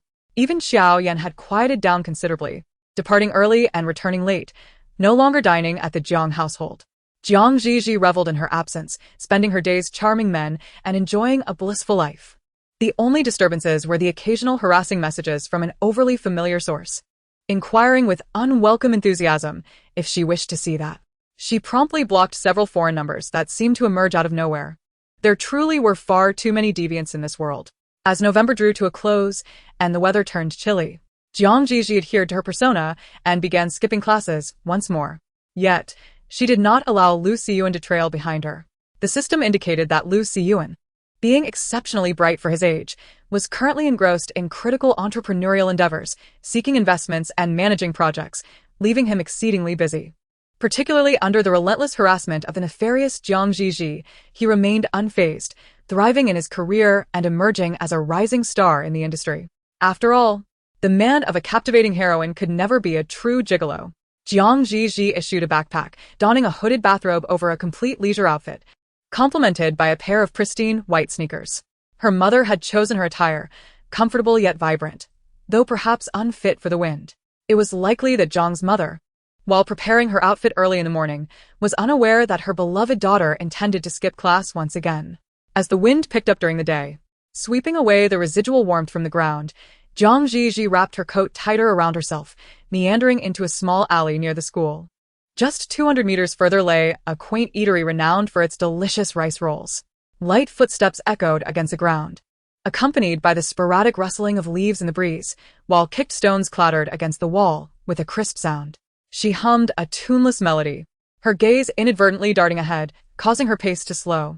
A few meters away, a young man sat on the steps, clad in a black windbreaker and dark trousers. He boasted a youthful and handsome visage, albeit with a hint of mischief in his brow, suggesting he was not of the virtuous sort. To add to the impression, a bruise marked the corner of his mouth, and he expressionlessly wiped away the blood, resembling someone who had just emerged from a brawl. Zhi Zhi hesitated, contemplating whether to feign indifference and turn back. However, taking another route would mean a considerable detour. After a brief moment of indecision, she quickened her steps once more. It was broad daylight. He would likely not pose a threat. He was probably just an inconsequential figure, and she resolved not to overthink the situation. As Zhi Zhi hurried along, the distance between them diminished, and a cool breeze swept past her ears, robbing her face of its lingering warmth. A piercing gaze settled upon her, traversing from her ear to her neck, lingering coldly and uncomfortably against her skin. 3 steps, 2 steps, they were now parallel. Just as she was about to quicken her pace again, she suddenly heard a voice call out, "Classmate." Feigning ignorance, she was about to continue walking when the voice grew louder. It belonged to a female classmate dressed in a white coat, gray trousers, and white shoes. Her hair tied up in a light brown bun. Zhi Zhi abruptly halted. Anger surged within her as she stepped back, feeling as if her personal aesthetics had been called into question.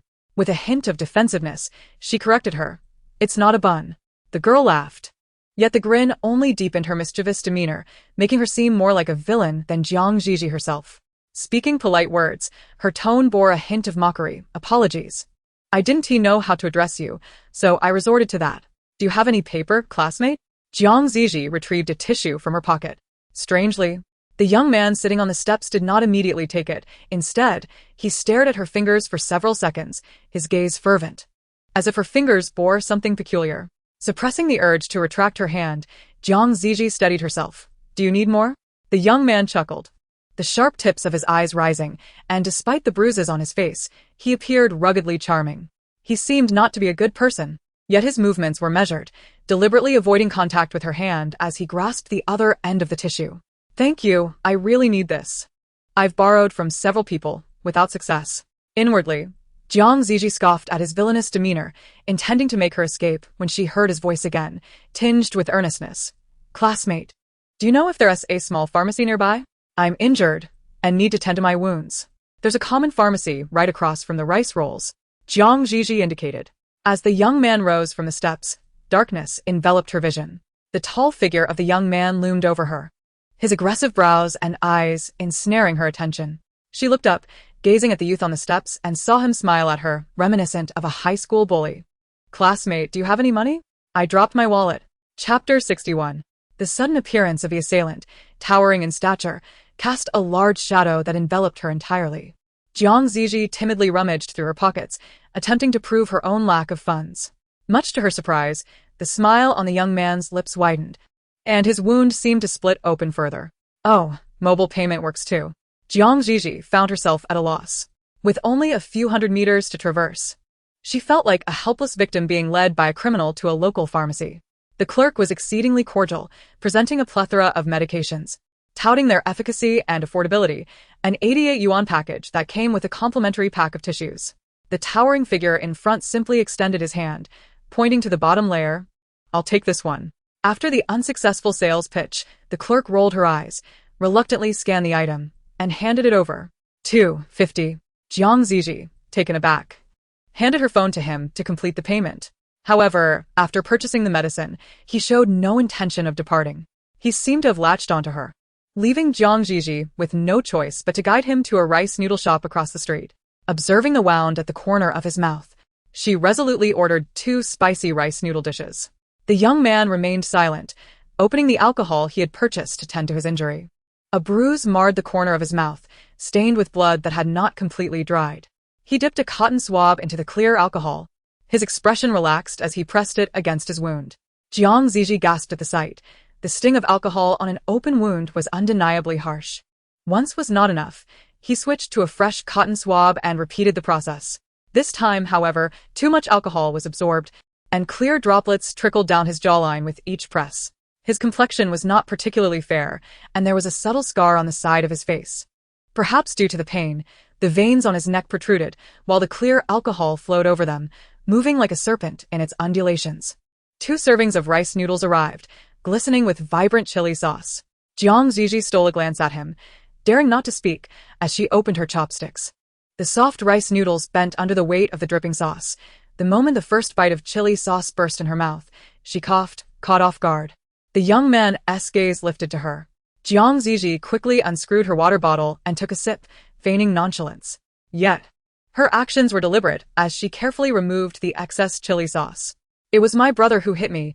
The young man's voice suddenly broke the silence, providing an explanation for his injury. The girl sitting on the plastic stool perked up at his words, and the young man smiled at her, continuing to speak. I was born from my father's infidelity, and my mother passed away long ago. The community sent me to an orphanage, where I endured years of bullying before managing to escape. For a long time, I wandered aimlessly until I was finally taken back by my family 2 years ago.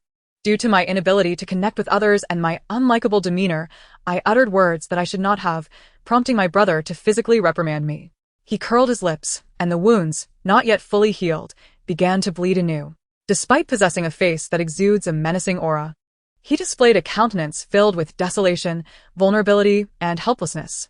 This easily reminded Zhi Zhi of her own neglected and unacknowledged existence. He had trained in Muay Thai with a coach who was once a world champion. He himself had won national accolades and struck with considerable force. I hope I didn't scare you, classmate? He asked. I apologize, but there's no one at home to look after me, and I have no money, which is why I mustered the courage to borrow from you. He smiled at her reassuringly. Rest assured, I will repay you. His candor made Zhi Zhi feel somewhat guilty. She had judged him solely based on his fierce appearance, believing him to be a bad person, even though she was aware of the injury at the corner of his mouth and still taunted him with spicy words. No. It's fine, you don't need to pay me back, she hesitated, gazing at the chili in her rice noodle dish. You must repay me, he said, raising an eyebrow and fixing his penetrating gaze upon her. Despite the table's distance, Zhi Zhi felt an inexplicable boldness in his stare, lingering along her cheek. There was an inscrutable hint of amusement in his low chuckle. All my life, I have only used my mother's money. You are far too young to be my mother. Zhi Zhi found his words peculiar, yet she could not discern what made them so. Perhaps it was merely a jest, and she was being overly sensitive. Forgive me. Was there something I said that offended you? You seem a bit upset, he inquired apologetically. I have never been to school or received formal education, nor have I been able to make suitable friends. Both my father and brother despise me, hence my struggles with social interactions. If I inadvertently said something to offend you, I hope you can overlook it. Zhi Zhi nodded. All right. Though the person before her was somewhat strange, he was indeed pitiable and quite polite. Moreover, he reminded her of certain experiences from her own life. As someone who had escaped from adversity, she always felt a sense of compassion towards those who continued to struggle, resembling her former self. Please wait a moment. Zhi Zhi set down her bottle of mineral water and walked towards the bar. Behind her, in an unseen direction, the young man, with his crimson lips curling into a smirk, leisurely took the opened bottle of water. It was an ordinary mineral water, the cap removed, with wet stains and remnants of lipstick adorning its surface. The strikingly handsome youth gazed at the bottle, a fervent longing flickering in his eyes. His intense stare bore an urgency that caused him to swallow instinctively, his Adam's apple moving rapidly. Yet he did not drink. With 2 large hands cradling the bottle of water, he cautiously brought it to his nose and inhaled deeply. The cool, fragrant essence of rose enveloped him, delightful and intoxicating. So enchanting that he yearned to consume not only the water, but also the beautiful girl from moments ago. How exquisite! How endearing! He stifled the shivering impulse within, suppressing the tumultuous thoughts that clamored in his mind, mimicking her earlier gesture by lifting the bottle. The narrow opening of the plastic vessel rested against his lower lip, and the cool water flowed into his mouth, his tongue curling to savor the lingering scent of rose. They had already kissed, he mused. He had marked her as his own, swallowing the sweet water imbued with her essence. He was now hers. Chapter 62. Zhi Zhi ordered 2 more servings of rice rolls, this time without garlic chili sauce, and additionally requested a small bowl of wontons for her companion. The young man beamed with delight, gazing at her with a smile. Thank you. I never knew you were such a kind person. I truly appreciate it. Zhi Zhi felt a pang of guilt at his praise. In truth, she was not kind at all. Just 10 minutes prior, while ordering, she had secretly hoped he would grimace at the spiciness. She could be quite spiteful. As she pondered this, she smiled demurely at him, her eyes curving gently. No need to thank me. My mother taught me to be helpful from a young age. Your mother raised you well, unlike me, who can hardly recall what my mother looks like, the young man replied. His smile tinged with a hint of bitterness as he shook his head nonchalantly. By the way, I'm Ian. What about you? While attentively spreading sauce over her rice rolls, Zhi Zhi asked, What does yen mean? It means disgust. The delicate tips of her fingers paused momentarily, her long lashes fluttering. The young man, with a bluish bruise at the corner of his lips, continued to smile as he explained, "The man who fathered me despises me."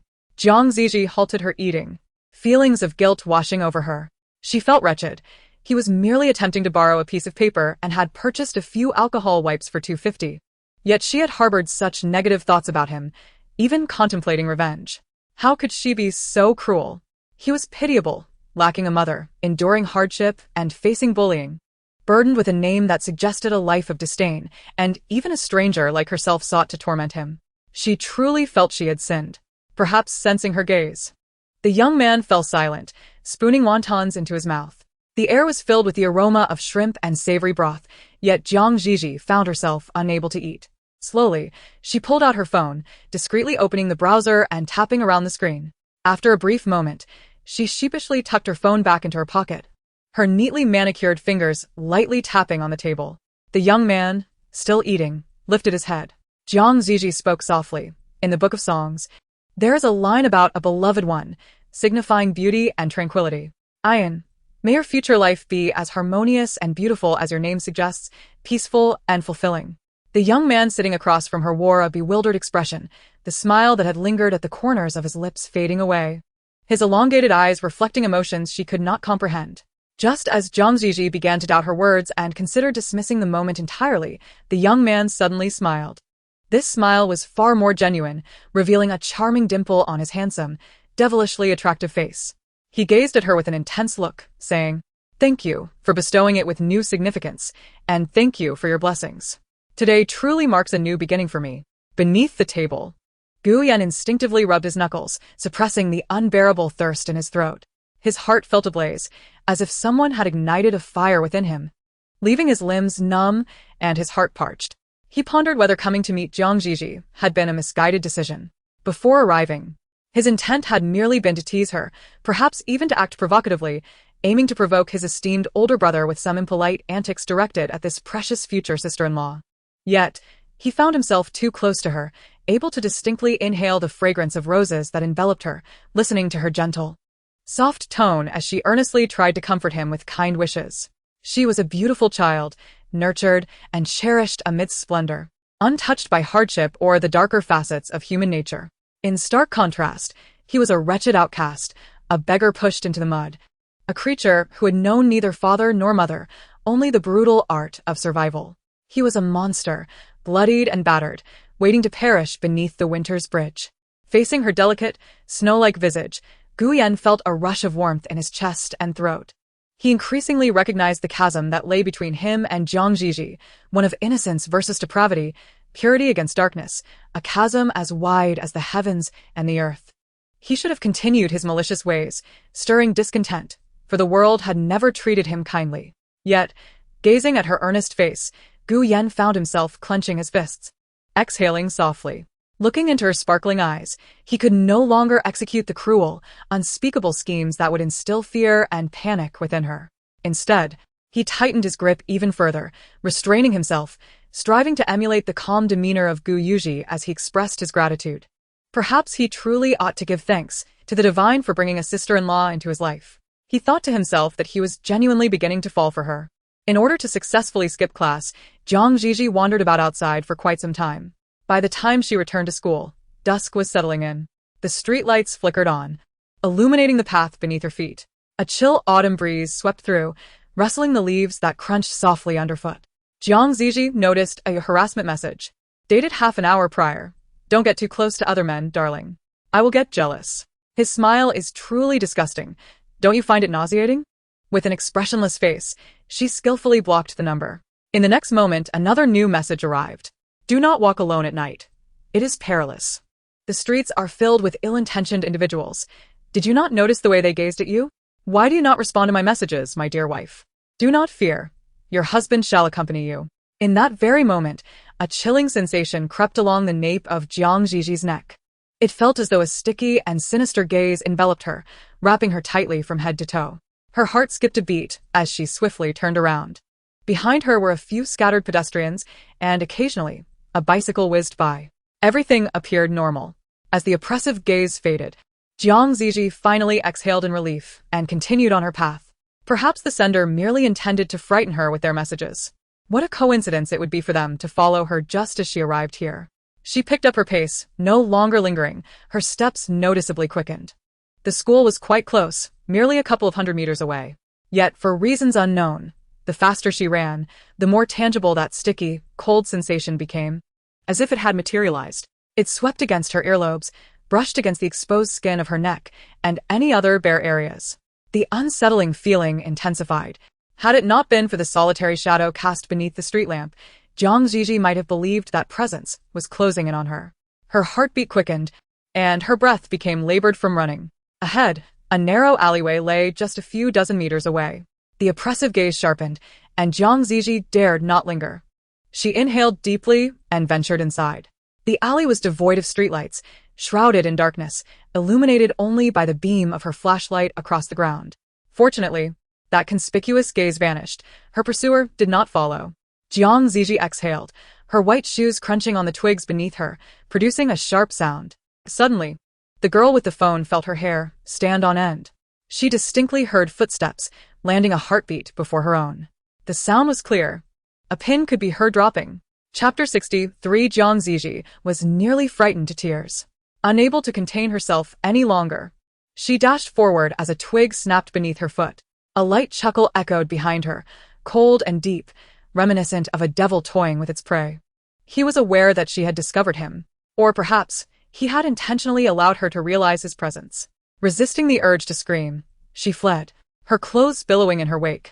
The biting wind seeped into her sleeves, chilling her collar and cuffs. Yet, what should have been a familiar short alley felt unnaturally elongated in the suffocating darkness of night. The footsteps followed her, a shadow that mirrored her every move. They were slow, yet steadily closing the distance. Zhi Zhi felt a prickling sensation at the nape of her neck, her heart racing, her mind a blank slate. Uncertain of what would happen if she were caught, a singular thought consumed her. Run. Above all, do not let him catch you. The alley was uneven, and the wind had picked up at night, scattering a haphazard array of twigs and leaves across the ground. As Zhi Zhi lost her footing and stepped onto the frost-kissed foliage, her phone tumbled to the ground, spinning twice before colliding with a rock and finally resting on the earth. With the last impact, the light vanished completely. A dense darkness enveloped her, wrapping her inch by inch, ensnaring her in its grasp. Meanwhile, the footsteps behind her finally ceased, halting ominously at her back. Zhi Zhi's heart raced to her throat. The system was unresponsive, and there was no one around. Only the desolate, crumbling alley. A torrent of thoughts flooded her mind, and she began to regret not having called Lu Xiyuan, lamenting her choice to avoid the wider streets, and regretting even more that she had dismissed the harassing messages, which had given her pursuer an opportunity. The biting cold wind whipped against her, causing her loose bathrobe to sway unsteadily. In the faint light, a tall figure emerged. He wore a cap that obscured his features, leaving nothing but darkness beneath its brim. As he bent down, Zhi Zhi widened her eyes in terror. Instinctively, she recoiled, trying to distance herself, but the slippery leaves betrayed her, and she lost her balance, tumbling backward. In an instant, the man's arm caught her firmly. As he leaned down to retrieve her fallen phone, he tucked it into her pocket and adjusted her coat. It was impossible to discern his age. Perhaps he used a voice modulator, or perhaps he was simply a stranger to her. "How careless of you," he said in an oddly affectionate tone, as if they were close friends. "What if you had hurt yourself running so fast? Why are you trembling, darling?" He called her darling, yet his voice was unmistakably that of a stranger. The young woman, trapped in his hold, regarded him warily, her body stiff as a puppet, her throat icy with dread. "What do you intend to do?" she managed to ask. He chuckled softly, as if her question were foolish. The deep, chilling laughter reverberated through the decrepit alley, sending shivers down her spine. "Didn't my husband warn you? It's dangerous to walk alone at night. You're always so disobedient, so I had to come myself. It's all the ground's fault for being so slippery, almost causing my wife to fall." Zhi Zhi clenched her fists, stealthily reaching into her coat pocket to grasp a sturdy nail file, concealing it in her palm. "You're the one who sent me harassing messages and took my photos. When did you start stalking me?" But this time, he did not continue the conversation as she had hoped. "I've messaged my family. They will come looking for me. I advise you not to overestimate your abilities or act rashly towards me." "What do you mean by that?" His tone was curiously playful, completely disregarding her threat. As he seized upon her last words to interrogate her further. "Kiss you?" Hug you? Touch you? Or the last two words he uttered made Zhi Zhi's face flush with indignation.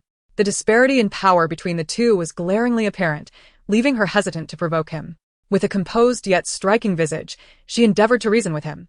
Since you are acquainted with my background, you should be aware that my fiancé is Gu Yuji, a member of the Gu family, which is not someone you can afford to antagonize. Should you dare to harm me, the entire city would turn against you. You would scurry about like a rat in a gutter, and you would regret every action taken tonight. A low rumble emanated from the man's nostrils, as if he finally acknowledged the gravity of the situation.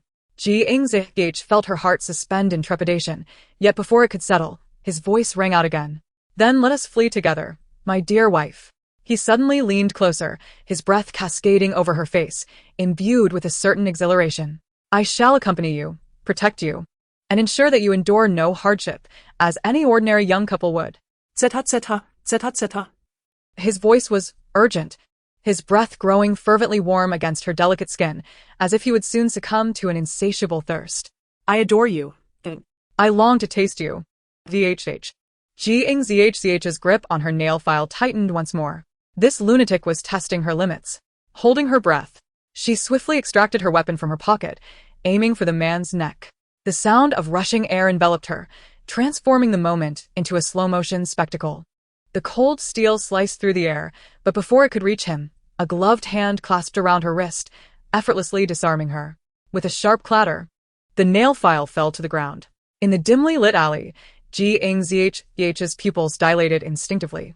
A damp warmth settled against her neck, sending shivers down her spine. A voice, laced with amusement and a teasing timbre, whispered into her ear, "You are even more exquisite than I imagined, my wife. Are you perhaps nurtured in a jar of syrup? Your striking beauty, even in anger, is captivating. Shall we indulge in another round?" The gloved hand encircled her delicate wrist, fragile enough to evoke concern that even a slight pressure might fracture it. He held her hand and pressed a kiss upon it. "No more hitting? Then may I kiss you?" Zhi Zhi's ears burned with both embarrassment and anger. Amidst the howling cold wind, she raised her other hand to slap him across the face. "How vile! Get away from me!" The silence of the alley resonated with the crisp sound of impact. With his face turned askew from her strike, he let out a low chuckle. "What makes you think that, my dear heart?" He shifted his tone, mimicking Gu Yuji in a low murmur. "I am far cleaner than they." He grasped her wrist, brushing it gently against his icy lips. "Even in my room, there are only your photographs, each one more beautiful than the last. In my dreams, it is only you, delicate and tearful, softening my heart. By the way, did you receive my token of remembrance?" He smiled, his damp laughter tinged with a hint of regret. "I sincerely apologize. That photograph has become utterly soggy." Chapter 64. Zhi Zhi felt a chill run down her spine. She sensed that he had provoked a madman. This madman treated her like a cat toying with a mouse, full of mockery and amusement. Zhi Zhi had steeled herself for the worst, but unexpectedly, in the next moment, a leather-gloved hand brushed against her waist and knee through her clothing. The man half kneeled on the ground, effortlessly lifting her into his arms. "Are you afraid?" he inquired. Knowing fear, yet still daring to wander the night alone and venture into dark alleys, what audacity you possess. His footsteps echoed in the silent alley, resembling the sound of thin-soled shoes crunching on dry twigs and fallen leaves, occasionally producing a rustling noise. "Fortunately, you encountered me this time. Had it been someone else, what would you have done?" His voice, unfamiliar yet tinged with a metallic quality, floated in the cool air, resonating with an inexplicable huskiness. Zhi Zhi cursed him 100 times in her mind, but fearing to provoke him further, she remained silent. However, the more she withheld her words, the more fervently he spoke. "They would not be as kind-hearted as I am, nor would they care for you as I do. They would merely see your beauty and fragility, watching you flee in vain, then corner you against a filthy wall, holding your face to kiss you, leaving you drenched in saliva without respite." Zhi Zhi, the man paused, calling her name.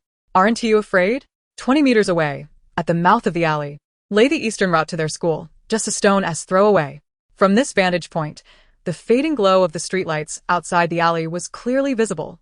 Golden dust swirling in the air as fallen leaves fluttered through the golden-hued frame of the alley entrance. Zhi Zhi clenched her fingers tightly, fixating her gaze on the alley's mouth, anchoring all her hope there. Yet, the man's arms constricted around her too tightly, allowing her to distinctly feel the muscular contours of his arms. The disparity in strength rendered her escape nearly impossible. Moreover, his act of carrying her seemed to carry an intention akin to a cat playing with its prey. In the pitch-black passageway, the girl, cradled in his arms, averted her gaze, her eyelashes fluttering helplessly. "I'm afraid," she whispered, her delicate tone quivering with fear. A low chuckle escaped the man's chest. "I can offer you a chance, my dear. It is not yet dismissal time. While there are fewer people outside, it does not mean no one will pass by. Thus, I will allow you to call for help. If someone enters to rescue you, I shall release you. However, if your cries go unheard, my dear Zhi Zhi, I shall have no choice but to apologize for kissing you." The air was still, save for the remnants of the wind. After a lengthy silence, the girl's voice finally emerged once more, as if she had pondered the situation thoroughly and arrived at an acceptable conclusion, timidly responding, "All right." He laughed lazily, confidence radiating from him. "Then I shall count to 3. 1, 2. Suddenly, a powerful force surged forward. The soft fabric twisted into a line suddenly ensnared the man's neck, tightening viciously. A sensation of suffocation surged forth, prompting the man to instinctively raise his hand and grasp the cloth. Seizing the opportunity, Zhi Zhi rolled down and kicked out. "Die, you perverted monster." The sound of bones colliding echoed, and the man gasped, bending over. Despite her fury, Zhi Zhi dared not strike again, stumbling as she fled. Without the belt, her bathrobe billowed gracefully in the air, the boundary between light and shadow at the alley's edge starkly visible. Just as her fingers were about to brush against that line, amidst the howling wind, she heard the man's low chuckle, tinged with a peculiar exhilaration. "You are more astute than I anticipated. My dear wife, I seem to have grown fonder of you." The wind outside howled fiercely. The hem of her coat was lifted by the gust, and her loose trousers flapped against her legs. Zhi Zhi, still trembling, cast a glance towards the alley's entrance. It was enveloped in darkness, obscuring her vision. She was unaware whether he had fled or, lurking in that darkness, was gazing at her with a malicious, taunting stare. Her heart raced violently, and she patted her chest, feeling as though she had narrowly escaped a calamity, pulling out her phone to call for help. Yet it refused to turn on. She could not discern if it was broken from the fall or simply out of battery. She hurried forward, intending to enter the school, when a car horn sounded behind her. A sleek vehicle glided past, the rear window slowly descending to reveal Pei Henian's pristine face, furrowed in concern, covered in mud. "Where have you been rolling around?" The interior of the car was warmly inviting, and Zhi Zhi held a cup of hot water, draping Pei Henian's suit over her shoulders. Her fair, beautiful face bore the remnants of fear, her lips pressed tightly together, nearly devoid of color. She sipped the water cautiously, her eyelashes fluttering as if she had only now grasped the gravity of her peril. Beside her, the man in the black shirt wore a stern expression, his long, sharp fingers scrolling through the screen, his handsome visage darkening further. Zhi Zhi felt increasingly hesitant to speak. Noticing something alarming, Pei Henian's breathing grew heavier, and the temperature in the air plummeted. Zhi Zhi instinctively recoiled like a timid quail. "How long has this been going on? Why didn't you inform me?" she stammered. "Since that dinner party," she confessed, initially thinking it was a mistake, but later I told my family. "Which family member?" Zhi Zhi's guilt intensified. "It couldn't possibly be that classmate Lu Siyuan?" Pei Henian's voice turned icy, laced with an impending sense of danger. "What help can he offer you? A useless good-for-nothing. Did he promise to protect you, only to leave you alone on the street, fully aware of your danger?" Zhi Zhi's voice was barely a whisper. "I didn't expect to return so late, nor did I ask him to follow. Did you anticipate being followed today?" Under the dim glow of the car lights, Pei Henian's exquisite face tilted towards her, his phoenix-like eyes cold as the stars, exuding an overwhelming pressure. "Do you truly believe you will remain so fortunate forever? If you had not escaped tonight, do you comprehend what would have transpired? Such a shameless individual, capable of sending harassing messages and stalking you. What would he refrain from doing? That so-called opportunity is merely a pretext. Irrespective of whether anyone is listening, he would drag you deeper into the alley. Then, he would pin you against a frigid wall, gripping your face to kiss you, uttering repugnant sounds that would render you unable to stand, reduced to tears while obediently calling him husband." Pei Henian's face darkened, his expression so grim it seemed he could kill. "Do you genuinely believe he would let you go, allowing you to exit unscathed?" In the flickering shadows of the car, a pitiable child, holding a cup of hot water, gazed at him with tear-filled eyes. Her eyes glistened, lips of vivid red. Her delicate face was pale, with a pointed chin, fragile and sorrowful. Perhaps she understood the fear in his words. Or perhaps she was simply afraid of him. She wished to distance herself, yet ultimately only nestled deeper into his clothing, her voice a mere whisper, pleading, please. Don't say any more. Her long, dark eyelashes cast dense shadows beneath her eyes, contrasting with her snow-white complexion, embodying utmost frailty. The handsome man furrowed his brow slightly, the fury and concern building within him finally dissolving into a sigh. He reached out to stroke her head, feeling the soft, fluffy strands of hair, akin to the tender down of a delicate bird. Even after his harsh words, his pitiful, tender girlfriend did not shy away, submitting to his touch. She even raised her face, brushing against his palm. Pei Henian's heart skipped a beat, softening profoundly within. The car's interior light was briefly obscured before quickly returning to brilliance. The tall man embraced his fragile, delicate girlfriend, pressing her head into his chest.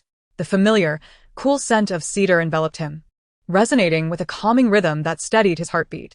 Zhi Zhi lowered her gaze, remaining silent, but subtly tugged at Pei Henian's shirt, bargaining softly with the system.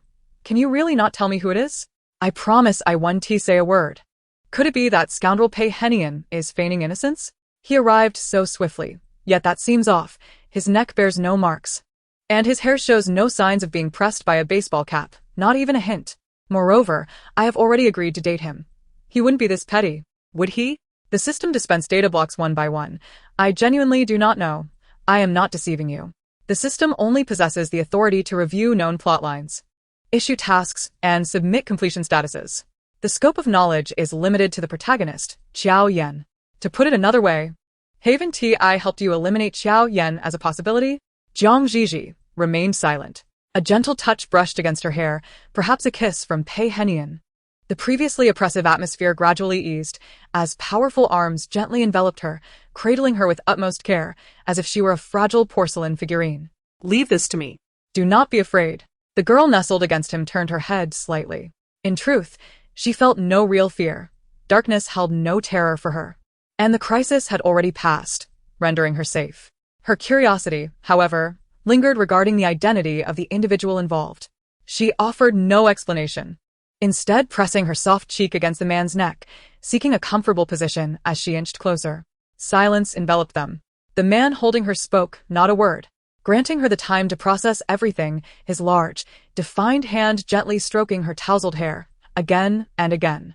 Outside the car, the throng of students began to swell, signaling the end of classes.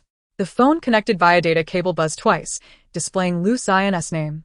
Zhi Zhi reached out, discreetly hitting the mute button. However, a large hand suddenly enveloped her fingers, guiding her hand to press the answer key. Lu Xian's voice came through the phone. Miss, I am waiting downstairs at Duxing Building. Do you plan to come down? Duxing Building was where Zhi Zhi had her major classes, yet she had already slipped away. As she hesitated on how to dissuade him from coming, a cold voice whispered near her ear, "She is with me." The breath on the other end of the line abruptly halted. After what felt like 3 or 5 seconds, Lu Xian's voice finally broke the silence. "Where is Miss? Please inform Mr. Pei of the address. I will come to fetch her immediately." Pei Henian's handsome and refined face was marred by a cold fury, his usually composed voice laden with tension. "What right do you have to take her? If you cannot even look after her properly, you should take that foolish head of yours and leave the Jiang family." The breath on the other end quickened, realization dawning. What has happened to Miss? Miss. The call was abruptly terminated, and the girl in his arms lifted her gaze. Do you trust him? Even though he promised to protect you, he left you alone on the street. Gazing into her tear-filled eyes, the handsome man felt the weight of his next words, which seemed cruel. 5 minutes is ample time for an assailant to follow you and escape.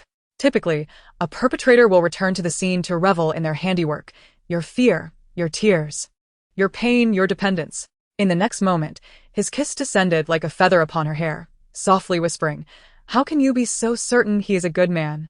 Do not place too much faith in him, my dear. Beasts often wear the guise of humanity, and truths may lurk beyond the riddles." The elongated black Rolls-Royce Phantom slowly came to life, the streetlights casting shifting shadows on the darkened wheels, stirring the fallen leaves. The reflections of trees receded in the car window, leaving only a delicate, pale face, seemingly lost in thought, a fleeting moment of blankness. Meanwhile, in the shadows where the wall did not reach, a slender figure remained, maintaining the pose of one listening intently to a call. The inky blackness of her pupils pierced through the strands of her dark hair, gazing somberly in the direction where the automobile exhaust dissipated. She crushed the object in her hand into fragments. Instructions had already been dispatched, Mr. Pei, Miss Jiang. The assistant's voice emanated from the passenger seat. A focus search is underway at the 137th section of Dawaxin East District, with private bodyguards and detectives already in position. The suspect is approximately 192 centimeters tall, an adult male, exhibiting signs of physical training, possessing strong counter-surveillance awareness, clad in leather gloves and a baseball cap, with possible impact marks on his legs. Simultaneously, arrangements have been made to retrieve all surveillance footage from the Guangzhou Road section, commencing from 5 p.m. until 6:40. To be examined frame by frame, and they will contact us at the earliest opportunity with any updates. Within the confines of the vehicle, Pei Henyang cradled the person in his arms with one hand, gently offering her water from a cup, his tone soft and affirming. Jiang Ziji's phone had been placed in a document bag, handed over to the assistant. Shortly thereafter, a new phone identical to hers arrived, with no deviation in the color of its case. Jiang Zhi accepted the phone, expressing her gratitude to Pei Henyang with polite sincerity. Pei Henyang seemed perpetually composed, effortlessly navigating any situation, as though he were the most distinguished heir nurtured within a prominent family. Wherever he was present, matters would be adeptly managed. Jiang Zhi had consumed half of a blueberry bagel. Pei Henyang lifted his finger to gently brush away the crumbs of blueberry jam clinging to the corner of her mouth. Inquiring if she was satisfied, the beautiful girl nestled in his embrace nodded before quickly shaking her head, candidly stating, "I must save room for dinner prepared by my mother. If I return too late, she will worry." Perhaps her earnest expression as she spoke was too endearing. Pei Henyang gazed at her, and a barely perceptible smile crept onto his typically stoic visage. His rugged fingers caressed her soft cheek, and his deep, melodious voice lowered to a whisper, as if soothing a child. "Such a good little one, aren't you?" Under the soft glow of the lights, the girl, with her rosy lips and white teeth, looked at him, slowly shaking her head. "I am only this well-behaved when I'm beside you, my boyfriend. I seem to always cause trouble, creating numerous inconveniences for you, making it impossible for you to find peace. To avoid being disliked by you, I must be a bit more obedient." The man's elongated fingers brushed against her cheek, his elegant phoenix-like eyes flickering with tenderness. His voice, soft and imbued with coaxing warmth, replied, "Causing trouble is not your fault. Moreover, I willingly utilize my extensive experience to assist a certain little one in navigating challenges. You may be mischievous, disobedient, or even sulky, and you can cry in my arms out of fear. Children have the right to be willful. Your husband will handle everything. As long as you are by my side, there is no need for you to learn to be good." Chapter 66. Jiang Zhi changed her clothes in Pei Henyang's car. Her bathrobe was soiled, the belt missing, and the cuffs of her pants were also dirty. Mother has always been attentive, and seeing her in such a state must certainly arouse her concern. She likely fears that she will again gently caress her face with those sorrowful eyes, inquiring about her troubles. The driver had already exited the vehicle, and Pei Henyang, ever the gentleman, had graciously closed the door for her. Perhaps out of concern for her unease, Pei Henyang did not stray far from the car. Through the one-way privacy glass, she could even see him leaning against the rear door. Despite knowing he did not turn around, and even if he did, he could not see her. Jiang Zhi felt her ears grow warm. In a swift motion, she removed her outer garment, and just as she was about to change into the clothes from the paper bag, a set of intimate apparel unexpectedly tumbled out. How could he have prepared this as well? Perhaps it was not his doing. The assistant who delivered the phone was a woman, and it was she who brought the clothes. Women tend to be meticulous, and it was possible she misunderstood the relationship between herself and Pei Henyang, assuming they had engaged in some indescribable affair, hence preparing even undergarments. The girl, her ears flushed crimson, changed into the clean and tidy attire as if she were a thief. Even the discarded clothing was neatly rolled up, with the intimate items placed at the very bottom, securely covered. She tapped on the car window, and the man outside did not turn but asked her, "Are you ready?" Jiang Zhi lowered the window, resting her arm on the descending glass, and poked Pei Henyang's shoulder. The moonlight was cold, casting the shadows of branches upon him. As he turned, the interplay of light and shadow danced across his chiseled features, caressing his elegantly curved lips. The wind rustled his thin shirt, revealing glimpses of the collarbone beneath. Is it suitable? His deep voice resonated, causing Zhi Zhi's ears to redden once more. She feigned a nonchalant demeanor and replied, "It is suitable." From the inside out. It was entirely appropriate. Everything was her size. Pei Henian's lips curved slightly, and he affectionately ruffled her hair. By the time the black Rolls-Royce Phantom arrived at the Jiang family villa, it was already 8 in the evening. Zhi Zhi held a bouquet of flowers, which Pei Henian had prepared for her. As she stealthily bid farewell to others, she surreptitiously grasped the shopping bag, intending to discreetly take it with her amidst the commotion. However, in the next moment, his piercing gaze fell upon her, landing squarely on her hand. "If you take those home, how will you explain the 2 identical outfits?" "My dear?" Zhi Zhi hesitated for a moment. Yet, thinking of what lay concealed at the bottom of the shopping bag, she tightened her grip, her voice slow. "I will try my best to keep it from my mother." In the next instant, he leaned closer, his icy cedar scent enveloping her. His captivating gaze lingered upon her, his lashes casting shadows over his eyes. A small mole adorned his prominent nose, adding a touch of vibrancy to his otherwise cold and solitary visage. Like a drop of vermilion in a delicate ink-washed painting, the entire scene came alive. "Do you not believe me?" Pei Henian observed her quietly, his tone light. "What are you afraid of, darling? Do you think I am the sort of unreasonable person who would, after you leave, take out your clothes and engage in actions beyond words, utterly excessive? Do you think I am that kind of pervert?" he inquired. Zhi Zhi quickly waved her hand. Pei Henian was the epitome of maturity and indifference, exuding an air of noble composure. He remained perpetually unruffled, his demeanor as serene as a cloudless sky, his eyes cold and distant, reflecting a weariness born from the satiation of material desires, as if nothing could truly captivate his attention. Zhi Zhi concurred with the system's assessment that Pei Henian sought a private relationship with her merely to compete with Gu Yuji. Thus, she promptly shook her head, her soft, tousled curls being gathered into a small bun that playfully swayed against her shoulder. Feeling somewhat embarrassed by the pile of dirty clothes, she hesitated. "I wouldn't want to trouble you further." "It's no trouble at all," he replied, his long, defined fingers extending towards her, the light reflecting off his luxurious wristwatch, casting a dazzling glow. "I'll have the maid take care of it." Zhi Zhi released her grip on the packaging bag but remained seated, her lovely, pristine eyes fixed intently on the watch. Assuming she admired it, Pei Henian removed it and handed it to her. The immaculate dial shimmered under the light, its design both elegant and understated. In the carriage, the beautiful girl scrutinized the timepiece, shaking her head as if she had suddenly come to a realization, commenting, "Is your watch newly worn?" Pei Henian's eyelid flickered slightly, yet his expression remained inscrutable. "It seems so," he replied. The girl, her delicate fingers tinged with a rosy hue, reached out to tap the expensive watch, her fingertips gliding over the dial as she kindly advised.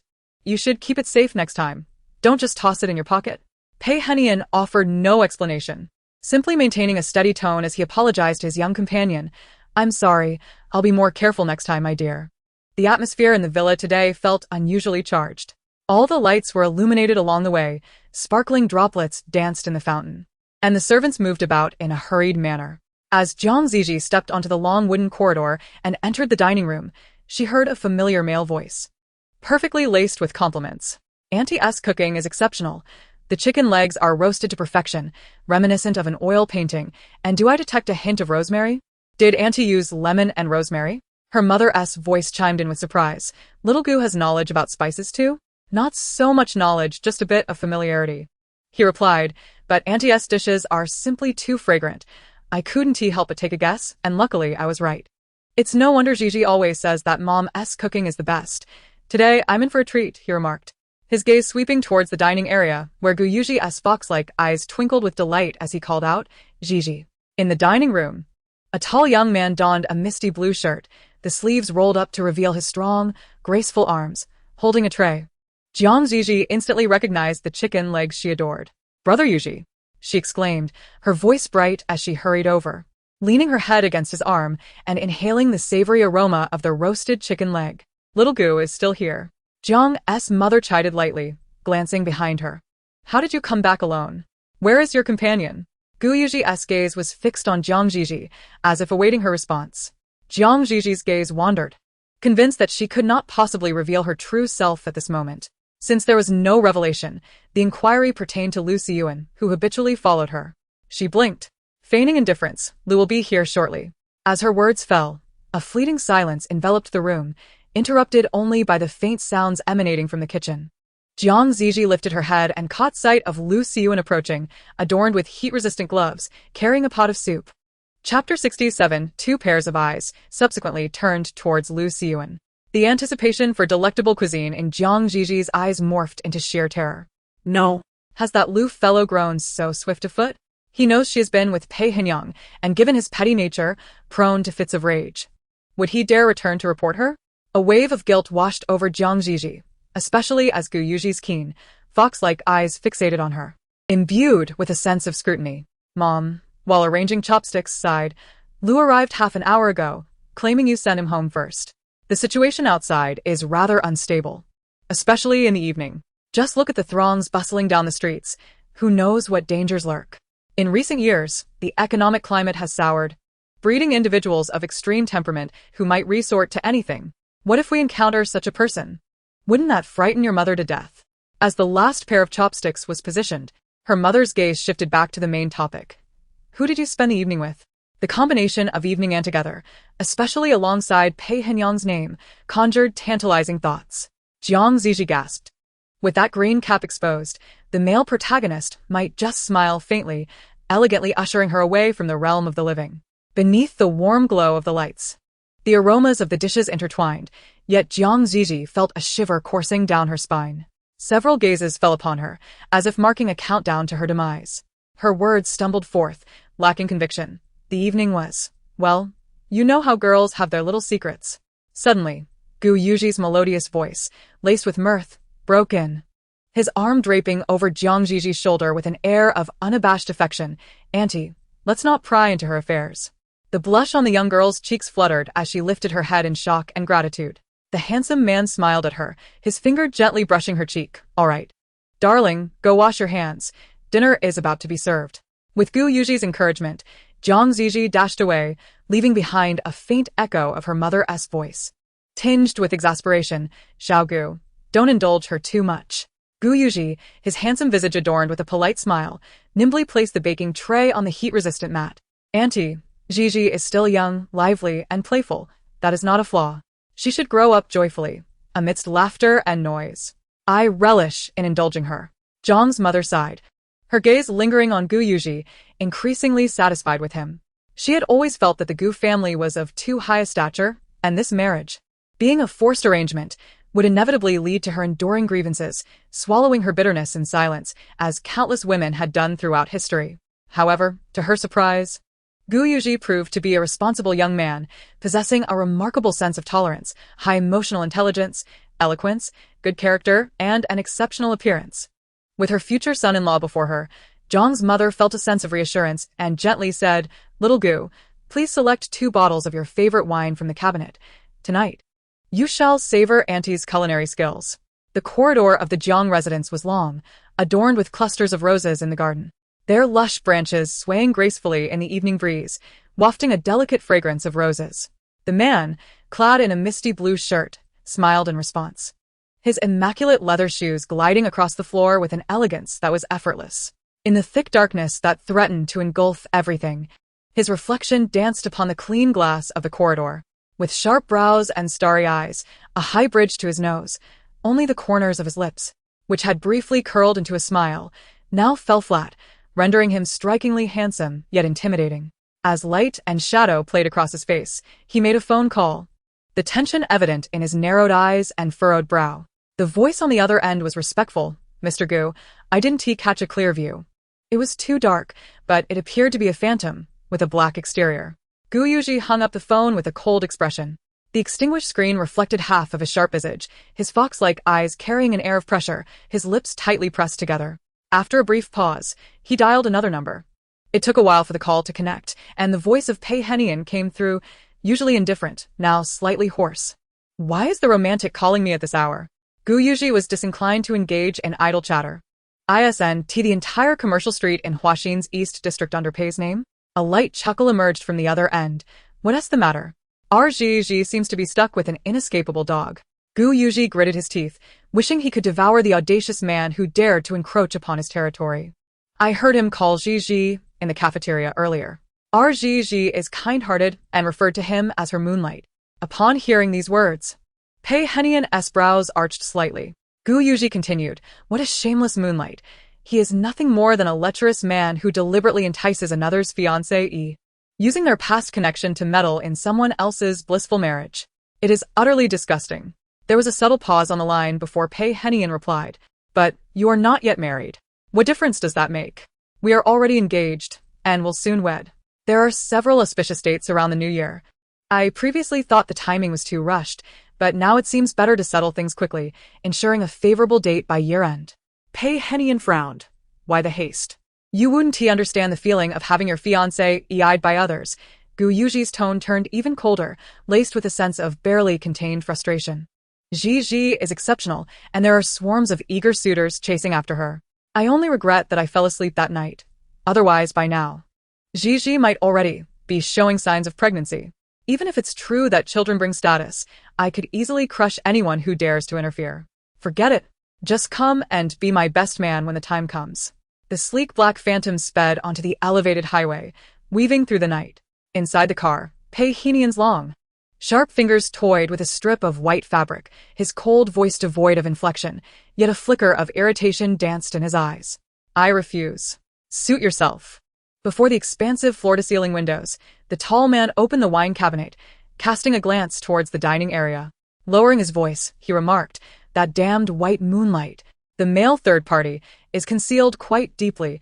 I have yet to uncover any information about him. However, he met with Zhi Zhi tonight and even escorted her back to the Jiang residence. Gu Yuji scoffed coldly. He knows he is unpresentable, which is why he scurried away as soon as he parked. Lu Xiyuan arrived at the Jiang home half an hour ago. Based on the timeline, that male third party must have met Zhi Zhi around 5 o'clock, conveniently right in the heart of your family's East District. Help me investigate his movements.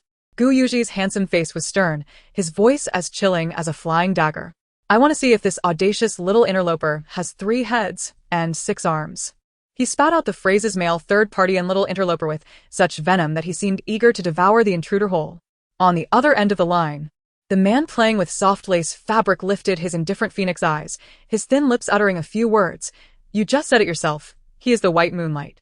If we consider the timeline, perhaps they are truly enamored with each other, genuinely in love, while you, the betrothed fiancé, are merely the one who appropriated love, yet is unloved, a male third party in your own right. Gu Yuji could not abide such talk, his brows knitting together. What nonsense are you spouting? Have you lost your mind?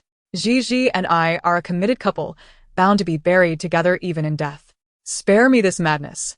Zhi Zhi and I are perfectly matched, destined for each other. Such a dull jest is beyond my tolerance. Chapter 68. Pei Henian remained silent. His exquisitely handsome, coldly refined visage turned towards the car window, solemn and dignified. Gu Yuji found this call infuriating. He had known Pei Henian for many years. While they were not exactly bosom buddies, their social circle was small, and they got along well, both in business and privately. For reasons unknown, Pei Henian had been acting erratically lately, constantly jabbing at him with words. Gu Yuji's voice was icy. Henian, you've been off lately. Pei Henian's flat tone came through the phone. What? Do you think I'm jealous of you? The conversation had circled back to this topic once more, tedious and tinged with sarcasm. After all, Pei Henian was a few years his senior, and perhaps men approaching 30 were simply unreasonable. Gu Yuji was disinclined to engage in further banter. Will you help or not? If not, I'll investigate on my own. The man on the other end chuckled. If you want my help, you must at least have some information in hand. Gu Yuji carried the wine back, while the other party drove a black phantom. Pei Henian's nonchalant voice came through. What a coincidence. I also have a black phantom. I cannot bear to hear about black phantoms right now. Gu Yuji clenched his teeth, asserting that only a clandestine and unseemly male mistress would drive such a car. I advise you to change it as soon as possible. You are in a relationship. Do not invite misfortune upon yourself. Is that so? Pei Henian's voice was calm and indifferent. I do not mind. As Gu Yuji turned back into the dining room, his young fiancée was already obediently seated at the table, her eyes curving into crescent moons upon seeing him. Yuji Gij, she exclaimed. A tender warmth washed over Gu Yuji's eyes as he approached her, his long legs striding forward, and he leaned down to gently pat the girl's head. His fiancé clandestinely cast a glance towards the kitchen, speaking to him in a conspiratorial tone. I didn't have the chance to thank you for earlier. Thank you for standing up for me. Without you, I truly would not know what to do. How should I express my gratitude? Gu Yuji brushed against her ear playfully, a smile that could not be concealed dancing in his eyes. Is merely saying these two sentences rather lacking in sincerity, my dear? The girl, with her bright eyes and pearly teeth, grasped his sleeve, her delicate fingers resting on his wrist as she gently tugged him, signaling for him to lean closer. Obediently, Gu Yuji bent down. The warm breath that enveloped his face carried the delightful scent of roses, akin to a small hook cast directly into his heart. Her voice was sweetly alluring, its enchanting aroma serving as a reward. I knew it. Gu Yuji is the best fiancé. Only I am fortunate enough to be engaged to you. The corners of Gu Yuji's lips could not help but curve upwards, his heart sweeter than honey. Yet, his thoughts drifted to that shameless male mistress, prompting him to teasingly inquire, whom does Zhi Zhi like the most? The girl, her soft lips brushing against his ear, smiled coyly. Her round, bright eyes sparkled, and her gentle tones swayed playfully. Fiancé, why would you ask such a foolish question? She teased, letting out a small sigh. Among so many men in the world, of course, I like you the most. Contentment filled Gu Yuji's heart. With half-closed eyelids, he gazed at the slender fingers encircling his wrist, his eyes brimming with an uncontainable tenderness. Yet his fiancée still held on tightly, inviting him in a whispering tone. Yuji Gij, would you like to sit next to me for dinner later? Gu Yuji murmured, and as he shifted, his elegant lips brushed against her cheek unexpectedly. The handsome man was taken aback for a moment before he reached out to caress her cheek. It was so soft, like a piece of tender tofu. His rosy lips curled into a slight smile, and even his apology carried a hint of gratitude. His voice was low and soothing. I apologize. It seems I accidentally kissed you. My dear, are you this sweet everywhere? Unable to resist, Gu Yuji's teasing made his fiancée's ears flush crimson. Her long lashes fluttering helplessly as she averted her gaze, slightly embarrassed. In the next moment, a rosy hue spread rapidly across her lovely face within a heartbeat. His young fiancée widened her eyes, her long lashes fluttering in shock as she stared at the table. HHM.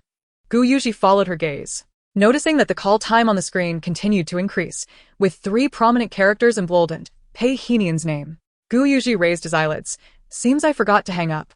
As their words hung in the air, a profound silence enveloped them once more. Amidst this prolonged quietude, a familiar voice emanated from the other end of the line.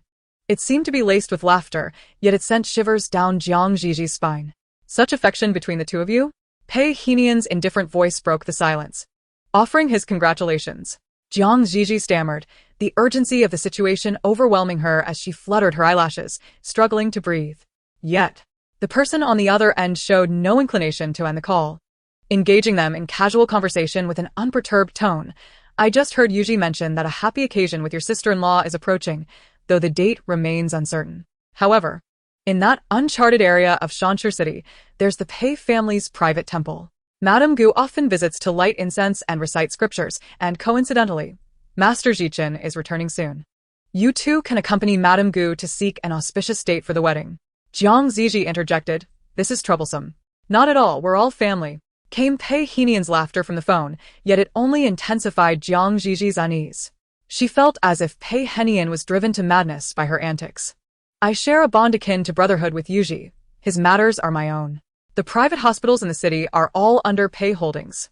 When the day of matrimony arrives and your sister-in-law is with child, I, as the elder brother, can offer my modest assistance for the ensuing prenatal checkups. Chapter 69. Jiang Ziji was at a loss as to how the call ended. When her mother returned to the dining table, she anxiously touched her forehead, inquiring why she looked so flushed. It was more than just warmth. Jiang Ziji felt perspiration trickling down her back. Terrifying. Utterly terrifying. Not only had she been caught acting coy with Gu Yuji on the phone in front of Pei Henian, but he had also referred to her as sister-in-law and proposed to consult a master to determine their wedding date, even taking it upon himself to oversee her prenatal care. His jealousy was fierce, and his possessiveness was overwhelming. To call her wife in front of Gu Yuji while daring to hold her hand and kiss her in the same vehicle was beyond her comprehension. She could scarcely fathom the expression on Pei Henian's face as he uttered those words. It was over. She truly could not face Pei Henian again. Just as Zhi Zhi was still trembling from the encounter, a figure clad in white entered the room. The individual wore a long cashmere coat in a new Chinese style, adorned with exquisite Su embroidery on the chest. The garment was well-tailored, cinching at the waist, while a white dress swayed gracefully in the air with her movements. Auntie, Zhi Zhi. Young Master Gu is also here. Xiao Yan had been returning home frequently of late. The system indicated that she had been seeking friends to inquire about participating in a variety show, having attended several gatherings within the circles, and now befriending a producer. That renowned dating show indeed had a propensity for seeking out ordinary individuals, yet true ordinary folk could not be entirely without background. They were typically expected to possess a prestigious education, affluent family circumstances, and striking appearances. Xiao Yan has indeed captured the favor of others and is already on the list of potential invitees. Zhi Zhi pretends to be unaware. New task activated. The system's voice suddenly resonates, causing Zhi Zhi to sit up straight. Original plot. The malicious supporting character Zhi Zhi, in her relentless pursuit of vanity, repeatedly invites Gu Yuji to her home. She despises her mother for being embarrassing and seeks recommendations for a private chef to prepare meals at home. Gu Yuji, already harboring disdain for Zhi Zhi, initially has no desire to attend. Yet, inexplicably, a gentle figure emerges in his mind, that of Zhi Zhi's cousin, who is graceful and virtuous, far more suitable as the young mistress of the Gu family than his wicked and lascivious fiancé. Perhaps driven by the desire to see her, Gu Yuji ultimately agrees to the family banquet invitation. Upon learning of this, the gentle and beautiful heroine, who is adored by many, discreetly contacts her uncle, who has been absent. Unexpectedly, Zhang's father returns home with his mistress and commands Zhang's mother to yield her position to his paramour. Humiliated in front of outsiders, Zhang's mother is on the verge of tears, yet Zhi Zhi reveals her selfish and malicious nature, mocking her mother for being an old-fashioned wife, failing to understand that women today are liberated and can pursue their own love. She orders her mother to make way for the mistress and deliberately seeks to please her father by serving him tea.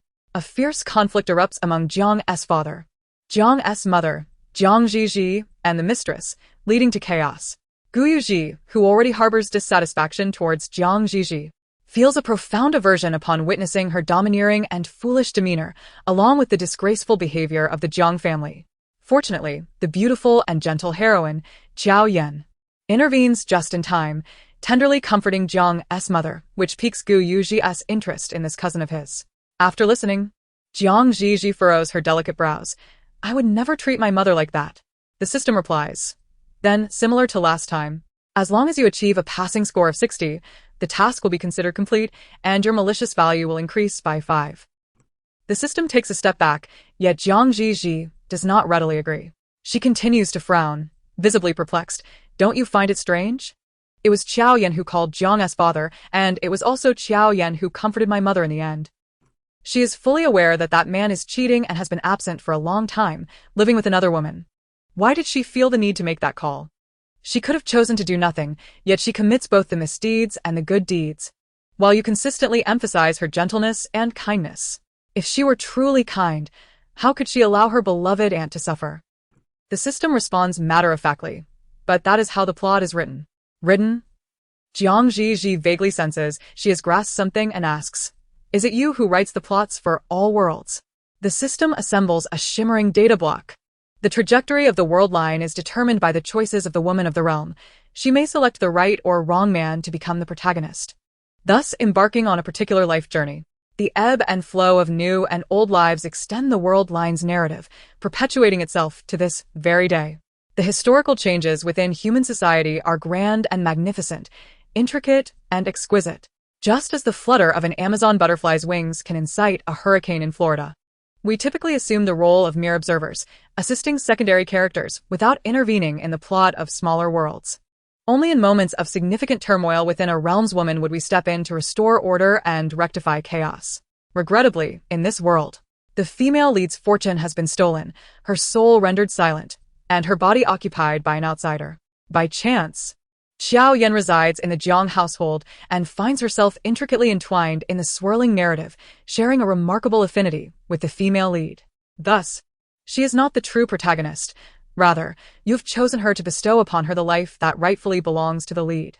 It is no wonder that upon my arrival, you lamented the repeated failures of the taskers, rendering the progression of the plot impossible. For this is not her life. The real female lead has had her body occupied, her life usurped, her maternal love divided, and her affection and friendship stripped away. And I, repeatedly selected and chosen, am merely an executioner aiding the oppressor. Am I not? The system fell silent. After a prolonged pause, it finally spoke once more. Do not dwell on such matters.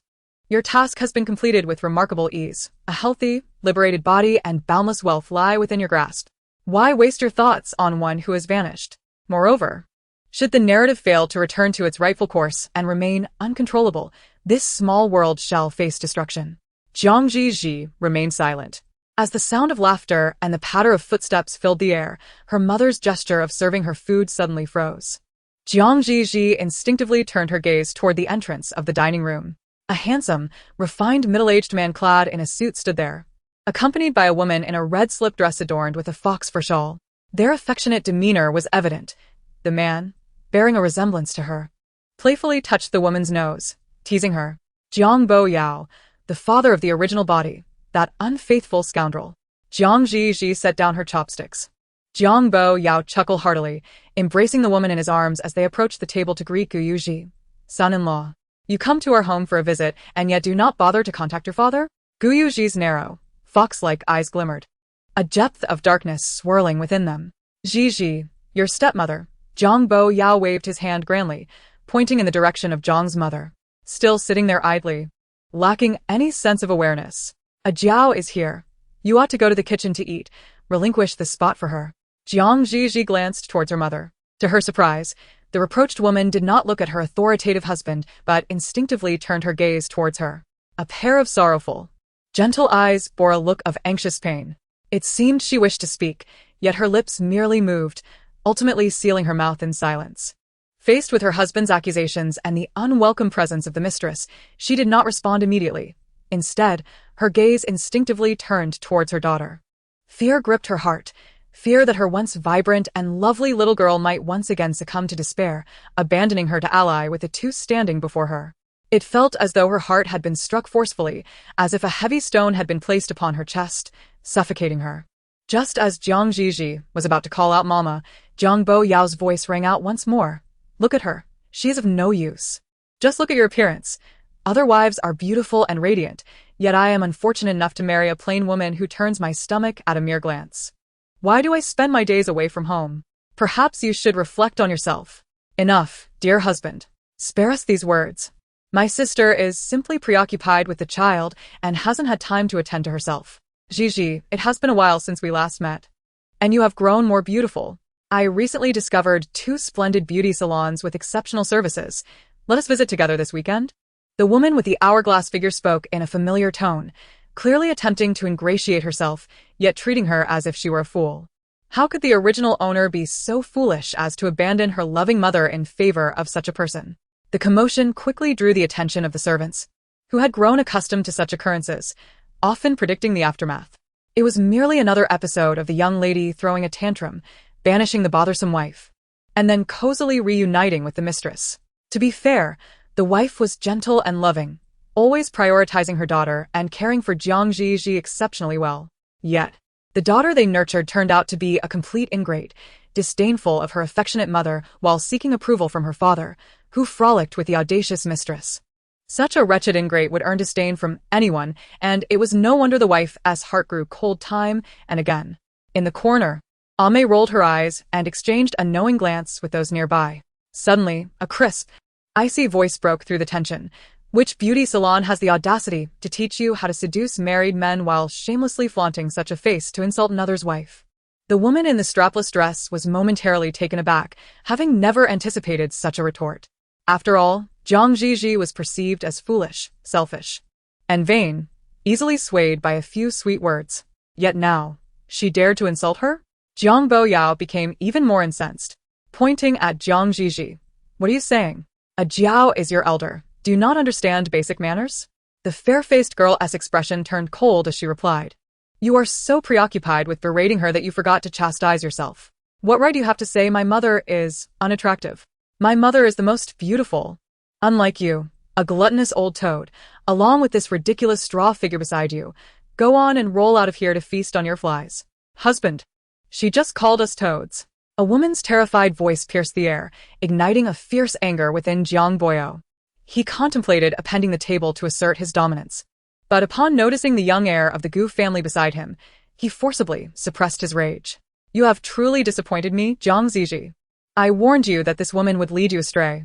Apologize to A Jiao immediately. Otherwise, I shall freeze your bank accounts. The beautiful girl across from him gazed at him, her eyes suddenly sparkling with mischief. Very well, then you had better pray for your life, for should you perish, I shall undoubtedly inherit all your bank accounts. But alas, prayer may be futile, dear father. Surely, you will meet your end. Her expression was earnest, with her long, thick lashes fluttering and her bright eyes glimmering as she looked at him expectantly. Jiang Boyo felt his blood pressure surge, exclaiming, Zhi Zhi. Father, please calm down. If you happen to suffer a stroke today, your ungrateful daughter, would certainly be the one to pull the plug. Jiang Boyo pounded his chest in frustration, nearly speechless. Rascal. You insolent wretch. Zhi Zhi, with her soft tones swaying playfully, turned to the terrified mistress and flashed her a smile. The love you share with my father truly moves me. When he passes and is reduced to ashes, I shall scatter his remains at your doorstep. After all, you adore him so much. Surely, you would want to be with him always, wouldn't you? The woman had never encountered such a situation. Zhi Zhi uttered the most venomous words in the sweetest tone, her smile juxtaposed with a chilling undertone, painting a vivid picture reminiscent of a horror film's voiceover. At that moment, something fluffy brushed against the nape of her neck, causing the woman to scream and retreat into Jiang Boyo's embrace. Jiang Boyo, already prone to high blood pressure, stumbled at the impact, and amidst the sounds of their bodies hitting the ground and the woman's shriek, they both fell. The marble floor glistened with their chaotic descent. The collision was jarring, leaving Jiang Boyo dizzy. Before he could gather himself, a cherubic face appeared above him, looking down with feigned disappointment. Father, you're not dead? Jiang Boyo was taken aback, coughing violently at her words. The woman beside him collided with his ribs, and he could barely muster the strength to curse. Zhi Zhi, you little rascal, you shall never receive a penny from me again. With a sudden clatter, a bottle of wine spilled over them. The two, entangled together, found themselves drenched in crimson liquid, splattered across their faces and heads. The icy wine invaded their nostrils and throats, and as they coughed in their predicament, the wine-soaked floor made their struggles comically futile. My apologies, father, I slipped again. Now you can return home covered in dirt, and with this drink I've offered, it shall indeed be a grand memorial service. She drawled, her voice laced with admiration. Look at you, still breathing. You're celebrating your Memorial Day ahead of time. As Jiang Boyo rose from the ground, his face was a stormy shade of black. You little brat, I see you're asking for a beating. He disregarded his own dignity and paid no heed to the prince consort beside him, raising his hand to strike Zhi Zhi. Suddenly, a powerful hand seized his wrist, those dark, soulless eyes chilling the heart with their gaze. Meanwhile, the unfilial daughter found herself half-embraced by the prince of the Gu family, who shielded her in a protective manner, his handsome yet cold visage tinged with displeasure. Mr. Jiang, given your age, it would be prudent to refrain from reckless bravado, lest you inadvertently harm yourself. Jiang Boyo felt a sharp pang in his heart. He clenched his teeth in indignation and forcefully pushed Lu Xiying away. You too, wait for me. Next time, even if you kneel and beg, do not expect me to set foot in this household. The once fierce figures fled in disarray, limping away like drowned rats. Beneath the resplendent lights, Lu Xiying's gaze lingered thoughtfully on the retreating figures. In a hidden corner, he silently observed the eldest daughter clinging to Jiang's mother. This was the first time the eldest daughter had resolutely stood by the lady's side. Her eating habits had changed, her character transformed, and a conscience had seemingly emerged. She was hardly recognizable, evoking both astonishment and a peculiar sense of intrigue. A few steps away, Gu Yuji narrowed his fox-like eyes, the elongated pupils dark and menacing. The soft whispers of the girl beside him reached his ears, prompting him to casually retrieve his phone and send a message. The instant the screen dimmed, it reflected a grim visage, filled with an ominous fury akin to an approaching storm. He could scarcely tolerate the presence of a third party intruding upon another's marriage. Were it not for the fear of disrupting the auspicious wedding date, he would have relished the thought of eliminating this wretched couple. Chapter 71. The family banquet. The gathering was filled with joyous revelry, save for the wasted bottle of recently awakened red wine. Gu Yuji opened another bottle for her. The pale golden liquid danced within the glass, clear and transparent, akin to a beam of golden sunlight captured in the chalice. Zhi Zhi was not fond of overly acidic wines, yet this one was just right, its sweet fruitiness mingled with a hint of almond bitterness. A light and smooth texture complemented by the fragrant notes of hazelnut and pecan, like a frothy delight swirling in her mouth. Beside her, Gu Yuji engaged in light conversation with his mother, discussing the history of spices, the collection of rare condiments, and even the distinctions between sweet basil and mint, as well as the significance of lemongrass in Southeast Asian cuisine. His mother only exuded such confidence and warmth when speaking of food, her voice calm and soothing. Her soft hair was elegantly pinned back, adorned in a black qipao, a beauty refined by the passage of time. As the effects of the wine began to cloud her mind, Zhi Zhi rested her chin on her hand, gazing at her mother. If her mother's weary and hopeless marriage had ensnared her in a quagmire, then her own ignorance and rebellion struck another heavy blow, plunging her into the depths of despair with no escape. It seemed she had grown accustomed to silence, to enduring, to her husband's disdain, and to confining herself within the conservative qipao, serving merely as a tool to sustain the Jiang family's operations. Yet, it appeared she had forgotten that she once was a hopeful young girl. She had forgotten herself. Resting her chin on her right hand, Zhi Zhi silently resolved that regardless of the outcome of her mission, she ultimately had to leave. Before that, however, she must assist her mother in escaping from this wretched marriage. The fragrance of flowers mingled with the scent of alcohol and the aroma of cooking. The dry, comfortable temperature, soft whispers in her ears, and the deep laughter of youth formed a perfect white noise, lulling her into a drowsy state. However, speaking of spice shops, there is a Lee's in the northern part of the city. Xiao Yan interjected. Zhi Zhi held no favorable opinion of her cousin at this moment and endeavored to sit up straighter, attempting to engage in their conversation. What about Belgium? She inquired, only to follow up with a mumbled, but I want to eat chocolate. Her mother chuckled, shaking her head at her antics. Gu Yuji reached out to gently brush her cheek, softly coaxing, Are you tired? Do you want to take a nap? Zhi Zhi hastily waved her hand. I need to go to the restroom. She had to splash some water on her face to rouse herself before returning to scrutinize Xiao Yan and see what schemes she was concocting. As Pei Henian's footsteps faded away towards the door, Gu Yuji's gaze lingered on him. Zhang's mother's voice resounded once more, Xiao Gu. You just mentioned wanting to ask the master to calculate some auspicious dates. The clamor of the restaurant faded into the background as Zhi Zhi ascended the stairs. The wooden floor, polished with tung oil, appeared somewhat dim under the soft, yellow light. A whiff of floral fragrance wafted through the air. It was her favorite, roses. Upon returning, she found herself standing at the threshold of a room, Xiao Yan's room, once again. Confused, Zhi Zhi turned and walked in the opposite direction. What are you doing here? In the bedroom, she confronted Lu Siyuan, who was in the restroom, the two of them exchanging incredulous glances. Dressed in a white shirt and gray trousers, Lu Siyuan held a clean pink basin, washing something within it. Looks familiar, Zhi Zhi thought, momentarily stunned, her mind buzzing. Lu Siyuan, what are you doing? Lu Siyuan regarded her with calm composure, even rolling up his sleeves nonchalantly. Washing clothes. Zhi Zhi fixated on the contents of the pink basin, her expression transforming from disbelief to embarrassment, then to indignation, her face flushing red as she exclaimed, Are you a pervert? Lu Siyuan met her gaze. I am not, Mississippi. His low voice lingered in the air as he leisurely poured out the water from the basin, then fixed his attention back on her, as if trying to unearth something from her expression. I have always been the one washing the young lady's clothes. His unwavering stare bore into Zhi Zhi, his dark pupils glinting with a mysterious light. With an air of casual deception, he continued effortlessly, Did the young lady forget? The beautiful girl stuck in the doorway stared at him vacantly, her words faltering multiple times before she blushed and feigned nonchalance. Nonsense. How could I forget? Having you wash my clothes is a favor to you. I merely remind you. Do not forget.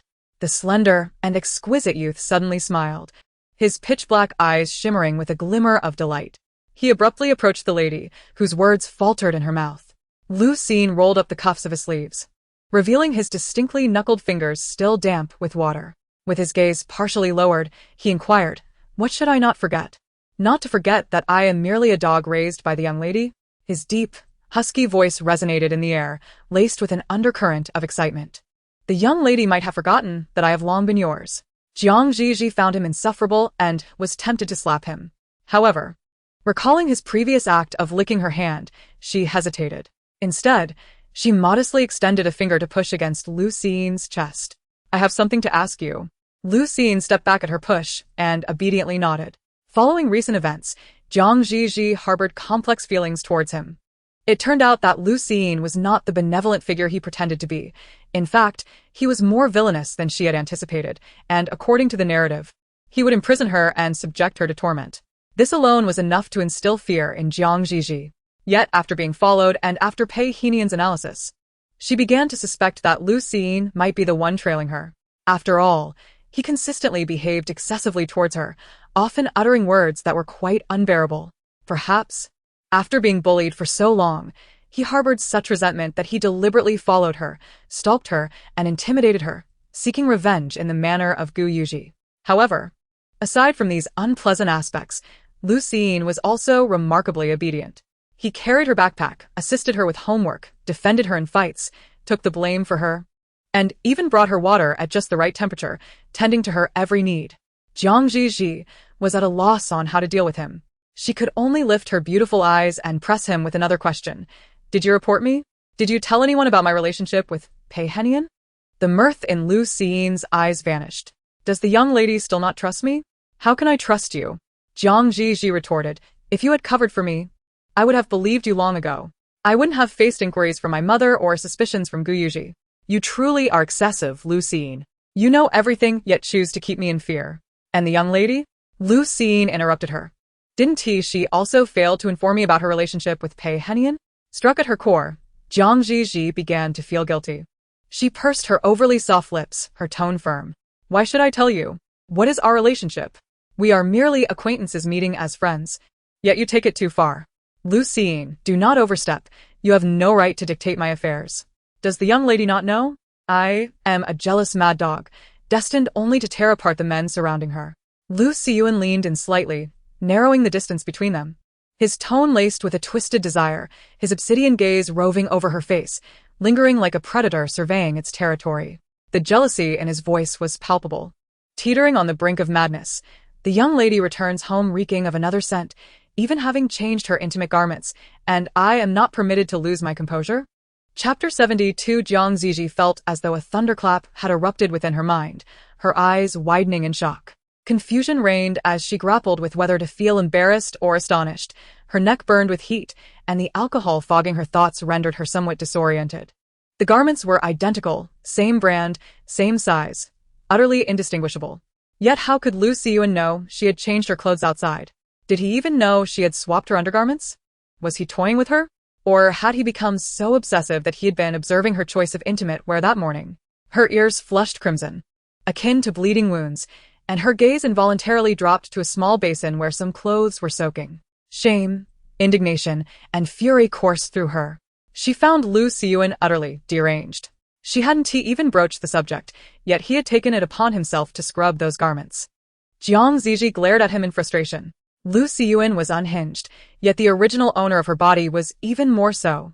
How could she allow a grown man to handle such garments? She longed to fish those clothes out and hide them away, but in Lu Xian's presence, she could only feign calmness, insisting, I didn't, you're simply too sensitive. The sparkling indoor lights illuminated every nuance of Lu Xian's expression. He seemed to smile, yet that smile only heightened his madness. His voice was gritted through clenched teeth. Eyes fixated on her. Am I also being overly sensitive about the scent of Pei Henian lingering on you? Or perhaps the young lady is truly untroubled, having grown so close to Pei Henian that changing her intimate garments in his presence seems inconsequential? He paused, unable to restrain himself from revisiting old grievances. Like a crazed, jealous husband whose wife returns home after a dalliance, her clothes freshly laundered, while he, a feeble and cowardly man, must deal with the unsightly remnants of her indiscretions. He was not even a true jealous husband.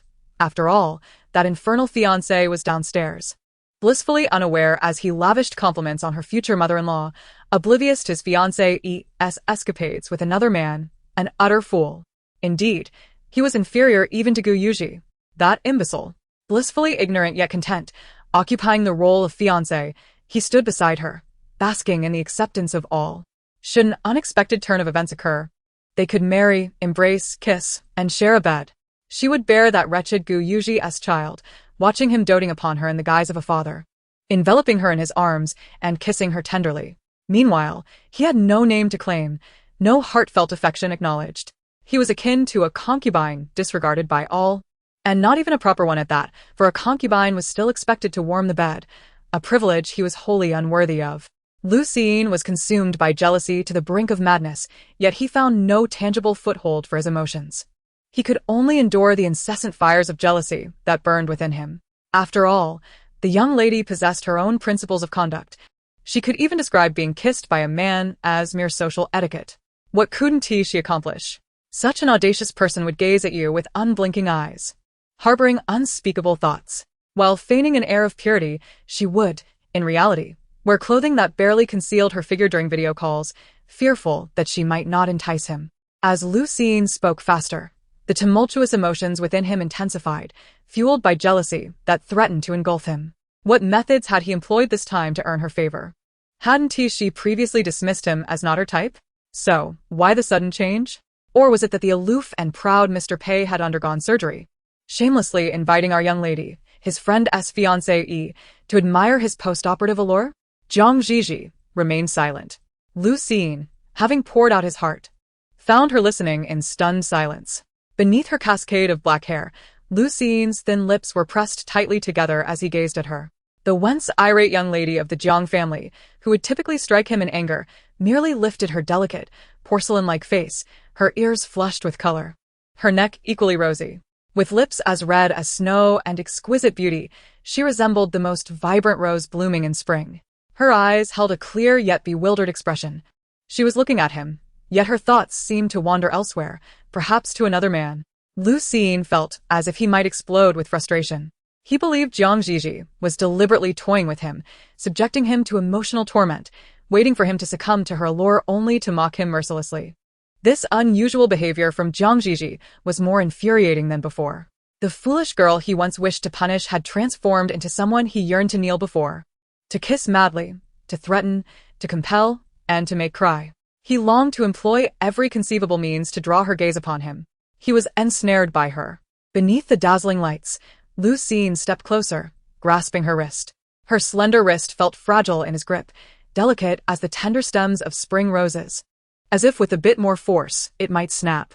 The slender youth, with his downcast gaze, hesitated momentarily, easing his grip slightly. His deep, almost lifeless eyes shimmered with an enchanting yet eerie light, lingering on her face and slowly descending inch by inch.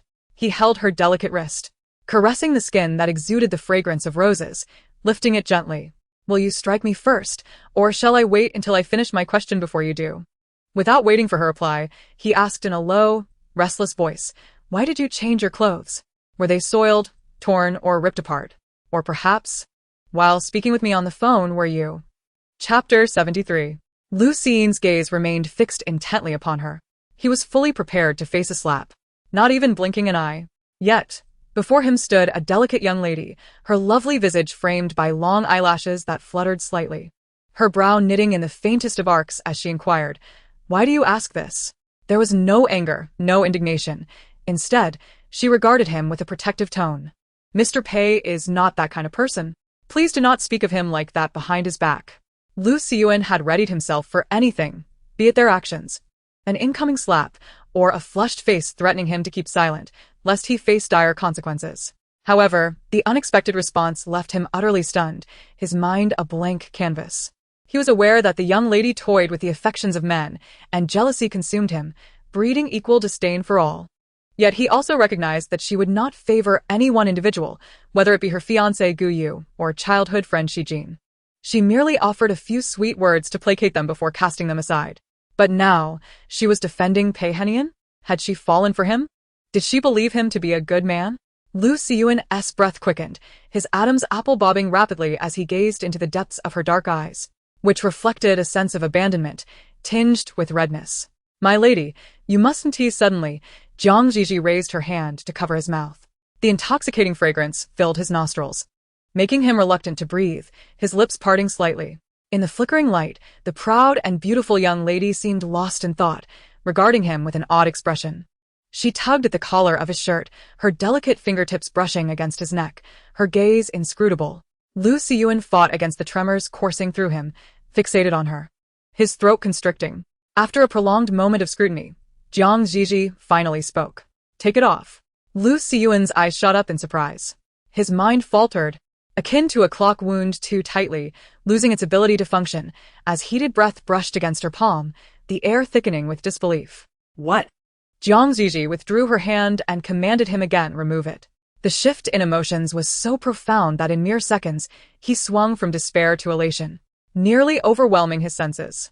In the past, he had been stripped of his shirt countless times under the lash of a rattan, but this time, there was no whip to wield. Her beautiful, perpetually dewy eyes remained fixed on him, trailing down the line of his unbuttoned shirt, lingering on every inch of his skin. Lu Siyuan found himself unable to control his heartbeat, his movements stiffening as he complied, the shirt sliding down along the contours of his muscles, finally pooling at his feet with a soft rustle. The young lady leaned against the door, lifting her bright eyes, the corners slightly upturned due to the arc of her lashes, her soft, moist lips parting to utter two words, "Not yet." Lu Siyuan's heart trembled. Just moments ago, he had been in a frenzy. Yet at this instant, he had entirely forgotten the lingering dread he felt upon hearing Pei Henian being defended, even the inexplicable jealousy that had plagued him. Any fool smitten by the young lady would remain no more composed than he was in such a situation. He mused that he had already exhibited enough fortitude. Under the gaze of those beautiful eyes, he suppressed the almost trembling impulse, his shame mingled with excitement and longing.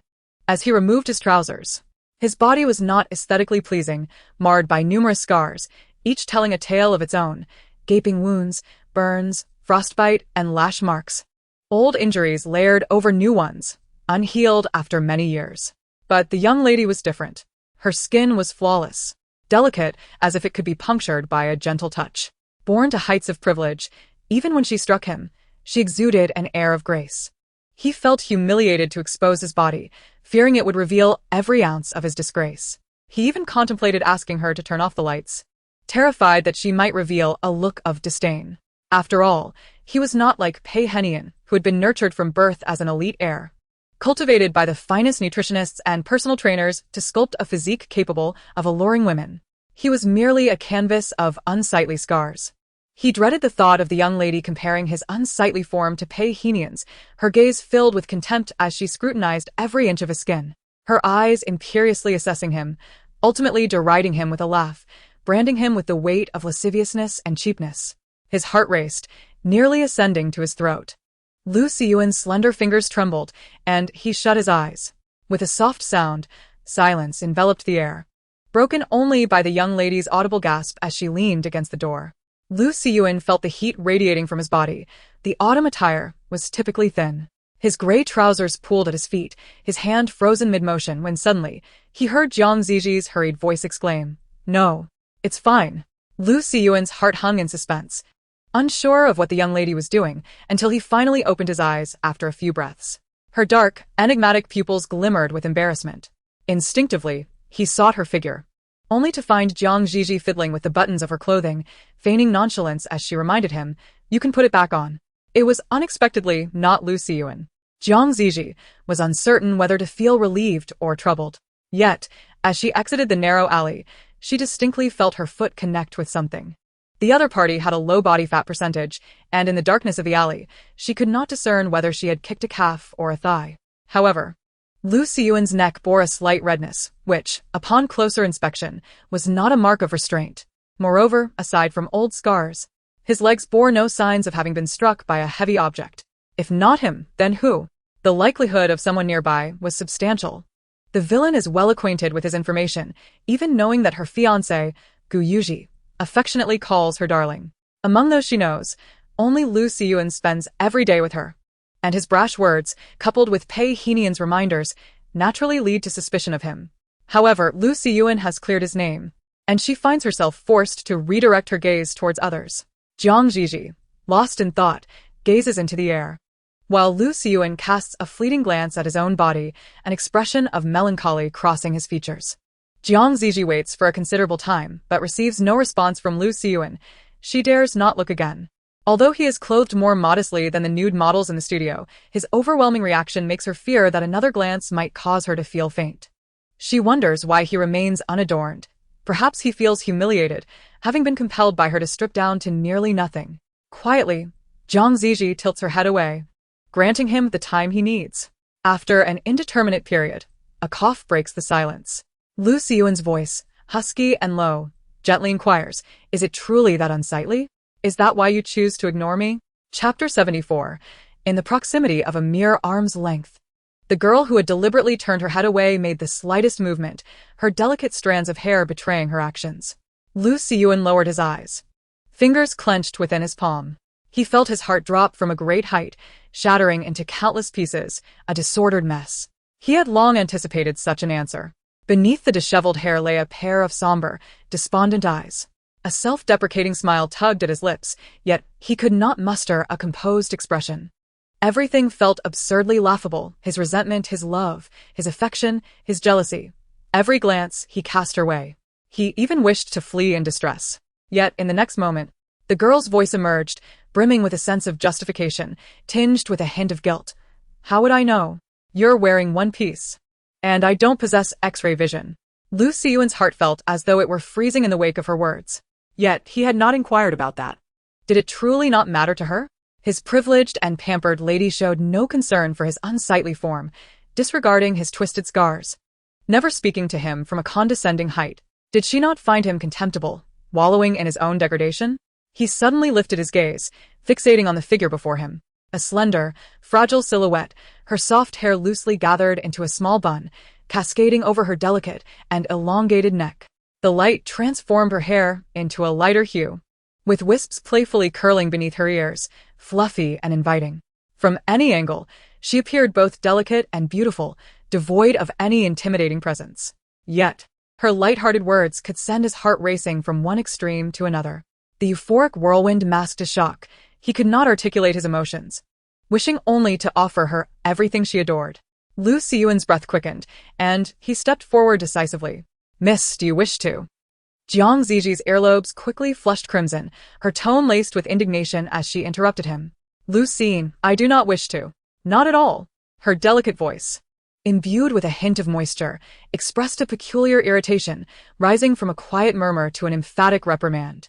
"I truly cannot fathom why one after another insists on having me view such things." Pei Henian inquired if she desired a photograph. From the sickbed, Shi Jin urged her to look, displaying an enthusiasm that surpassed that of a relentless street vendor. Even the unknown sender of those harassing messages questioned whether she wished to see. And now, another Lu Xiyuan entered the fray. Were they all unwell? Did she possess an appearance that suggested a penchant for such observations? It was utterly ludicrous. As Zhi Zhi's frustration mounted, her quiet mutterings escalated into a fervent admonition. Were it not for Lu Xiyuan's disheveled attire, she might have turned around and delivered a couple of punches. "Do you not find the situation peculiar, Lu Xiyuan? You are an adult male, and I am a normal female, yet here you are, clad in nothing but a scant piece of fabric, insisting on discussing matters of beauty and unattractiveness with me. Do you presume I am experienced? Do you believe I can offer any profound or unique insights on such trivialities? Am I an aficionado of aesthetics? If you think yourself exceptionally handsome and feel the need to flaunt it, there is no requirement to drag me into your private exhibition. You could simply admire yourself in front of a mirror at night, capturing angles with your phone to relish at your leisure. I am but a pure, innocent, and charming young lady, and for you to broach such intimate topics with me, I am left to question your sanity." Her words grew bolder, her emotions more fervent. Her cheeks were puffed, her neck flushed, and the fine strands of hair behind her ears danced like tender blossoms swaying in a gentle spring breeze. Behind her, a young man with a refined yet brooding visage observed, unable to suppress a slight smile. It seemed he suddenly grasped why those loathsome men clung to her, like mad dogs circling their prey. The young lady was undeniably the epitome of adorableness. Alas, such a simple truth had only just dawned upon him. His dark eyes, seldom adorned with softness, glimmered with a rare warmth, the sharp line of his jaw now kissed by golden light. He gazed quietly at the indignant young lady, enveloped in a peculiar, fervent darkness that clung to her with a damp, obsessive fervor. Zhi Zhi's words faltered. Her initial confidence waned under Lu Xiyuan's chilling laughter. which seemed to lower the very temperature of the air. In an instant, her self-assurance crumbled. Perhaps it was best to remain silent. No matter how many verbal victories she claimed, the repercussions would ultimately fall upon her. Recognizing the need to retreat, Zhi Zhi abruptly altered her words. Let us dispense with the trivialities. First, put on your clothes. A heated breath cascaded down, brushing over her soft hair, resting atop her head. With her back turned to the young man, she remained oblivious to the morbid fascination shimmering in Lu Xian's gaze, nor did she perceive the burgeoning interest enveloping him. A voice, husky and tinged with a sigh, emanated from behind her. However, it seems it may be too late, my lady. Zhi Zhi trembled slightly, instinctively turning her head. The youthful, exquisite visage of a young man suddenly loomed large before her, his brows and eyes curving gracefully, his breath intertwining with hers, akin to the profound and inscrutable depths of his gaze. You have been away for far too long. Mississippi Zhi Zhi felt momentarily dazed. In the next instant, a knock resonated at the door. Outside, Gu Yuji's voice called her name. Zhi Zhi, are you all right? The effects of the alcohol she had consumed dissipated instantly. Yet, Lu Xiyuan continued to smile at her, as if it were not he who was disheveled and caught in this compromising situation, speaking in a husky voice laced with jest. What shall we do, miss? If I were to speak ill of the other woman, would you defend me? Zhi Zhi suppressed the urge to strike him and warned, Be quiet. Lu Xiyuan obediently nodded. Zhi Zhi pushed him aside, attempting to close the bathroom door. However, as the door hung ajar, Lu Xiyuan's large hand reached out, obstructing her movement. Time was of the essence, and Zhi Zhi shot him a warning look, saying, Do you think, miss, that confining me here guarantees your safety? Lu Xiyuan's voice, low and restrained, carried a hint of excitement, as if he were thoughtfully analyzing her predicament. The bathroom is quite small, and without any partition in the shower, if Gu Shao were to merely crack the door open, he could easily see me in the room. With your strength, miss, you might not even be able to prevent him. Just as he spoke, Lu Xiyuan exerted a slight force, and to Zhi Zhi's astonishment, he opened the door. Moreover, miss, do you not have feelings for Mr. Pei? Lu Xiyuan's dark eyes fixated on her, his warm breath brushing against her face, his tone low and alluring. Why not seize this opportunity to call off your engagement with Gu Yuji? Chapter 75. Zhi Zhi delivered a sharp slap to Lu Xiyuan's face, pushing him inside. What nonsense was he spouting? To call off her engagement with Gu Yuji now? To let him witness the scandal? She had consumed alcohol, not lost her mind. The knocking had only echoed twice in silence before fading into stillness. Zhi Zhi took a deep breath, steadying her expression, and opened the door just a crack. Outside stood her fiancé, tall and long-limbed, silhouetted against the light. The vast night enveloped him, the mountains forming a dark outline behind him. As a faint scent of roses wafted in the breeze, clusters of blossoms brushing against one another. Zhi Zhi could not discern his expression clearly. In the midst of her anxious heartbeat, she pushed the door ajar, peering at his face. Yuji Gij. Her soft voice, mingling with a fragrant air, bore a certain ingratiating quality, almost like a child's whimper. In the dim light, the man, his expression obscured, responded gently. He did not force her to open the door. His sharply defined hand reached out, the slightly rough pads of his fingers grazing her cheek. His deep voice laced with concern. Why have you been gone for so long? After indulging in those drinks, did discomfort arise in your stomach? The previously uttered falsehood resurfaced once more, causing beads of perspiration to form on Zhi Zhi's forehead. Last time, Gu Yuji knocked on the door from outside, while Pei Henian was within. This time, Gu Yuji was once again outside, but the occupant had changed to Lu Xian. The previous instance could be overlooked. She had indeed engaged in some minor mischief for the sake of her mission. However, this time, her relationship with Lu Xian was utterly innocent. Had it not been for her desire to ascertain the identity of the stalker, she would never have allowed Lu Xian to undress her. It was all the fault of that wretched stalker. The girl standing inside the room grumbled silently, her face still adorned with a demure smile, permitting the man to caress her cheek. In a soft voice, she replied, No, it was delightful. She gazed into Gu Yuji's eyes, placing her hand gently atop his. Her soft cheek nuzzling into his palm, her tone tender. It was chosen by my fiancé. It suits me well. The expression on the man's face remained inscrutable. Yet the gaze that fell upon her softened slightly. Will you not invite me in for a moment, Zhi Zhi? There are matters that are rather inconvenient to discuss outside. Zhi Zhi contemplated refusing, but with Gu Yuji extending such an invitation, she feared that greater resistance would only heighten his suspicion. Thus, she reluctantly nodded, releasing his hand, and made her way inside. Her slender, delicate fingers shimmered in the moonlight, having barely been exposed to the air for half a second before being ensnared once more by the man's reaching fingers.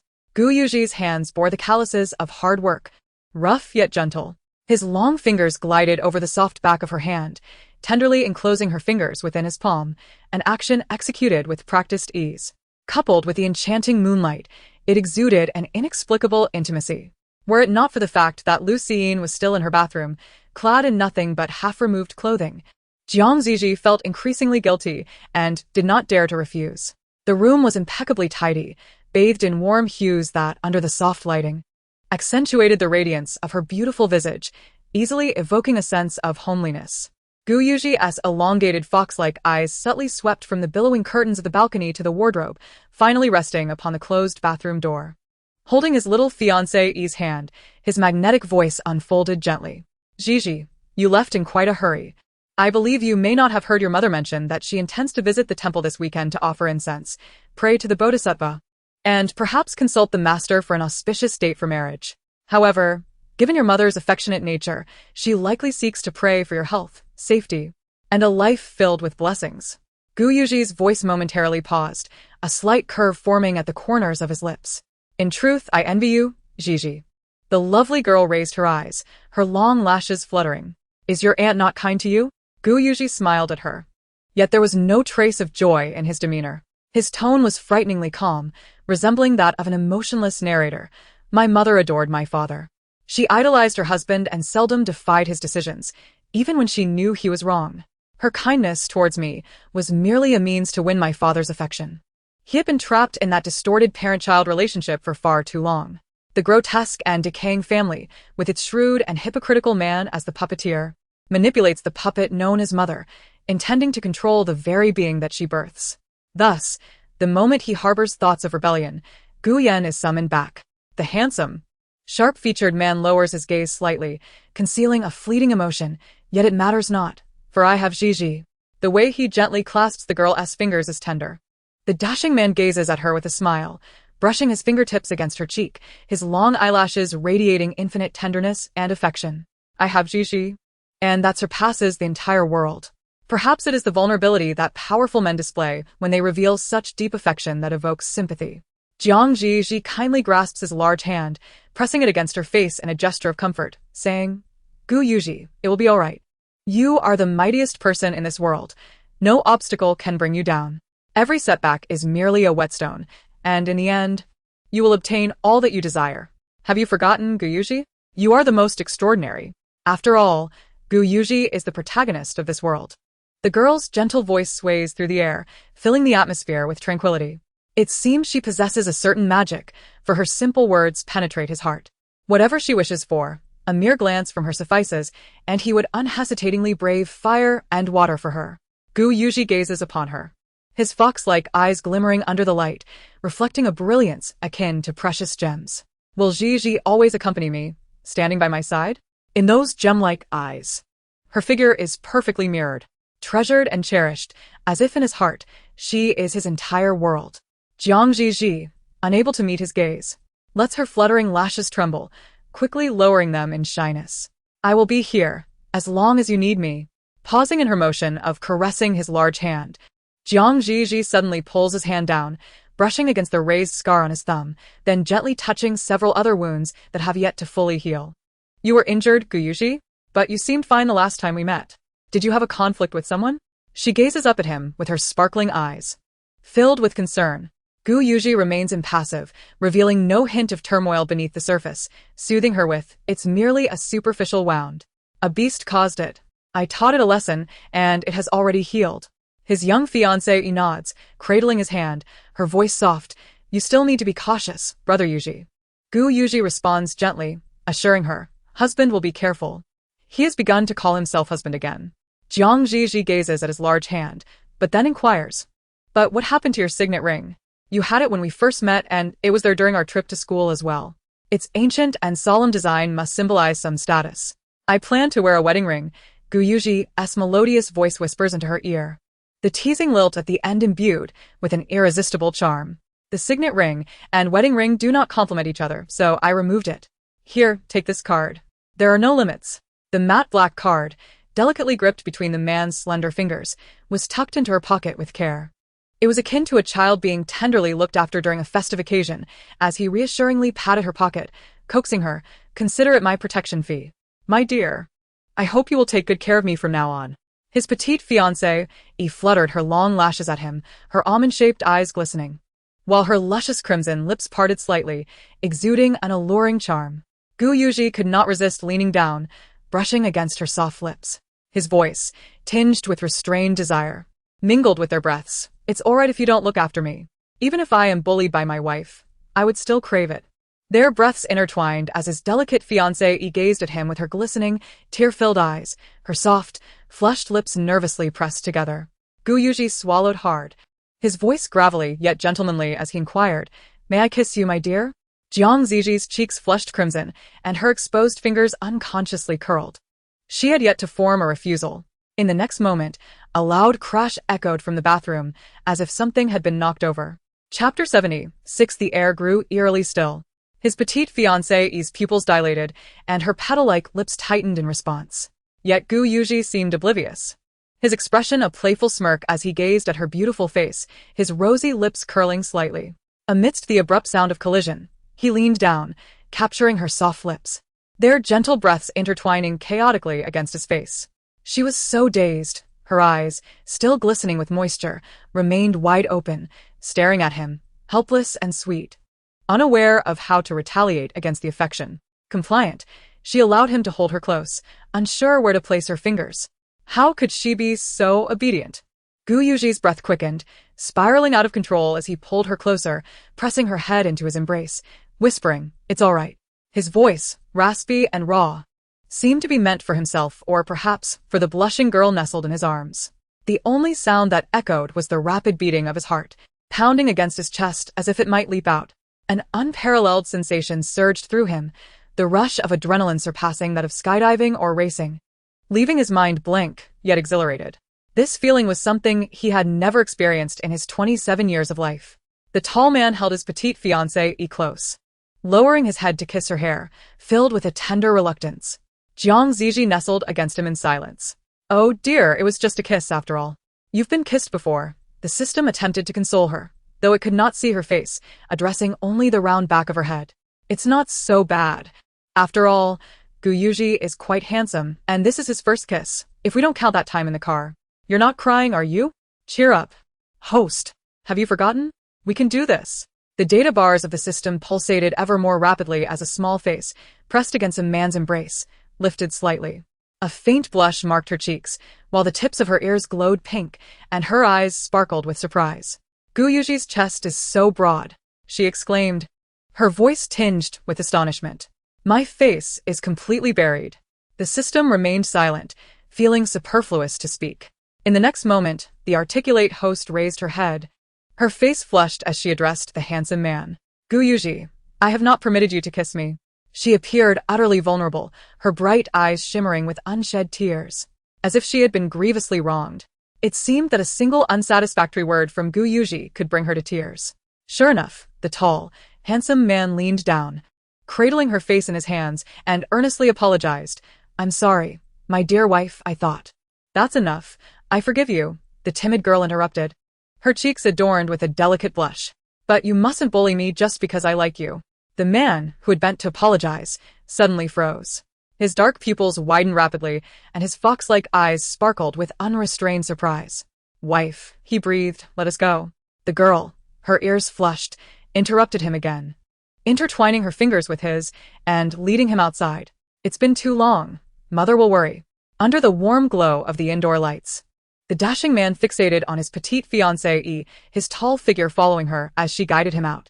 The system was left astonished. It had just given Zhi Zhi a thumbs up with a data block. In the next instant, a loud sound echoed. After 2 consecutive noises, Gu Yuji, whose lips had involuntarily curved upward, finally regained his composure and halted. Zhi Zhi, who had just coaxed him to the door, felt a chill at the back of her head, acutely sensing danger. She turned back, her innocent and lovely face appearing once more, her voice dry and hesitant. It's probably nothing. The window is likely closed. It was a trivial matter.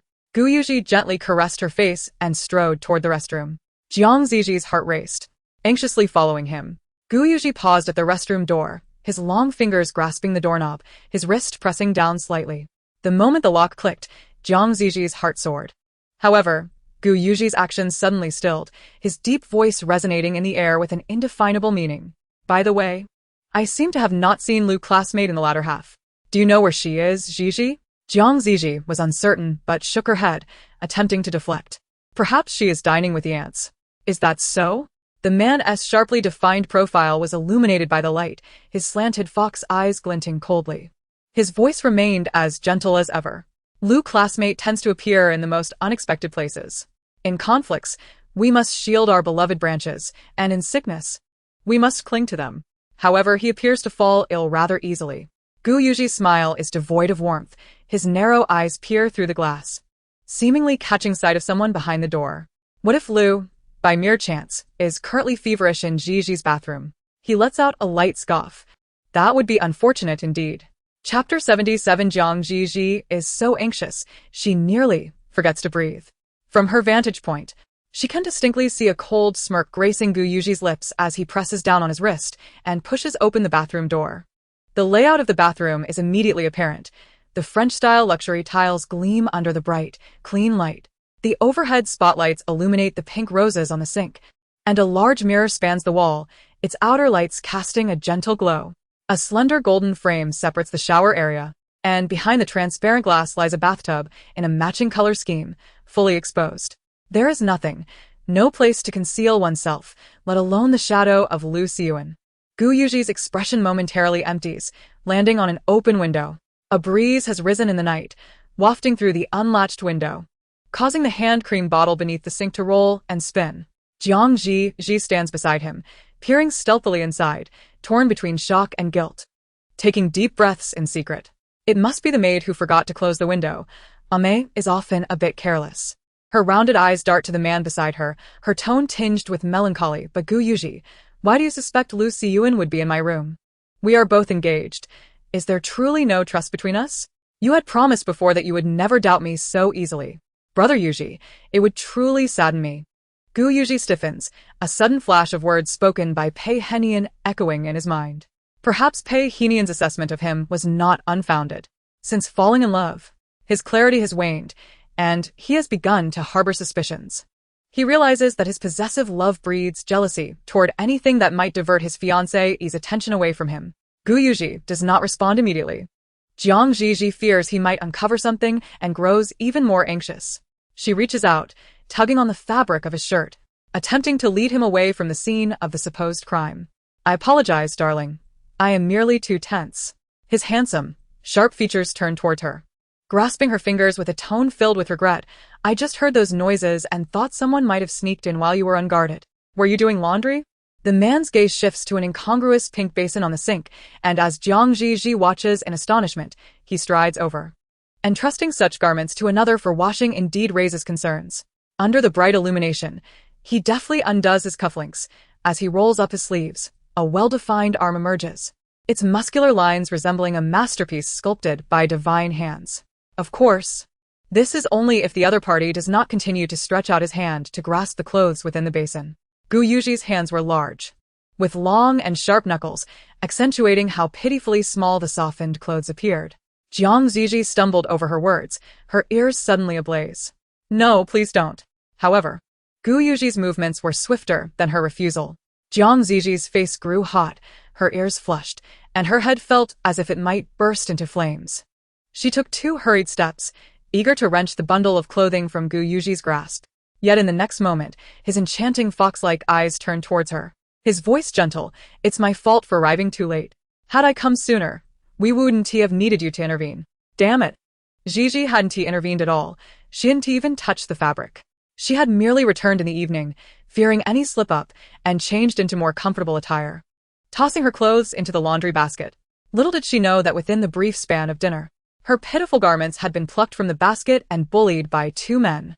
Zhi Zhi felt like dying.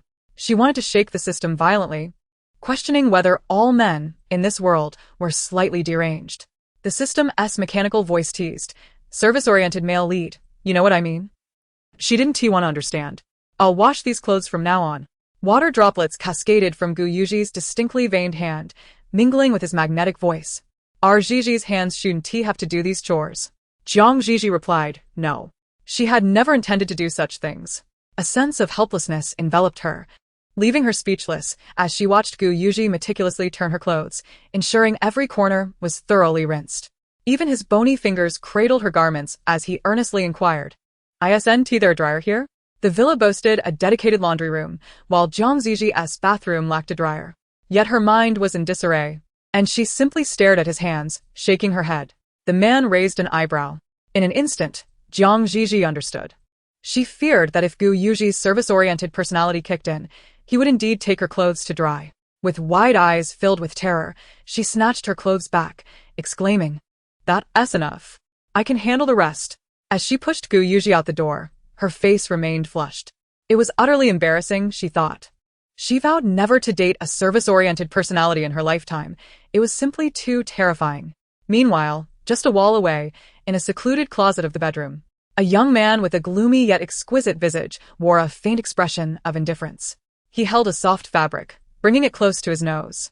The rich scent of roses wafted into his nostrils, enveloping him in its essence, seemingly spreading along his respiratory passage to his quivering heart. A mocking smile curled at the corners of his crimson lips as he gazed through the thin barrier of the door towards the direction of the departing footsteps. How could he believe that he would leave something behind for him? This self-important young prince, his fiancé, was indeed rather foolish. Gu Yuji left at 10 o'clock, and Zhi Zhi climbed into bed at 10:05. A pair of knocks echoed from outside the door, and Zhi Zhi, begrudgingly, pulled the quilt over her head. The phone on the table vibrated twice, signaling a message from Lu Siyuan. "Miss, it is I. I have something of great importance to discuss with you." Zhi Zhi turned over, feigning sleep. A sound akin to a microwave timer chimed in her mind, indicating a change in the system's notification sound, which was exceptionally effective. Zhi Zhi sat up abruptly, hearing the system's alert. "The dreadful family gathering task has been completed. Your malice value has changed. It has increased by 5. Current malice value, at 23. Zhi Zhi mused. Has it been completed long ago? It must be when I splashed red wine on the face of old Jiang. Indeed, rather malicious.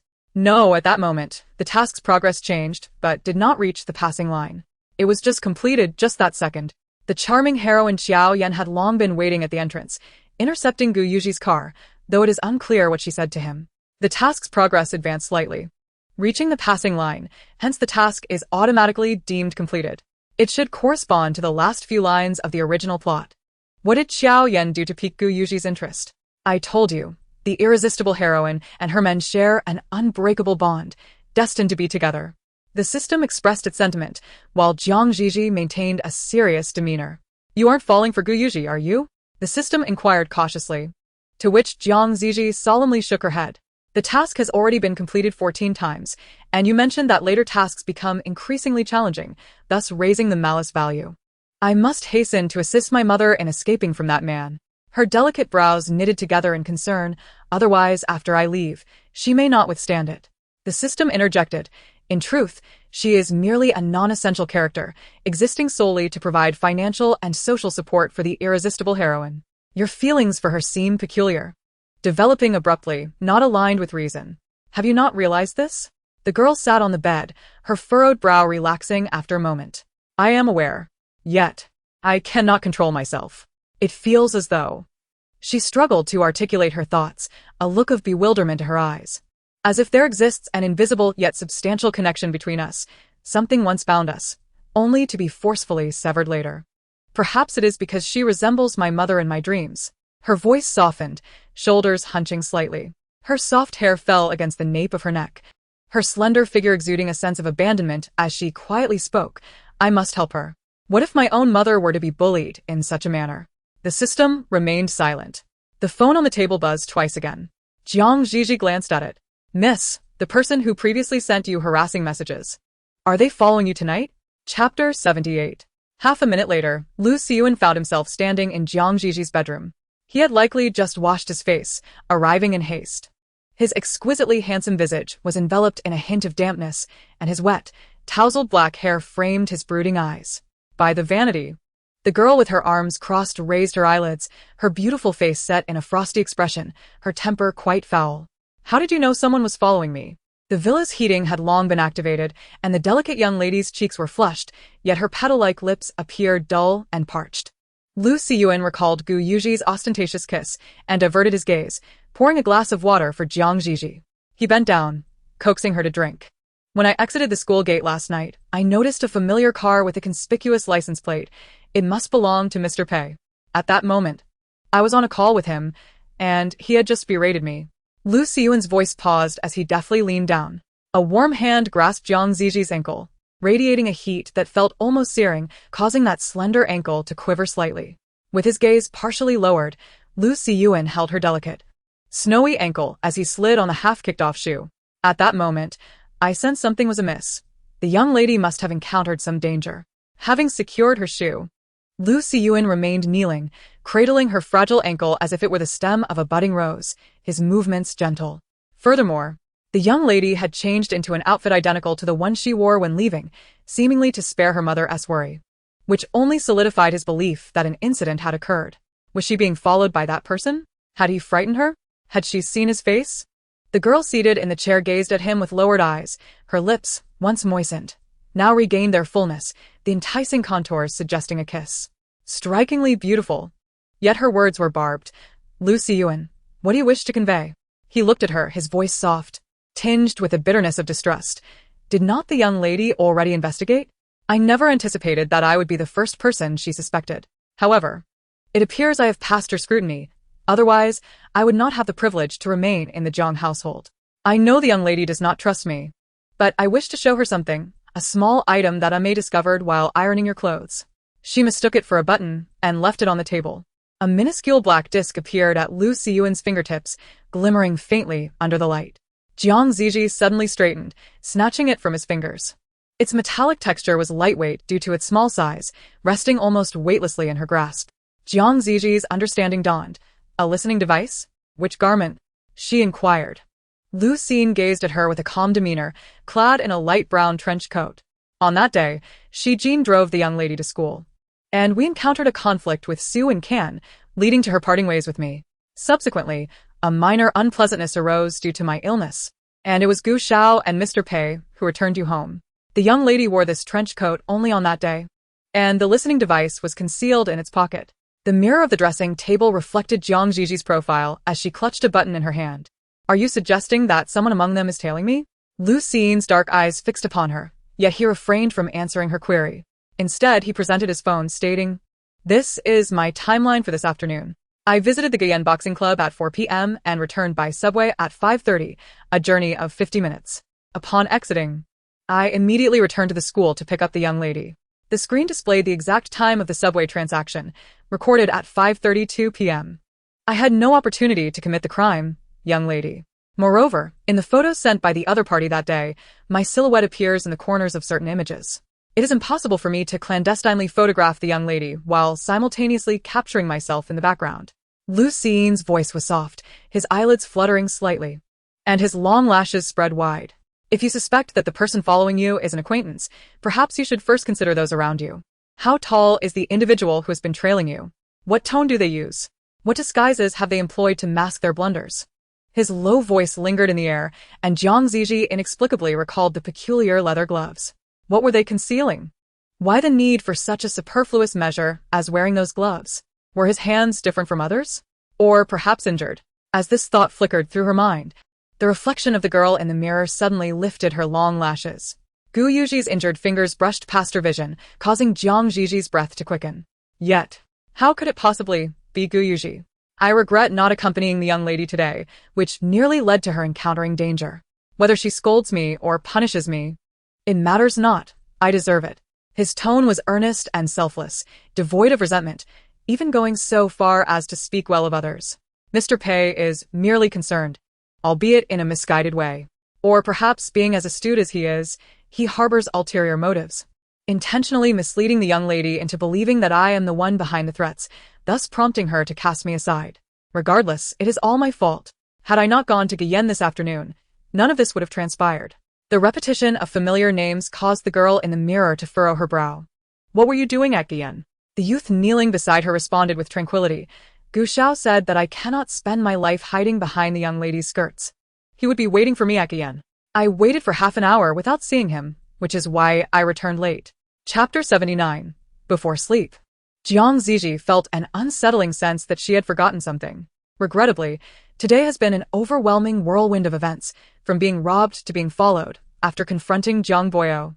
She now had to deal with her fiancé, who had come to catch her in the act. All while pondering the identity of that perverse man before drifting off to sleep. This day felt more exhilarating than an entire month. As the effects of the alcohol took hold, her mind became foggy, leading her to surrender to slumber. Yet, her dreams were far from tranquil. One moment, she was startled by footsteps behind her. The next, she found herself pinned in a dim alley, her fingers captured by someone who insisted on kissing her. After delivering a slap to her assailant, he only escalated his advances, leaning in closer to murmur sweet nothings. A knock at the door interrupted her troubled dreams, and the girl, cocooned in her powder-pink velvet duvet, turned away, pulling the covers over her head.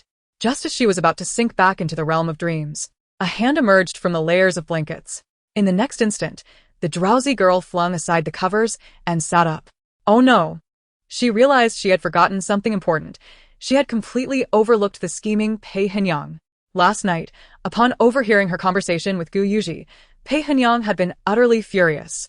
In a flurry, Zhi Zhi grabbed her phone, only to find it dead. After connecting it to a charger, it powered back on, revealing several messages.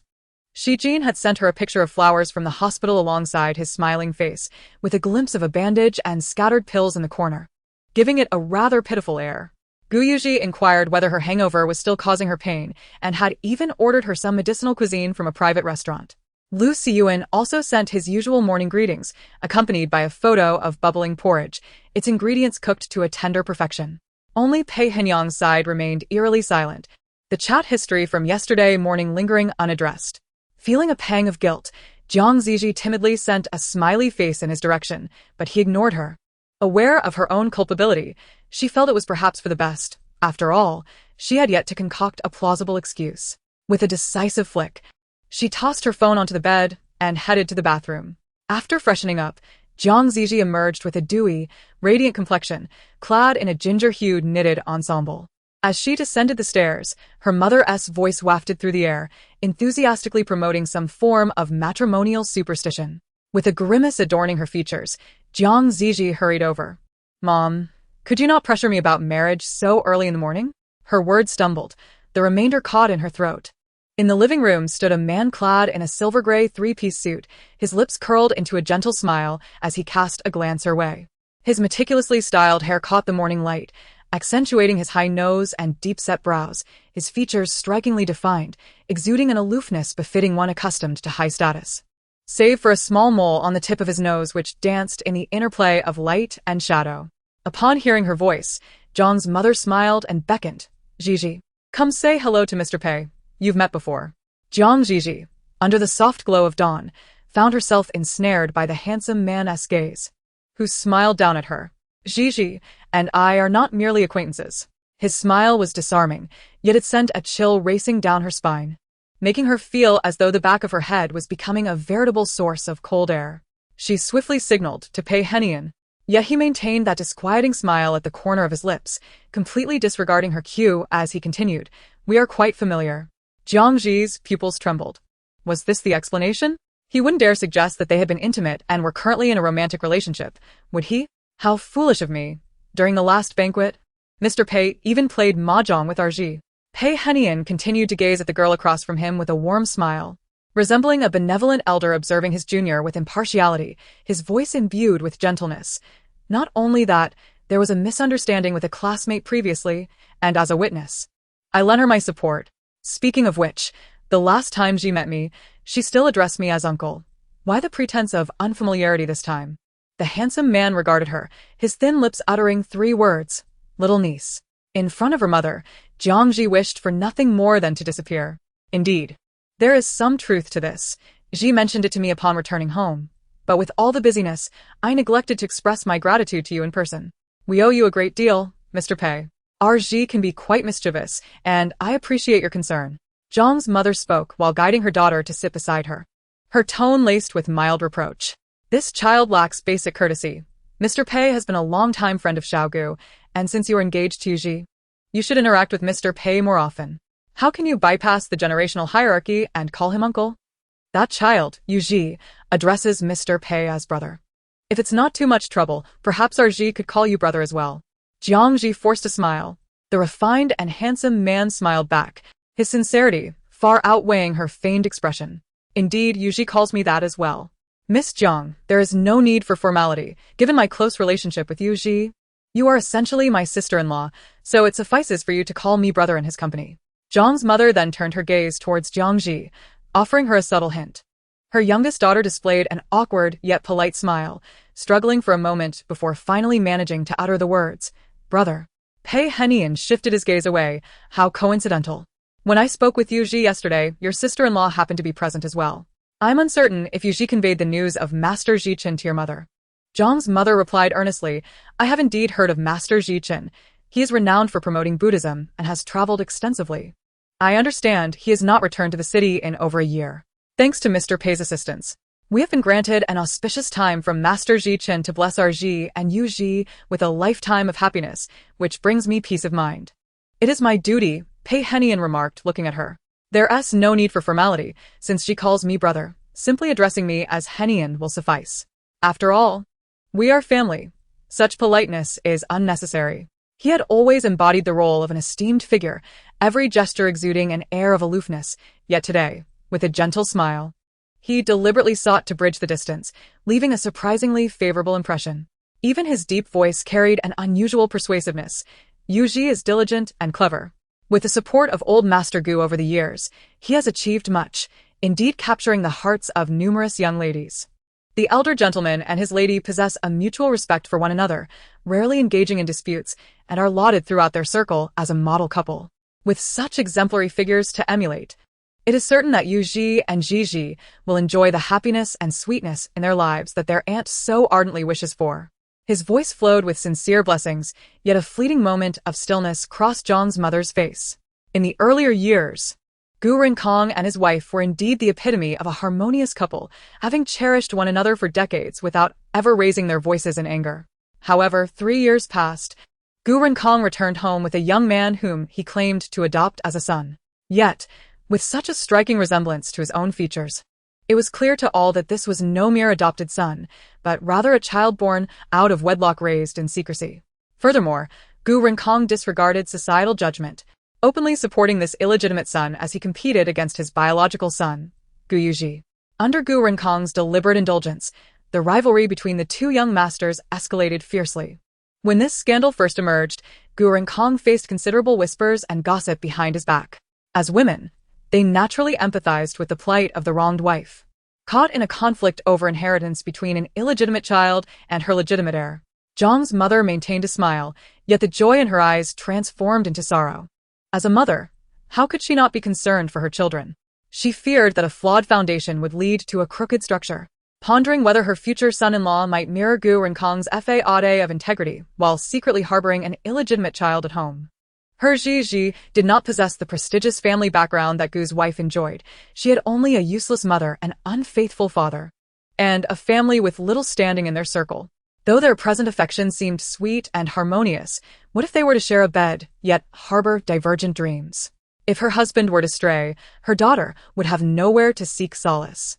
The heartstrings, which had only just begun to stabilize the night before, trembled once more, unsettling her further. Indeed, I am not worried. Zhang's mother grasped her cup, steadying her resolve, and gracefully shifted the topic. Speaking of which, Mr. Pei and young Zhi are of similar ages. Now that they are engaged, does Mr. Pei still harbor no intentions of starting a family? Each question grew more probing, and Jiang Zhi Zhi pressed her forehead with her hand, evading the chilling gaze of Pei Henyang, whose smile sent shivers down her spine. She nudged Zhang's mother's arm and lowered her voice. Mother, please refrain from further inquiries. Given Pei Henyang's possessive and jealous temperament, she feared that with a few more questions, he might reveal the intimate details of their relationship. As her arm was gently nudged, Zhang's mother laughed and shook her head, glancing at the young man beside her. He finds me too talkative.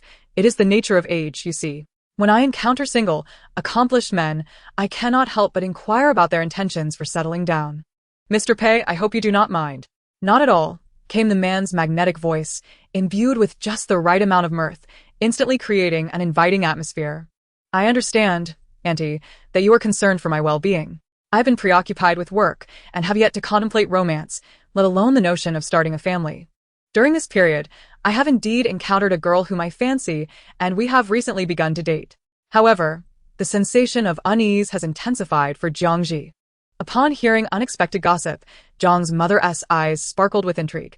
Has Mr. Pei found someone to date? Pei Henyang has always been low-key, possessing both strength and discernment. With a character of high moral standing, free from scandal, a quintessential candidate for a son-in-law. A couple of years ago, many affluent women in the circle were keen to introduce their daughters to him, hoping for a connection between the two. Yet, without exception, he had politely declined all such advances without even a meeting. Now, after all these years, Pei Henyang still has no female companion during gatherings in their social circle. Conversations inevitably gravitate toward him. Surprisingly, a matter that even the most well-informed individuals in the circle were unaware of has reached her ears. Zhang's mother, suppressing her curiosity, praised. The girl who can resonate with Mr. Pei must be exceptional in character, appearance, and family background. However, I wonder why he didn't bring anyone to the last banquet? In the shadows, the tall man with crossed legs smiled with a hint of helplessness on his handsome face, saying, I hope you won't laugh at me. This is my first experience with romance, and I find myself being played by a child. A piercing gaze fell upon Zhi Zhi, accompanied by the man's tone. Accusing her of her misdeeds, she claimed to have liked me for many years, yet while dating me, she secretly pursued other boyfriends. I even overheard her kissing someone else. The usually graceful and gentle Zhang mother gasped, accidentally causing her teacup to clink, a reaction to the current generation's behavior. Years of experience with her husband's infidelity has made her increasingly intolerant of such matters, and even her gaze toward Pei Henyang was tinged with a certain sympathy. Mr. Pei, what do you intend to do next? Pei Henyang leisurely sipped his tea, his gaze sweeping over Zhi Zhi, who was attempting to diminish her presence behind her mother. I plan to confront her and seek an explanation. After all, she was the one who initiated this, only to abandon me in the end. The phrase initiated and abandoned rolled off his elegantly curved lips, carrying an inexplicable chill. Zhang mother stumbled over her words, as such sentiments were seldom heard. Traditionally, men have held the upper hand. Even when engaging in indiscretions, they often consider themselves to have taken advantage of women. This was the first time she had heard a man claim to have been abandoned, especially one of Pei Henyang's stature. A figure who commands the city with the flick of his hand. He is truly a rare romantic. Words danced on the tip of her tongue, yet Zhang's mother found no suitable expressions to console him, awkwardly taking a sip of her tea. Fortunately, Mr. Pei, a man forged in the tumult of the business world, did not display any discomfort. He remained composed, his gaze serene as it settled on Zhi Zhi. However, I must admit that my experience with girls is limited, and I would greatly appreciate any guidance from Miss Zhang. In this situation where my girlfriend has already developed feelings for another, and the third party relentlessly pursues her, what can I possibly do to make her reconsider and return to me? The man in the suit delicately caressed the teacup with his slender fingers, the mist rising obscuring his features, while his lips, moistened by the tea, bore a vivid crimson hue, both austere and striking. Even a polite inquiry, framed by such a visage, inexplicably exuded a languorous sense of oppression. Not to mention, Zhi Zhi was already feeling guilty. It must be a misunderstanding, she thought awkwardly. Perhaps Mr. Pei could converse with the other party. What if it is indeed a misunderstanding? Being together was a misunderstanding too? The younger sister's interpretation of misunderstanding was indeed refreshingly novel.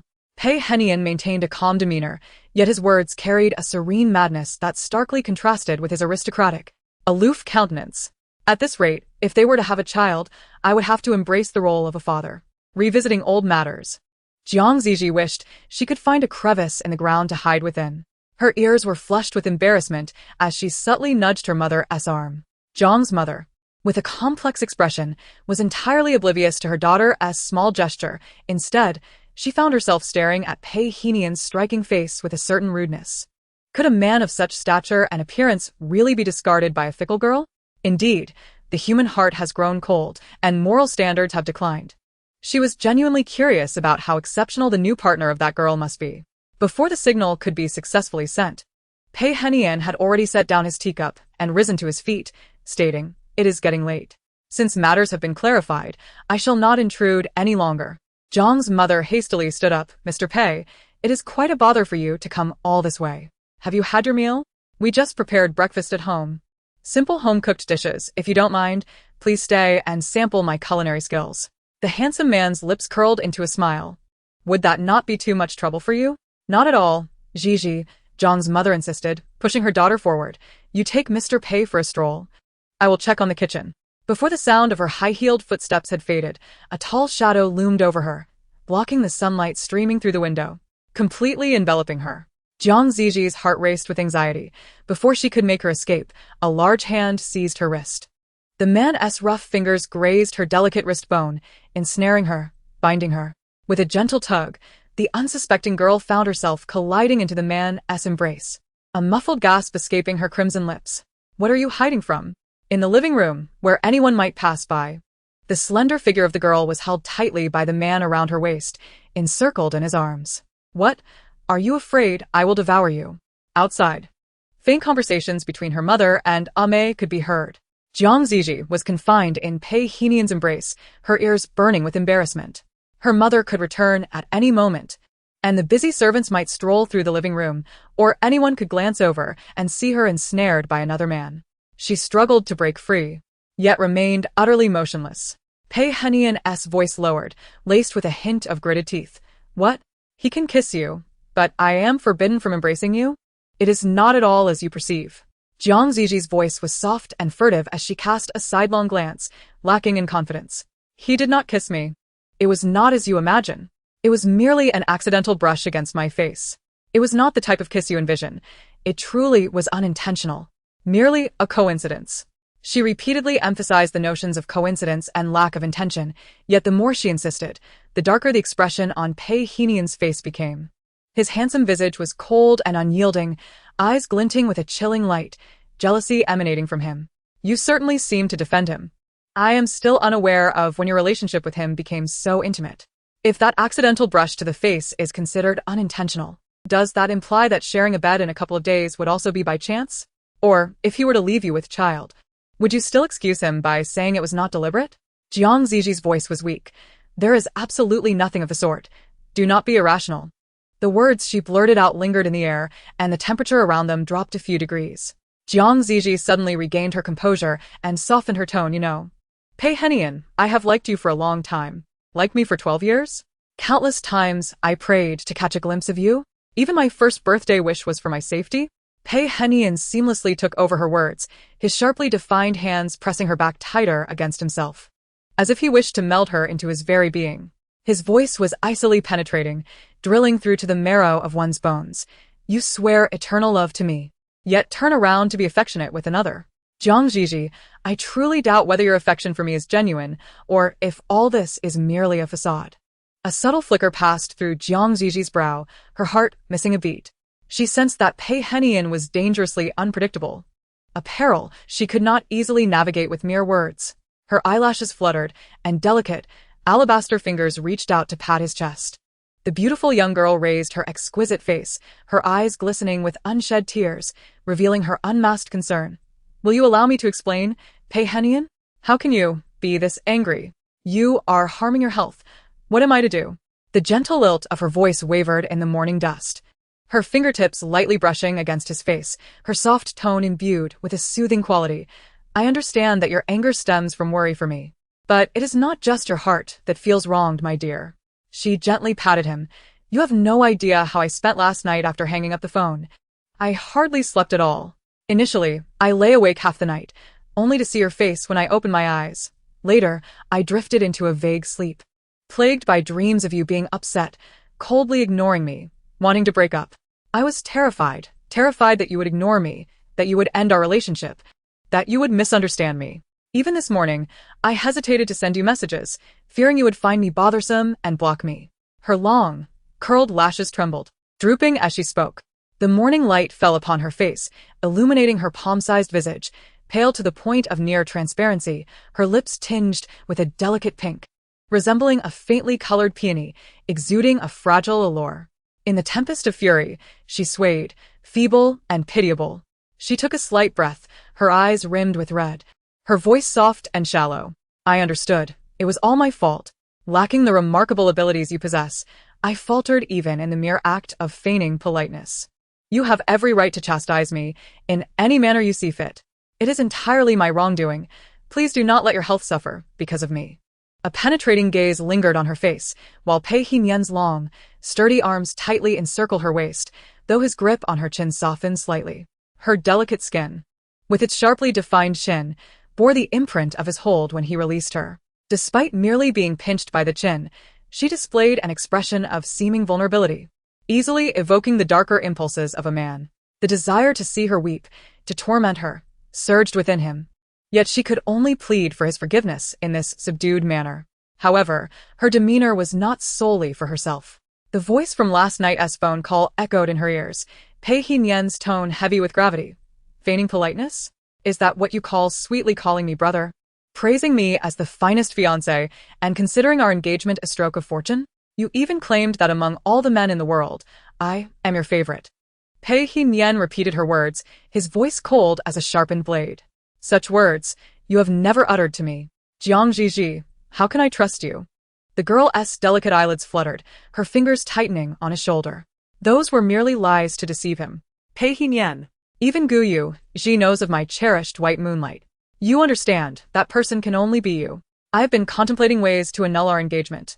The one I embrace and share a bed with in the future can only be you. Pei Hinyen's breath hitched, and even his hold on her waist grew rigid. In the interplay of light and shadow, her fair and lovely visage was tinged with a hint of blush.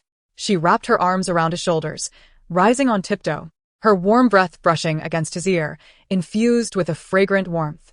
With a teasing lilt, she articulated clearly, I will only become pregnant by you, Pei Hinyen. A buzzing filled his mind, breaths and heartbeats spiraling into disarray.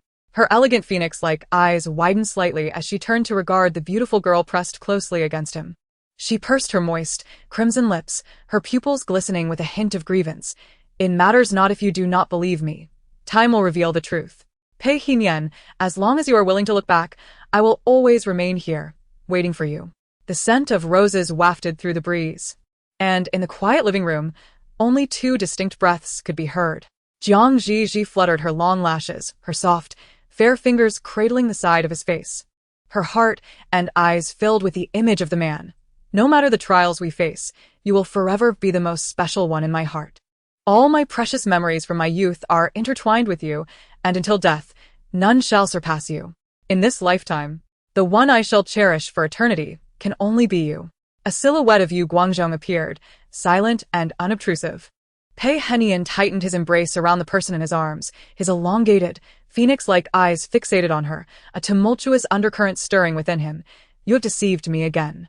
The girl, her cheeks flushed, bit her lip, encircling his shoulders, rising on her toes to plant a gentle kiss.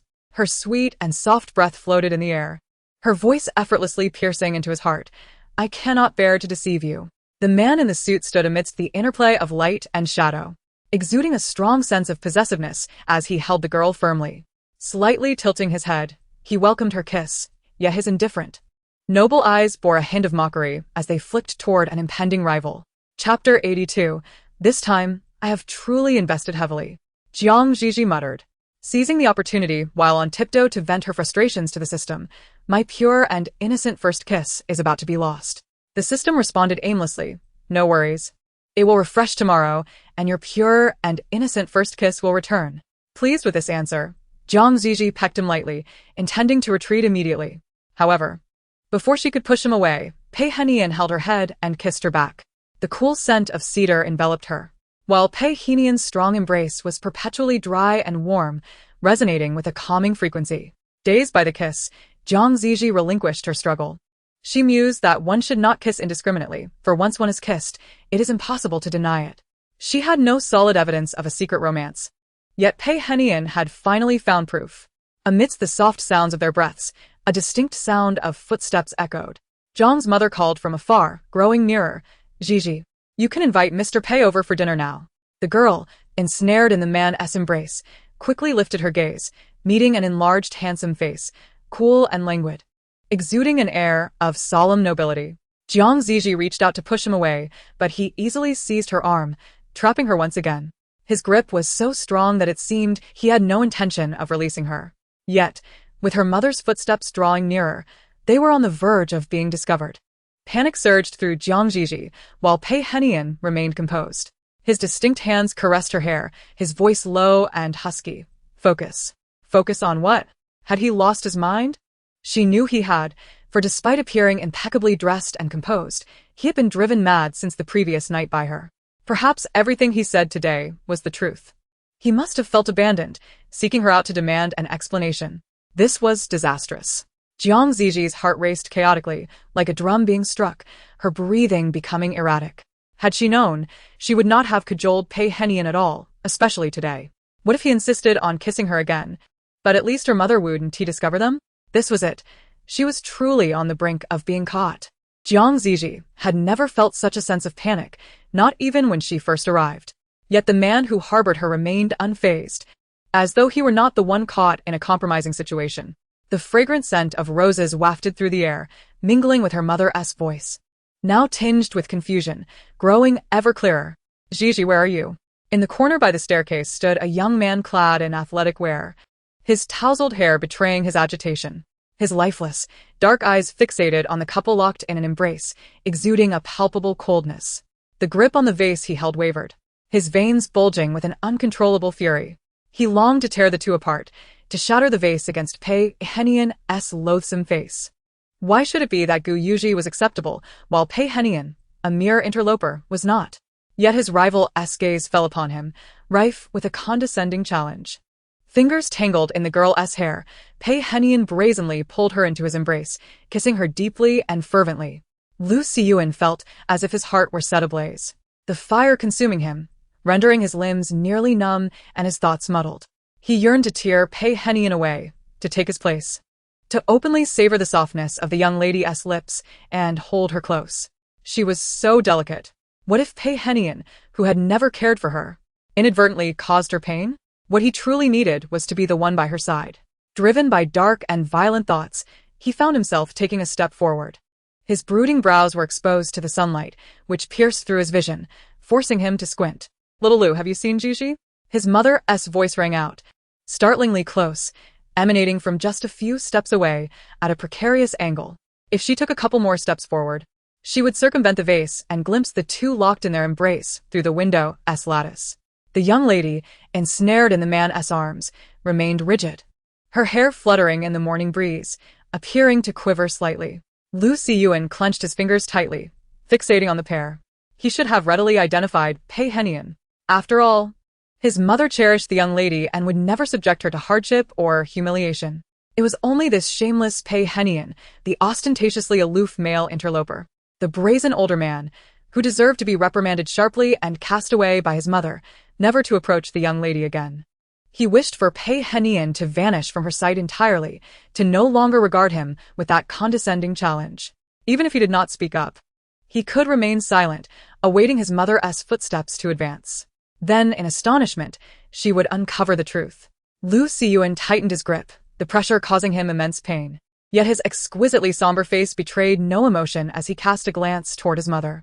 "I saw him outside," he heard himself say, his voice eerily calm, shielding Pei Henian from exposure. He yearned to obliterate Pei Henian, yet he found himself compelled to protect him instead. Even as the other party kisses his beloved, he must blindfold himself and utter lies that serve the other's interests, meticulously crafting a refined and upright persona for them. He cannot allow his wife to discover the relationship between Pei Henian and the young lady. Otherwise, given his wife's temperament, she would undoubtedly expel Pei Henian. He must hastily set the wedding date between the young lady and Gu Yuji, offering the most lavish dowry to ensure her departure. No matter how brazen Pei Henian may be, he remains a shadowy third party. In contrast, Gu Yuji possesses all the advantages of social approval. Any revelation on his part would only serve to elevate Gu Yuji, potentially granting him legal recognition as the rightful husband of the young lady in a grand wedding meticulously orchestrated over time. The young lady cannot marry Gu Yuji. He understands this truth, as does the cunning old fox, Pei Henian. Thus, he effortlessly exploits their shared objective, ostentatiously showcasing this kiss. calculating that he would have to swallow his bitterness in silence. As the jealous rival, he can only perpetuate this shameless lie. Half of the sunlight graced his face as the youth, clad in athletic wear, smiled gently, glancing toward the lady just a wall away. His demeanor and tone were impeccably flawless. They must be busy. I shall call them back for a meal. The sound of high heels faded away.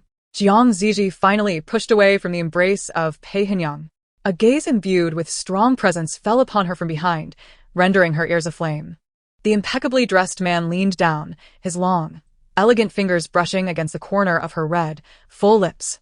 In a deep, resonant voice, laced with huskiness, he unabashedly praised her. You've been such a good child. Zhi Zhi felt her face grow even warmer. With a beautifully flushed visage, her neck and collarbone blushing pink, she resembled a trembling pink rose in the morning, unable to withstand the onslaught of wind, frost, or rain. Even her scolding was beautiful, her moist, round eyes lifted in indignation as she swatted away the large hand resting on her lips. Pei Hinyang, have you gone mad? Pei Hinyang regarded her, his handsome, noble face adorned with a slight smile, his phoenix-like eyes enveloping her as he spoke gently. Indeed, I have gone mad. Last night, upon hearing you being kissed by Yuji and declaring him to be your greatest love, I was already driven to madness. The mere fact that I stand before you now, calm and composed, conversing like a normal person, is nothing short of a miracle. Zhi Zhi began to feel guilty. With a hint of unease, she tilted her head, only to have the man cradle her face and guide it back. Break off your engagement with him, my dear. Pei Hinyang smiled at her, his strikingly handsome face tinged with a subtle chill.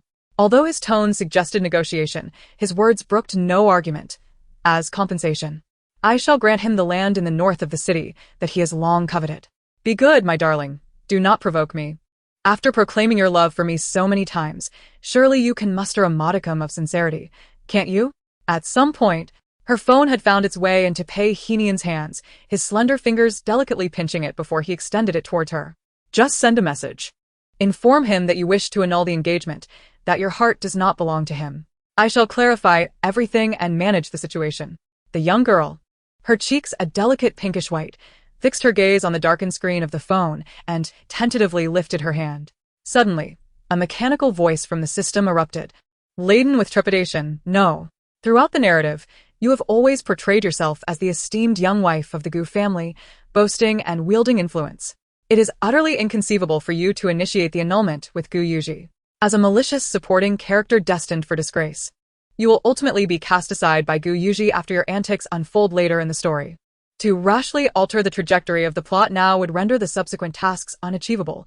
We would all be doomed. The girl's slender fingers hovered in the air, gently trembling at the tips. Behind her, the cold-faced youth fixated on her exposed fingers, his shifting gaze inching downwards to the nape of Zhi Zhi's neck.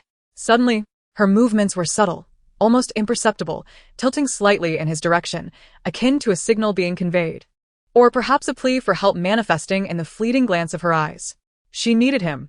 Lu Siyuan's breath hitched, his heart momentarily stilled. Then he heard Pei Hinyang's insincere voice, superficially warm, yet fraught with an undercurrent of tension. What, is his opinion also of great significance? An overwhelming aura enveloped the space, making Zhi Zhi feel as if the very air had thickened, rendering her breaths labored. Pei Hinyang's lips curled into an almost imperceptible smile as he regarded her, tilting his head in anticipation of her response.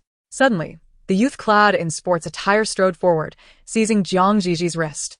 The delicate, soft sensation, accompanied by a hint of sweet rose fragrance, was regrettably overshadowed by Pei Hinyang's ever-affected scent of cedar, which was decidedly sour.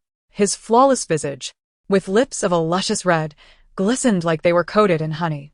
Even though he was mentally prepared for the scene of the young lady being embraced and kissed for an extended period, the impact of witnessing it firsthand far exceeded his expectations. Lu Siyuan's gaze fixated on those glistening lips, his mind a blank slate, his throat constricted, overwhelmed by an insatiable yearning that surged from the depths of his being. He could barely restrain his impulses, his fingers trembling as they grasped her slender wrist.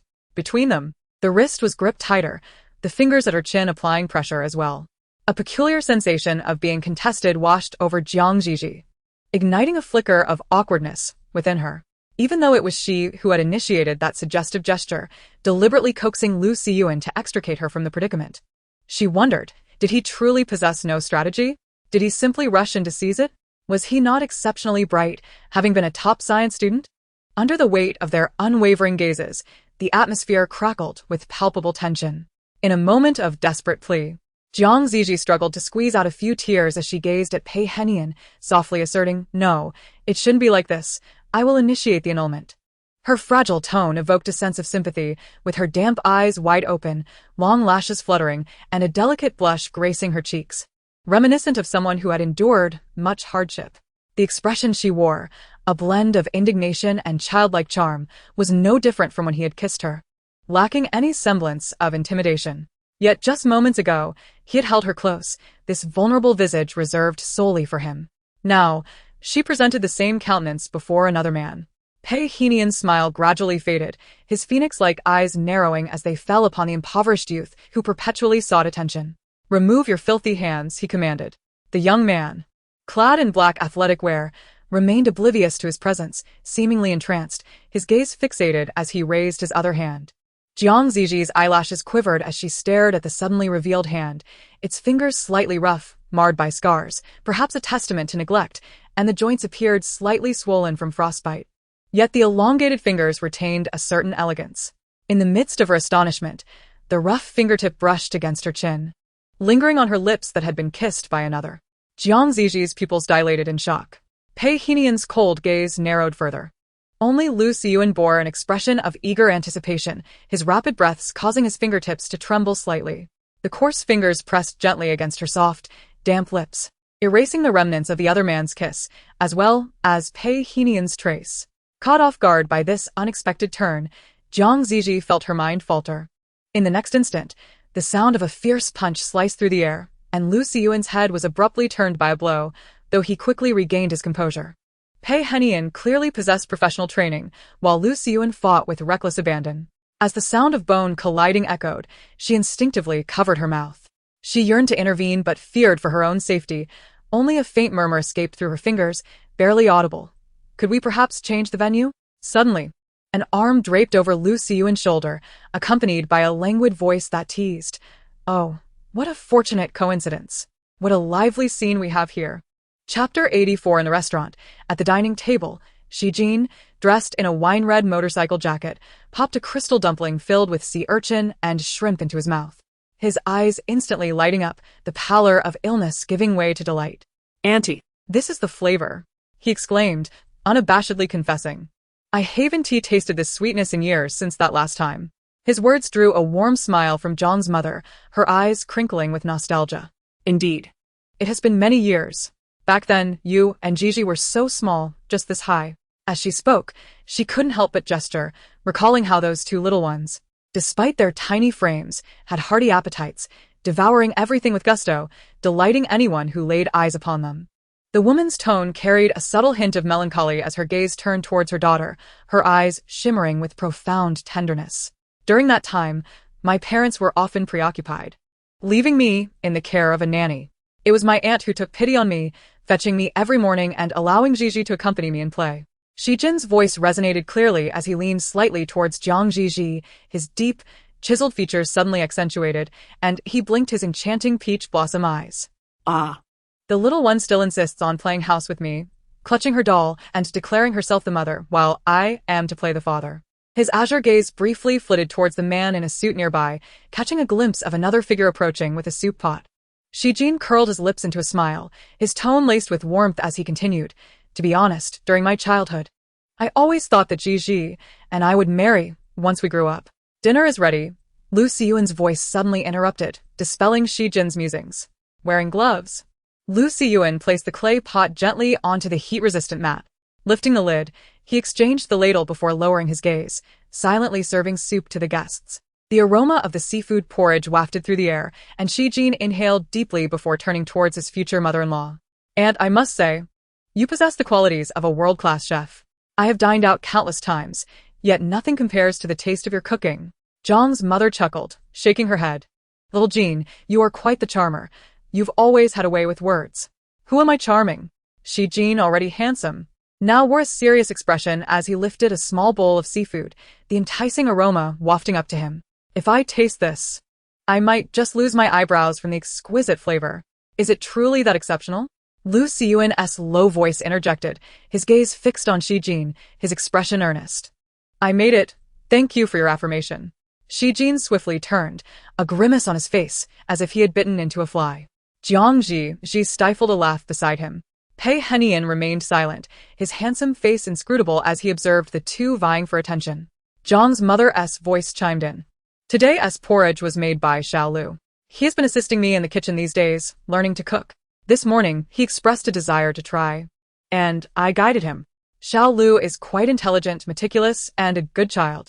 Hearing her praise, Shi Jin practically gritted his teeth in agreement. Lu, you truly are multi-talented.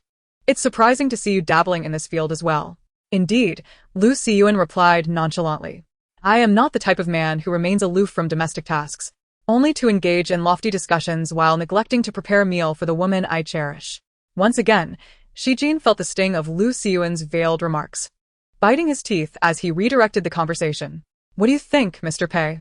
The elegantly dressed man lifted his eyelids, his handsome and noble face adorned with a fitting smile. I have modest material needs, thus I do not possess a refined palate for gourmet cuisine. However, Xiao Lu makes a valid point. Acquiring diverse skills is always beneficial.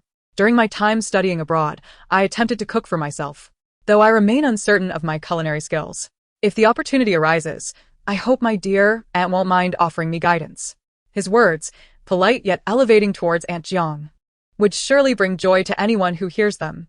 Aunt Jiang responded with a smile, and the atmosphere at the steaming dinner table was harmonious. If it weren't for the fact that beneath the table, Jiang Ziji's fingers had already been grasped. The slender, even joints of her fingers were being toyed with by the man, the sensation of his fingertips creating a slight tickle that spread from her knuckles to between her fingers. Try it, the handsome man said, a smile playing at the corners of his lips, indicating the dish prepared with care by Lu. Do you like it? He tilted his head to observe her. Lu Xiyuan's gaze rested on her face, filled with anticipation. Caught in the spotlight of four gazes, Jiang Zhi forced a smile, slowly lifting her spoon. It's delicious. Keep up the good work. How foolish of me. As one ages, one truly loses their edge. Young Gu had the foresight to send herbal dishes early this morning, expressing concern after seeing you drink last night, fearing you might wake up with a headache. The food is still warming in the kitchen. I will have it brought to you. I'll do it. Shi Jin volunteered, rising abruptly. With his tall stature, he quickly spotted a certain folded tablecloth and Jiang Ziji's somewhat awkward movements. His footsteps hesitated momentarily before he swiftly changed direction, cheerfully inserting himself between the two. Mr. Pei, I suddenly recalled that my arm from the car accident is still somewhat uncomfortable. Would you be so kind to lend a hand? Pei Henian stood up, a smile that was neither fully amused nor displeased gracing his features as he regarded the young man before him. Very well. In the kitchen, the herbs simmering in the clay pot released a fragrant aroma, mingling with the scent of traditional Chinese medicine, enveloping the air. The man dressed in a suit vest unfastened his cufflinks, leisurely rolling up his sleeves to reveal the smooth, attractive lines of his muscles. It was this very hand that had just taken liberties with Zhi Zhi beneath the table. Shi Jin crossed his arms, watching Pei Henian, grinding his teeth in frustration. It seemed this illness had not been kind to him, deliberately providing opportunities for his rival. With the new year approaching, Mr. Pei would soon be 30, wouldn't he? Yet it is said that a man past 30 loses his vigor. Perhaps Mr. Pei could seek advice from his good friend Gu, as they are of similar age. And Gu has the self-awareness to begin studying herbal cuisine. Pei Henian maintained a calm demeanor, showing no signs of being provoked, his prominent fingers gripping the spoon as he stirred the herbal concoction. The fragrance of the herbs wafted through the air, accompanied by Pei Henian's unruffled voice. Is there such malice towards turning 30, or do you fear you won't live to see it? Shi Jin's expression froze. Pei Henian. The spoon was gently placed down, and that chiseled face turned towards him, clad in a dark shirt that complemented his dignified and austere features, tinged with a mocking superiority. Aren't you the one who prides himself on having a close relationship with Zhi Zhi? If you wish to know my capabilities, why not ask her? And while you're at it, tell her I cursed you to not see 30. Let's see if she sides with you, shall we?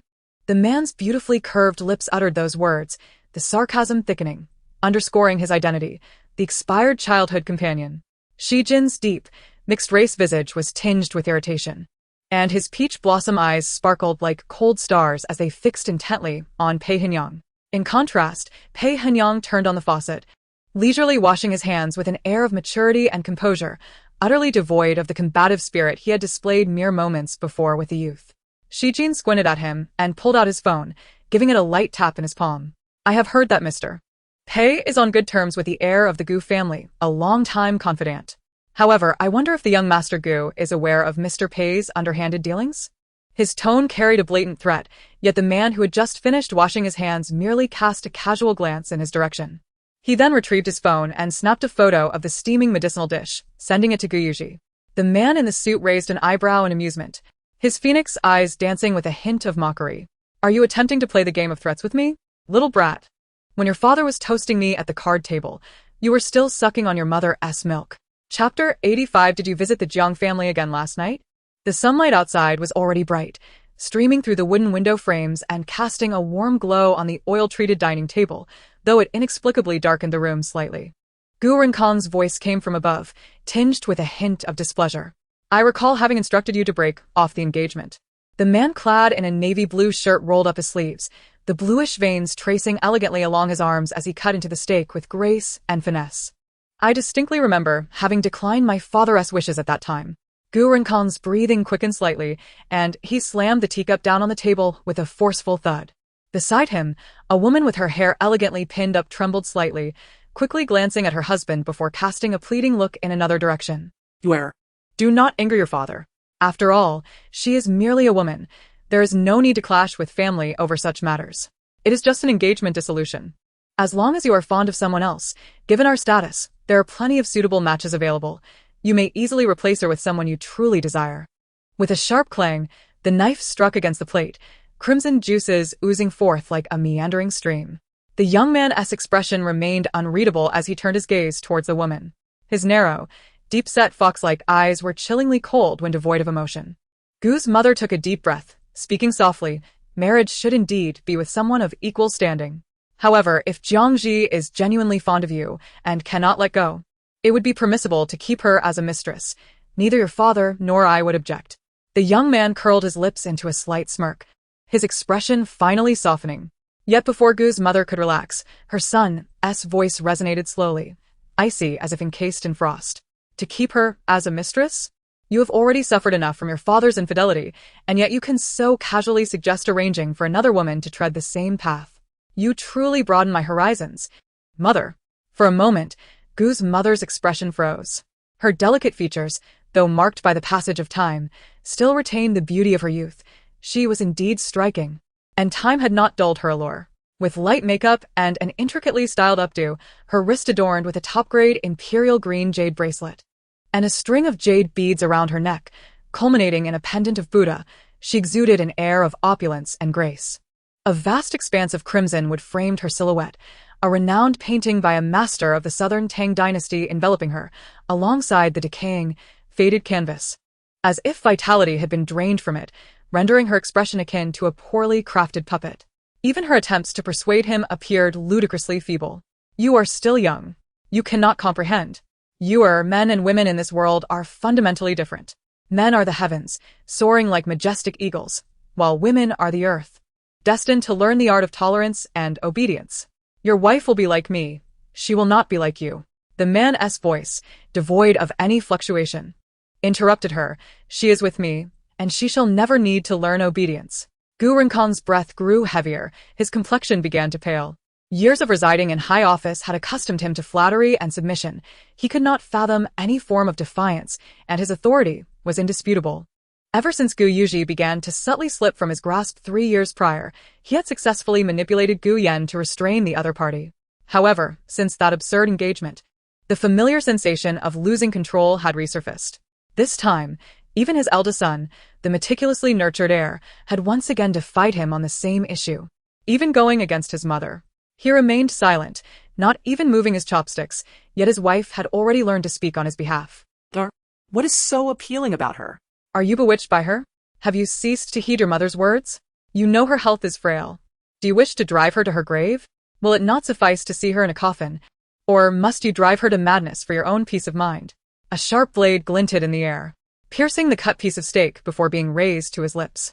As he maneuvered his wrist, the cold light of the knife reflected upon the man's youthful yet indifferent visage, glimmering with a certain careless chill.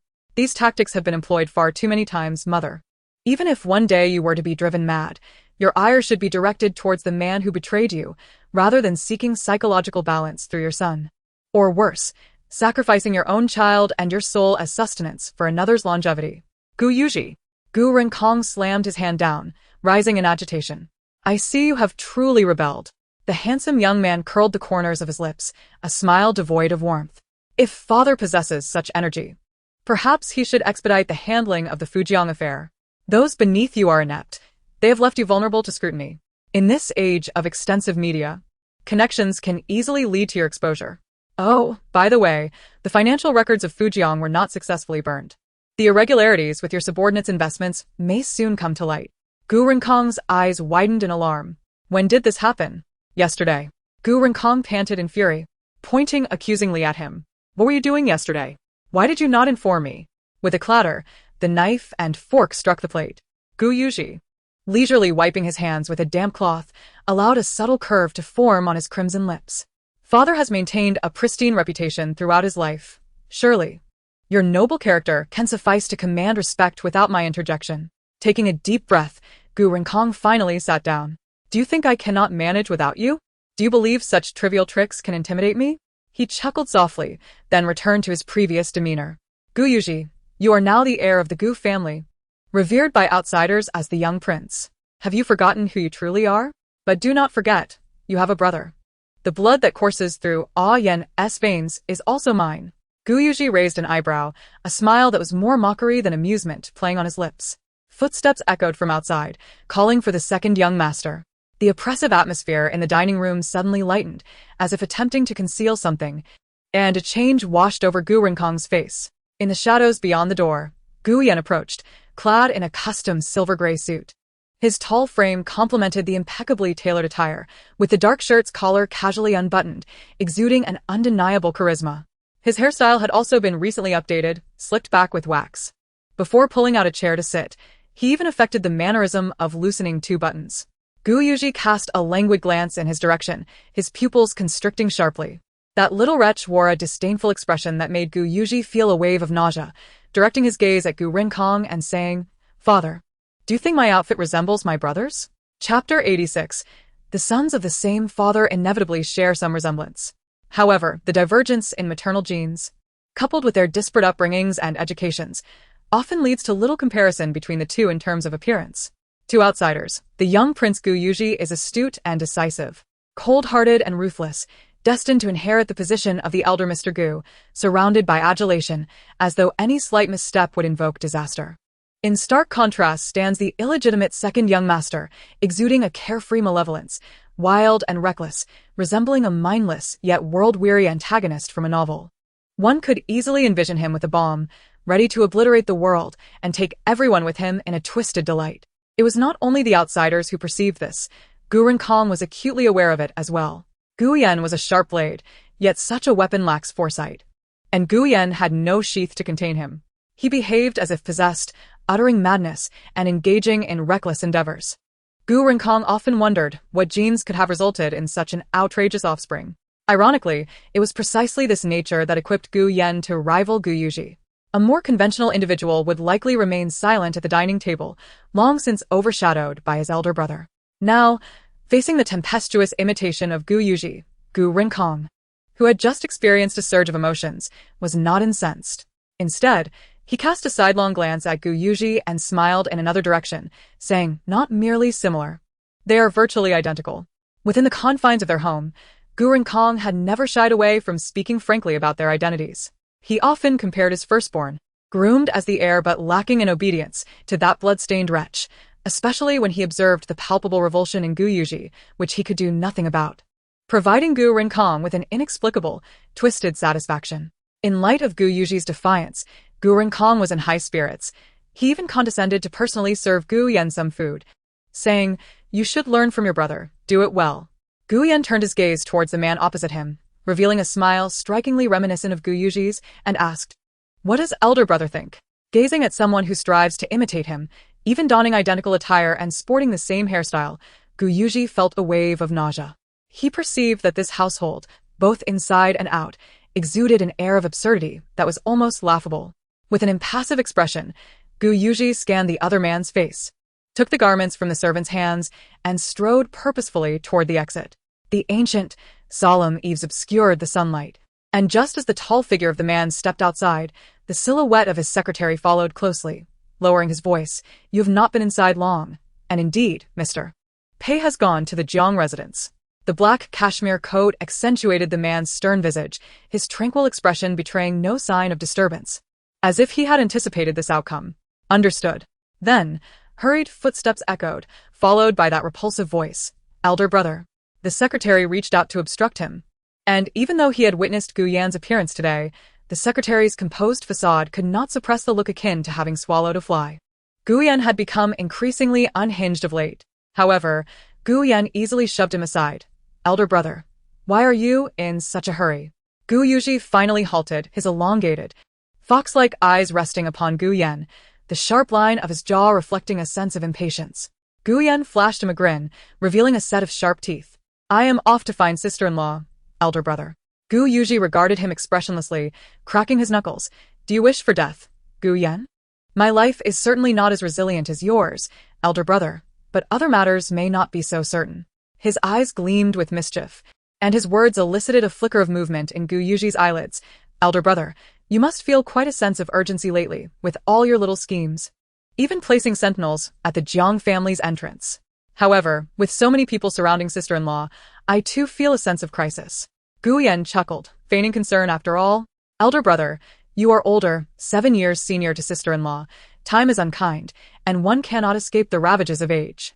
That certain film emperor has been a childhood friend of sister-in-law, a prominent star with striking looks, and then there's that young man surnamed Liu, though lacking wealth, is a handsome youth. Yet, I believe I overheard Brother Wang mention that Mr. Pei has also visited the Jiang household. I am not trying to frighten you, elder brother, but your competitors are numerous. Even your close friends seek to undermine you. Oh, what I mean is friendships such as yours with Mr. Pei, which are rather superficial, cannot compare to the bond we share as brothers. After all, our intentions align. We both wish for sister-in-law's well-being." Gu Yuji, with a cold demeanor, began to remove his cufflinks, followed by his wristwatch. Yet, Gu Yan appeared oblivious, maintaining a cheerful fa his tone brimming with excitement. "But, elder brother, you possess an advantage that no one else has, for you have me. I do not concern myself with trivial matters. I can play the part of the underdog." The handsome man curled his lips, though his face bore no trace of mirth, a dark shadow lurking in his eyes. The resplendent watch, accompanied by 2 cufflinks, traced an arc through the air as it was tossed to the secretary. As Gu Yu's fist descended with ferocity, Gu Yan deftly evaded, his incessant chatter filling the air. "Truly, brother, if you assist me in ascending, I shall serve as your maid of honor. Together, we shall undoubtedly outshine those ruffians outside." The moment his fist collided with bone, the metallic tang of blood permeated the atmosphere. Gu Yan's eyes remained alight, as if he were not the one being struck. His tone laced with a beguiling charm. "Moreover, I can aid you in dealing with our father. You have borne with that old wretch for far too long. Haven to you? His disparagement of sister-in-law is utterly intolerable." Gu Yuji shook his hand dismissively, turning a deaf ear. Another punch followed. 2 minutes later, a man clad in a sleek black cashmere coat elegantly adjusted his wristwatch and strode away. Leaning against the intricately carved railing, Gu Yan wiped the blood from the corner of his mouth and called out, "Brother, I await your good news." As the footsteps faded into the corridor, the mirth in Gu Yan's eyes gradually dissipated. He dabbed at his cracked lip with the back of his hand, curving his mouth into an excited and joyful smile. Moments later, he adjusted his angle and snapped a photo of himself, sending it to his new acquaintance. "Could I possibly borrow 10 yuan? Zhi Zhi. I need to purchase some medicine for my wounds. Because I was struck by my brother again, and this time the situation is rather dire. My apologies, but I have no other friends, and my family won't lend me money, so I can only turn to you." Meanwhile, around the corner of the garden, Gu Yuji's phone buzzed twice, a message from Pei Henian, accompanied by a photo of medicinal cuisine. Gu Yuji stared at the image for a brief moment before dialing the number. "Are you at the Jiang residence?" Sunshine filtered through the intricate branches of blooming flowers, illuminating Gu Yuji's brow. His narrow, fox-like eyes held a weighty emotion. "Pei Henian, you had better not be flaunting." Chapter 87. A familiar voice came through the line, calm and unruffled. Yes, I am indeed boasting. The tall figure traversed the long corridor, the cold wind rustling his black cashmere coat. Upon hearing the tone, Gu Yuji's brow furrowed slightly, a chilling detachment washing over him. Various voices echoed from the other end, including that of his young fiancé and his future mother-in-law, with Shi Jin's voice ringing particularly clear, laden with foolish flattery. Auntie, pardon me, it's Yuji on the line. Pei Henian's voice resonated from the receiver. Imbued with his ever-appropriate charm, neither overly subservient nor excessively distant. At the dining table, Zhang's mother smiled and nodded, but Zhi Zhi, eagerly awaiting her meal, suddenly sat up straight as Pei Henian's gaze swept past her. An ominous premonition surged within her, causing Zhi Zhi to nearly leap from her chair, hastily pursuing Pei Henian's retreating figure. The tall silhouette clutching the phone strode through the door, his handsome, aloof visage adorned with a subtle smile. Through the reflection in a window pane, he caught sight of a panicked figure trailing behind him. Pei Henian slowed his pace, hearing the voice from the receiver. Pei Henian. I thought we were good friends. Pei Henian's tone remained steady. Of course. The man on the other end of the phone scoffed, his voice dripping with disdain. Are you jesting? In the next moment, the young girl's supple form lunged forward, wrapping her arms around his waist. Pei Henian paused, as Gu Yuji's voice echoed between them, while Zhi Zhi's eyes widened with terror, desperately signaling Pei Henian to stop. The man, clad in a suit, stood in the floral corridor, his phoenix eyes half-lidded, fixated on the girl before him. What do you think? There was a brief silence on the line, and Gu Yuji seemed to draw a deep breath, exhaling slowly. Henian, I am reluctant to believe that you are among those who would undermine me. In a certain sense, they shared an unspoken understanding that transcended mere kinship. They had previously mingled in the world of commerce, raising their glasses to one another, and had even conspired together to alter the landscape of the market. To be fair, Pei Henian was a man of loyalty and friendship. Though he was 2 years older than Gu Yuji, he had in many ways acted as a mentor, guiding Gu Yuji out of the murky, decaying shadows of the Gu family. Even when Gu Yan emerged and the conflict escalated, with the outside world in turmoil, a single call from Gu Yuji would prompt Pei Henian to assist him. He did not hesitate to invest, even knowing that returns might not materialize for several years. For Gu Yuji, Pei Henian was both a mentor and a friend, from whom he had gleaned invaluable lessons. In the old Gu residence, Gu Yuji finally halted. The glaring sunlight illuminated his profile, casting a chill over his sharply defined features, while his elongated, fox-like eyes flickered between doubt and certainty. Meanwhile, on the other end of the line, the man in the suit had been cornered by Zhi Zhi. Fearing that Gu Yuji might overhear, Zhi Zhi frantically gestured, placing her finger to her lips repeatedly, terrified that Pei Henian might lose control and expose her secrets. The handsome, refined man raised an eyebrow at her, and as she wished, he remained silent, showing no intent to clarify matters on her behalf. Zhi Zhi was in a state of panic, and her anxiety was mirrored by the system within her mind, incessantly conjuring disastrous ideas. After a tense few seconds, Pei Henian's long fingers reached out, brushing through her hair and pulling her closer. His voice was calm, despite the intensity of the moment, as he maintained his conversation with his friend on the phone. But haven't you suspected me for quite some time? Long before you asked me to look after your errant fiancé, wasn't he that when your doubts began? You've been cryptic with me during our shared rides, warning me to keep my distance from her, not to mention last night when you purposefully left the call hanging, waiting to gauge my reaction. Gu Yuji, friendship aside, you must acknowledge that you are indeed overly suspicious. On the other end, a clear breath was heard, followed by Gu Yuji's magnetic voice. Yes, I do harbor doubts about everyone. But what about you, Pei Henian? What is your intention in personally visiting the Zhang family? Given your position?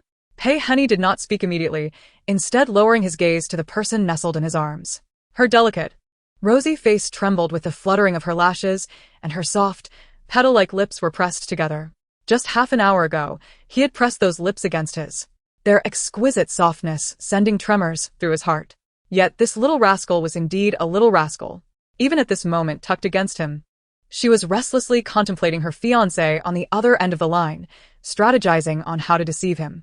What scheme are you concocting? Pei Heni echoed her words, leisurely raising his eyelids. His cool, low voice carried a hint of amusement, as though he had posed an utterly ridiculous question. His affectionate, phoenix-like eyes fell upon the girl in his embrace, With his fingertips, he gently twirled her silky hair, leaning closer to her petite, delicate nose adorned with a tiny mole, brushing against her overly soft cheek in a suggestive, breathless atmosphere. With a tone imbued with certainty, devoid of any pretense, he retorted, "I am at the Jiang family. What scheme could I possibly hatch?" A buzzing sound reverberated in Jiang Ziji's mind, and she instinctively sensed something amiss. Before Pei Heni could speak again, she swiftly cupped his face, akin to a swan presenting its neck, offering her soft lips. The process of silencing him unfolded even more smoothly than she had anticipated. This time, she did not even have to rise on her toes. The man holding her naturally leaned down, eagerly pressing his lips against hers in a kiss that bore the essence of a sacrificial offering. As their breaths intertwined, retreating was not an option. Jiang Ziji steeled herself, striving to recall the last time she had been kissed. The large hand that had been cradling her head stiffened for a moment before delivering a more assertive response. On the other end of the line, Gu Yuji uttered something, but Jiang Ziji could not quite catch it. Her head buzzed, and just as she was finally released, she feared that Pei Heni's kiss might not count. Thus, she leaned in again to plant a gentle kiss on his cheek. Pei Heni held her face, letting out a barely perceptible sigh. Finally, he yielded to her. His deep voice remained calm and unruffled as he resumed their earlier conversation. "I came to the Jiang family precisely because of matters concerning them. Your father, your future father-in-law, Jiang Boyo, was first cornered and beaten by thugs last night, and then he suffered an unfortunate electric shock while showering at 2 a.m. Regrettably, he was staying at the Yunxing Hotel, owned by the Pei family. The situation is still under investigation, but the hotel management is already facing accountability. As you know, Yunxing is set to go public next year, with an announcement regarding the circulation of restricted shares forthcoming. Given this troublesome incident, I cannot remain indifferent. After all, Jiang Boyo is not an ordinary person. He is your future father-in-law, and I cannot use my influence to silence him. Therefore, I must personally visit the Jiang family to apologize." As Pei Heni recounted the events, there was an eerie calm on the other end of the line, especially in stark contrast to Gu Yuji, who had nearly ground his teeth just moments earlier. An electric shock? Gu Yuji's voice took on an unusual tone, questioning whether it was deliberate. The safety management of Yunxing is undoubtedly secure. Moreover, the alterations in the route can only be attributed to human intervention. A silence ensued. Pei Henian caressed the strands of hair of the person in his embrace. "Unfortunately, I am not alone today. Your rival, Shi Jin, and that boy surnamed Liu are also present. They witnessed it firsthand. You cannot possibly think that I would take advantage of your little fiancé, right under their noses." After a few seconds of silence on the other end of the line, an apology was uttered. "I'm sorry. It's my first experience in love. And I inadvertently hurt you." Pei Henian graciously replied, "It's all right." The moment the call ended, Jiang Ziji, who had been holding her breath in secret, finally exhaled. However, in the next instant, the man's large hand cupped her chin, compelling her to raise her face. His exceptionally handsome visage bore a chill. With high cheekbones and thin lips, he gazed at her and slowly spoke. "When kissing, who instructed you to use your tongue?" Chapter 88. Jiang Ziji yearned to assertively tell him that if he did not wish to kiss, then let it be. However, she found herself in a position where he held leverage over her. Thus, she could only blush, her ears warm, and quietly complain, "Do you like it?" Pei Henian was rendered speechless by her inquiry. His face remained cold as he pinched her cheek, causing her soft, pink flesh to indent. "Was it Gu Yuji from last night? Aside from that call, did he kiss you as well?" Jiang Ziji dared not confess. Instead, she raised her fluttering eyes to meet his, solemnly asserting, "No, we were always with my mother. We dined for quite a while, and afterward, we all sent him off together. We never had a moment alone. I wanted to give you a surprise." "Did you not feel surprised, my dear?" The girl, whose face was still being held, pressed her lips together, her moist red petals glistening under the light, resembling a layer of honey. Even her speech was sweetly delicate, tinged with a hint of grievance. "I upset you last night. I couldn't sleep and searched online for how to appease an angry boyfriend. That's why I chose this method to cheer you up. Did I cause you to misunderstand?" "I'm sorry." Her thick, curled lashes fell, casting shadows upon her fair skin. Her tone was light, yet betraying an unmistakable sense of hurt. "I'm sorry, I just care too much about you. I can't bear the thought of losing you. Even contemplating it shatters my heart. Pei Henian, you mustn't treat me this way." She nestled her head against his chest, her muffled tone revealing her desire to be strong. You cannot just leave me in silence. You cannot ignore me, nor can we engage in a cold war. You must not always doubt me. She repeated several must-nots, her voice growing increasingly subdued, nearly inaudible. Pei Henian stroked the back of her head, a look of helplessness crossing his handsome face. Miss, may I inquire what more I can do? Her delicate face lifted, her eyes glistening with a hint of red, her tone soft yet undeniably unreasonable. Aside from loving me, nothing else is permitted. The cold, indifferent phoenix eyes softened uncontrollably. Her slightly rough fingers brushed against his cheek, conveying a silent indulgence, with a tone filled with a sigh. Zhi Zhi, I will withdraw from the engagement. Zhi Zhi interrupted him. Moreover, you have introduced that so-called master. He will surely manipulate the date of my wedding with Gu Yu, finding reasons to delay it. Won't he? Pei Henian clarified. Master Zhi Chun is not one to seek fame for himself. Zhi Zhi questioned him again. Will you watch me marry Gu Yu? Of course not.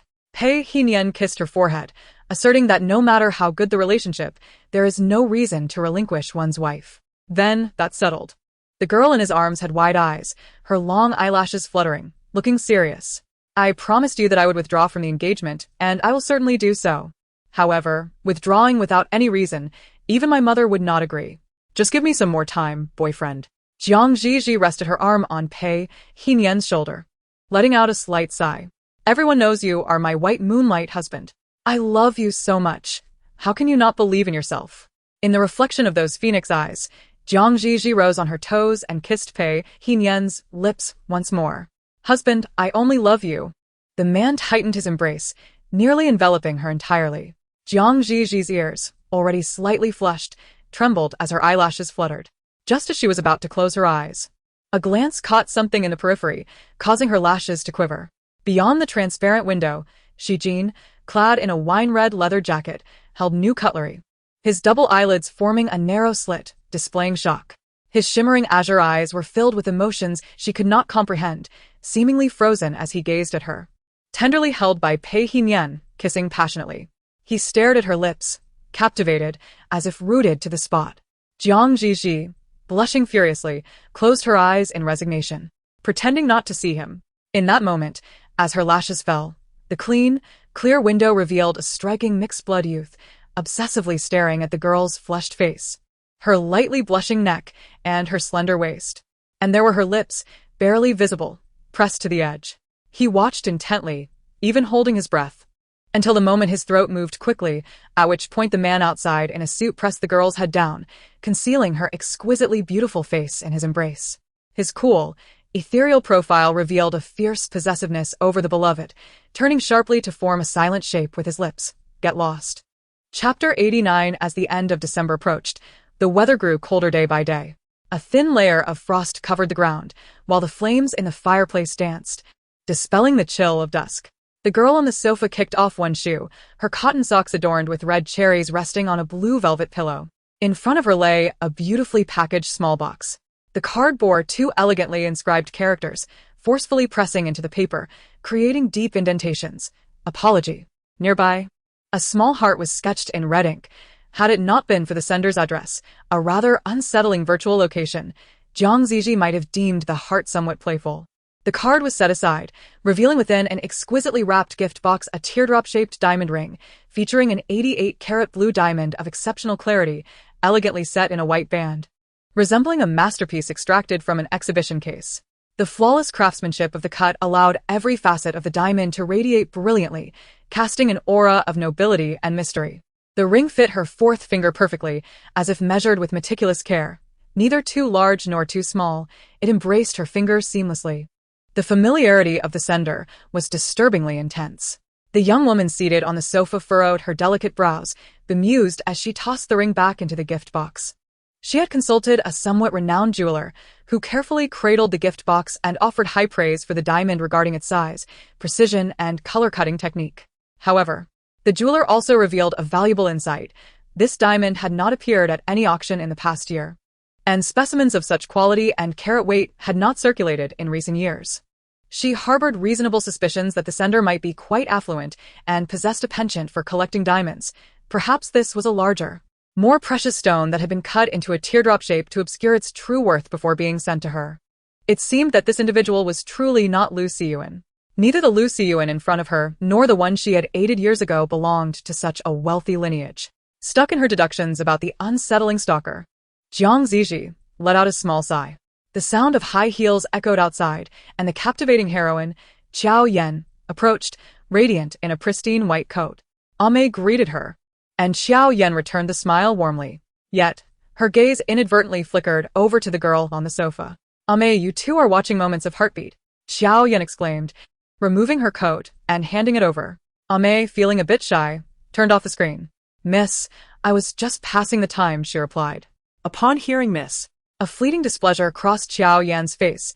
Prior to Zhi Zhi's pretentious display of decorum, the servants in the villa had referred to her as young lady. The brief shadow of annoyance vanished as she resumed her amiable demeanor. That's wonderful. Ame can reminisce about her sweet and romantic days while watching others in love. Ame hurriedly waved her hand. We were all introduced through family. It's not the same as online. Please, miss, don't tease us. However, I believe the female guests on this show pale in comparison to our young lady, she commented, and when I express my opinions, others chase after me to criticize me for being envious. It's a pity our young lady and young master Gu don't participate in dating shows. Otherwise, they would understand that I, Ame, speak nothing but the truth. However, Gu Xiao and the young lady do seem quite sweet together, a handsome man and a beautiful woman. Perfectly matched. Ame lowered her voice, her eyes sparkling with curiosity, unable to contain her eagerness for gossip. Did you see the diamond ring in our young lady's hand? 88 carats. Such a colossal ring. Madam wouldn't he buy something that large even for rock candy? It must have been a gift from Gu Xiao. He is indeed generous, handsome, and comes from a prestigious family. Oh, he looks even more impressive than movie stars. Ame's incessant chatter reached Qiao Yan's ears. But she chose to ignore her and sat down beside Zhi Zhi.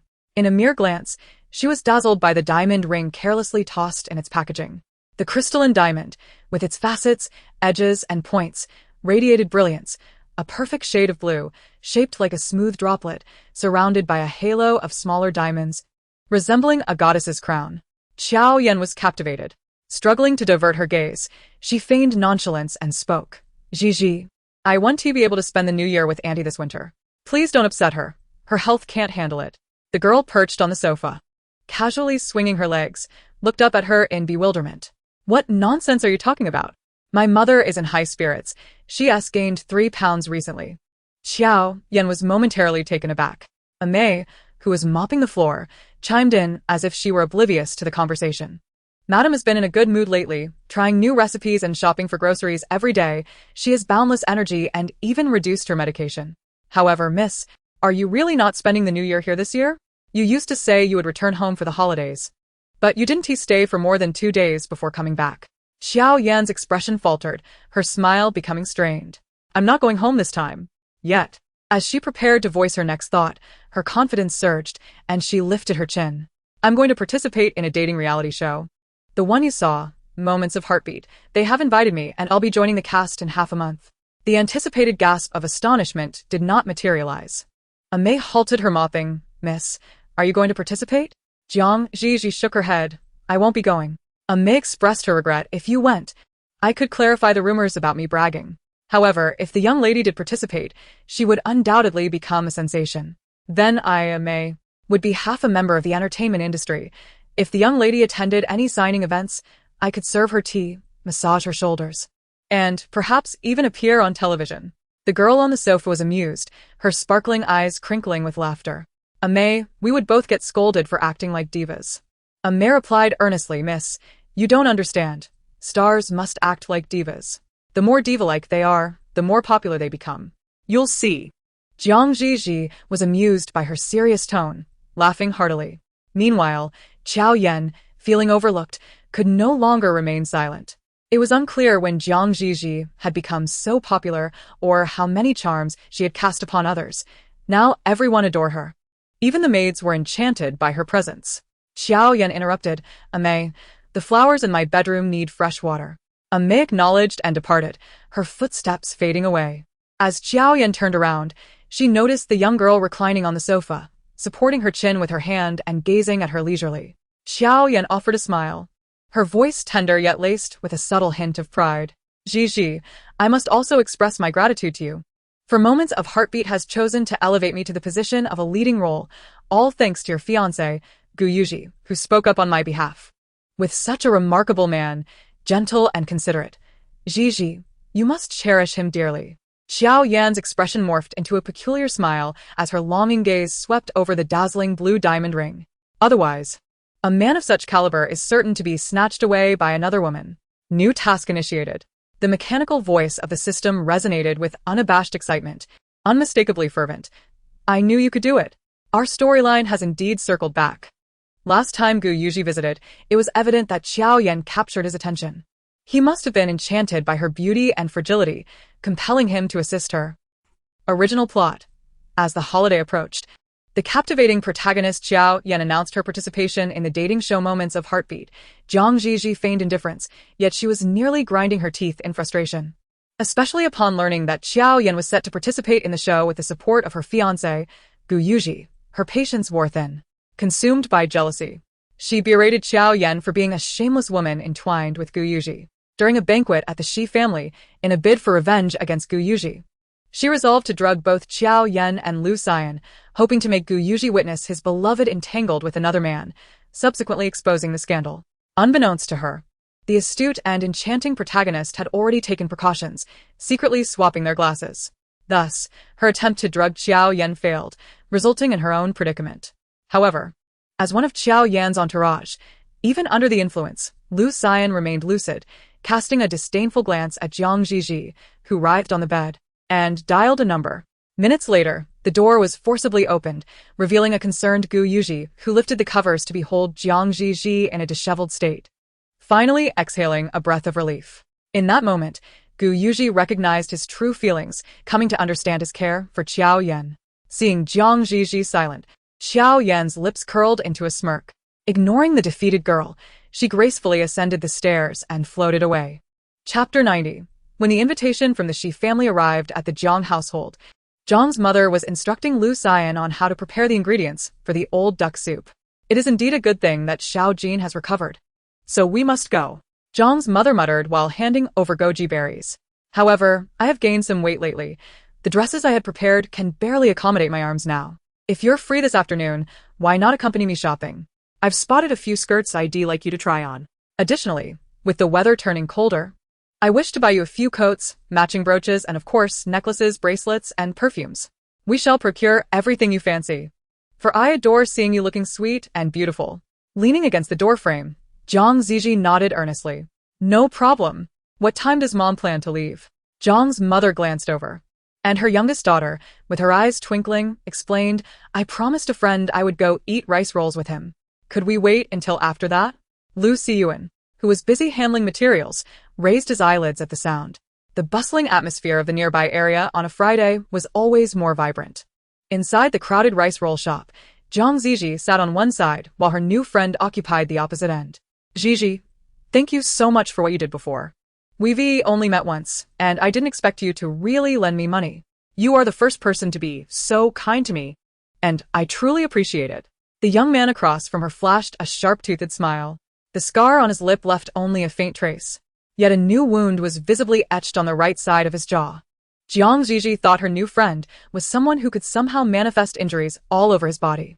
As he spoke, he pushed a somewhat worn 10-yuan bill across the table with his long fingers, saying, Here, this is for you. He was still clad in that thin, clearly out-of-season windbreaker, his face marked with wounds, and even the currency he offered appeared faded. He looked as though life had been quite challenging. Zhi Zhi shook her head and returned the money, saying, It's no trouble at all, just a small amount. But then she asked, So, did your brother do this to your face?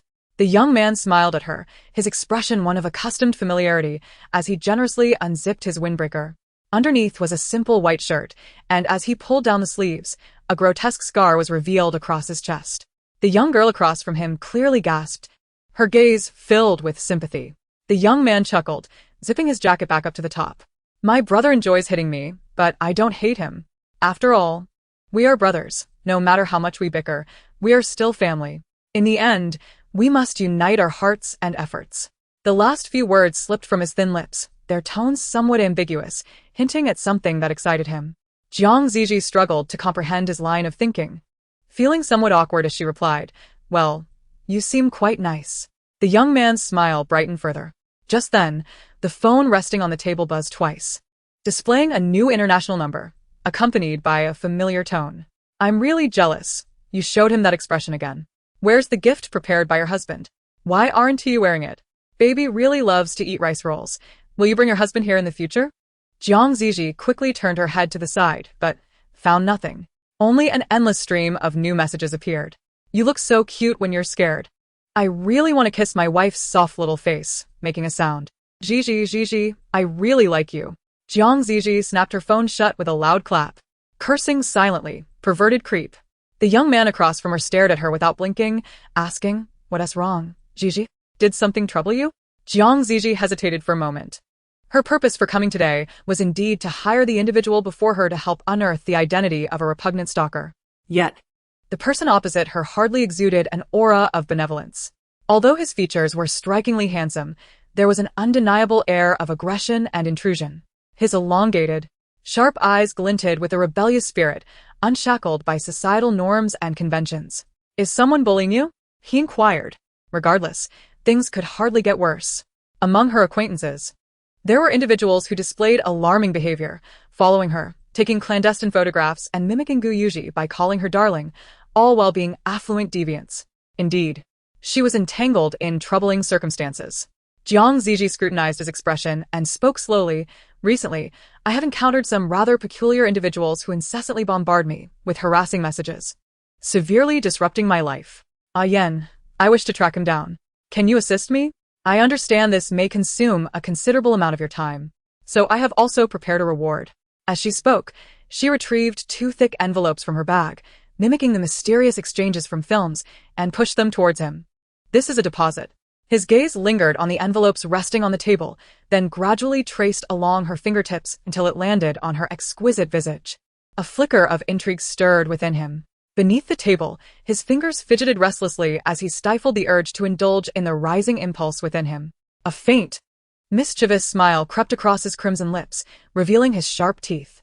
"Very well," he replied, extending his long, slender fingers to casually brush against hers as he grasped the hefty envelopes. His voice carried a playful innocence as he queried, "Is this a monetary transaction, Zhi Zhi? Does this imply that once I accept this money, I belong to you? After all, it's quite a sum, and I wouldn't be able to repay it. If it comes to that, should you wish to sleep with me, I would have no choice but to strip bare and comply." Chapter 90, when the girl across from him widened her eyes in shock. "That's not what I meant." The youth with the sharp teeth regarded her with a disarmingly innocent smile. His fingers resting on the envelope grew somewhat tentative, and his voice took on an apologetic tone. "I'm sorry, Zhi Zhi. I merely intended to make a jest to lighten the mood. Did I frighten you?" His long, dense lashes fluttered down as his voice softened. "I apologize. I lack friends, and thus do not grasp the nuances of social interaction. I am unsure of what words will endear me to others. Nor do I know how to bridge the gap with my soul companion. You are the only person who has shown me kindness, Zhi Zhi, and I genuinely wish to befriend you." As his words settled, he lifted his gaze once more, sincerity gleaming in his eyes. "Please don't be angry with me, all right?" His earnestness left Zhi Zhi feeling somewhat bashful. In truth, this peculiar yet endearing individual, Ayen, was the first friend she had encountered since her arrival in this narrative world. Their relationship was devoid of any task-related entanglements, devoid of shared identities. And even the financial exchange was meticulously confined to a mere 10 yuan, excluding this instance. Ayen is truly impoverished, having never received an education, escaping from an orphanage and wandering aimlessly, a child born out of wedlock, subjected to beatings, devoid of friends, and lacking any form of formal schooling.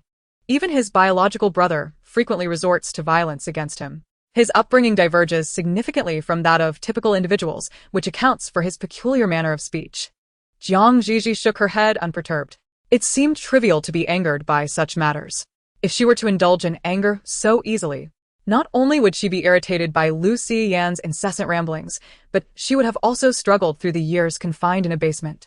With a heart so small, she would have likely perished long ago. Zhi Zhi swiftly retrieved her phone, demonstrating to the other party the harassing messages she had received and subsequently blocked. It's him, she remarked, always pestering me with bizarre comments. He even took numerous photos of me. What kind of photos? The young man inquired, leaning closer with intrigued eyes, eager to share whispers. Ultimately, the images were not explicit. Rather, the angles were simply peculiar. After a moment's contemplation, Zhi Zhi opened her phone's gallery, randomly, selecting a few images. It's this type. It's hard to articulate, but they appear quite strange. On the screen, the delicate curve of the girl's neck was illuminated by sunlight, her skin excessively pale, a strand of hair caressing her slender neck. And with a slight tilt of her chin, it conveyed a sense of confinement and control. Her soft lips, porcelain skin, and slender swan-like neck were marked by red imprints on her thighs. Gu Yan's expression remained impassive, yet beneath the layers of his jacket, his Adam's apple moved swiftly. A wave of parched yearning surged within him, an impulsive heat that made him wish to greedily consume those photographs, mingled with the fragrance of his sister-in-law. It seemed that only in this way could he quell the unsettling thirst in his heart. Gu Yan chuckled softly, echoing her sentiments. He is truly perverse. Zhi Zhi. It's unbearable to look at. I can hardly bear it either. Zhi Zhi fervently agreed, her indignation palpable. Moreover, he has followed me. The smile in Gu Yan's eyes abruptly vanished, his gaze sharpening with a hint of morbid seriousness. What did he do to you? He didn't do much, just frighten me. And even attempted to threaten me. The girl, preoccupied with her phone, failed to notice his sudden shift in demeanor as she exited the gallery. Fortunately, I was clever enough to escape his grasp. However, he sent me this. Zhi Zhi produced a diamond ring from her pocket and opened the box. I had someone examine it. This blue diamond is genuine and quite valuable. Oh, and there's this note, she added, but there are no fingerprints, and I've confirmed this with someone. The young man took the note, examining it in the sunlight. A wealthy pervert. The handwriting was rather commendable, indicating a high level of education. He shifted his gaze to the girl's earnest face. Who do you suspect? Zhi Zhi glanced around furtively, typing a few words on the screen and sending them over. Could you follow him for me? Be cautious, and don't let him notice. Gu Yan nodded in agreement, taking her phone with ease. His gaze fell upon the screen, revealing 3 prominent characters, Gu Zhi. Gu Yan was momentarily taken aback. He then heard the voice of the other person resume, mentioning that he would attend a banquet tomorrow evening and that the location would be sent to his phone. He was advised to wait by the entrance, where he was sure to encounter him. Staring at the characters Gu Zhi for a few seconds, Gu Yan finally regained his composure. He smiled slightly and replied, "No problem, leave it to me. I will follow him." However, Gu Yan's voice faltered for a moment as he clutched the piece of paper in his hand and scrutinized it again, pondering that perhaps this person was not who he thought. The girl's gaze fell upon his face, prompting Gu Yan to elaborate, "It's merely a hunch. Whether or not it's accurate, I will know after a few days of surveillance." Zhi Zhi finally exhaled in relief, expressing her gratitude. "Thank you for this. It will surely interfere with your work these days, so please accept this compensation and try not to provoke your brother." Her voice softened, imbued with a gentle admonition. "Looking at your wound, he must have struck quite hard. Enough of that. My mother's car has arrived." Zhi Zhi swiftly grabbed her phone, waving at a young man outside the not-so-clear glass of the rice noodle shop. She then picked up her small bag, stating, "I must leave now. See you next time." Just as she took a step forward, a strong grip seized her wrist. Confused, she turned back to find the young man sitting opposite her. His brow slightly furrowed and his elongated eyes fixed on the outside, the smile having vanished from his face. Who is that? Zhi Zhi, perplexed, glanced outside again. "He's a classmate I sponsor. He has been living in my house. What's wrong?" Gu Yan's eyes remained fixated on the window, where the glass was somewhat foggy, rendering the outside view unclear. Moreover, the individual merely rolled down the window, curtly seated in the driver's position. "I can't say for certain, but he seems somewhat familiar." Zhi Zhi's brow twitched as she quickly lowered her voice. "Is he the one I met last time? Did you see him after our last farewell at the rice noodle shop?" No. Gu Yan's eyes flickered with uncertainty as he firmly shook his head. "Not that day." He couldn't articulate it, but he felt a strong sense of familiarity with that face. "Oh, perhaps I've seen him at school. We both study here." The girl lightly patted his shoulder with her fingertips, her tone cheerful. "Enough of this. I must be on my way." Gu Yan merely hummed in response, allowing the soft, slender wrist to slip from his grasp, disappearing from his sight. Even after the car had vanished, the furrow in Gu Yan's brow remained. Where had he seen that face? Chapter 92. In the crowded little shop, Gu Yan finished 2 servings of rice noodles. He held Zhi Zhi's used chopsticks in his hand. Even the single sip of water was cradled in that large hand, the dampened tip of his tongue skillfully pressed against the bottle's opening, drawing in the remaining scent of roses along with the liquid. 2 thick envelopes were casually stuffed into the pocket of his windbreaker as the tall youth exited the small shop, striding in another direction. At the corner of the street, a matte black Mercedes-Benz AMG G63 is parked quietly, its robust lines reflecting the figure of a young man. The car door swings open as he steps in with long strides. Moments later, Guyen sifts through the photos he has taken, ultimately selecting the one that pleases him most, which he shares on his social media. So happy. I could die from joy. Not long after this update, someone holds up a phone to report the news to Gu Yuji. The handsome man, engrossed in a meeting, lazily unlocks his phone with a half-lidded gaze and opens WeChat. Half a minute later, he observes Gu Yan's eccentric post, his brow furrowing slightly. The reporter, noting the man's expression, stammers nervously. The man's narrow, fox-like eyes linger on the post before he lets out a cold scoff, having expected something of significance. Can't even read properly, yet he mimics social media antics. The phone buzzes with notifications of likes accumulating on the post. The young man inside the car raises an eyebrow and chuckles softly, simultaneously shedding his parka and donning a suit. Investigate that male classmate Zhi Zhi is supporting and provide me with his details. The assistant, carefully contemplating the implications of the 2 words, cautiously inquires, are you referring to the fiancé of the eldest master, your future sister-in-law, Ms. Zhi Zhi? Dressed in a suit, the young man's eyes flash with dissatisfaction. Sister-in-law is just that. Why mention Gu Yuji? The assistant wisely falls silent. The man, adjusting his hair in the rearview mirror, sweeps aside the tousled strands, revealing a sharply handsome visage. He inspects himself from various angles in the mirror before suddenly calling out, address me. The assistant hesitates. Second young master? Gu Yan's gaze shifts, a knowing smile gracing his lips. The assistant perks up, eldest master. The reflection in the mirror smiles back, the curve of his lips mirroring Gu Yuji's, with the ends of his eyes lifted in delight. He raises an eyebrow, mimicking the expression of his near resemblance in the mirror. Amused, the young man muses, in truth, my elder brother bears quite the likeness to me. However, he is far too aged, time has not been kind, and it would be a disservice to my sister-in-law. It would have been better had he passed sooner.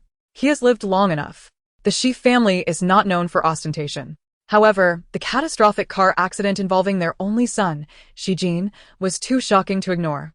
Having just brought their son home from the hospital, preparations for a welcome banquet commenced in earnest. Vast quantities of roses were airlifted, nearly filling the entire villa. Melodious music wafted through the night, accompanied by the gentle splash of fountains, as an array of luxury cars flowed in like a river.